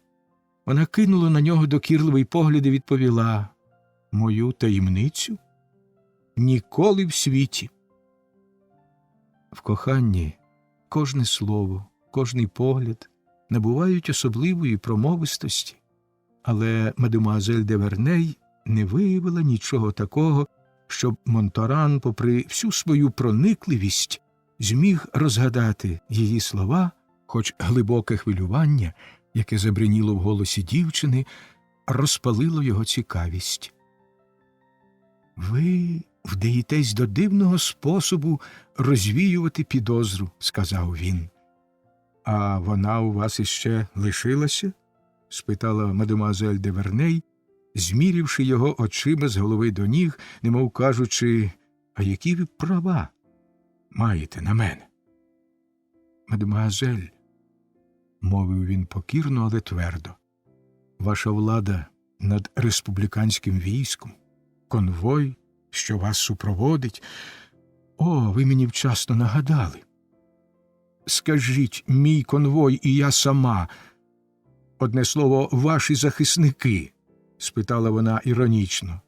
«Ми тут у безпеці?» «Так, даю вам слово честі дворянина. Хоч би хто ви були, вам і вашим людям немає чого боятися в моєму домі». В цій клятві звучало таке щире благородство, що мадемуазель де Верней твердо повірила, що республіканцям не загрожує ніяка небезпека. Вона хотіла була щось відповісти, але стрималась. До них наближалася пані Дюга. Ця жінка підслухала або вгадала частину розмови між закоханими і вельми стривожилася, побачивши, що між ними вже немає ніякої ворожнечі. Угледівши її, маркіз запропонував свою руку мадемуазель де Верней і пішов з нею до будинку, немов хотів уникнути нав'язливого товариства. «Я їм заважаю», – подумала пані Дюга і зупинилася. Вона бачила, як закохані поволі попрямували до ганку і, ставши трохи отдалік, продовжили розмову. «Так, я їм заважаю», – сказала вона сама до себе, – «але невдовзі ця погань більше не заважатиме мені. Клянуся Богом, ставок стане її могилою. Хіба ж я не додержу твого слова дворянина? Хіба ж вона не буде під водою в цілковитій безпеці?» Вона пильно дивилася на спокійне плесо ставка, що лежав праворуч від замку, коли раптом почула шарудіння в колючих прибережних кущах і при місячному світлі побачила обличчя Плазуй по землі, який визирнув із-за вузлуватого стовбура старої верби. Треба було добре знати Шуана, щоб розгледіти його серед скупчення дерев із обламаним гіллям, з яким так природно зливалась його постать. Пані Дюга сторожко озирнулася довкола і побачила, що візничий веде коней до стайні, яка містилася в крилі замку, оберненому чільною стороною до берега, де ховався Плазуй по землі, а Франсіна прямує до двох закоханих, що в цей час забули про все на світі. Тоді пані Дюга наблизилася до берега, приклавши пальця до уст, вимагаючи цілковитої тиші, а потім Шуан скоріше вгадав, ніж почув такі слова: «Скільки вас тут?» 87. «А їх тільки 65, я порахувала». «Гаразд», – відповів дикун із лютим задоволенням. Він придивлявся до кожного руху Франсіни і раптом зник за старою вербою, побачивши, що дівчина обернулася, шукаючи очима пані Дюга. свого ворога, за яким весь час підсвідомо стежила. На парадному ганку з'явились, приваблені гуркотом карети, 7 чи 8 чоловік. Залунали вигуки: «Молодець! Молодець приїхав! Ось він!» На галас позбігалися й інші, і розмова закоханих перервалась. Маркіз де Монторан швидко підійшов до купки дворян, владним жестом змусив їх замовкнути і кивнув їм на кінець під'їзної дороги, якою вже крокувала група республіканських солдатів. Гледівши добре знайомі сині уніформи з червоними вилогами і блискучі багнети, здивовані змовники закричали: «Ви з'явились сюди, щоб видати нас?» «В такому разі я не попереджав би вас про небезпеку», – гірко посміхнувся маркіз. «Ці республіканці – конвой тієї молодої дами», – провадив він далі після паузи.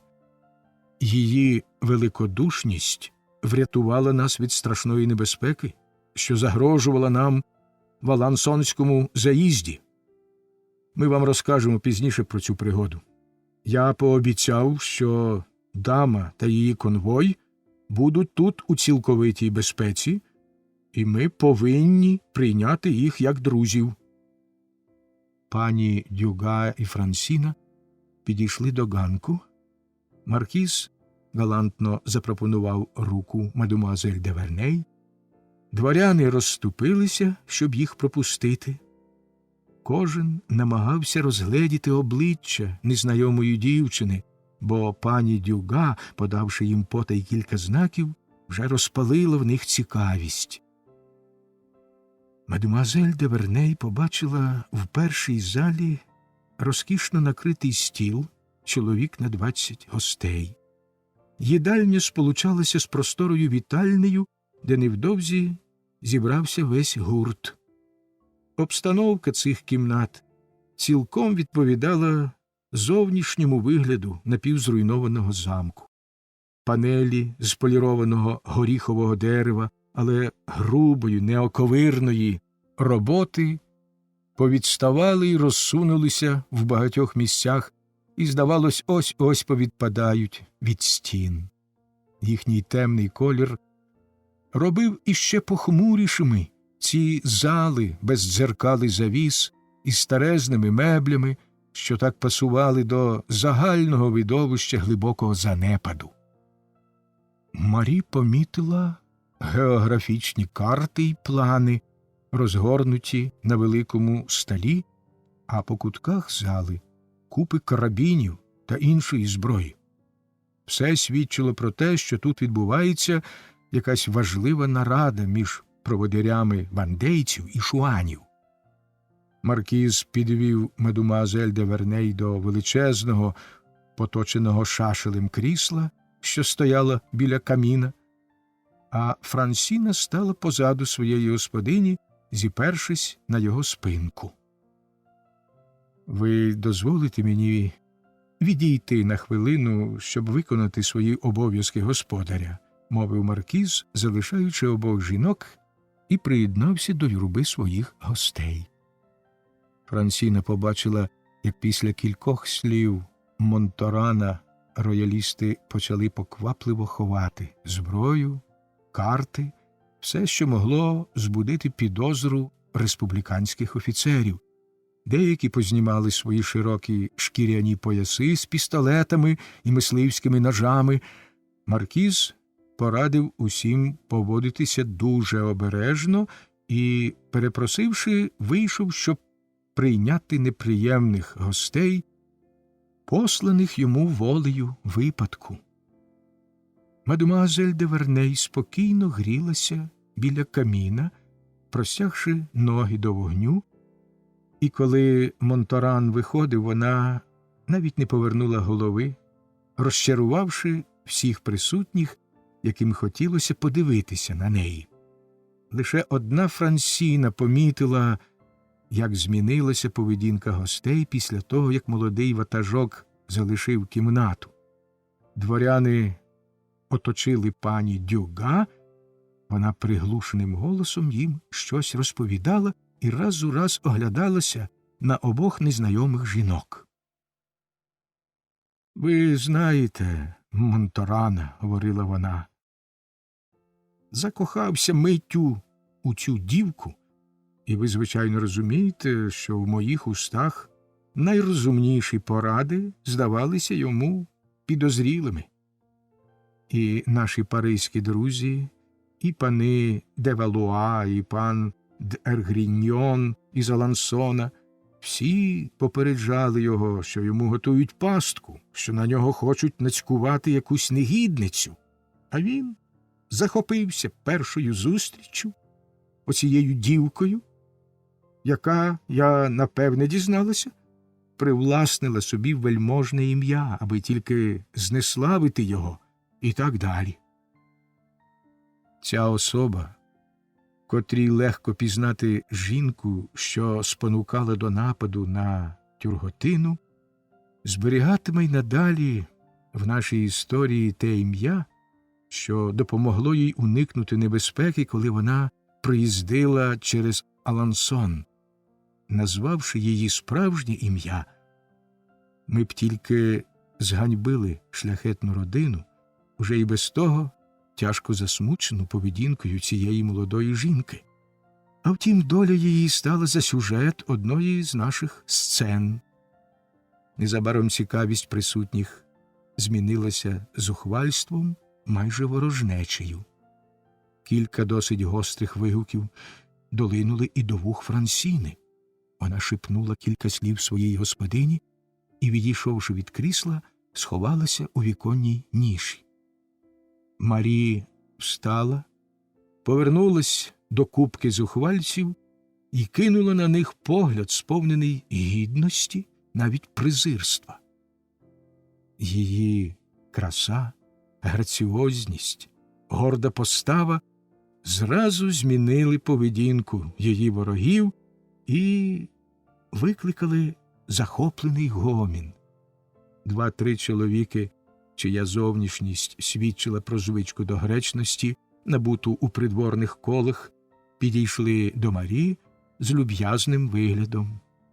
Її стримана добропристойність викликала в них пошану, і жоден серед них не насмілився до неї заговорити. Ніхто вже не обвинувачував її, здавалося, вона сама їх судила. Проводирі війни за Бога й короля дуже мало нагадували ті портрети, що вона їх залюбки створювала в своїй уяві.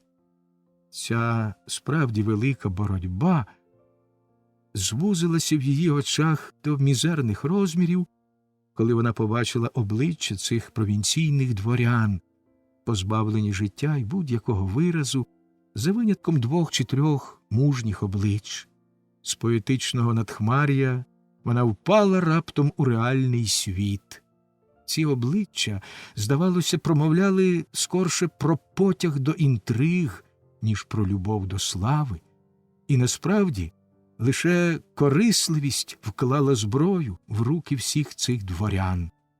І якщо їхні вчинки іноді й були героїчні, тут самі вони показали себе в усій своїй наготі.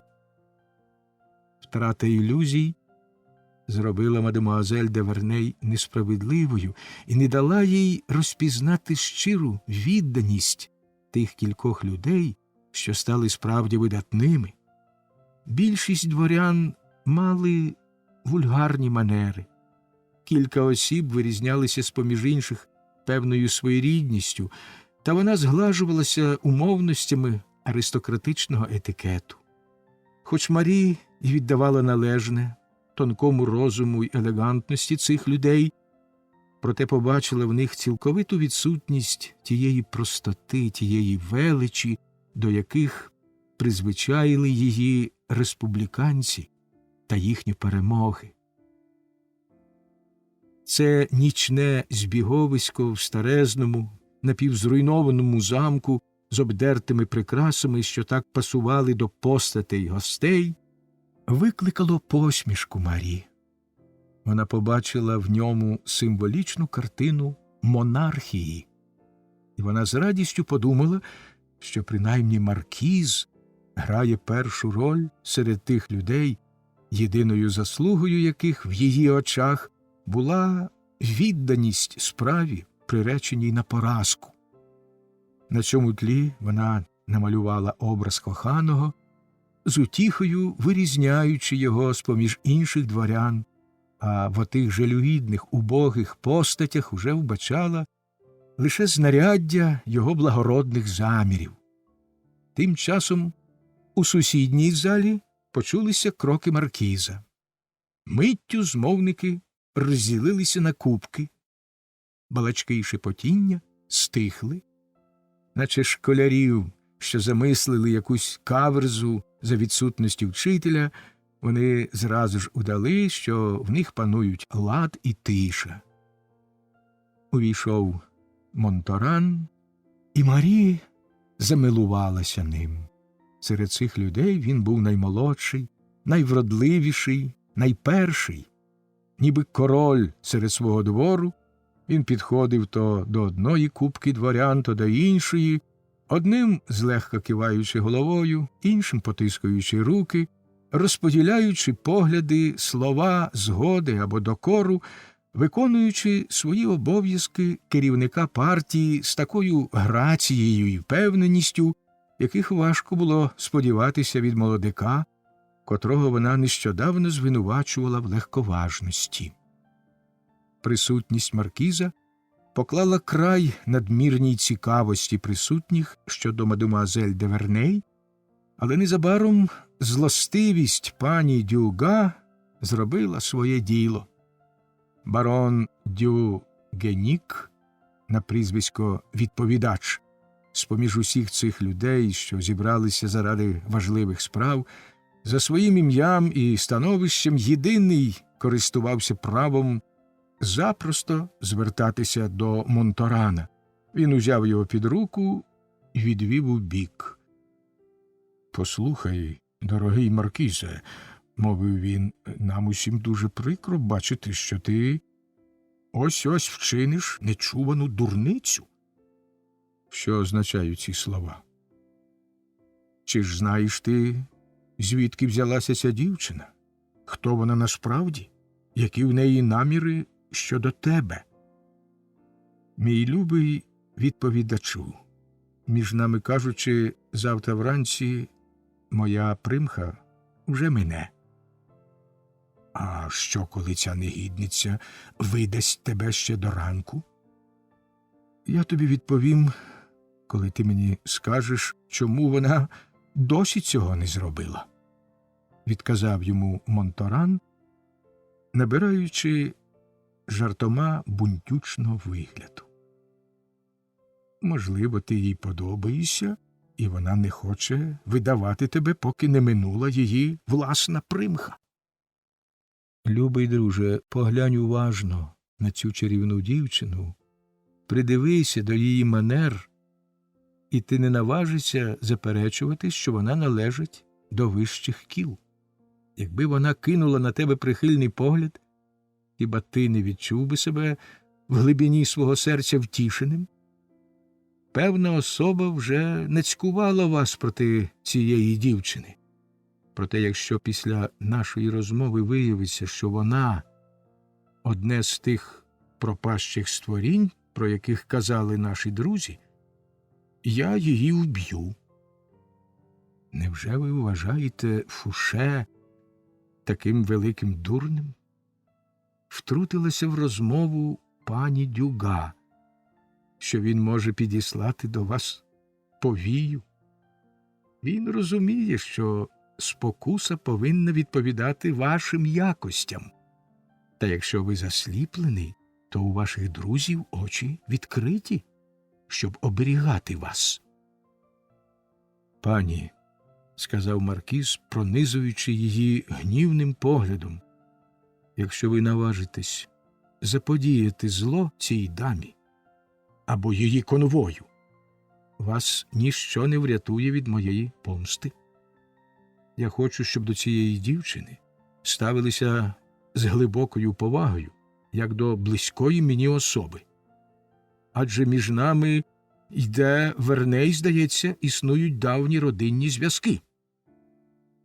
Опір, що його зустрів маркіз, вплинув на нього, як на всіх юнаків, перед якими виникають подібні перепони. Хоч як він удавав, що легковажно ставиться до мадемуазель де Верней і запевняв, що його захоплення скороминуща примха, проте гордість завела його дуже далеко. Признавшись, що він закоханий в цю жінку, він вважав за справу своєї честі оточити її загальною пошаною. Він переходив від одного гуртка до іншого, запевняючи гостей, що ця незнайома дама справді мадемуазель де Верней, і видно було, що зачіпати його небезпечно. Одразу всі пересуди припинилися, коли Монторан відновив у залі деякий лад і задовольнив усі вимоги, він квапливо підійшов до своєї коханої і сказав стиха: «Ці люди відібрали в мене хвилину щастя». «Я дуже рада, що ви біля мене», – мовила вона, усміхаючись. «Я страшенно цікава, отож будьте терплячі до моїх запитань. Скажіть насамперед, хто отой чоловік у зеленій сукняній куртці?» «Це славнозвісний майор Бріго, людина з болота, бойовий товариш небіжчика Мерсьє на прізвисько Вандея. А той дебелий священник з червоним обличчям, який з ним розмовляє, безперечно, про мене?» – питала далі мадемуазель де Верней. «Ви хочете знати, що вони говорять?» «Чи хочу я знати? А вже ж? Але я не зможу переказати їхню розмову, не образивши вас». «Як? Ви дозволяєте ображати мене у вашому домі? Тоді прощавайте, маркізе.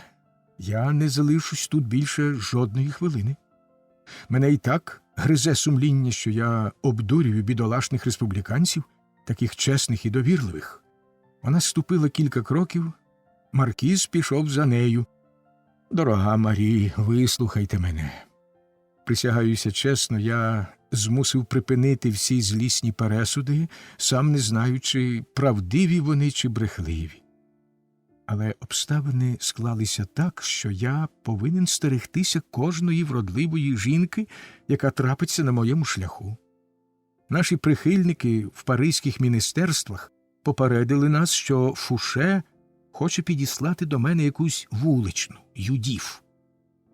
А моїм найближчим друзям дозволено гадати, що для чесної жінки ви надто гарна». Кажучи це, маркіз пильно дивився в очі мадемуазель де Верней. Вона почервоніла і не могла стримати сліз. «Я заслужила цю образу», – мовила вона. «Я хотіла, щоб ви упевнились, що я нікчемне створіння, і все ж таки кохали мене. Тоді б у мене зникли всі сумніви. Я вірила вам, коли ви дурили мене, а ви не вірите мені, коли я кажу правду. Покладемо на цьому край, пане», – сказала вона, зсунувши брови, і пополотніла, як смерть. «Прощавайте». В розпачі вона кинулася до дверей їдальні. «Марі, моє життя належить вам», – стиха сказав їй маркіз. Вона зупинилась і глянула на нього. «Ні, я буду великодушна. Прощавайте. Йдучи сюди за вами, я не думала ані про своє минуле, ані про ваше майбутнє. Я була божевільна. Як ви залишаєте мене в ту хвилину, коли я віддаю вам своє життя? Ви пропонуєте його в хвилину пристрасті, бажання. Без жалю і назавжди», – сказав він. Вона повернулась. Щоб приховати її хвилювання, маркіз провадив перервану розмову. Отой товстун, про якого ви питали мене, небезпечна людина. Це абат Гюден, один із тих єзуїтів, таких упертих або відданих церкві, що вони залишилися у Франції, незважаючи на едикт 1763 року про їхнє вигнання з країни.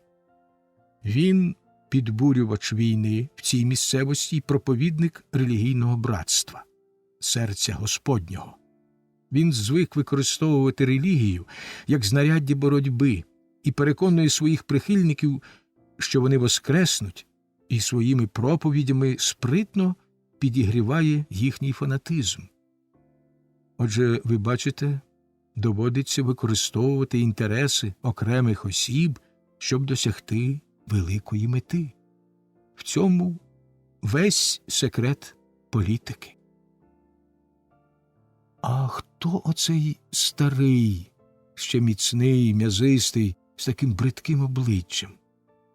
Отой у подертій адвокатській мантії. Адвокатський? Та він прагне домогтися звання генерал-майора. Хіба ви ніколи не чули про Лонгі? То це він! Злякано вигукнула мадемуазель де Верней. І ви використовуєте таких людей? Тихше. Він може вас почути. А ви бачите он того чоловіка, що провадить якусь злочинну розмову з пані Дюга в чорному одязі, схожого на суддю? Це один з наших посередників Ла Білардієр, син радника бретонського парламенту. Його справжнє прізвище Фламе чи щось подібне. Він завоював довіру принців. А його сусід, отой, що затиснув у зубах череп'яну люльку, а правою рукою зіперся на панель усією долонею, немов якийсь селюк, мовила, сміючись, мадемуазель де Верней. Їй-богу, ви вгадали, це колишній єгер покійного чоловіка цієї дами. Командує одним із моїх загонів, кинутих проти летючих республіканських батальйонів. Він і плазуй по землі, можливо, найретельніші слуги короля з-поміж цього гурту. Але вона? Хто ж така вона? Остання з шаретових коханок, мовив маркіз. Має великий вплив на всіх цих людей. Вона лишилася вірною Шаретові? Замість відповіді маркіз зробив гримаску сумніву. І ви її поважаєте? Та ви справді надто цікаві. Вона мій ворог, бо вже не може бути моєю суперницею, сказала, сміючись, мадемуазель де Верней. Але я прощаю їй давні її провини, хай і вона простить мені мої. А хто цей вусатий офіцер? Дозвольте мені його не називати. Він має намір усунути першого консула, напасти на нього зі зброєю в руках. Чи вдасться це йому, чи ні, ви однаково почуєте його ім'я. Він уславиться. І ви прибули сюди керувати такими людьми, з жахом, сказала вона. Оце такі захисники короля. А де ж дворяни й вельможі? Але ж, мовив маркіз роздратовано, вони розкидані по всіх європейських дворах. Як ви гадаєте, хто вербує на службу бурбонам королів, їхні уряди, їхні армії, і кидає їх проти вашої республіки, що загрожує знищити всі монархії і зруйнувати дощенту громадський порядок? Ох, вихопилося в неї схвильовано з глибини серця.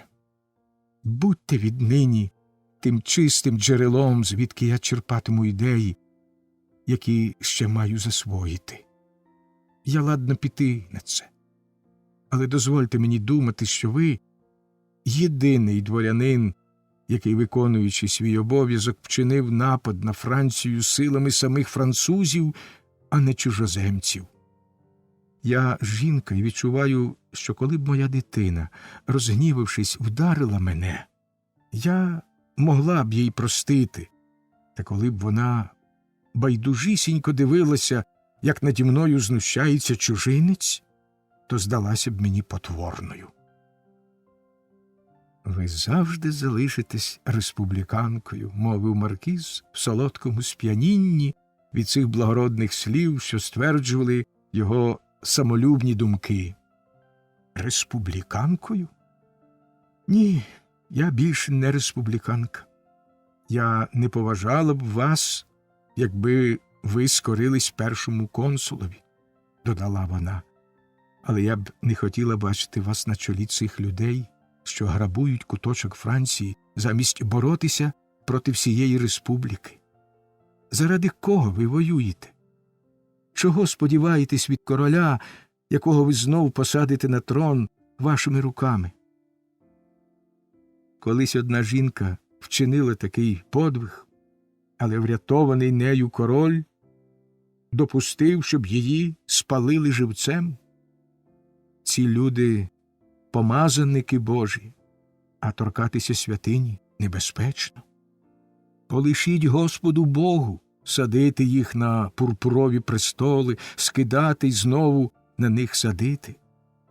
Якщо ви зважили, яка відплата вас чекає, ви вдесятеро вище піднеслися в моїх очах. Тоді, коли хочете, топчіть мене ногами, я вам це дозволю, я буду від того щаслива. Ви чарівна. Не намагайтеся тільки повчати цих людей. Я тоді залишуся без солдатів. О, якби ви дозволили мені повернути вас до моєї віри, ми поїхали б звідси за 1000 льє. Ці люди, яких ви, очевидно, зневажаєте, можливо, загинуть у боротьбі, сказав маркіз поважним тоном. Їхні провини забудуть. А втім, якщо мої зусилля не будуть марними, хіба лаври перемоги не приховають усього? Я бачу, що тут тільки ви один чимось ризикуєте. Ні, не тільки я один, щиро і скромно відповів він. Ось там ви бачите 2 нових ватажків Вандеї. Першого, як ви чули, звуть Великий Жак, це граф де Фонтен, а другий – Ла Білардієр, я вже показував його вам. А ви пам'ятаєте Кіберон? Білардієр грав там надзвичайно дивну роль, сказала вона, вражена якоюсь згадкою. Повірте мені, йому багато чого довелося зазнати. То не мед служити принцам.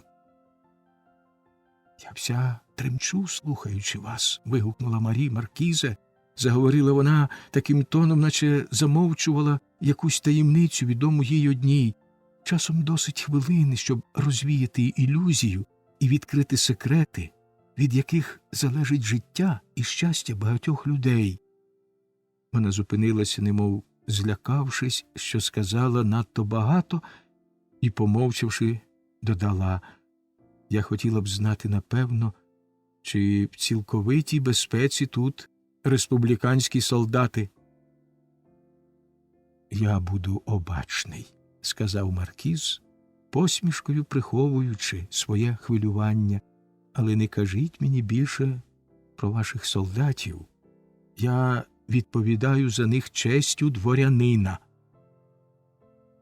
«Зрештою, – провадила вона далі, – за яким правом мала б я вами керувати?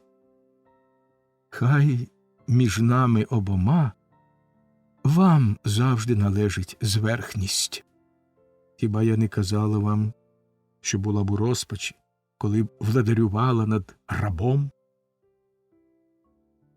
«Пане маркіз», перериваючи їхню розмову, шанобливо запитав майор Бріго, «Сині ще довго тут залишатимуться?»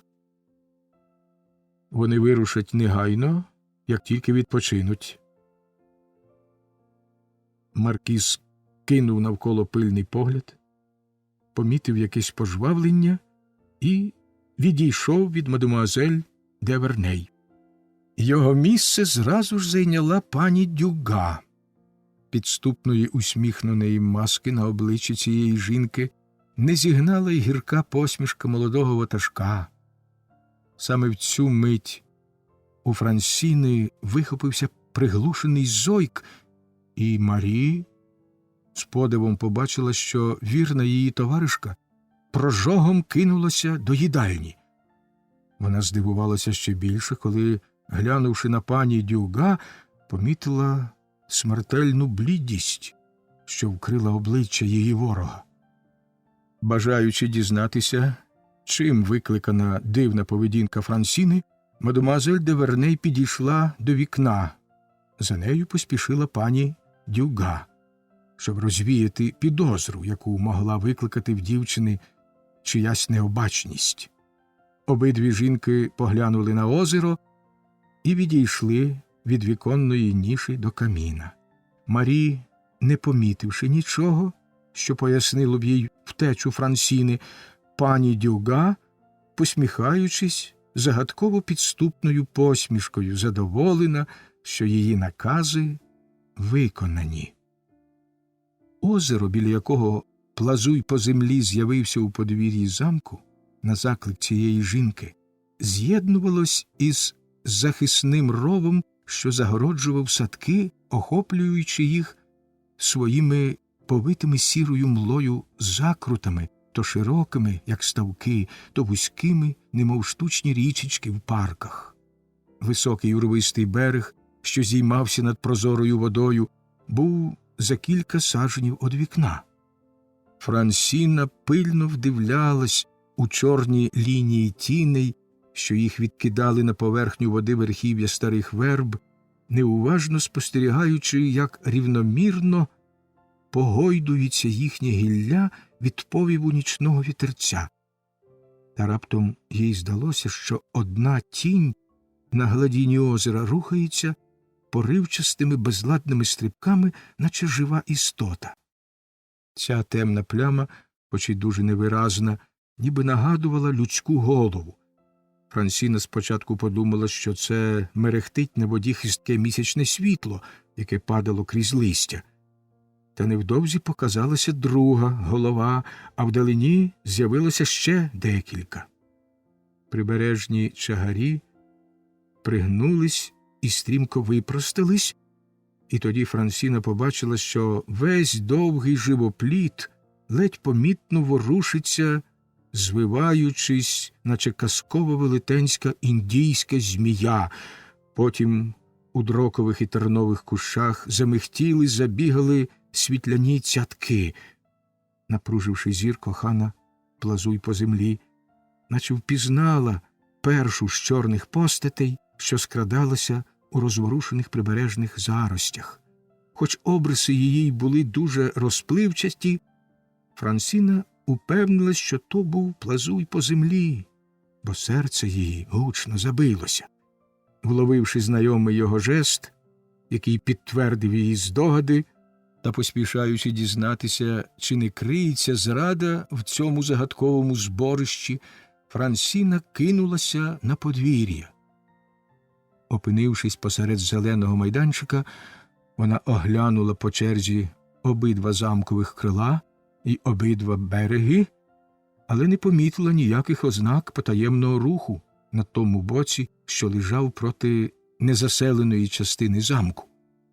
Вона насторожено прислухалась і почула легесеньке шарудіння, схоже на кроки хижака в лісовій тиші. Дівчина здригнулася, але не розгубилась. Хоч яка юна й недосвідчена була Франсіна, цікавість миттю підказала їй хитру вигадку.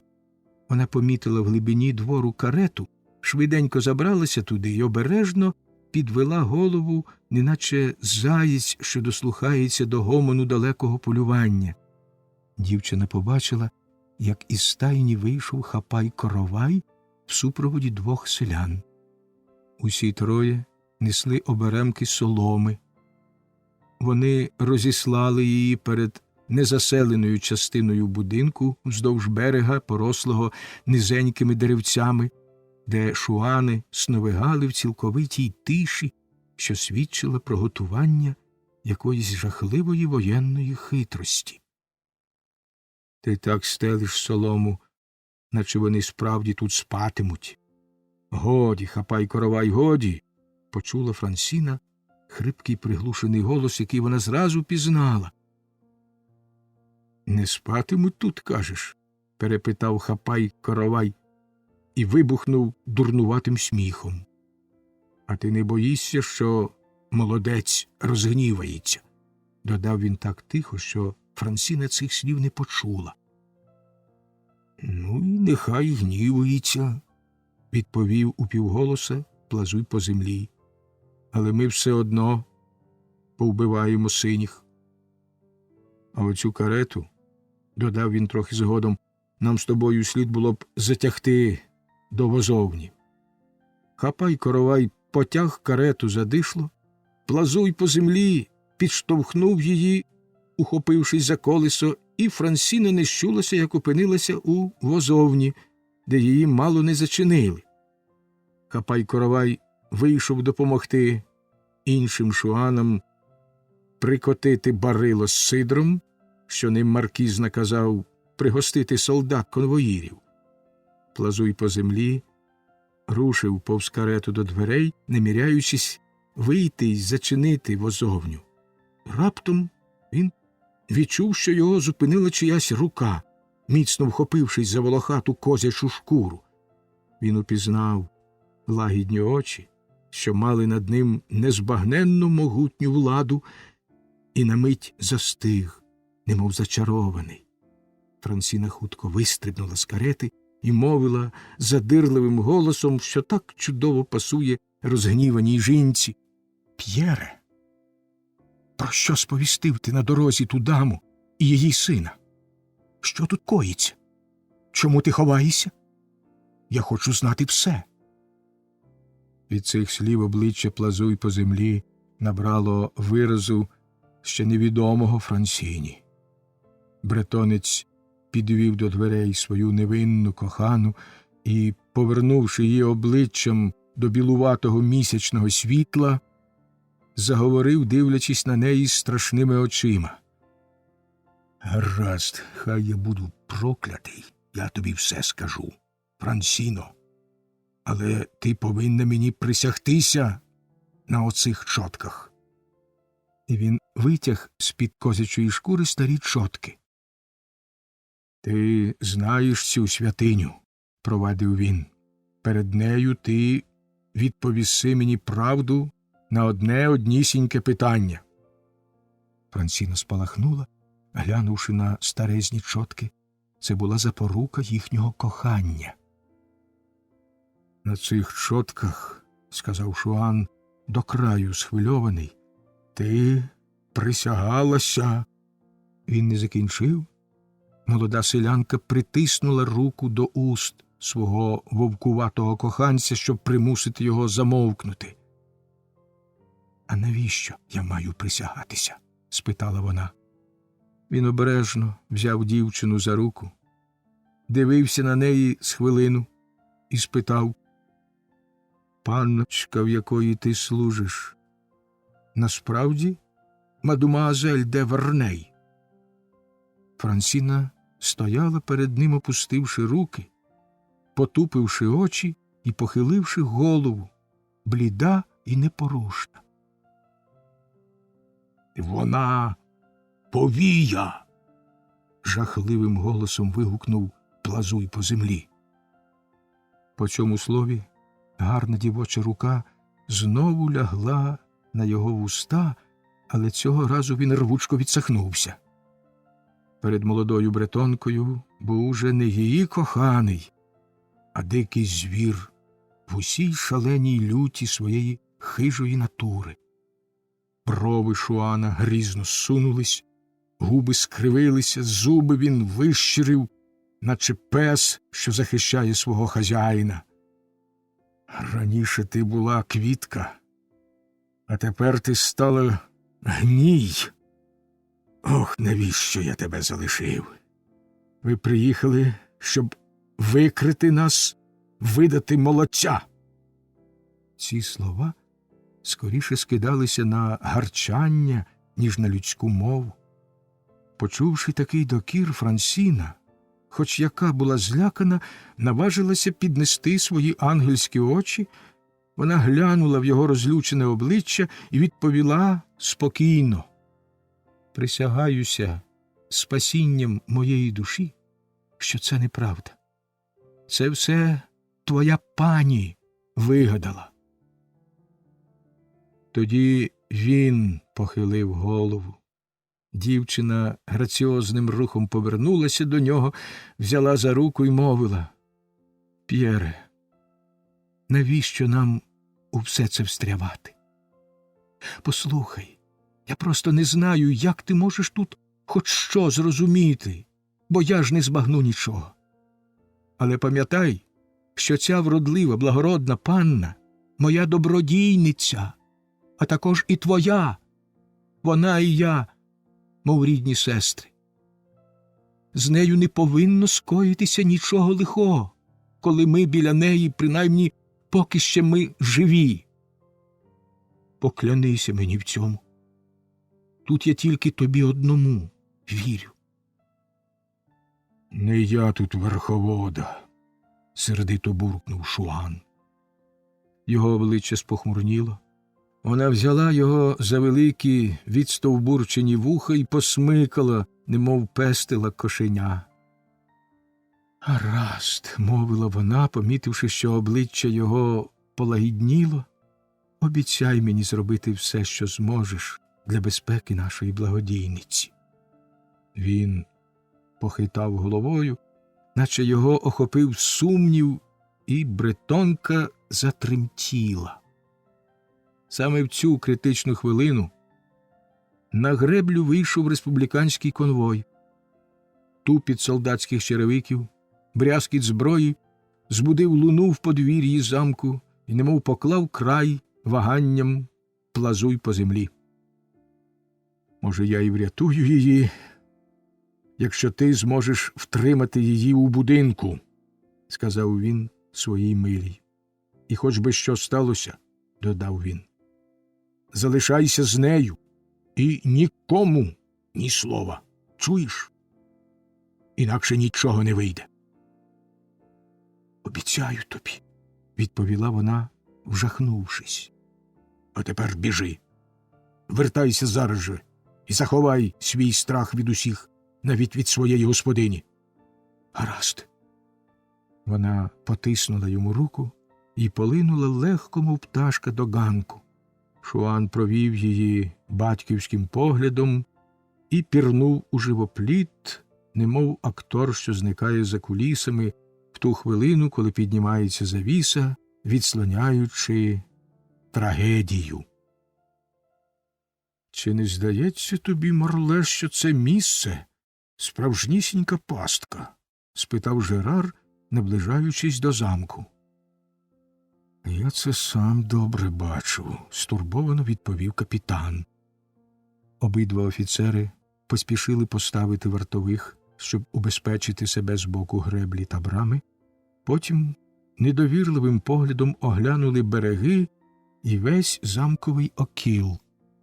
«Ну, – сказав Мерль, – треба або ввійти в цю халабуду з цілковитою довірою, або зовсім туди не входити».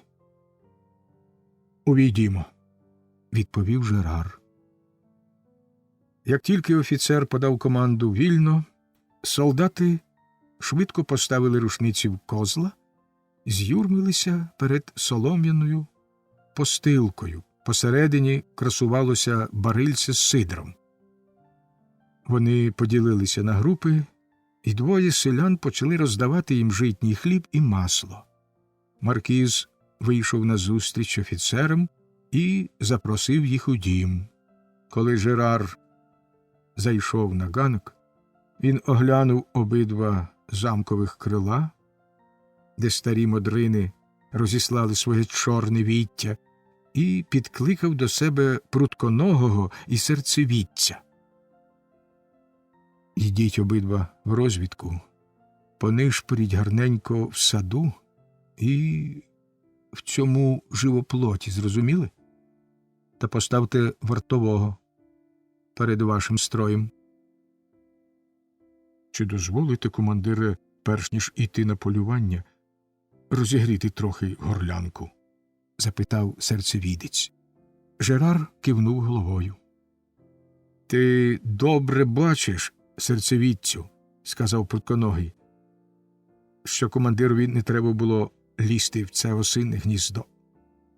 Якби на його місці був Юло, він ні за що не завів би нас сюди. Ми тут наче в казані». «Ти просто дурень», – відповів серцевідець. «Як же це ти, король Пронос, не зметикував, що ця халупа – палац тієї гарненької дами, біля якої посвистує наш веселий дрізд, найхоробріший з усіх капітанів. І він одружиться з нею, це ясно, як начищений багнет. Що й казати, така жінка зробить честь усій півбригаді». «А тож», – відповів прутконогий, – «ти ще можеш додати, що й сидром нас тут частують знаменитим, та щось пити його мені не до смаку перед цими бісовими загорожами. Мене весь час перед очима, як Ларос і В'є-Шапо котяться шкереберть у рівчак, там, на пелерині. Скільки житиму, цього не забуду». В бідолахи Лароза косичка підстрибувала на спині, наче молоток на дверях. «Друже мій прутконогий, як на солдата в тебе забагато хвантазії. Тобі складати б пісні в Національному інституті». «Коли в мене забагато фантазії, – заперечив прутконогий, – то в тебе її зовсім немає. Багато часу мине, поки ти дослужишся до консула». Сміх солдатів поклав край суперечці, бо серцевідець не знайшов пороху у своїй ладівниці, щоб відбити напад. «Ну, ідеш в дозор? Я піду праворуч», – мовив прутконогий. «Гаразд, а я піду ліворуч», – відповів йому товариш. «Але стривай, одну хвилинку. Я вип'ю кухоль сидру, у мене язик приклеївся до горлянки, наче той пластир, яким наш Юло заліплює дірки на своєму причудовому капелюсі». Ліва сторона саду, куди серцевідець не поспішав вирушати в розвідку, на нещастя лежала на тому небезпечному березі, де Франсіна помітила таємничі постаті. На війні усе випадок. Жерар увійшов до вітальні, привітався і пильно оглянув присутніх. Ще більша підозра заворушилася в його серці. Він швидко підійшов до мадемуазель де Верней і сказав, стишивши голос: «Гадаю, що вам негайно треба їхати звідси. Ми тут у небезпечному місці». «Невже ви боялися чогось у моєму домі?» – спитала вона, сміючись. «Ви тут у більшій безпеці, ніж у Маєнні». Жінка завжди певна в своєму коханому. Обидва офіцери заспокоїлися. В цю хвилину товариство перейшло до їдальні, хоч іще не прибула, як виявилося, з кількох побіжних фраз очікувана всіма значна особа. Завдяки тиші, яка завжди панує на початку урочистої трапези, мадемуазель де Верней могла уважніше придивитися до цього зборища, дуже цікавого в такій обстановці, і гадки не маючи, що сама певною мірою спричинилася до нього через оту безтурботність, якої жінки, звиклі в усьому знаходити розвагу, не зрікаються і в вирішальні хвилини життя. Раптом її вразило одне спостереження. обидва республіканські офіцери вигідно вирізнялися серед присутніх своїм статечним виглядом. Довге волосся, стягнуте на скронях і заплетене на потилиці в густу косу, відкривало на їхніх чолах ті чисті лінії, що надають стільки щирості і благородства молодим обличчям. Старі сині мундири з потертими червоними вилогами, все аж до еполет, що посувалися на спину в довгих походах, свідчило про брак шинелей у всій армії, навіть у командирів. Все відзначало цих двох військових від людей, серед яких вони опинилися. «О, тут уся нація, свобода», – сказала Марі сама до себе. Потім вона кинула погляд на роялістів, а там тільки одна людина – король, привілеї. Вона мимоволі замилувалася обличчям Мерля. Цей життєрадісний солдат втілював образ французького піхотинця, що посвистує під кулями і ніколи не забуде пожартувати з невдахи товариша. Жерар викликав до себе пошану. Поважний і стриманий, він, здавалося, мав душу справжнього республіканця, яких у ті часи була сила селена у французькій армії, і яким їхня скромна, благородна самовідданість надавала незнаної доти енергії. «Ось людина, що мені до вподоби, людина з широкими поглядами», – подумала мадемуазель де Верней, спираючись на сучасне, владарюючи над ним.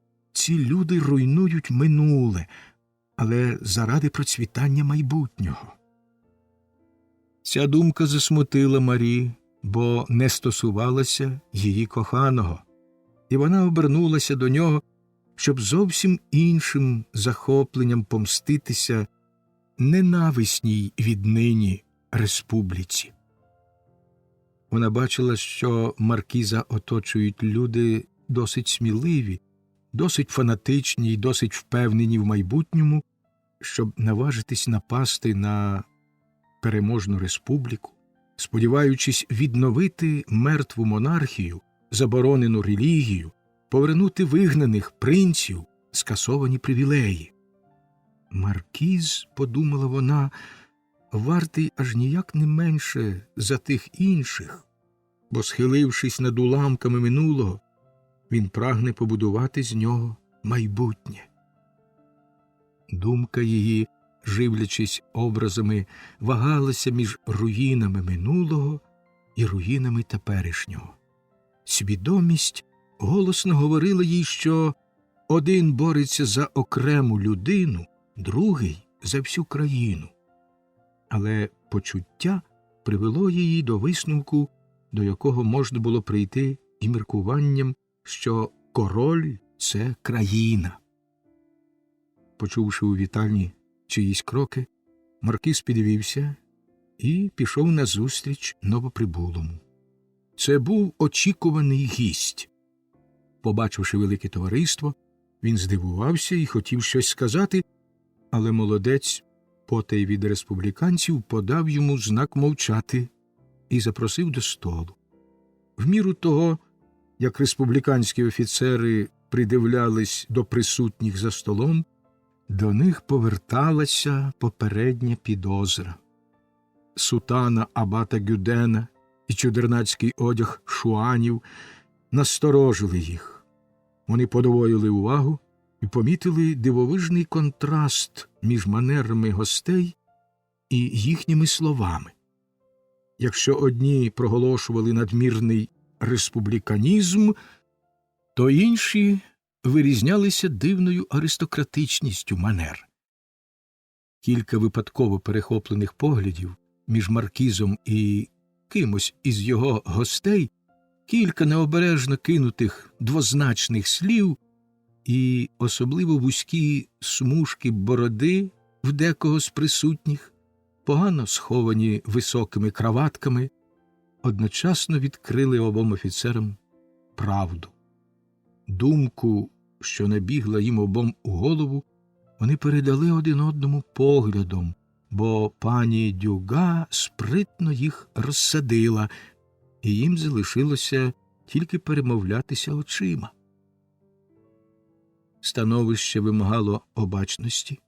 Вони не знали, чи господарі вони в цьому замку, чи їх затягли сюди в пастку.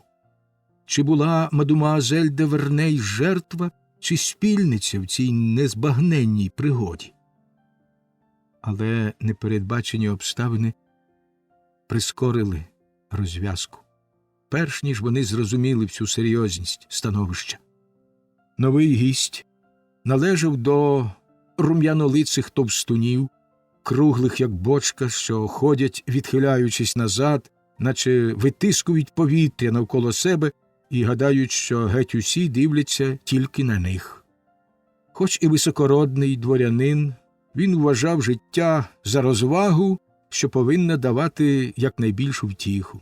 Він схилявся перед самим собою, але все-таки був доброзичливий, чемний і дотепний, як деякі дворяни, котрі, закінчивши виховання при дворі, повертаються до своїх маєтків і навіть у гадці не мають, що, проживши там 20 років, вони обростають цвіллю. Такі люди з непохитною самовпевненістю нехтують правилами звичайності, сиплють пустими дотипами, дуже спритно обминають усе справді хороше і докладають неймовірних зусиль, щоб самому пошитися в дурні. Орудуючи виделкою з ретельністю завзятого їдця, він надолужив згаяний час і врешті підвів очі від тарілки. Його здивування ще збільшилося, коли він побачив двох республіканських офіцерів, і він запитливо глянув на пані Дюга. Замість відповіді вона показала йому на мадемуазель де Верней. Побачивши сирену, чия краса вже майже пригасила в серцях гостей почуття збуджені пані Дюга, товстун посміхнувся зухвалою, глумливою посмішкою, за якою, видно, таїлася якась непристойна історія. Він нахилився до сусіда і пошепки сказав йому кілька слів, і ці слова, залишившись невідомими тільки для офіцерів і Марі, переходили з уст в уста від одного до іншого і дійшли нарешті до того, кого вони мали смертельно вразити в самісіньке серце. Ватажки вандейців і шуанів з жорстокою цікавістю звернули свої погляди на маркіза Монторана. Очі пані Дюга світилися зловтіхою, перебігаючи від маркіза до здивованого обличчя мадемуазель де Верней. Офіцери занепокоєно перезиралися, чекаючи кінця цієї дивної сцени. Настала хвилина, коли виделки завмерли в руках, в кімнаті запанувала тиша, і усі погляди зосередилися на обличчі молодця. Від шаленого вибуху люті лице його налилося кров'ю, а за мить стало жовте, як віск. Молодий ватажок повернувся до гостя, від якого приповзла ця отруйна гадюка, й похмуро спитав: «Прокляття! Графе, це правда?» «Присягаюся честю», – відповів граф і поважно схилив голову. Маркіз опустив очі, а за хвилину знову підвів їх і уп'явся в Марі. Дівчина, яка уважно стежила за цією сценою, зустріла його вбивчий погляд. «Я віддав би своє життя, щоб негайно помститися за себе», – мовив маркіз упівголоса. Пані Дюга вловила зміст його слів лише за порухом уст і посміхнулася до молодика, як посміхаються підбадьорливо другові, обіцяючи, що його розпач ось-ось минеться. Презирство до мадемуазель де Верней, написане на всіх обличчях, перевершило міру обурення двох республіканців. Вони рвучко підвелись. «Чого ви бажаєте, громадяни?» – спитала їх пані Дюга. «Наші шпаги, громадянко!» – іронічно відповів їй Жерар. «За столом вони не потрібні», – мовив маркіз крижаним тоном. «Ні, але ми пограємо з вами в добре знайому вам гру», – відповів Жерар, випростуючись на весь зріст. «І тут ми подивимось один на одного ближче, ніж біля пелеріни». Всі заціпеніли. В цю хвилину на дворі гримнув рушничний залп, вжахнувши обох офіцерів. Вони кинулися на ганок і побачили щось із сотню шуанів, які цілилися в солдатів, іще живих після перших пострілів, і стріляли по них, мов по зайцях. Бретонці прийшли з того берега, де Плазуй по землі поставив їх, ризикуючи їхнім життям, коли стихли останні постріли. Крізь стогін вмираючих чути було, як кілька шуанів попадали в воду, де їх закружляло, наче каміння у вирі. Хапай-Коровай націлився в Жерара. Плазуй по землі взяв на приціл Мерля. «Капітане», – холодним тоном мовив маркіз до Мерля, повторюючи його власні слова, сказані про нього. «Бачите, люди, мов плоди, вони дозрівають на соломі». І він показав рукою на скривавлену постилку, де поліг геть увесь республіканський конвой. Шуани добивали поранених і з неймовірною спритністю роздягали вбитих. «Я правду казав, що ваші солдати не дійдуть до пелеріни», – думав маркіз. «Я певен також, що вашу голову начинять свинцем раніше, ніж мою. Як ви гадаєте?» Монторан відчував непоборну потребу вдовольнити свою лють.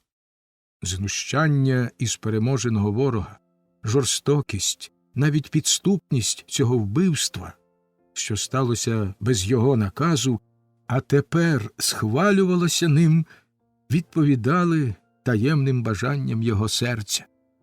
У своєму шаленстві він ладен був знищити всю Францію.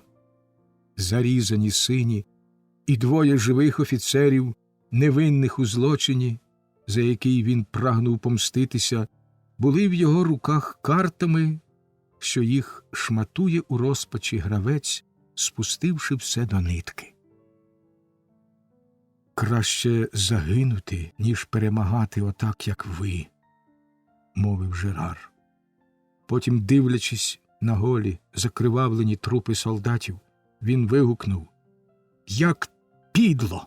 По-зрадницькому їх убито!» «Так само, як і Людовіка XVI», – жваво відповів маркіз. «Добродію», – згорда відказав Жерар, – «у суді над королями є таємниці, що їх вам ніколи не збагнути». «Засудити короля!» – вигукнув маркіз у нестямі. «Боротися проти вітчизни!» – кинув презирливо Жерар. «Нісенітниця!» – крикнув маркіз. «Батько вбивці!» – відрізав Жерар. «Цари вбивці!» Я бачу, ти завів суперечку перед смертю», – весело гукнув Мерль. «А тож», – мовив спокійно Жерар і повернувся до маркіза. «Добродію, якщо ви маєте намір нас убити, то зробіть нам принаймні ласку, накажіть розстріляти негайно». «От тобі й маєш», – вигукнув капітан. «Завжди ти підганяєш кінець. Але, мій друже, коли вирушають у далеку дорогу, і вже не матимуть змоги поснідати, то хоча б вечеряють. Жерар кинувся вперед і гордо став під стіною, не промовивши ні слова. Хапай-Коровай націлився в нього. Маркіз стояв непорушно, і той зрозумів його мовчання як наказ. Майор упав, наче підрубане дерево. Плазуй по землі підбіг поділити здобич з Хапай-Короваєм. Вони сварилися, наче голодні круки, і гарчали над іще теплим трупом. Коли ви хочете закінчити вечерю, капітане, то ходімо зі мною, мовив маркіз до Мерля, вирішивши зберегти його життя для обміну полоненими. Капітан машинально пішов за маркізом і сказав упівголоса, немов докоряючи собі: «І все це через ту бісову дівку. Що скаже Юло?» «Через цю дівку?» – глухо вигукнув маркіз. «То вона справді дівка!»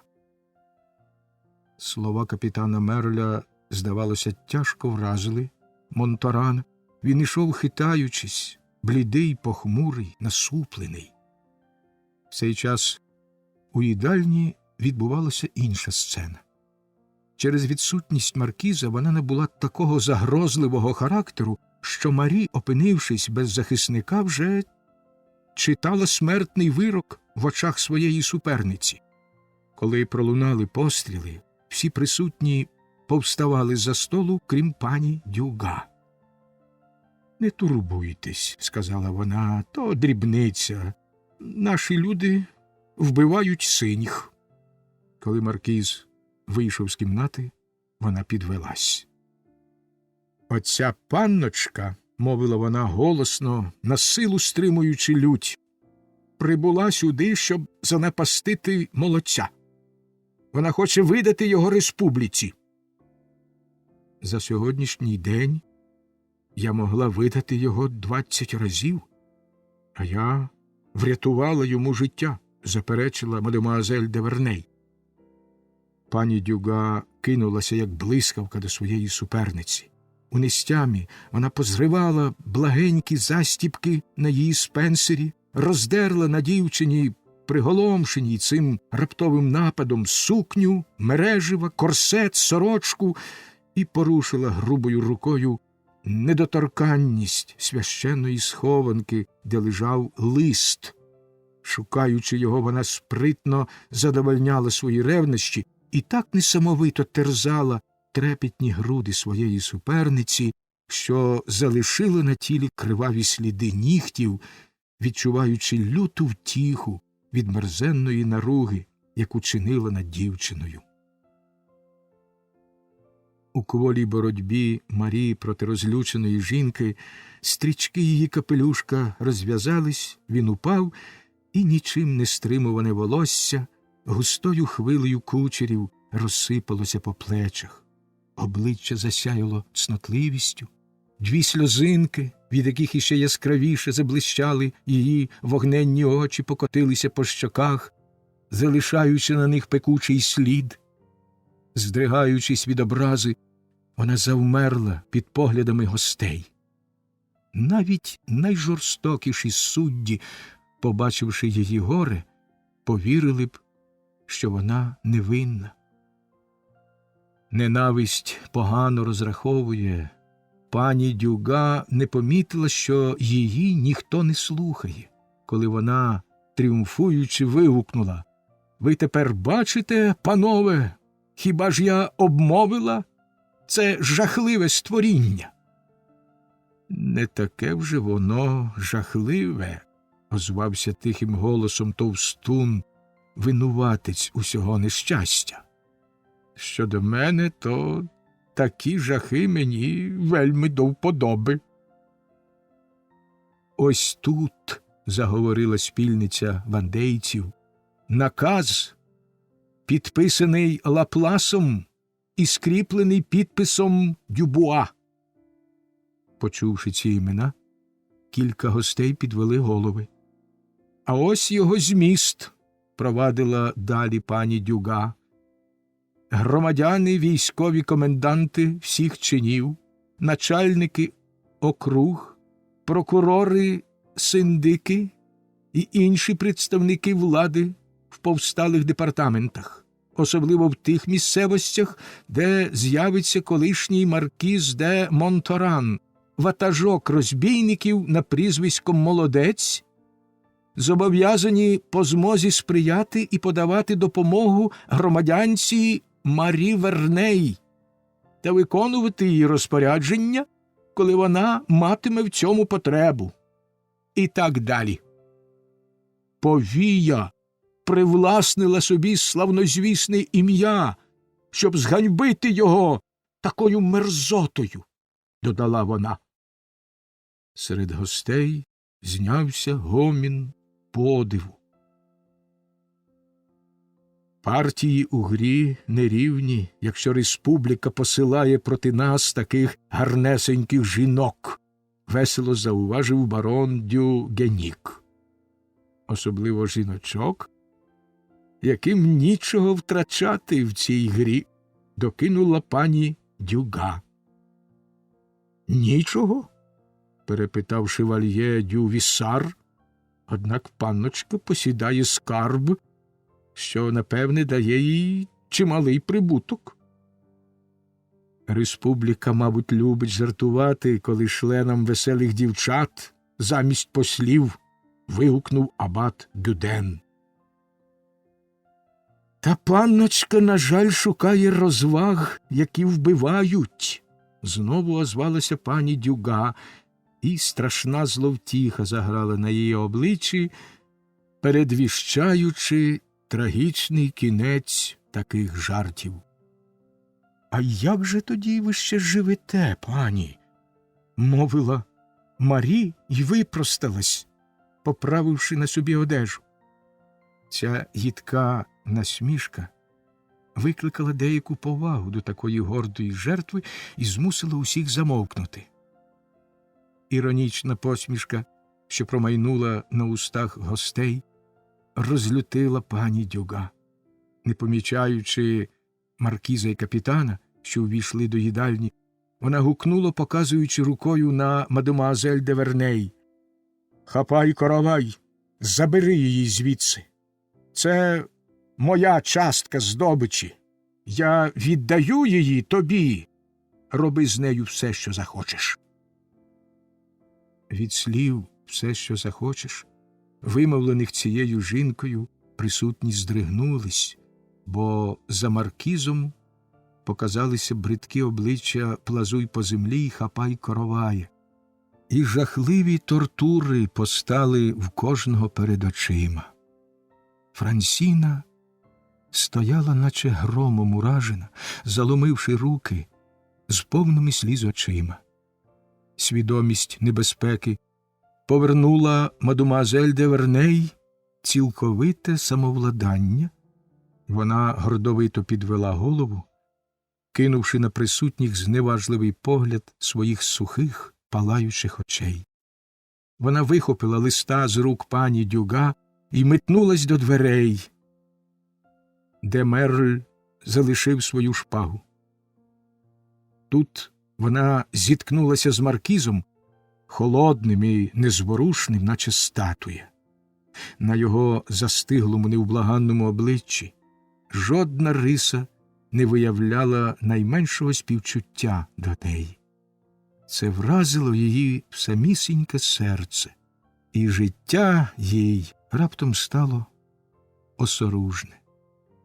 Той, хто так палко присягався їй у коханні, чув, звичайно, як глумилися з неї, і лишався байдужим свідком наруги. Коли перед очима всіх розкрили скарби краси, що їх жінка береже для любощів, вона, може, й простила б Монторанові його презирство, але зненавиділа його за те, що він бачив її приниження. Невситима жадоба помсти спалахнула в її серці. Вона кинула на маркіза нестямний погляд. Її душило почуття свого безсилля. У неї за плечима вже стояла смерть. В голові її завирував божевільний вихор. Кров закипіла, і весь світ повстав перед нею в полум'ї пожежі. Замість убити себе, вона кинулася зі шпагою в руках на маркіза і встромила її аж по саме руків'я. Та лезо сковзнуло між рукою і стегном. Молодець схопив Марі за руку і потяг із зали за допомогою Хапай-Коровая, що підбіг до зневіснілої дівчини в ту мить, коли вона намірилася вбити маркіза. Вражена цим видовищем, Франсіна пронизливо закричала: «П'єре! П'єре! П'єре!» Жалібно гукала вона й бігла за своєю господинею. Залишивши приголомшене товариство, маркіз вийшов і зачинив за собою двері. До самого ганку він міцно тримав Марі за руку, судорожно стискаючи її, а Хапай-Коровай своїми твердими пальцями мало не переломив їй плеча, але Марі відчувала тільки гарячу руку молодого вождя. Вона холодно глянула на нього. «Пане, ви завдаєте мені болю!» Замість відповіді маркіз пильно подивився на свою кохану.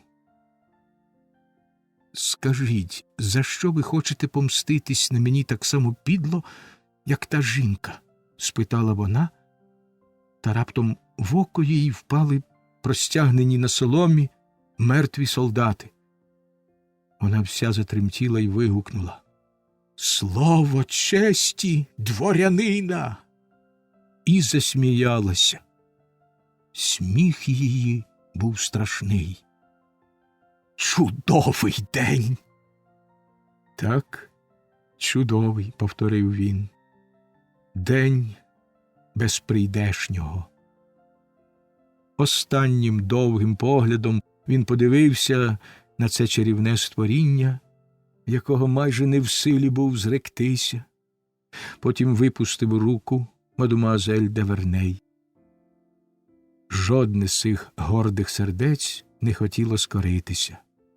Можливо, маркіз чекав сліз, але очі в дівчини світилися сухим блиском і гордістю.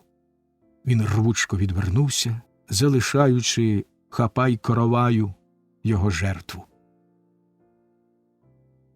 «Бог почує мене, маркізе.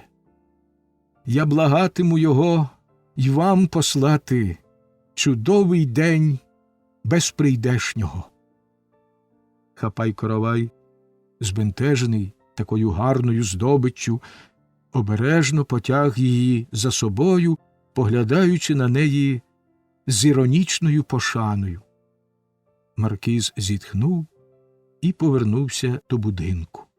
Він був схожий на мерця, якому не закрили очей. Повернення капітана Мерля здалось незрозумілим свідкам цієї трагедії. Вони дивилися на нього, здивовано перезираючись. Мерль помітив подив шуанів і, вірний своїй вдачі, мовив із сумною усмішкою: «Сподіваюся, панове, що ви не відмовите в склянці вина людині, яка вирушає в останній свій похід». Саме в цю хвилину, коли гостей заспокоїли капітанові слова, кинуті з чисто французькою, любою вандейцям безтурботністю, і увійшов Монторан, блідий, з нерухомим поглядом, від якого всі похололи. «Ви зараз побачите, – сказав капітан, – як мертвий розворушить живих. О, ви тут, мій дорогий військовий прокуроре!» – вигукнув маркіз, ніби прокинувшись від сну. І він простяг йому пляшку грабського вина, наміряючись налити йому склянку. «Дякую, громадянине маркіз, але ж я, бачте, можу сп'яніти». Всміхнувшись, На цей дотип пані Дюга мовила до гостей: «Ну, то звільнімо його від десерта». «Ви дуже жорстокі у вашій помсті, пані», – сказав капітан. «Ви забули про мого вбитого друга. Він чекає на мене, а я ніколи не запізнююсь на побачення». «Капітане», – сказав тоді маркіз і кинув йому свою рукавичку, «ви вільний. Ось вам перепустка. Королівські ловчі знають, що не слід винищувати геть усю дичину». «Хай буде життя», – вигукнув Мерль. «Але ви робите помилку, я клянусь, що буду ганятися за вами невідступно, і жалю від мене не ждіть. Ви, може, дуже розумний, але не вартий Жерара. Хоч ваша голова – дуже мала плата за його життя. Вона мені потрібна, і я її здобуду». «Він надто поквапився», – заперечив маркіз. «Я міг би випити зі своїми катами, але не залишуся з убивцями мого друга». «Прощавайте», – сказав капітан до здивованих гостей і вийшов з їдальні. «Ну, що ви скажете, панове, про старшин, лікарів та адвокатів, які керують республікою?» – холодним тоном спитав молодець. «Клянуся Богом, маркізе», – відгукнувся граф де Бован, «вони у всякому разі погано виховані. Оцей, здається, розмовляв з нами дуже зухвало». Раптова втеча капітана мала таємну причину. Дівчина, всіма принижена, затаврована презирством, яка, можливо, в цю хвилину була близька до загибелі, показала в попередній сцені таку душевну красу, що її важко було забути. Виходячи, він казав сам до себе: «Якщо це й дівка, то дівка надзвичайна. Я готовий одружитися з нею». Він сподівався, що визволить її з рук цих дикунів, тому перша думка його, коли він дістав право на життя, була взяти віднині дівчину під свій захист. Капітан вийшов з будинку й опинився, на нещастя, у порожньому дворі. Він озирнувся довкола, прислухався до тиші, яку порушували тільки галас і сміх шуанів. Вони пиячили десь далеко в саду, ділячи між собою здобич. І він наважився зазирнути за ріг того фатального замкового крила, перед яким були розстріляні його солдати. З цього місця він розгледів удалині, при блідому світлі кількох свічок, королівських ловчих, що зібралися купками. Але він не побачив серед них ні хапай коровая, ні плазуй по землі, ані дівчини. Раптом він відчув, як хтось тихенько смикає його за полу мундира, обернувся і угледів Франсіну, що стояла навколішках. «Де вона?» – спитав капітан. «Я не знаю. П'єр прогнав мене і наказав не рухатися з місця». «А куди вони пішли?» «Ось туди», – відповіла вона, показуючи на греблю. І тоді капітан і Франсіна помітили на осяяній місячним світлом поверхні озера якісь темні тіні і розпізнали між ними стрункі, хоч і невиразні обриси жіночої постаті. В обох дужче забилося серце. «Це вона!» – скрикнула бретонка. Мадемуазель де Верней, здавалося, покірливо стояла серед кількох чоловіків, і їхні жести свідчили про якусь суперечку. Їх там декілька, гукнув капітан. Але однаково. Ходімо туди. Ви марно загинете, заперечила Франсіна. Я вже був помер сьогодні один раз, весело відповів Меррі. Обоє рушили до темної брами, за якою відбувалася ця сцена. На півдорозі Франсіна зупинилась. Ні, я далі не піду, тихо мовила вона. П'єр мені сказав не втручатися, я його розумію. Ми можемо все зіпсувати. Робіть, що хочете, пане офіцер, але відійдіть від мене. Якщо П'єр побачить нас разом, він вас уб'є. Цю хвилину Хапай-Коровай показався з-за брами. Він хотів покликати з возовні візничого. Помітив капітана і заволав, націлившись у нього з рушниці: «Свята Анно Орейська! Таки правду казав нам антренський ректор, що сині підписали угоду з дияволом? Завжди, я тобі покажу, як воскресати. Ей, ти, зачекай! Мені подарували життя!» – гукнув Меррі, побачивши смертельну загрозу. «Ось рукавичка твого командира!» «Ох, гляньте лишень на цю мару!» – крикнув у відповідь той. «А я не подарую тобі життя, ні! Аве Марія!» Шуан вистрелив. Куля влучила капітанові в голову, він упав. Коли Франсіна підійшла до Мерля, вона почула його останні, ледь розбірливі слова. Все ж таки, краще залишитися з ними, ніж повернутися без них.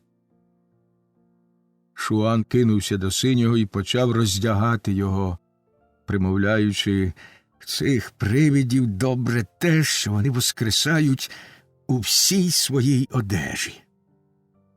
Побачивши в руці капітана, якою той поворушив, наче показуючи йому рукавичку молодця, цей священний охоронний знак, він остовпів. «Ох, не хотів би я опинитися в шкурі сина моєї матері», – вигукнув він, і миттю зник, немов бистрокрилий птах. Щоб зрозуміти цю згубну для капітана зустріч, треба простежити за мадемуазель де Верней відтоді, коли маркіз у розпачі й несамовитій люті покинув її, залишивши в руках Хапай-Коровая. Франсіна судорожно схопила тоді руку Плазуй по землі, вимагаючи в сльозах виконати його обіцянку. За кілька кроків від них Хапай-Коровай тягнув свою жертву, немов волочив важкий вантаж. Волосся в Марі розтріпалося, голова похилилась, а очі вперто дивилися в бік озера. Але залізний кулак міцно тримав її, і вона проти волі пленталася за Шуаном. Він раз у раз обертався, щоб подивитись на неї чи поквапити її, і кожного разу якась грайлива думка викликала на його обличчі огидну посмішку. «Ну й ловка ж!» – вихопилось у нього в простацькому захопленні. Франсіна почула ці слова, і до неї повернулася мова. «П'єре!» «Ну що? Він уб'є мою панночку?» «Трохи згодом», – відповів Плазуй по землі. «Але вона опиратиметься, і коли вона загине, я теж помру». «О, ніяк. Надто вже ти її любиш. Що ж, хай помирає», – сказав Плазуй по землі. «Якщо ми будемо багаті і щасливі, то тільки завдяки їй. Та не це головне. Ти ж обіцяв мені визволити її з будь-якої біди». «Спробую», А ти залишайся тут і не рухайся з місця. Франсіна зразу ж випустила руку Плазуй по землі і в страшній тривозі залишилась чекати у дворі.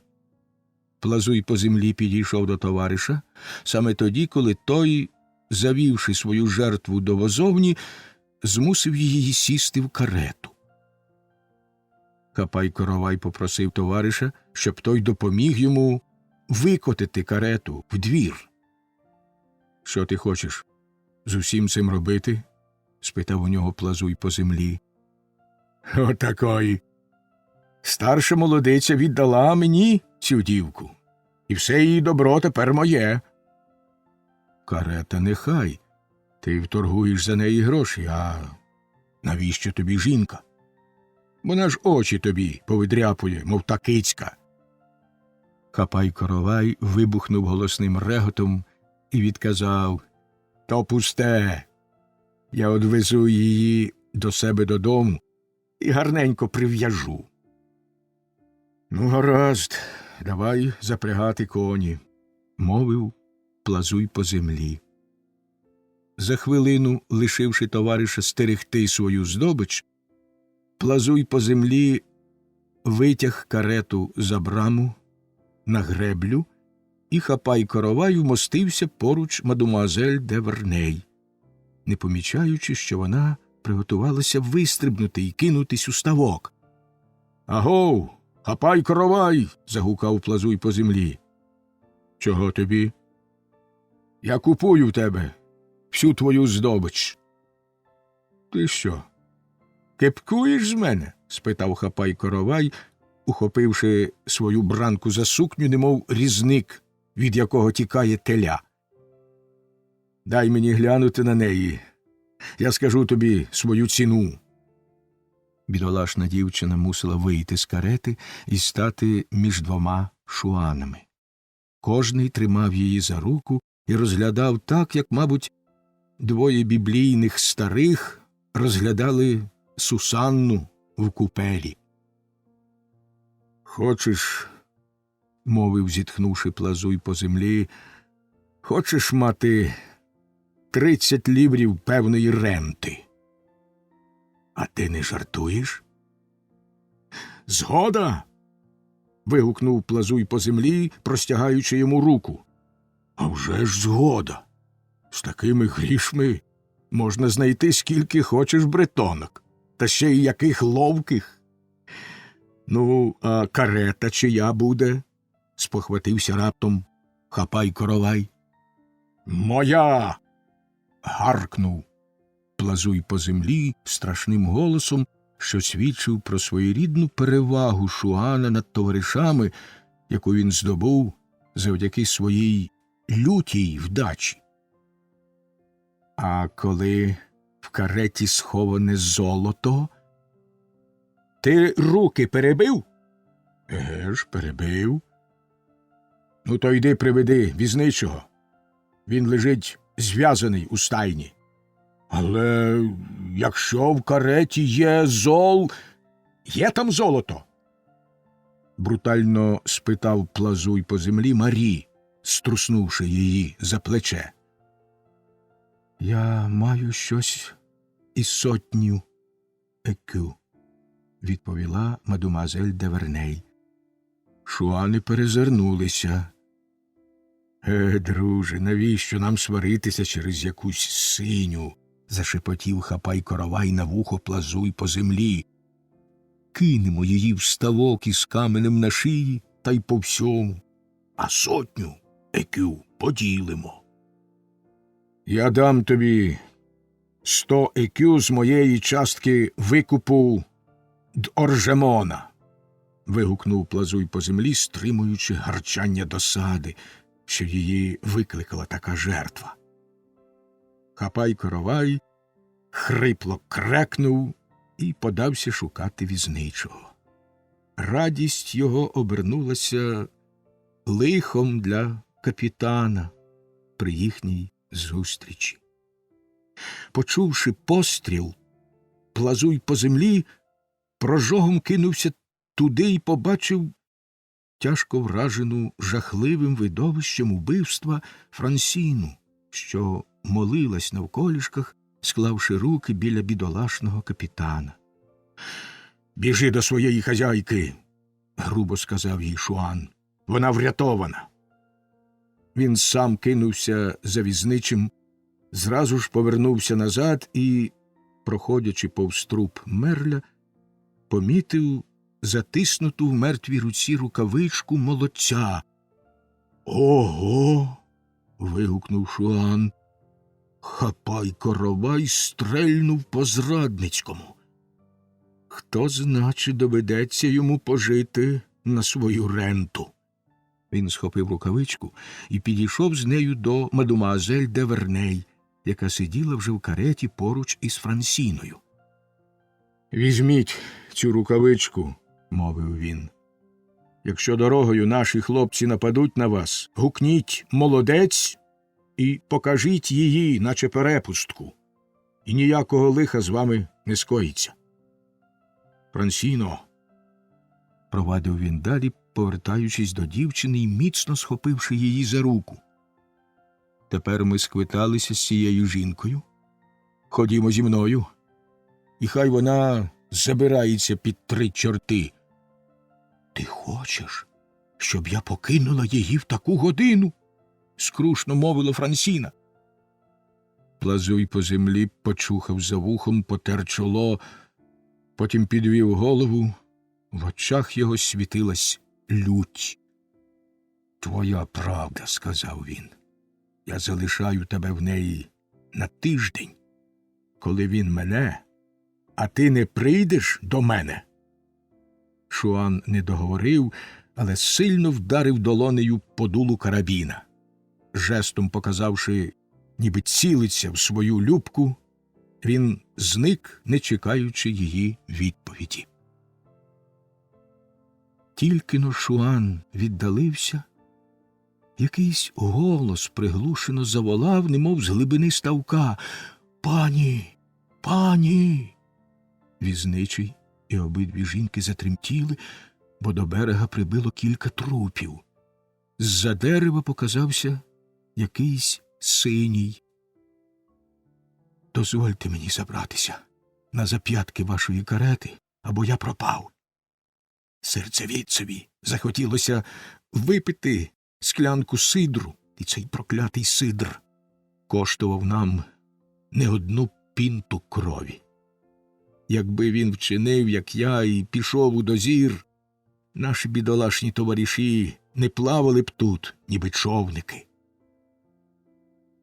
Поки за стінами замку відбувалися ці події, ватажки повсталої Вандеї і Шуанів із келихами в руках провадили нараду під головуванням маркіза де Монторана. Чималенькі порції бордоського вина дуже пожвавлювали їхню бесіду, яка наприкінці вечері стала особливо значна і важлива. За десертом, коли план спільних воєнних дій було прийнято, роялісти піднесли келихи за процвітання бурбонів. У цей час пролунав постріл Хапай-Коровая, наче відлуння тієї згубної війни, що її ці веселі вельможні змовники намірялися вести проти республіки. Пані Дюга стрепенулася і не втрималась від радісного жесту. Нарешті вона позбулася суперниці. Гості мовчки перезирнулись, а маркіз підвівся з-за столу й вийшов. Все-таки він був у неї закоханий, насмішкувато сказала пані Дюга.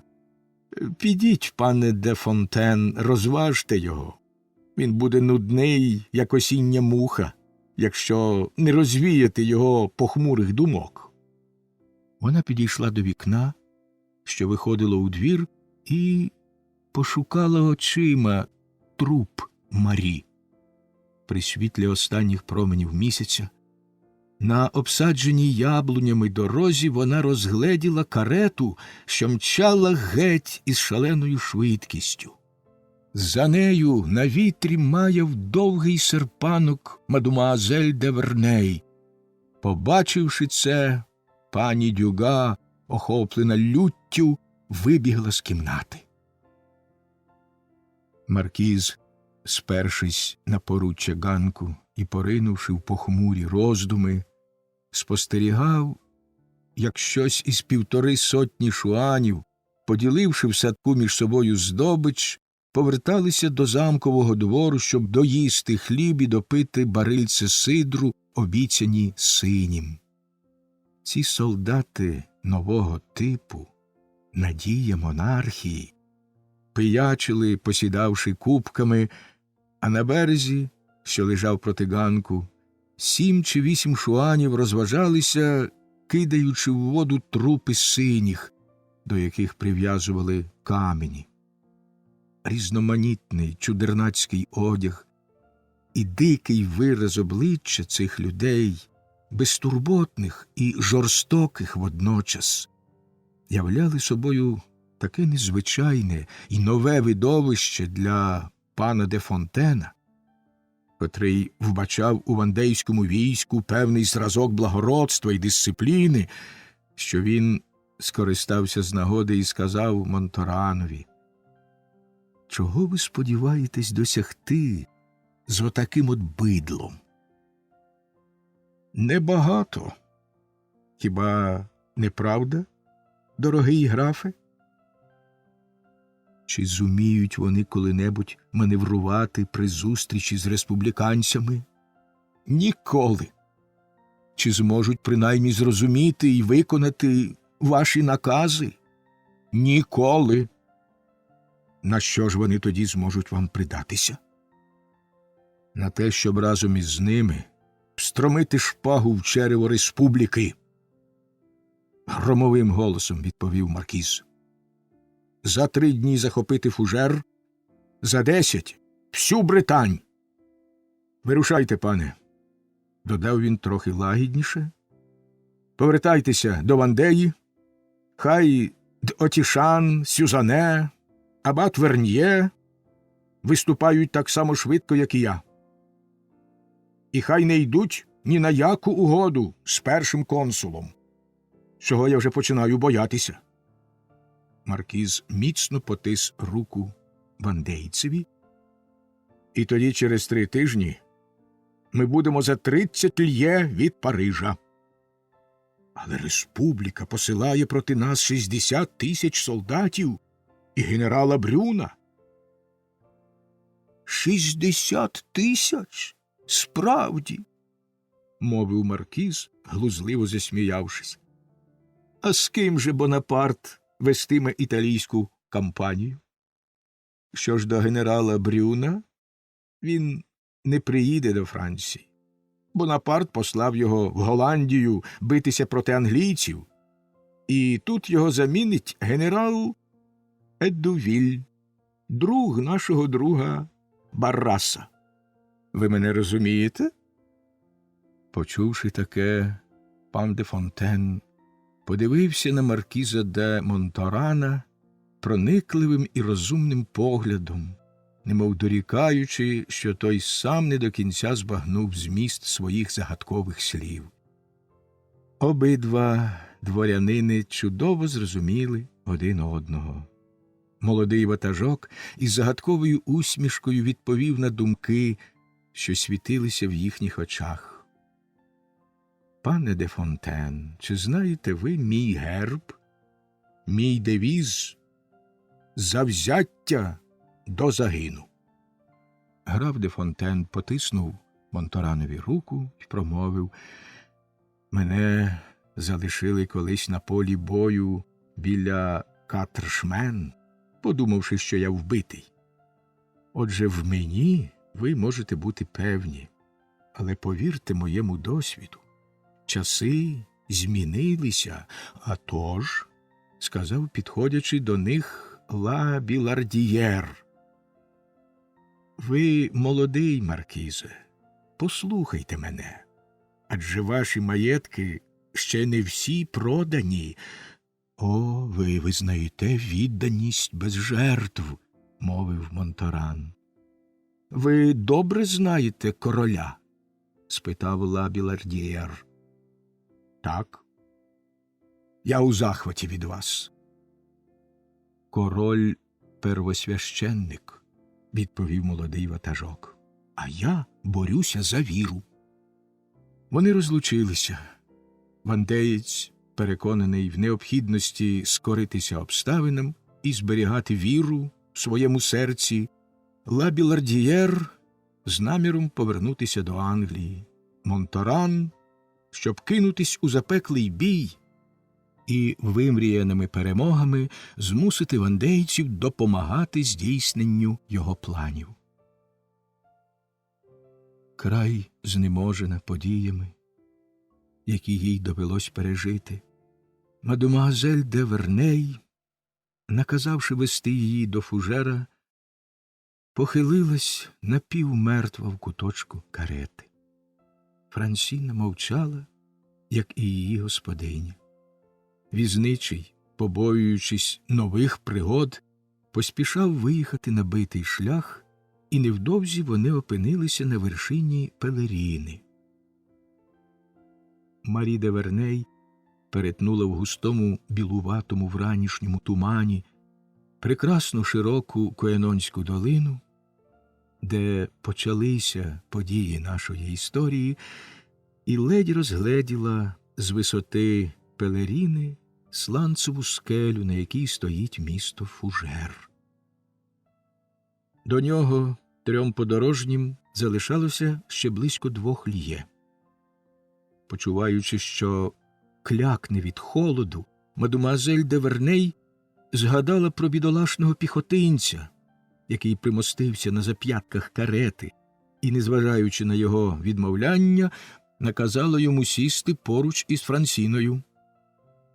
Вигляд Фужера відвернув Марі від її роздумів.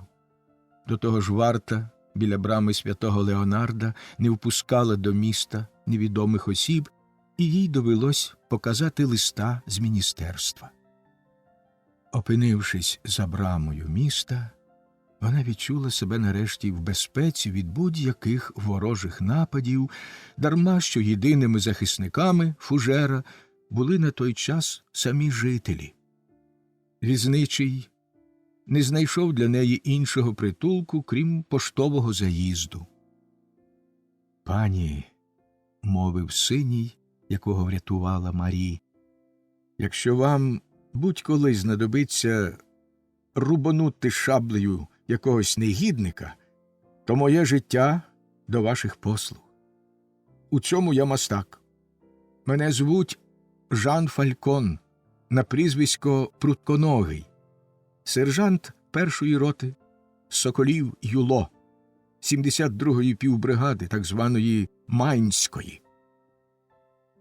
Даруйте мені мою нав'язливість і хвастощі, але я можу запропонувати вам тільки душу простого сержанта. Єдине, що тепер маю». Він повернувся на підборах і пішов геть, посвистуючи. «Що нижче сходиш щаблями суспільства, – гірко мовила Марі, – то більше зустрічаєш щирих і благородних почуттів. Маркіз заплатив мені смертю за врятоване життя, а оцей сержант… Але годі про це». Коли красуня-парижанка вже лежала в теплому ліжку, вірна Франсіна марно чекала від неї звичного ласкавого слова. Побачивши, що вона стоїть зажурена, її господиня сумно похитала головою. «А це зветься, минув 1 день, Франсіно, а я постаріла на 10 років». Наступного ранку, тільки-но вона встала, до неї з'явився Корантен. Марі дозволила йому війти. «Франсіно», – сказала вона, – «мабуть, моє нещастя справді величезне. Раз мені не надто гидко, зустрітися з Корантеном. І все ж таки, побачивши цю людину, вона відчула в 1000-й раз мимовільну огиду, якої не могли пригасити 2 роки знайомства. «Ну, що?» – спитав він, посміхаючись. «А я вірив у наш успіх». «То це не його ви отримали у своїх руках?» «Корантене», – відповіла вона поволі і з тугою в голосі, «не говоріть зі мною про цю справу, поки я сама не заведу про неї мови».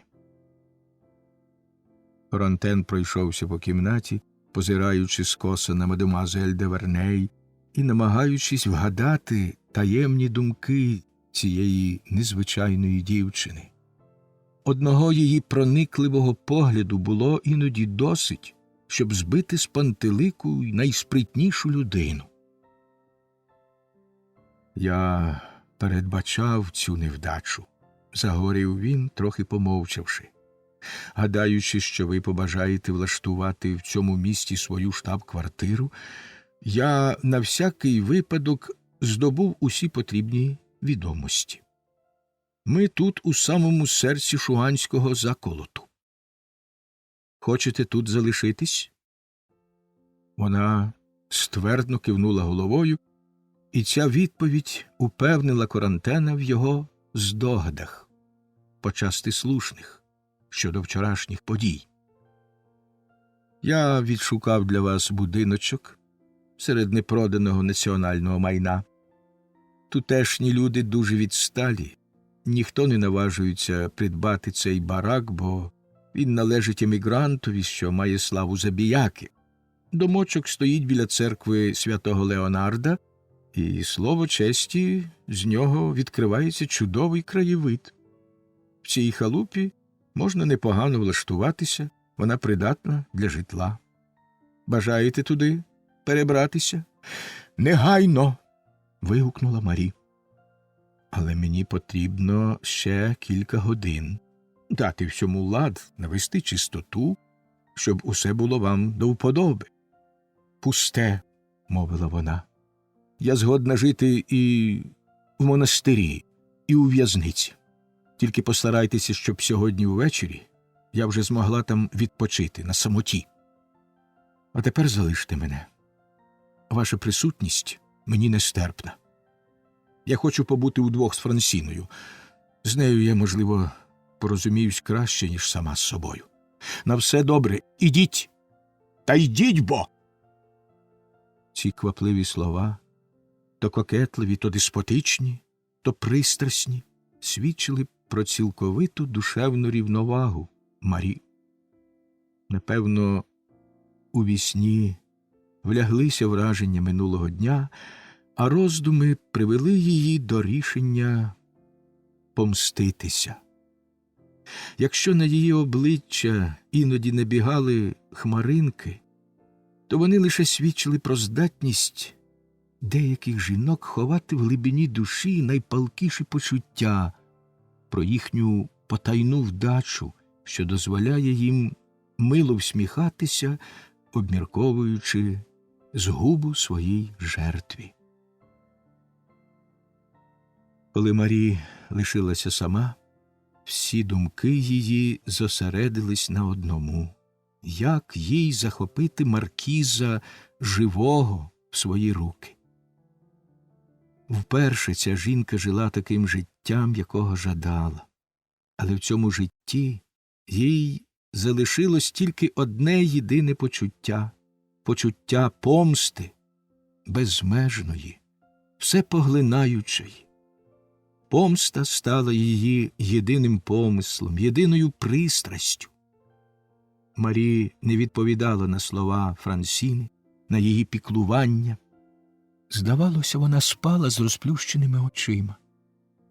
Протягом довгого дня вона жодним жестом, жодним звуком не виявила гарячкового вирування думок. Вона мовчки лежала на канапці, зробленій із стільців і подушок.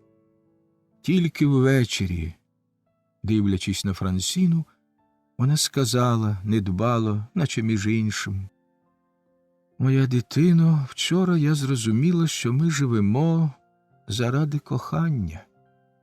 Сьогодні я збагнула, що можна вмерти заради помсти. Так, щоб знайти його там, де він ховається, щоб знову його зустріти, спокусити його і здобути, за це я віддам життя. Та коли за кілька днів цей чоловік, який так мене зневажив, не впаде мені до ніг, принижений і покірний, коли я не зроблю його своїм лакеєм, тоді я буду найнікчемнішою істотою в світі. Я не буду жінкою, не буду сама собою». У домі, що його Корантен найняв для мадемуазель де Верней, знайшлося чимало засобів задовольнити її природжену схильність до розкошів і вишуканості. Він зібрав тут усе, що повинно було, на його думку, припасти їй до вподоби, і робив це з дбайливістю закоханого, який впадає біля своєї коханої, або, скоріше, з послужливістю впливової людини, яка догоджає підлеглому, котрий їй потрібен. Наступного ранку він запропонував мадемуазель де Верней перебратися до цього імпровізованого палацу. Хоч Марі тільки перейшла з поганенької канапки на старовинну софу, Корантен примудрився її десь роздобути для неї. Примхлива парижанка посіла дім, наче мала на нього незаперечне право. На все, що її тут оточувало, вона дивилася з королівською безтурботністю і з раптовою симпатією, немовби ці речі, котрі несподівано стали її власністю, були давно знайомі їй аж до найменших дрібничок. Деталі досить звичайні, проте важливі для змалювання таких виняткових характерів. Здавалося, вона раніше в своїх мріях призвичаїлась до цієї оселі, де почала жити своєю ненавистю, як могла б жити своїм коханням. Принаймні, я не збудила в нього тих образливих убивчих жалощів, казала вона собі. Я не завдячую йому життям. О, моє перше, моє єдине й останнє кохання! Який кінець! Вона раптом кинулася до переляканої Франсіни. «Ти любиш? Так, ти любиш, я пам'ятаю. Як добре мати біля себе жінку, яка тебе розуміє. Ну що ж, бідолашна моя Франсіно, чи не здається тобі, що чоловіки – жахливі створіння? Подумати тільки! Він казав, що любить мене, і не витримав найлегшого випробування. Та якби геть усі відцуралися його, він знайшов би притулок у моїй душі. Якби цілий світ його звинувачував, я б його захищала. Колись я уявляла собі світ повним людей, що метушилися, наче мурашки, і мені було до них байдуже. Світ був сумний, але не жахливий. А тепер? Який буде світ без нього? Він житиме, а мене біля нього не буде. Я не бачитиму його, не говоритиму до нього, не триматиму його в своїх обіймах, не горнутимусь до нього. О, краще зарізати його сонного власними руками.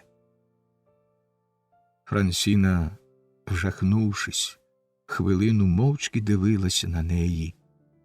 «Вбити того, кого любиш?» – спитала вона стиха. «Звичайно, якщо він розлюбив». Вимовивши ці жорстокі слова, Марі затулила обличчя руками, знову сіла на софу і замовкла. Наступного дня перед нею несподівано з'явився відвідувач. Їй не доповіли про його прихід. Обличчя він мав суворе. То був Юло.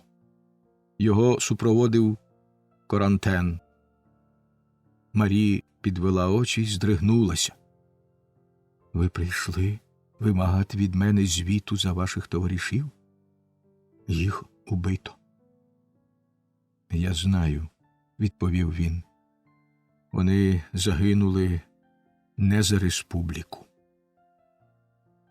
Загинули за мене й через мене, мовила вона. Ви казатимете мені про вітчизну? Та хіба вітчизна повертає життя тим, хто помер заради неї, чи принаймні мститься за них? А я помщуся, вигукнула вона. В її уяві раптом постали зловісні картини катастрофи, в якій і вона була жертвою. Ця граціозна дівчина, що вважала соромливість за найперший серед жіночих засобів, наче причинна, хисткою ходою наблизилася до приголомшеного Юло. За кілька убитих солдатів я приведу на ешафот під ніж гільйотини того, чия голова варта 1000 голів, вигукнула вона. Жінки зрідка беруть участь у війні, але ви з усім вашим досвідом можете навчитися в мене воєнної хитрості. Я кину на ваші багнети цілий рід предків маркіза і його самого, його майбутнє і його минуле. Наскільки я була з ним добра і щира, настільки я буду тепер підступна й зрадлива. Так, командире, я хочу приманити цього дворянчика на моє ложе, і він устане з нього, щоб піти назустріч смерті. Отак воно буде. Я ніколи не матиму суперниці. Бідолаха сам виголосив свій вирок. День безприйдешнього. Я помщуся за вашу республіку і за себе. Республіка, проказала вона, і дивні інтонації її голосу злякали Юло. Отже, заколотник має загинути за те, що підняв зброю проти своєї батьківщини. Отже, Франція відніме у мене мою помсту. О, як мало варте життя! Смерть спокутує тільки один його злочин. Та якщо цьому пихатому аристократові нічого втрачати, крім своєї голови, то я матиму цілу ніч. Я примушу його зрозуміти, що він втрачає більше, ніж життя. І тоді, командире, ви уб'єте його. Вона зітхнула мимоволі. Але ви ні за що не повинні допустити, щоб хтось відкрив йому мою зраду. Нехай він загине, певний, у моїй відданості. Тільки це одне я вас прошу. Хай він побачить тільки мене й мої пестощі. Вона замовкла, та крізь рум'янець, що палав на її обличчі, Юло й Корантен бачили, що гнів і страшна нестяма не згасили цілком її цнотливості. Марі затремтіла, вимовляючи останні слова. Вона сама прислухалася до них, немов дивуючись, що могла їх вимовити, і здригнулася, мимоволі зробивши наївний рух жінки, з якої спадає покривало. Але ви тримали його в своїх руках, сказав Корантен. Можливо, гірко відповіла вона. Навіщо ви зупинили мене, коли я хотів його арештувати? Спитав Юло. Ох, командире, ми не знали тоді, що це був він. Ця збуджена жінка, що металася по кімнаті, кидаючи палючі погляди на обох свідків її шаленого вибуху, раптом заспокоїлась. «Я не пізнаю себе», – сказала вона по-чоловічому рішуче. Навіщо говорити, коли треба йти шукати його? Шукати його? Вигукнув Юло. Дитино моя, будьте обачні. Наша влада не поширюється на всю цю місцевість, і коли ви наважуєтесь вийти за межі міста, через 100 кроків вас уб'ють чи візьмуть у полон. Для тих, хто прагне помститися, не існує ніякої небезпеки, відповіла вона, презирливим жестом проганяючи обох відвідувачів, на яких їй було соромно дивитись. «Яка жінка!» – вигукнув Юло, виходячи разом з Корантеном. Що це спало на думку отим паризьким поліцаєм? Адже вона ніколи його не видасть, додав він, похитуючи головою. Ні, видасть, заперечив Корантен. Хіба ж ви не бачите, що вона його кохає? Спитав Юло. Саме тому й видасть. До того ж, додав Корантен, позираючи на здивованого Юло, я тут, щоб запобігти будь-яким її дурницям, бо, на мою думку, немає такого кохання, що було б варте 300 000 франків. Коли цей дипломат із департаменту поліції залишив старого солдата, той провів його довгим поглядом і, не чуючи більше його ходи, голосно зітхнув. «Бути таким дурним, як я, інколи щастя», – сказав він сам до себе. «Хай мене грім поб'є. Якщо я зустріну молодця, ми зіткнемося з ним в рукопаш, не будь я Юло. А якщо цей лист приведе його до мене на суд тепер, коли створено військові суди, я вважатиму, що моя совість забруднена, як сорочка новобранця, котрий вперше побував під вогнем». Різанина у Вівітьєрі і бажання помститися за 2 убитих друзів спонукали Юло знову очолити півбригаду. До того ж, новий військовий міністр Бертьє відповів на його рапорт, що за нинішніх обставин він не може дати згоди на відставку Юло. До депеші міністра був доданий конфіденціальний лист, у якому, не згадуючи, яке саме доручення покладене на мадемуазель де Верней, він писав, що цей випадок аж ніяк не стосується воєнних дій і не повинен їх зупиняти. Участь в цій справі військового командування, писав міністр, обмежується сприянням цій шановній громадянці, коли в цьому виникне потреба. Дізнавшись із повідомлень, що пересування шуанів свідчать про концентрацію їхніх сил навколо Фужера, Юло потай повернув форсованим маршем 2 батальйони зі своєї півбригади до цього важливого пункту. Небезпека, що загрожувала батьківщині, ненависть до аристократії, прихильники якої могли захопити значну частину краю, почуття дружби – все разом запалило в старому солдаті вогонь молодості. «Ось нарешті те життя, якого я так жадала», – вигукнула мадемуазель де Верней, залишившись наодинці з Франсіною. Хоч як швидко минають години, в моїх думках вони наче століття. Раптом вона взяла руку Франсіни і голосом, подібним до співу берестянки після грози, промовила поволі. «Я марно жену від себе спогади, моя дівчино. Повсякчас я бачу перед собою ці чарівні уста, коротке, ледь випнуте підборіддя, вогненні очі. Все ще чую, як візничий погукує на коней. Я ніби марю. Але чому, коли прокидаєшся, така страшна зненависть?» Марі глибоко зітхнула, підвелася і вперше глянула крізь вікно на цей край, вкинутий у полум'я громадянської війни, тим жорстоким аристократом, якого вона бажала подолати сама одна.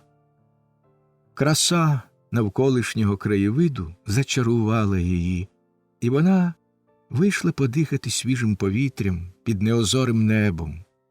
Якщо, йдучи навмання, вона попрямувала до міського бульвару, то вела її туди, мабуть, та химерність нашої душі, що спонукає нас сподіватися навіть там, де це неймовірно й безглуздо. Задуми, породжені такими чарами, частенько здійснюються, і тоді це передбачення приписують передчуттям, силі нез'ясовній, але цілком реальній, що завжди потурає нашим пристрастям, подібно до облесника, який між брехливих вигадок іноді скаже й правду.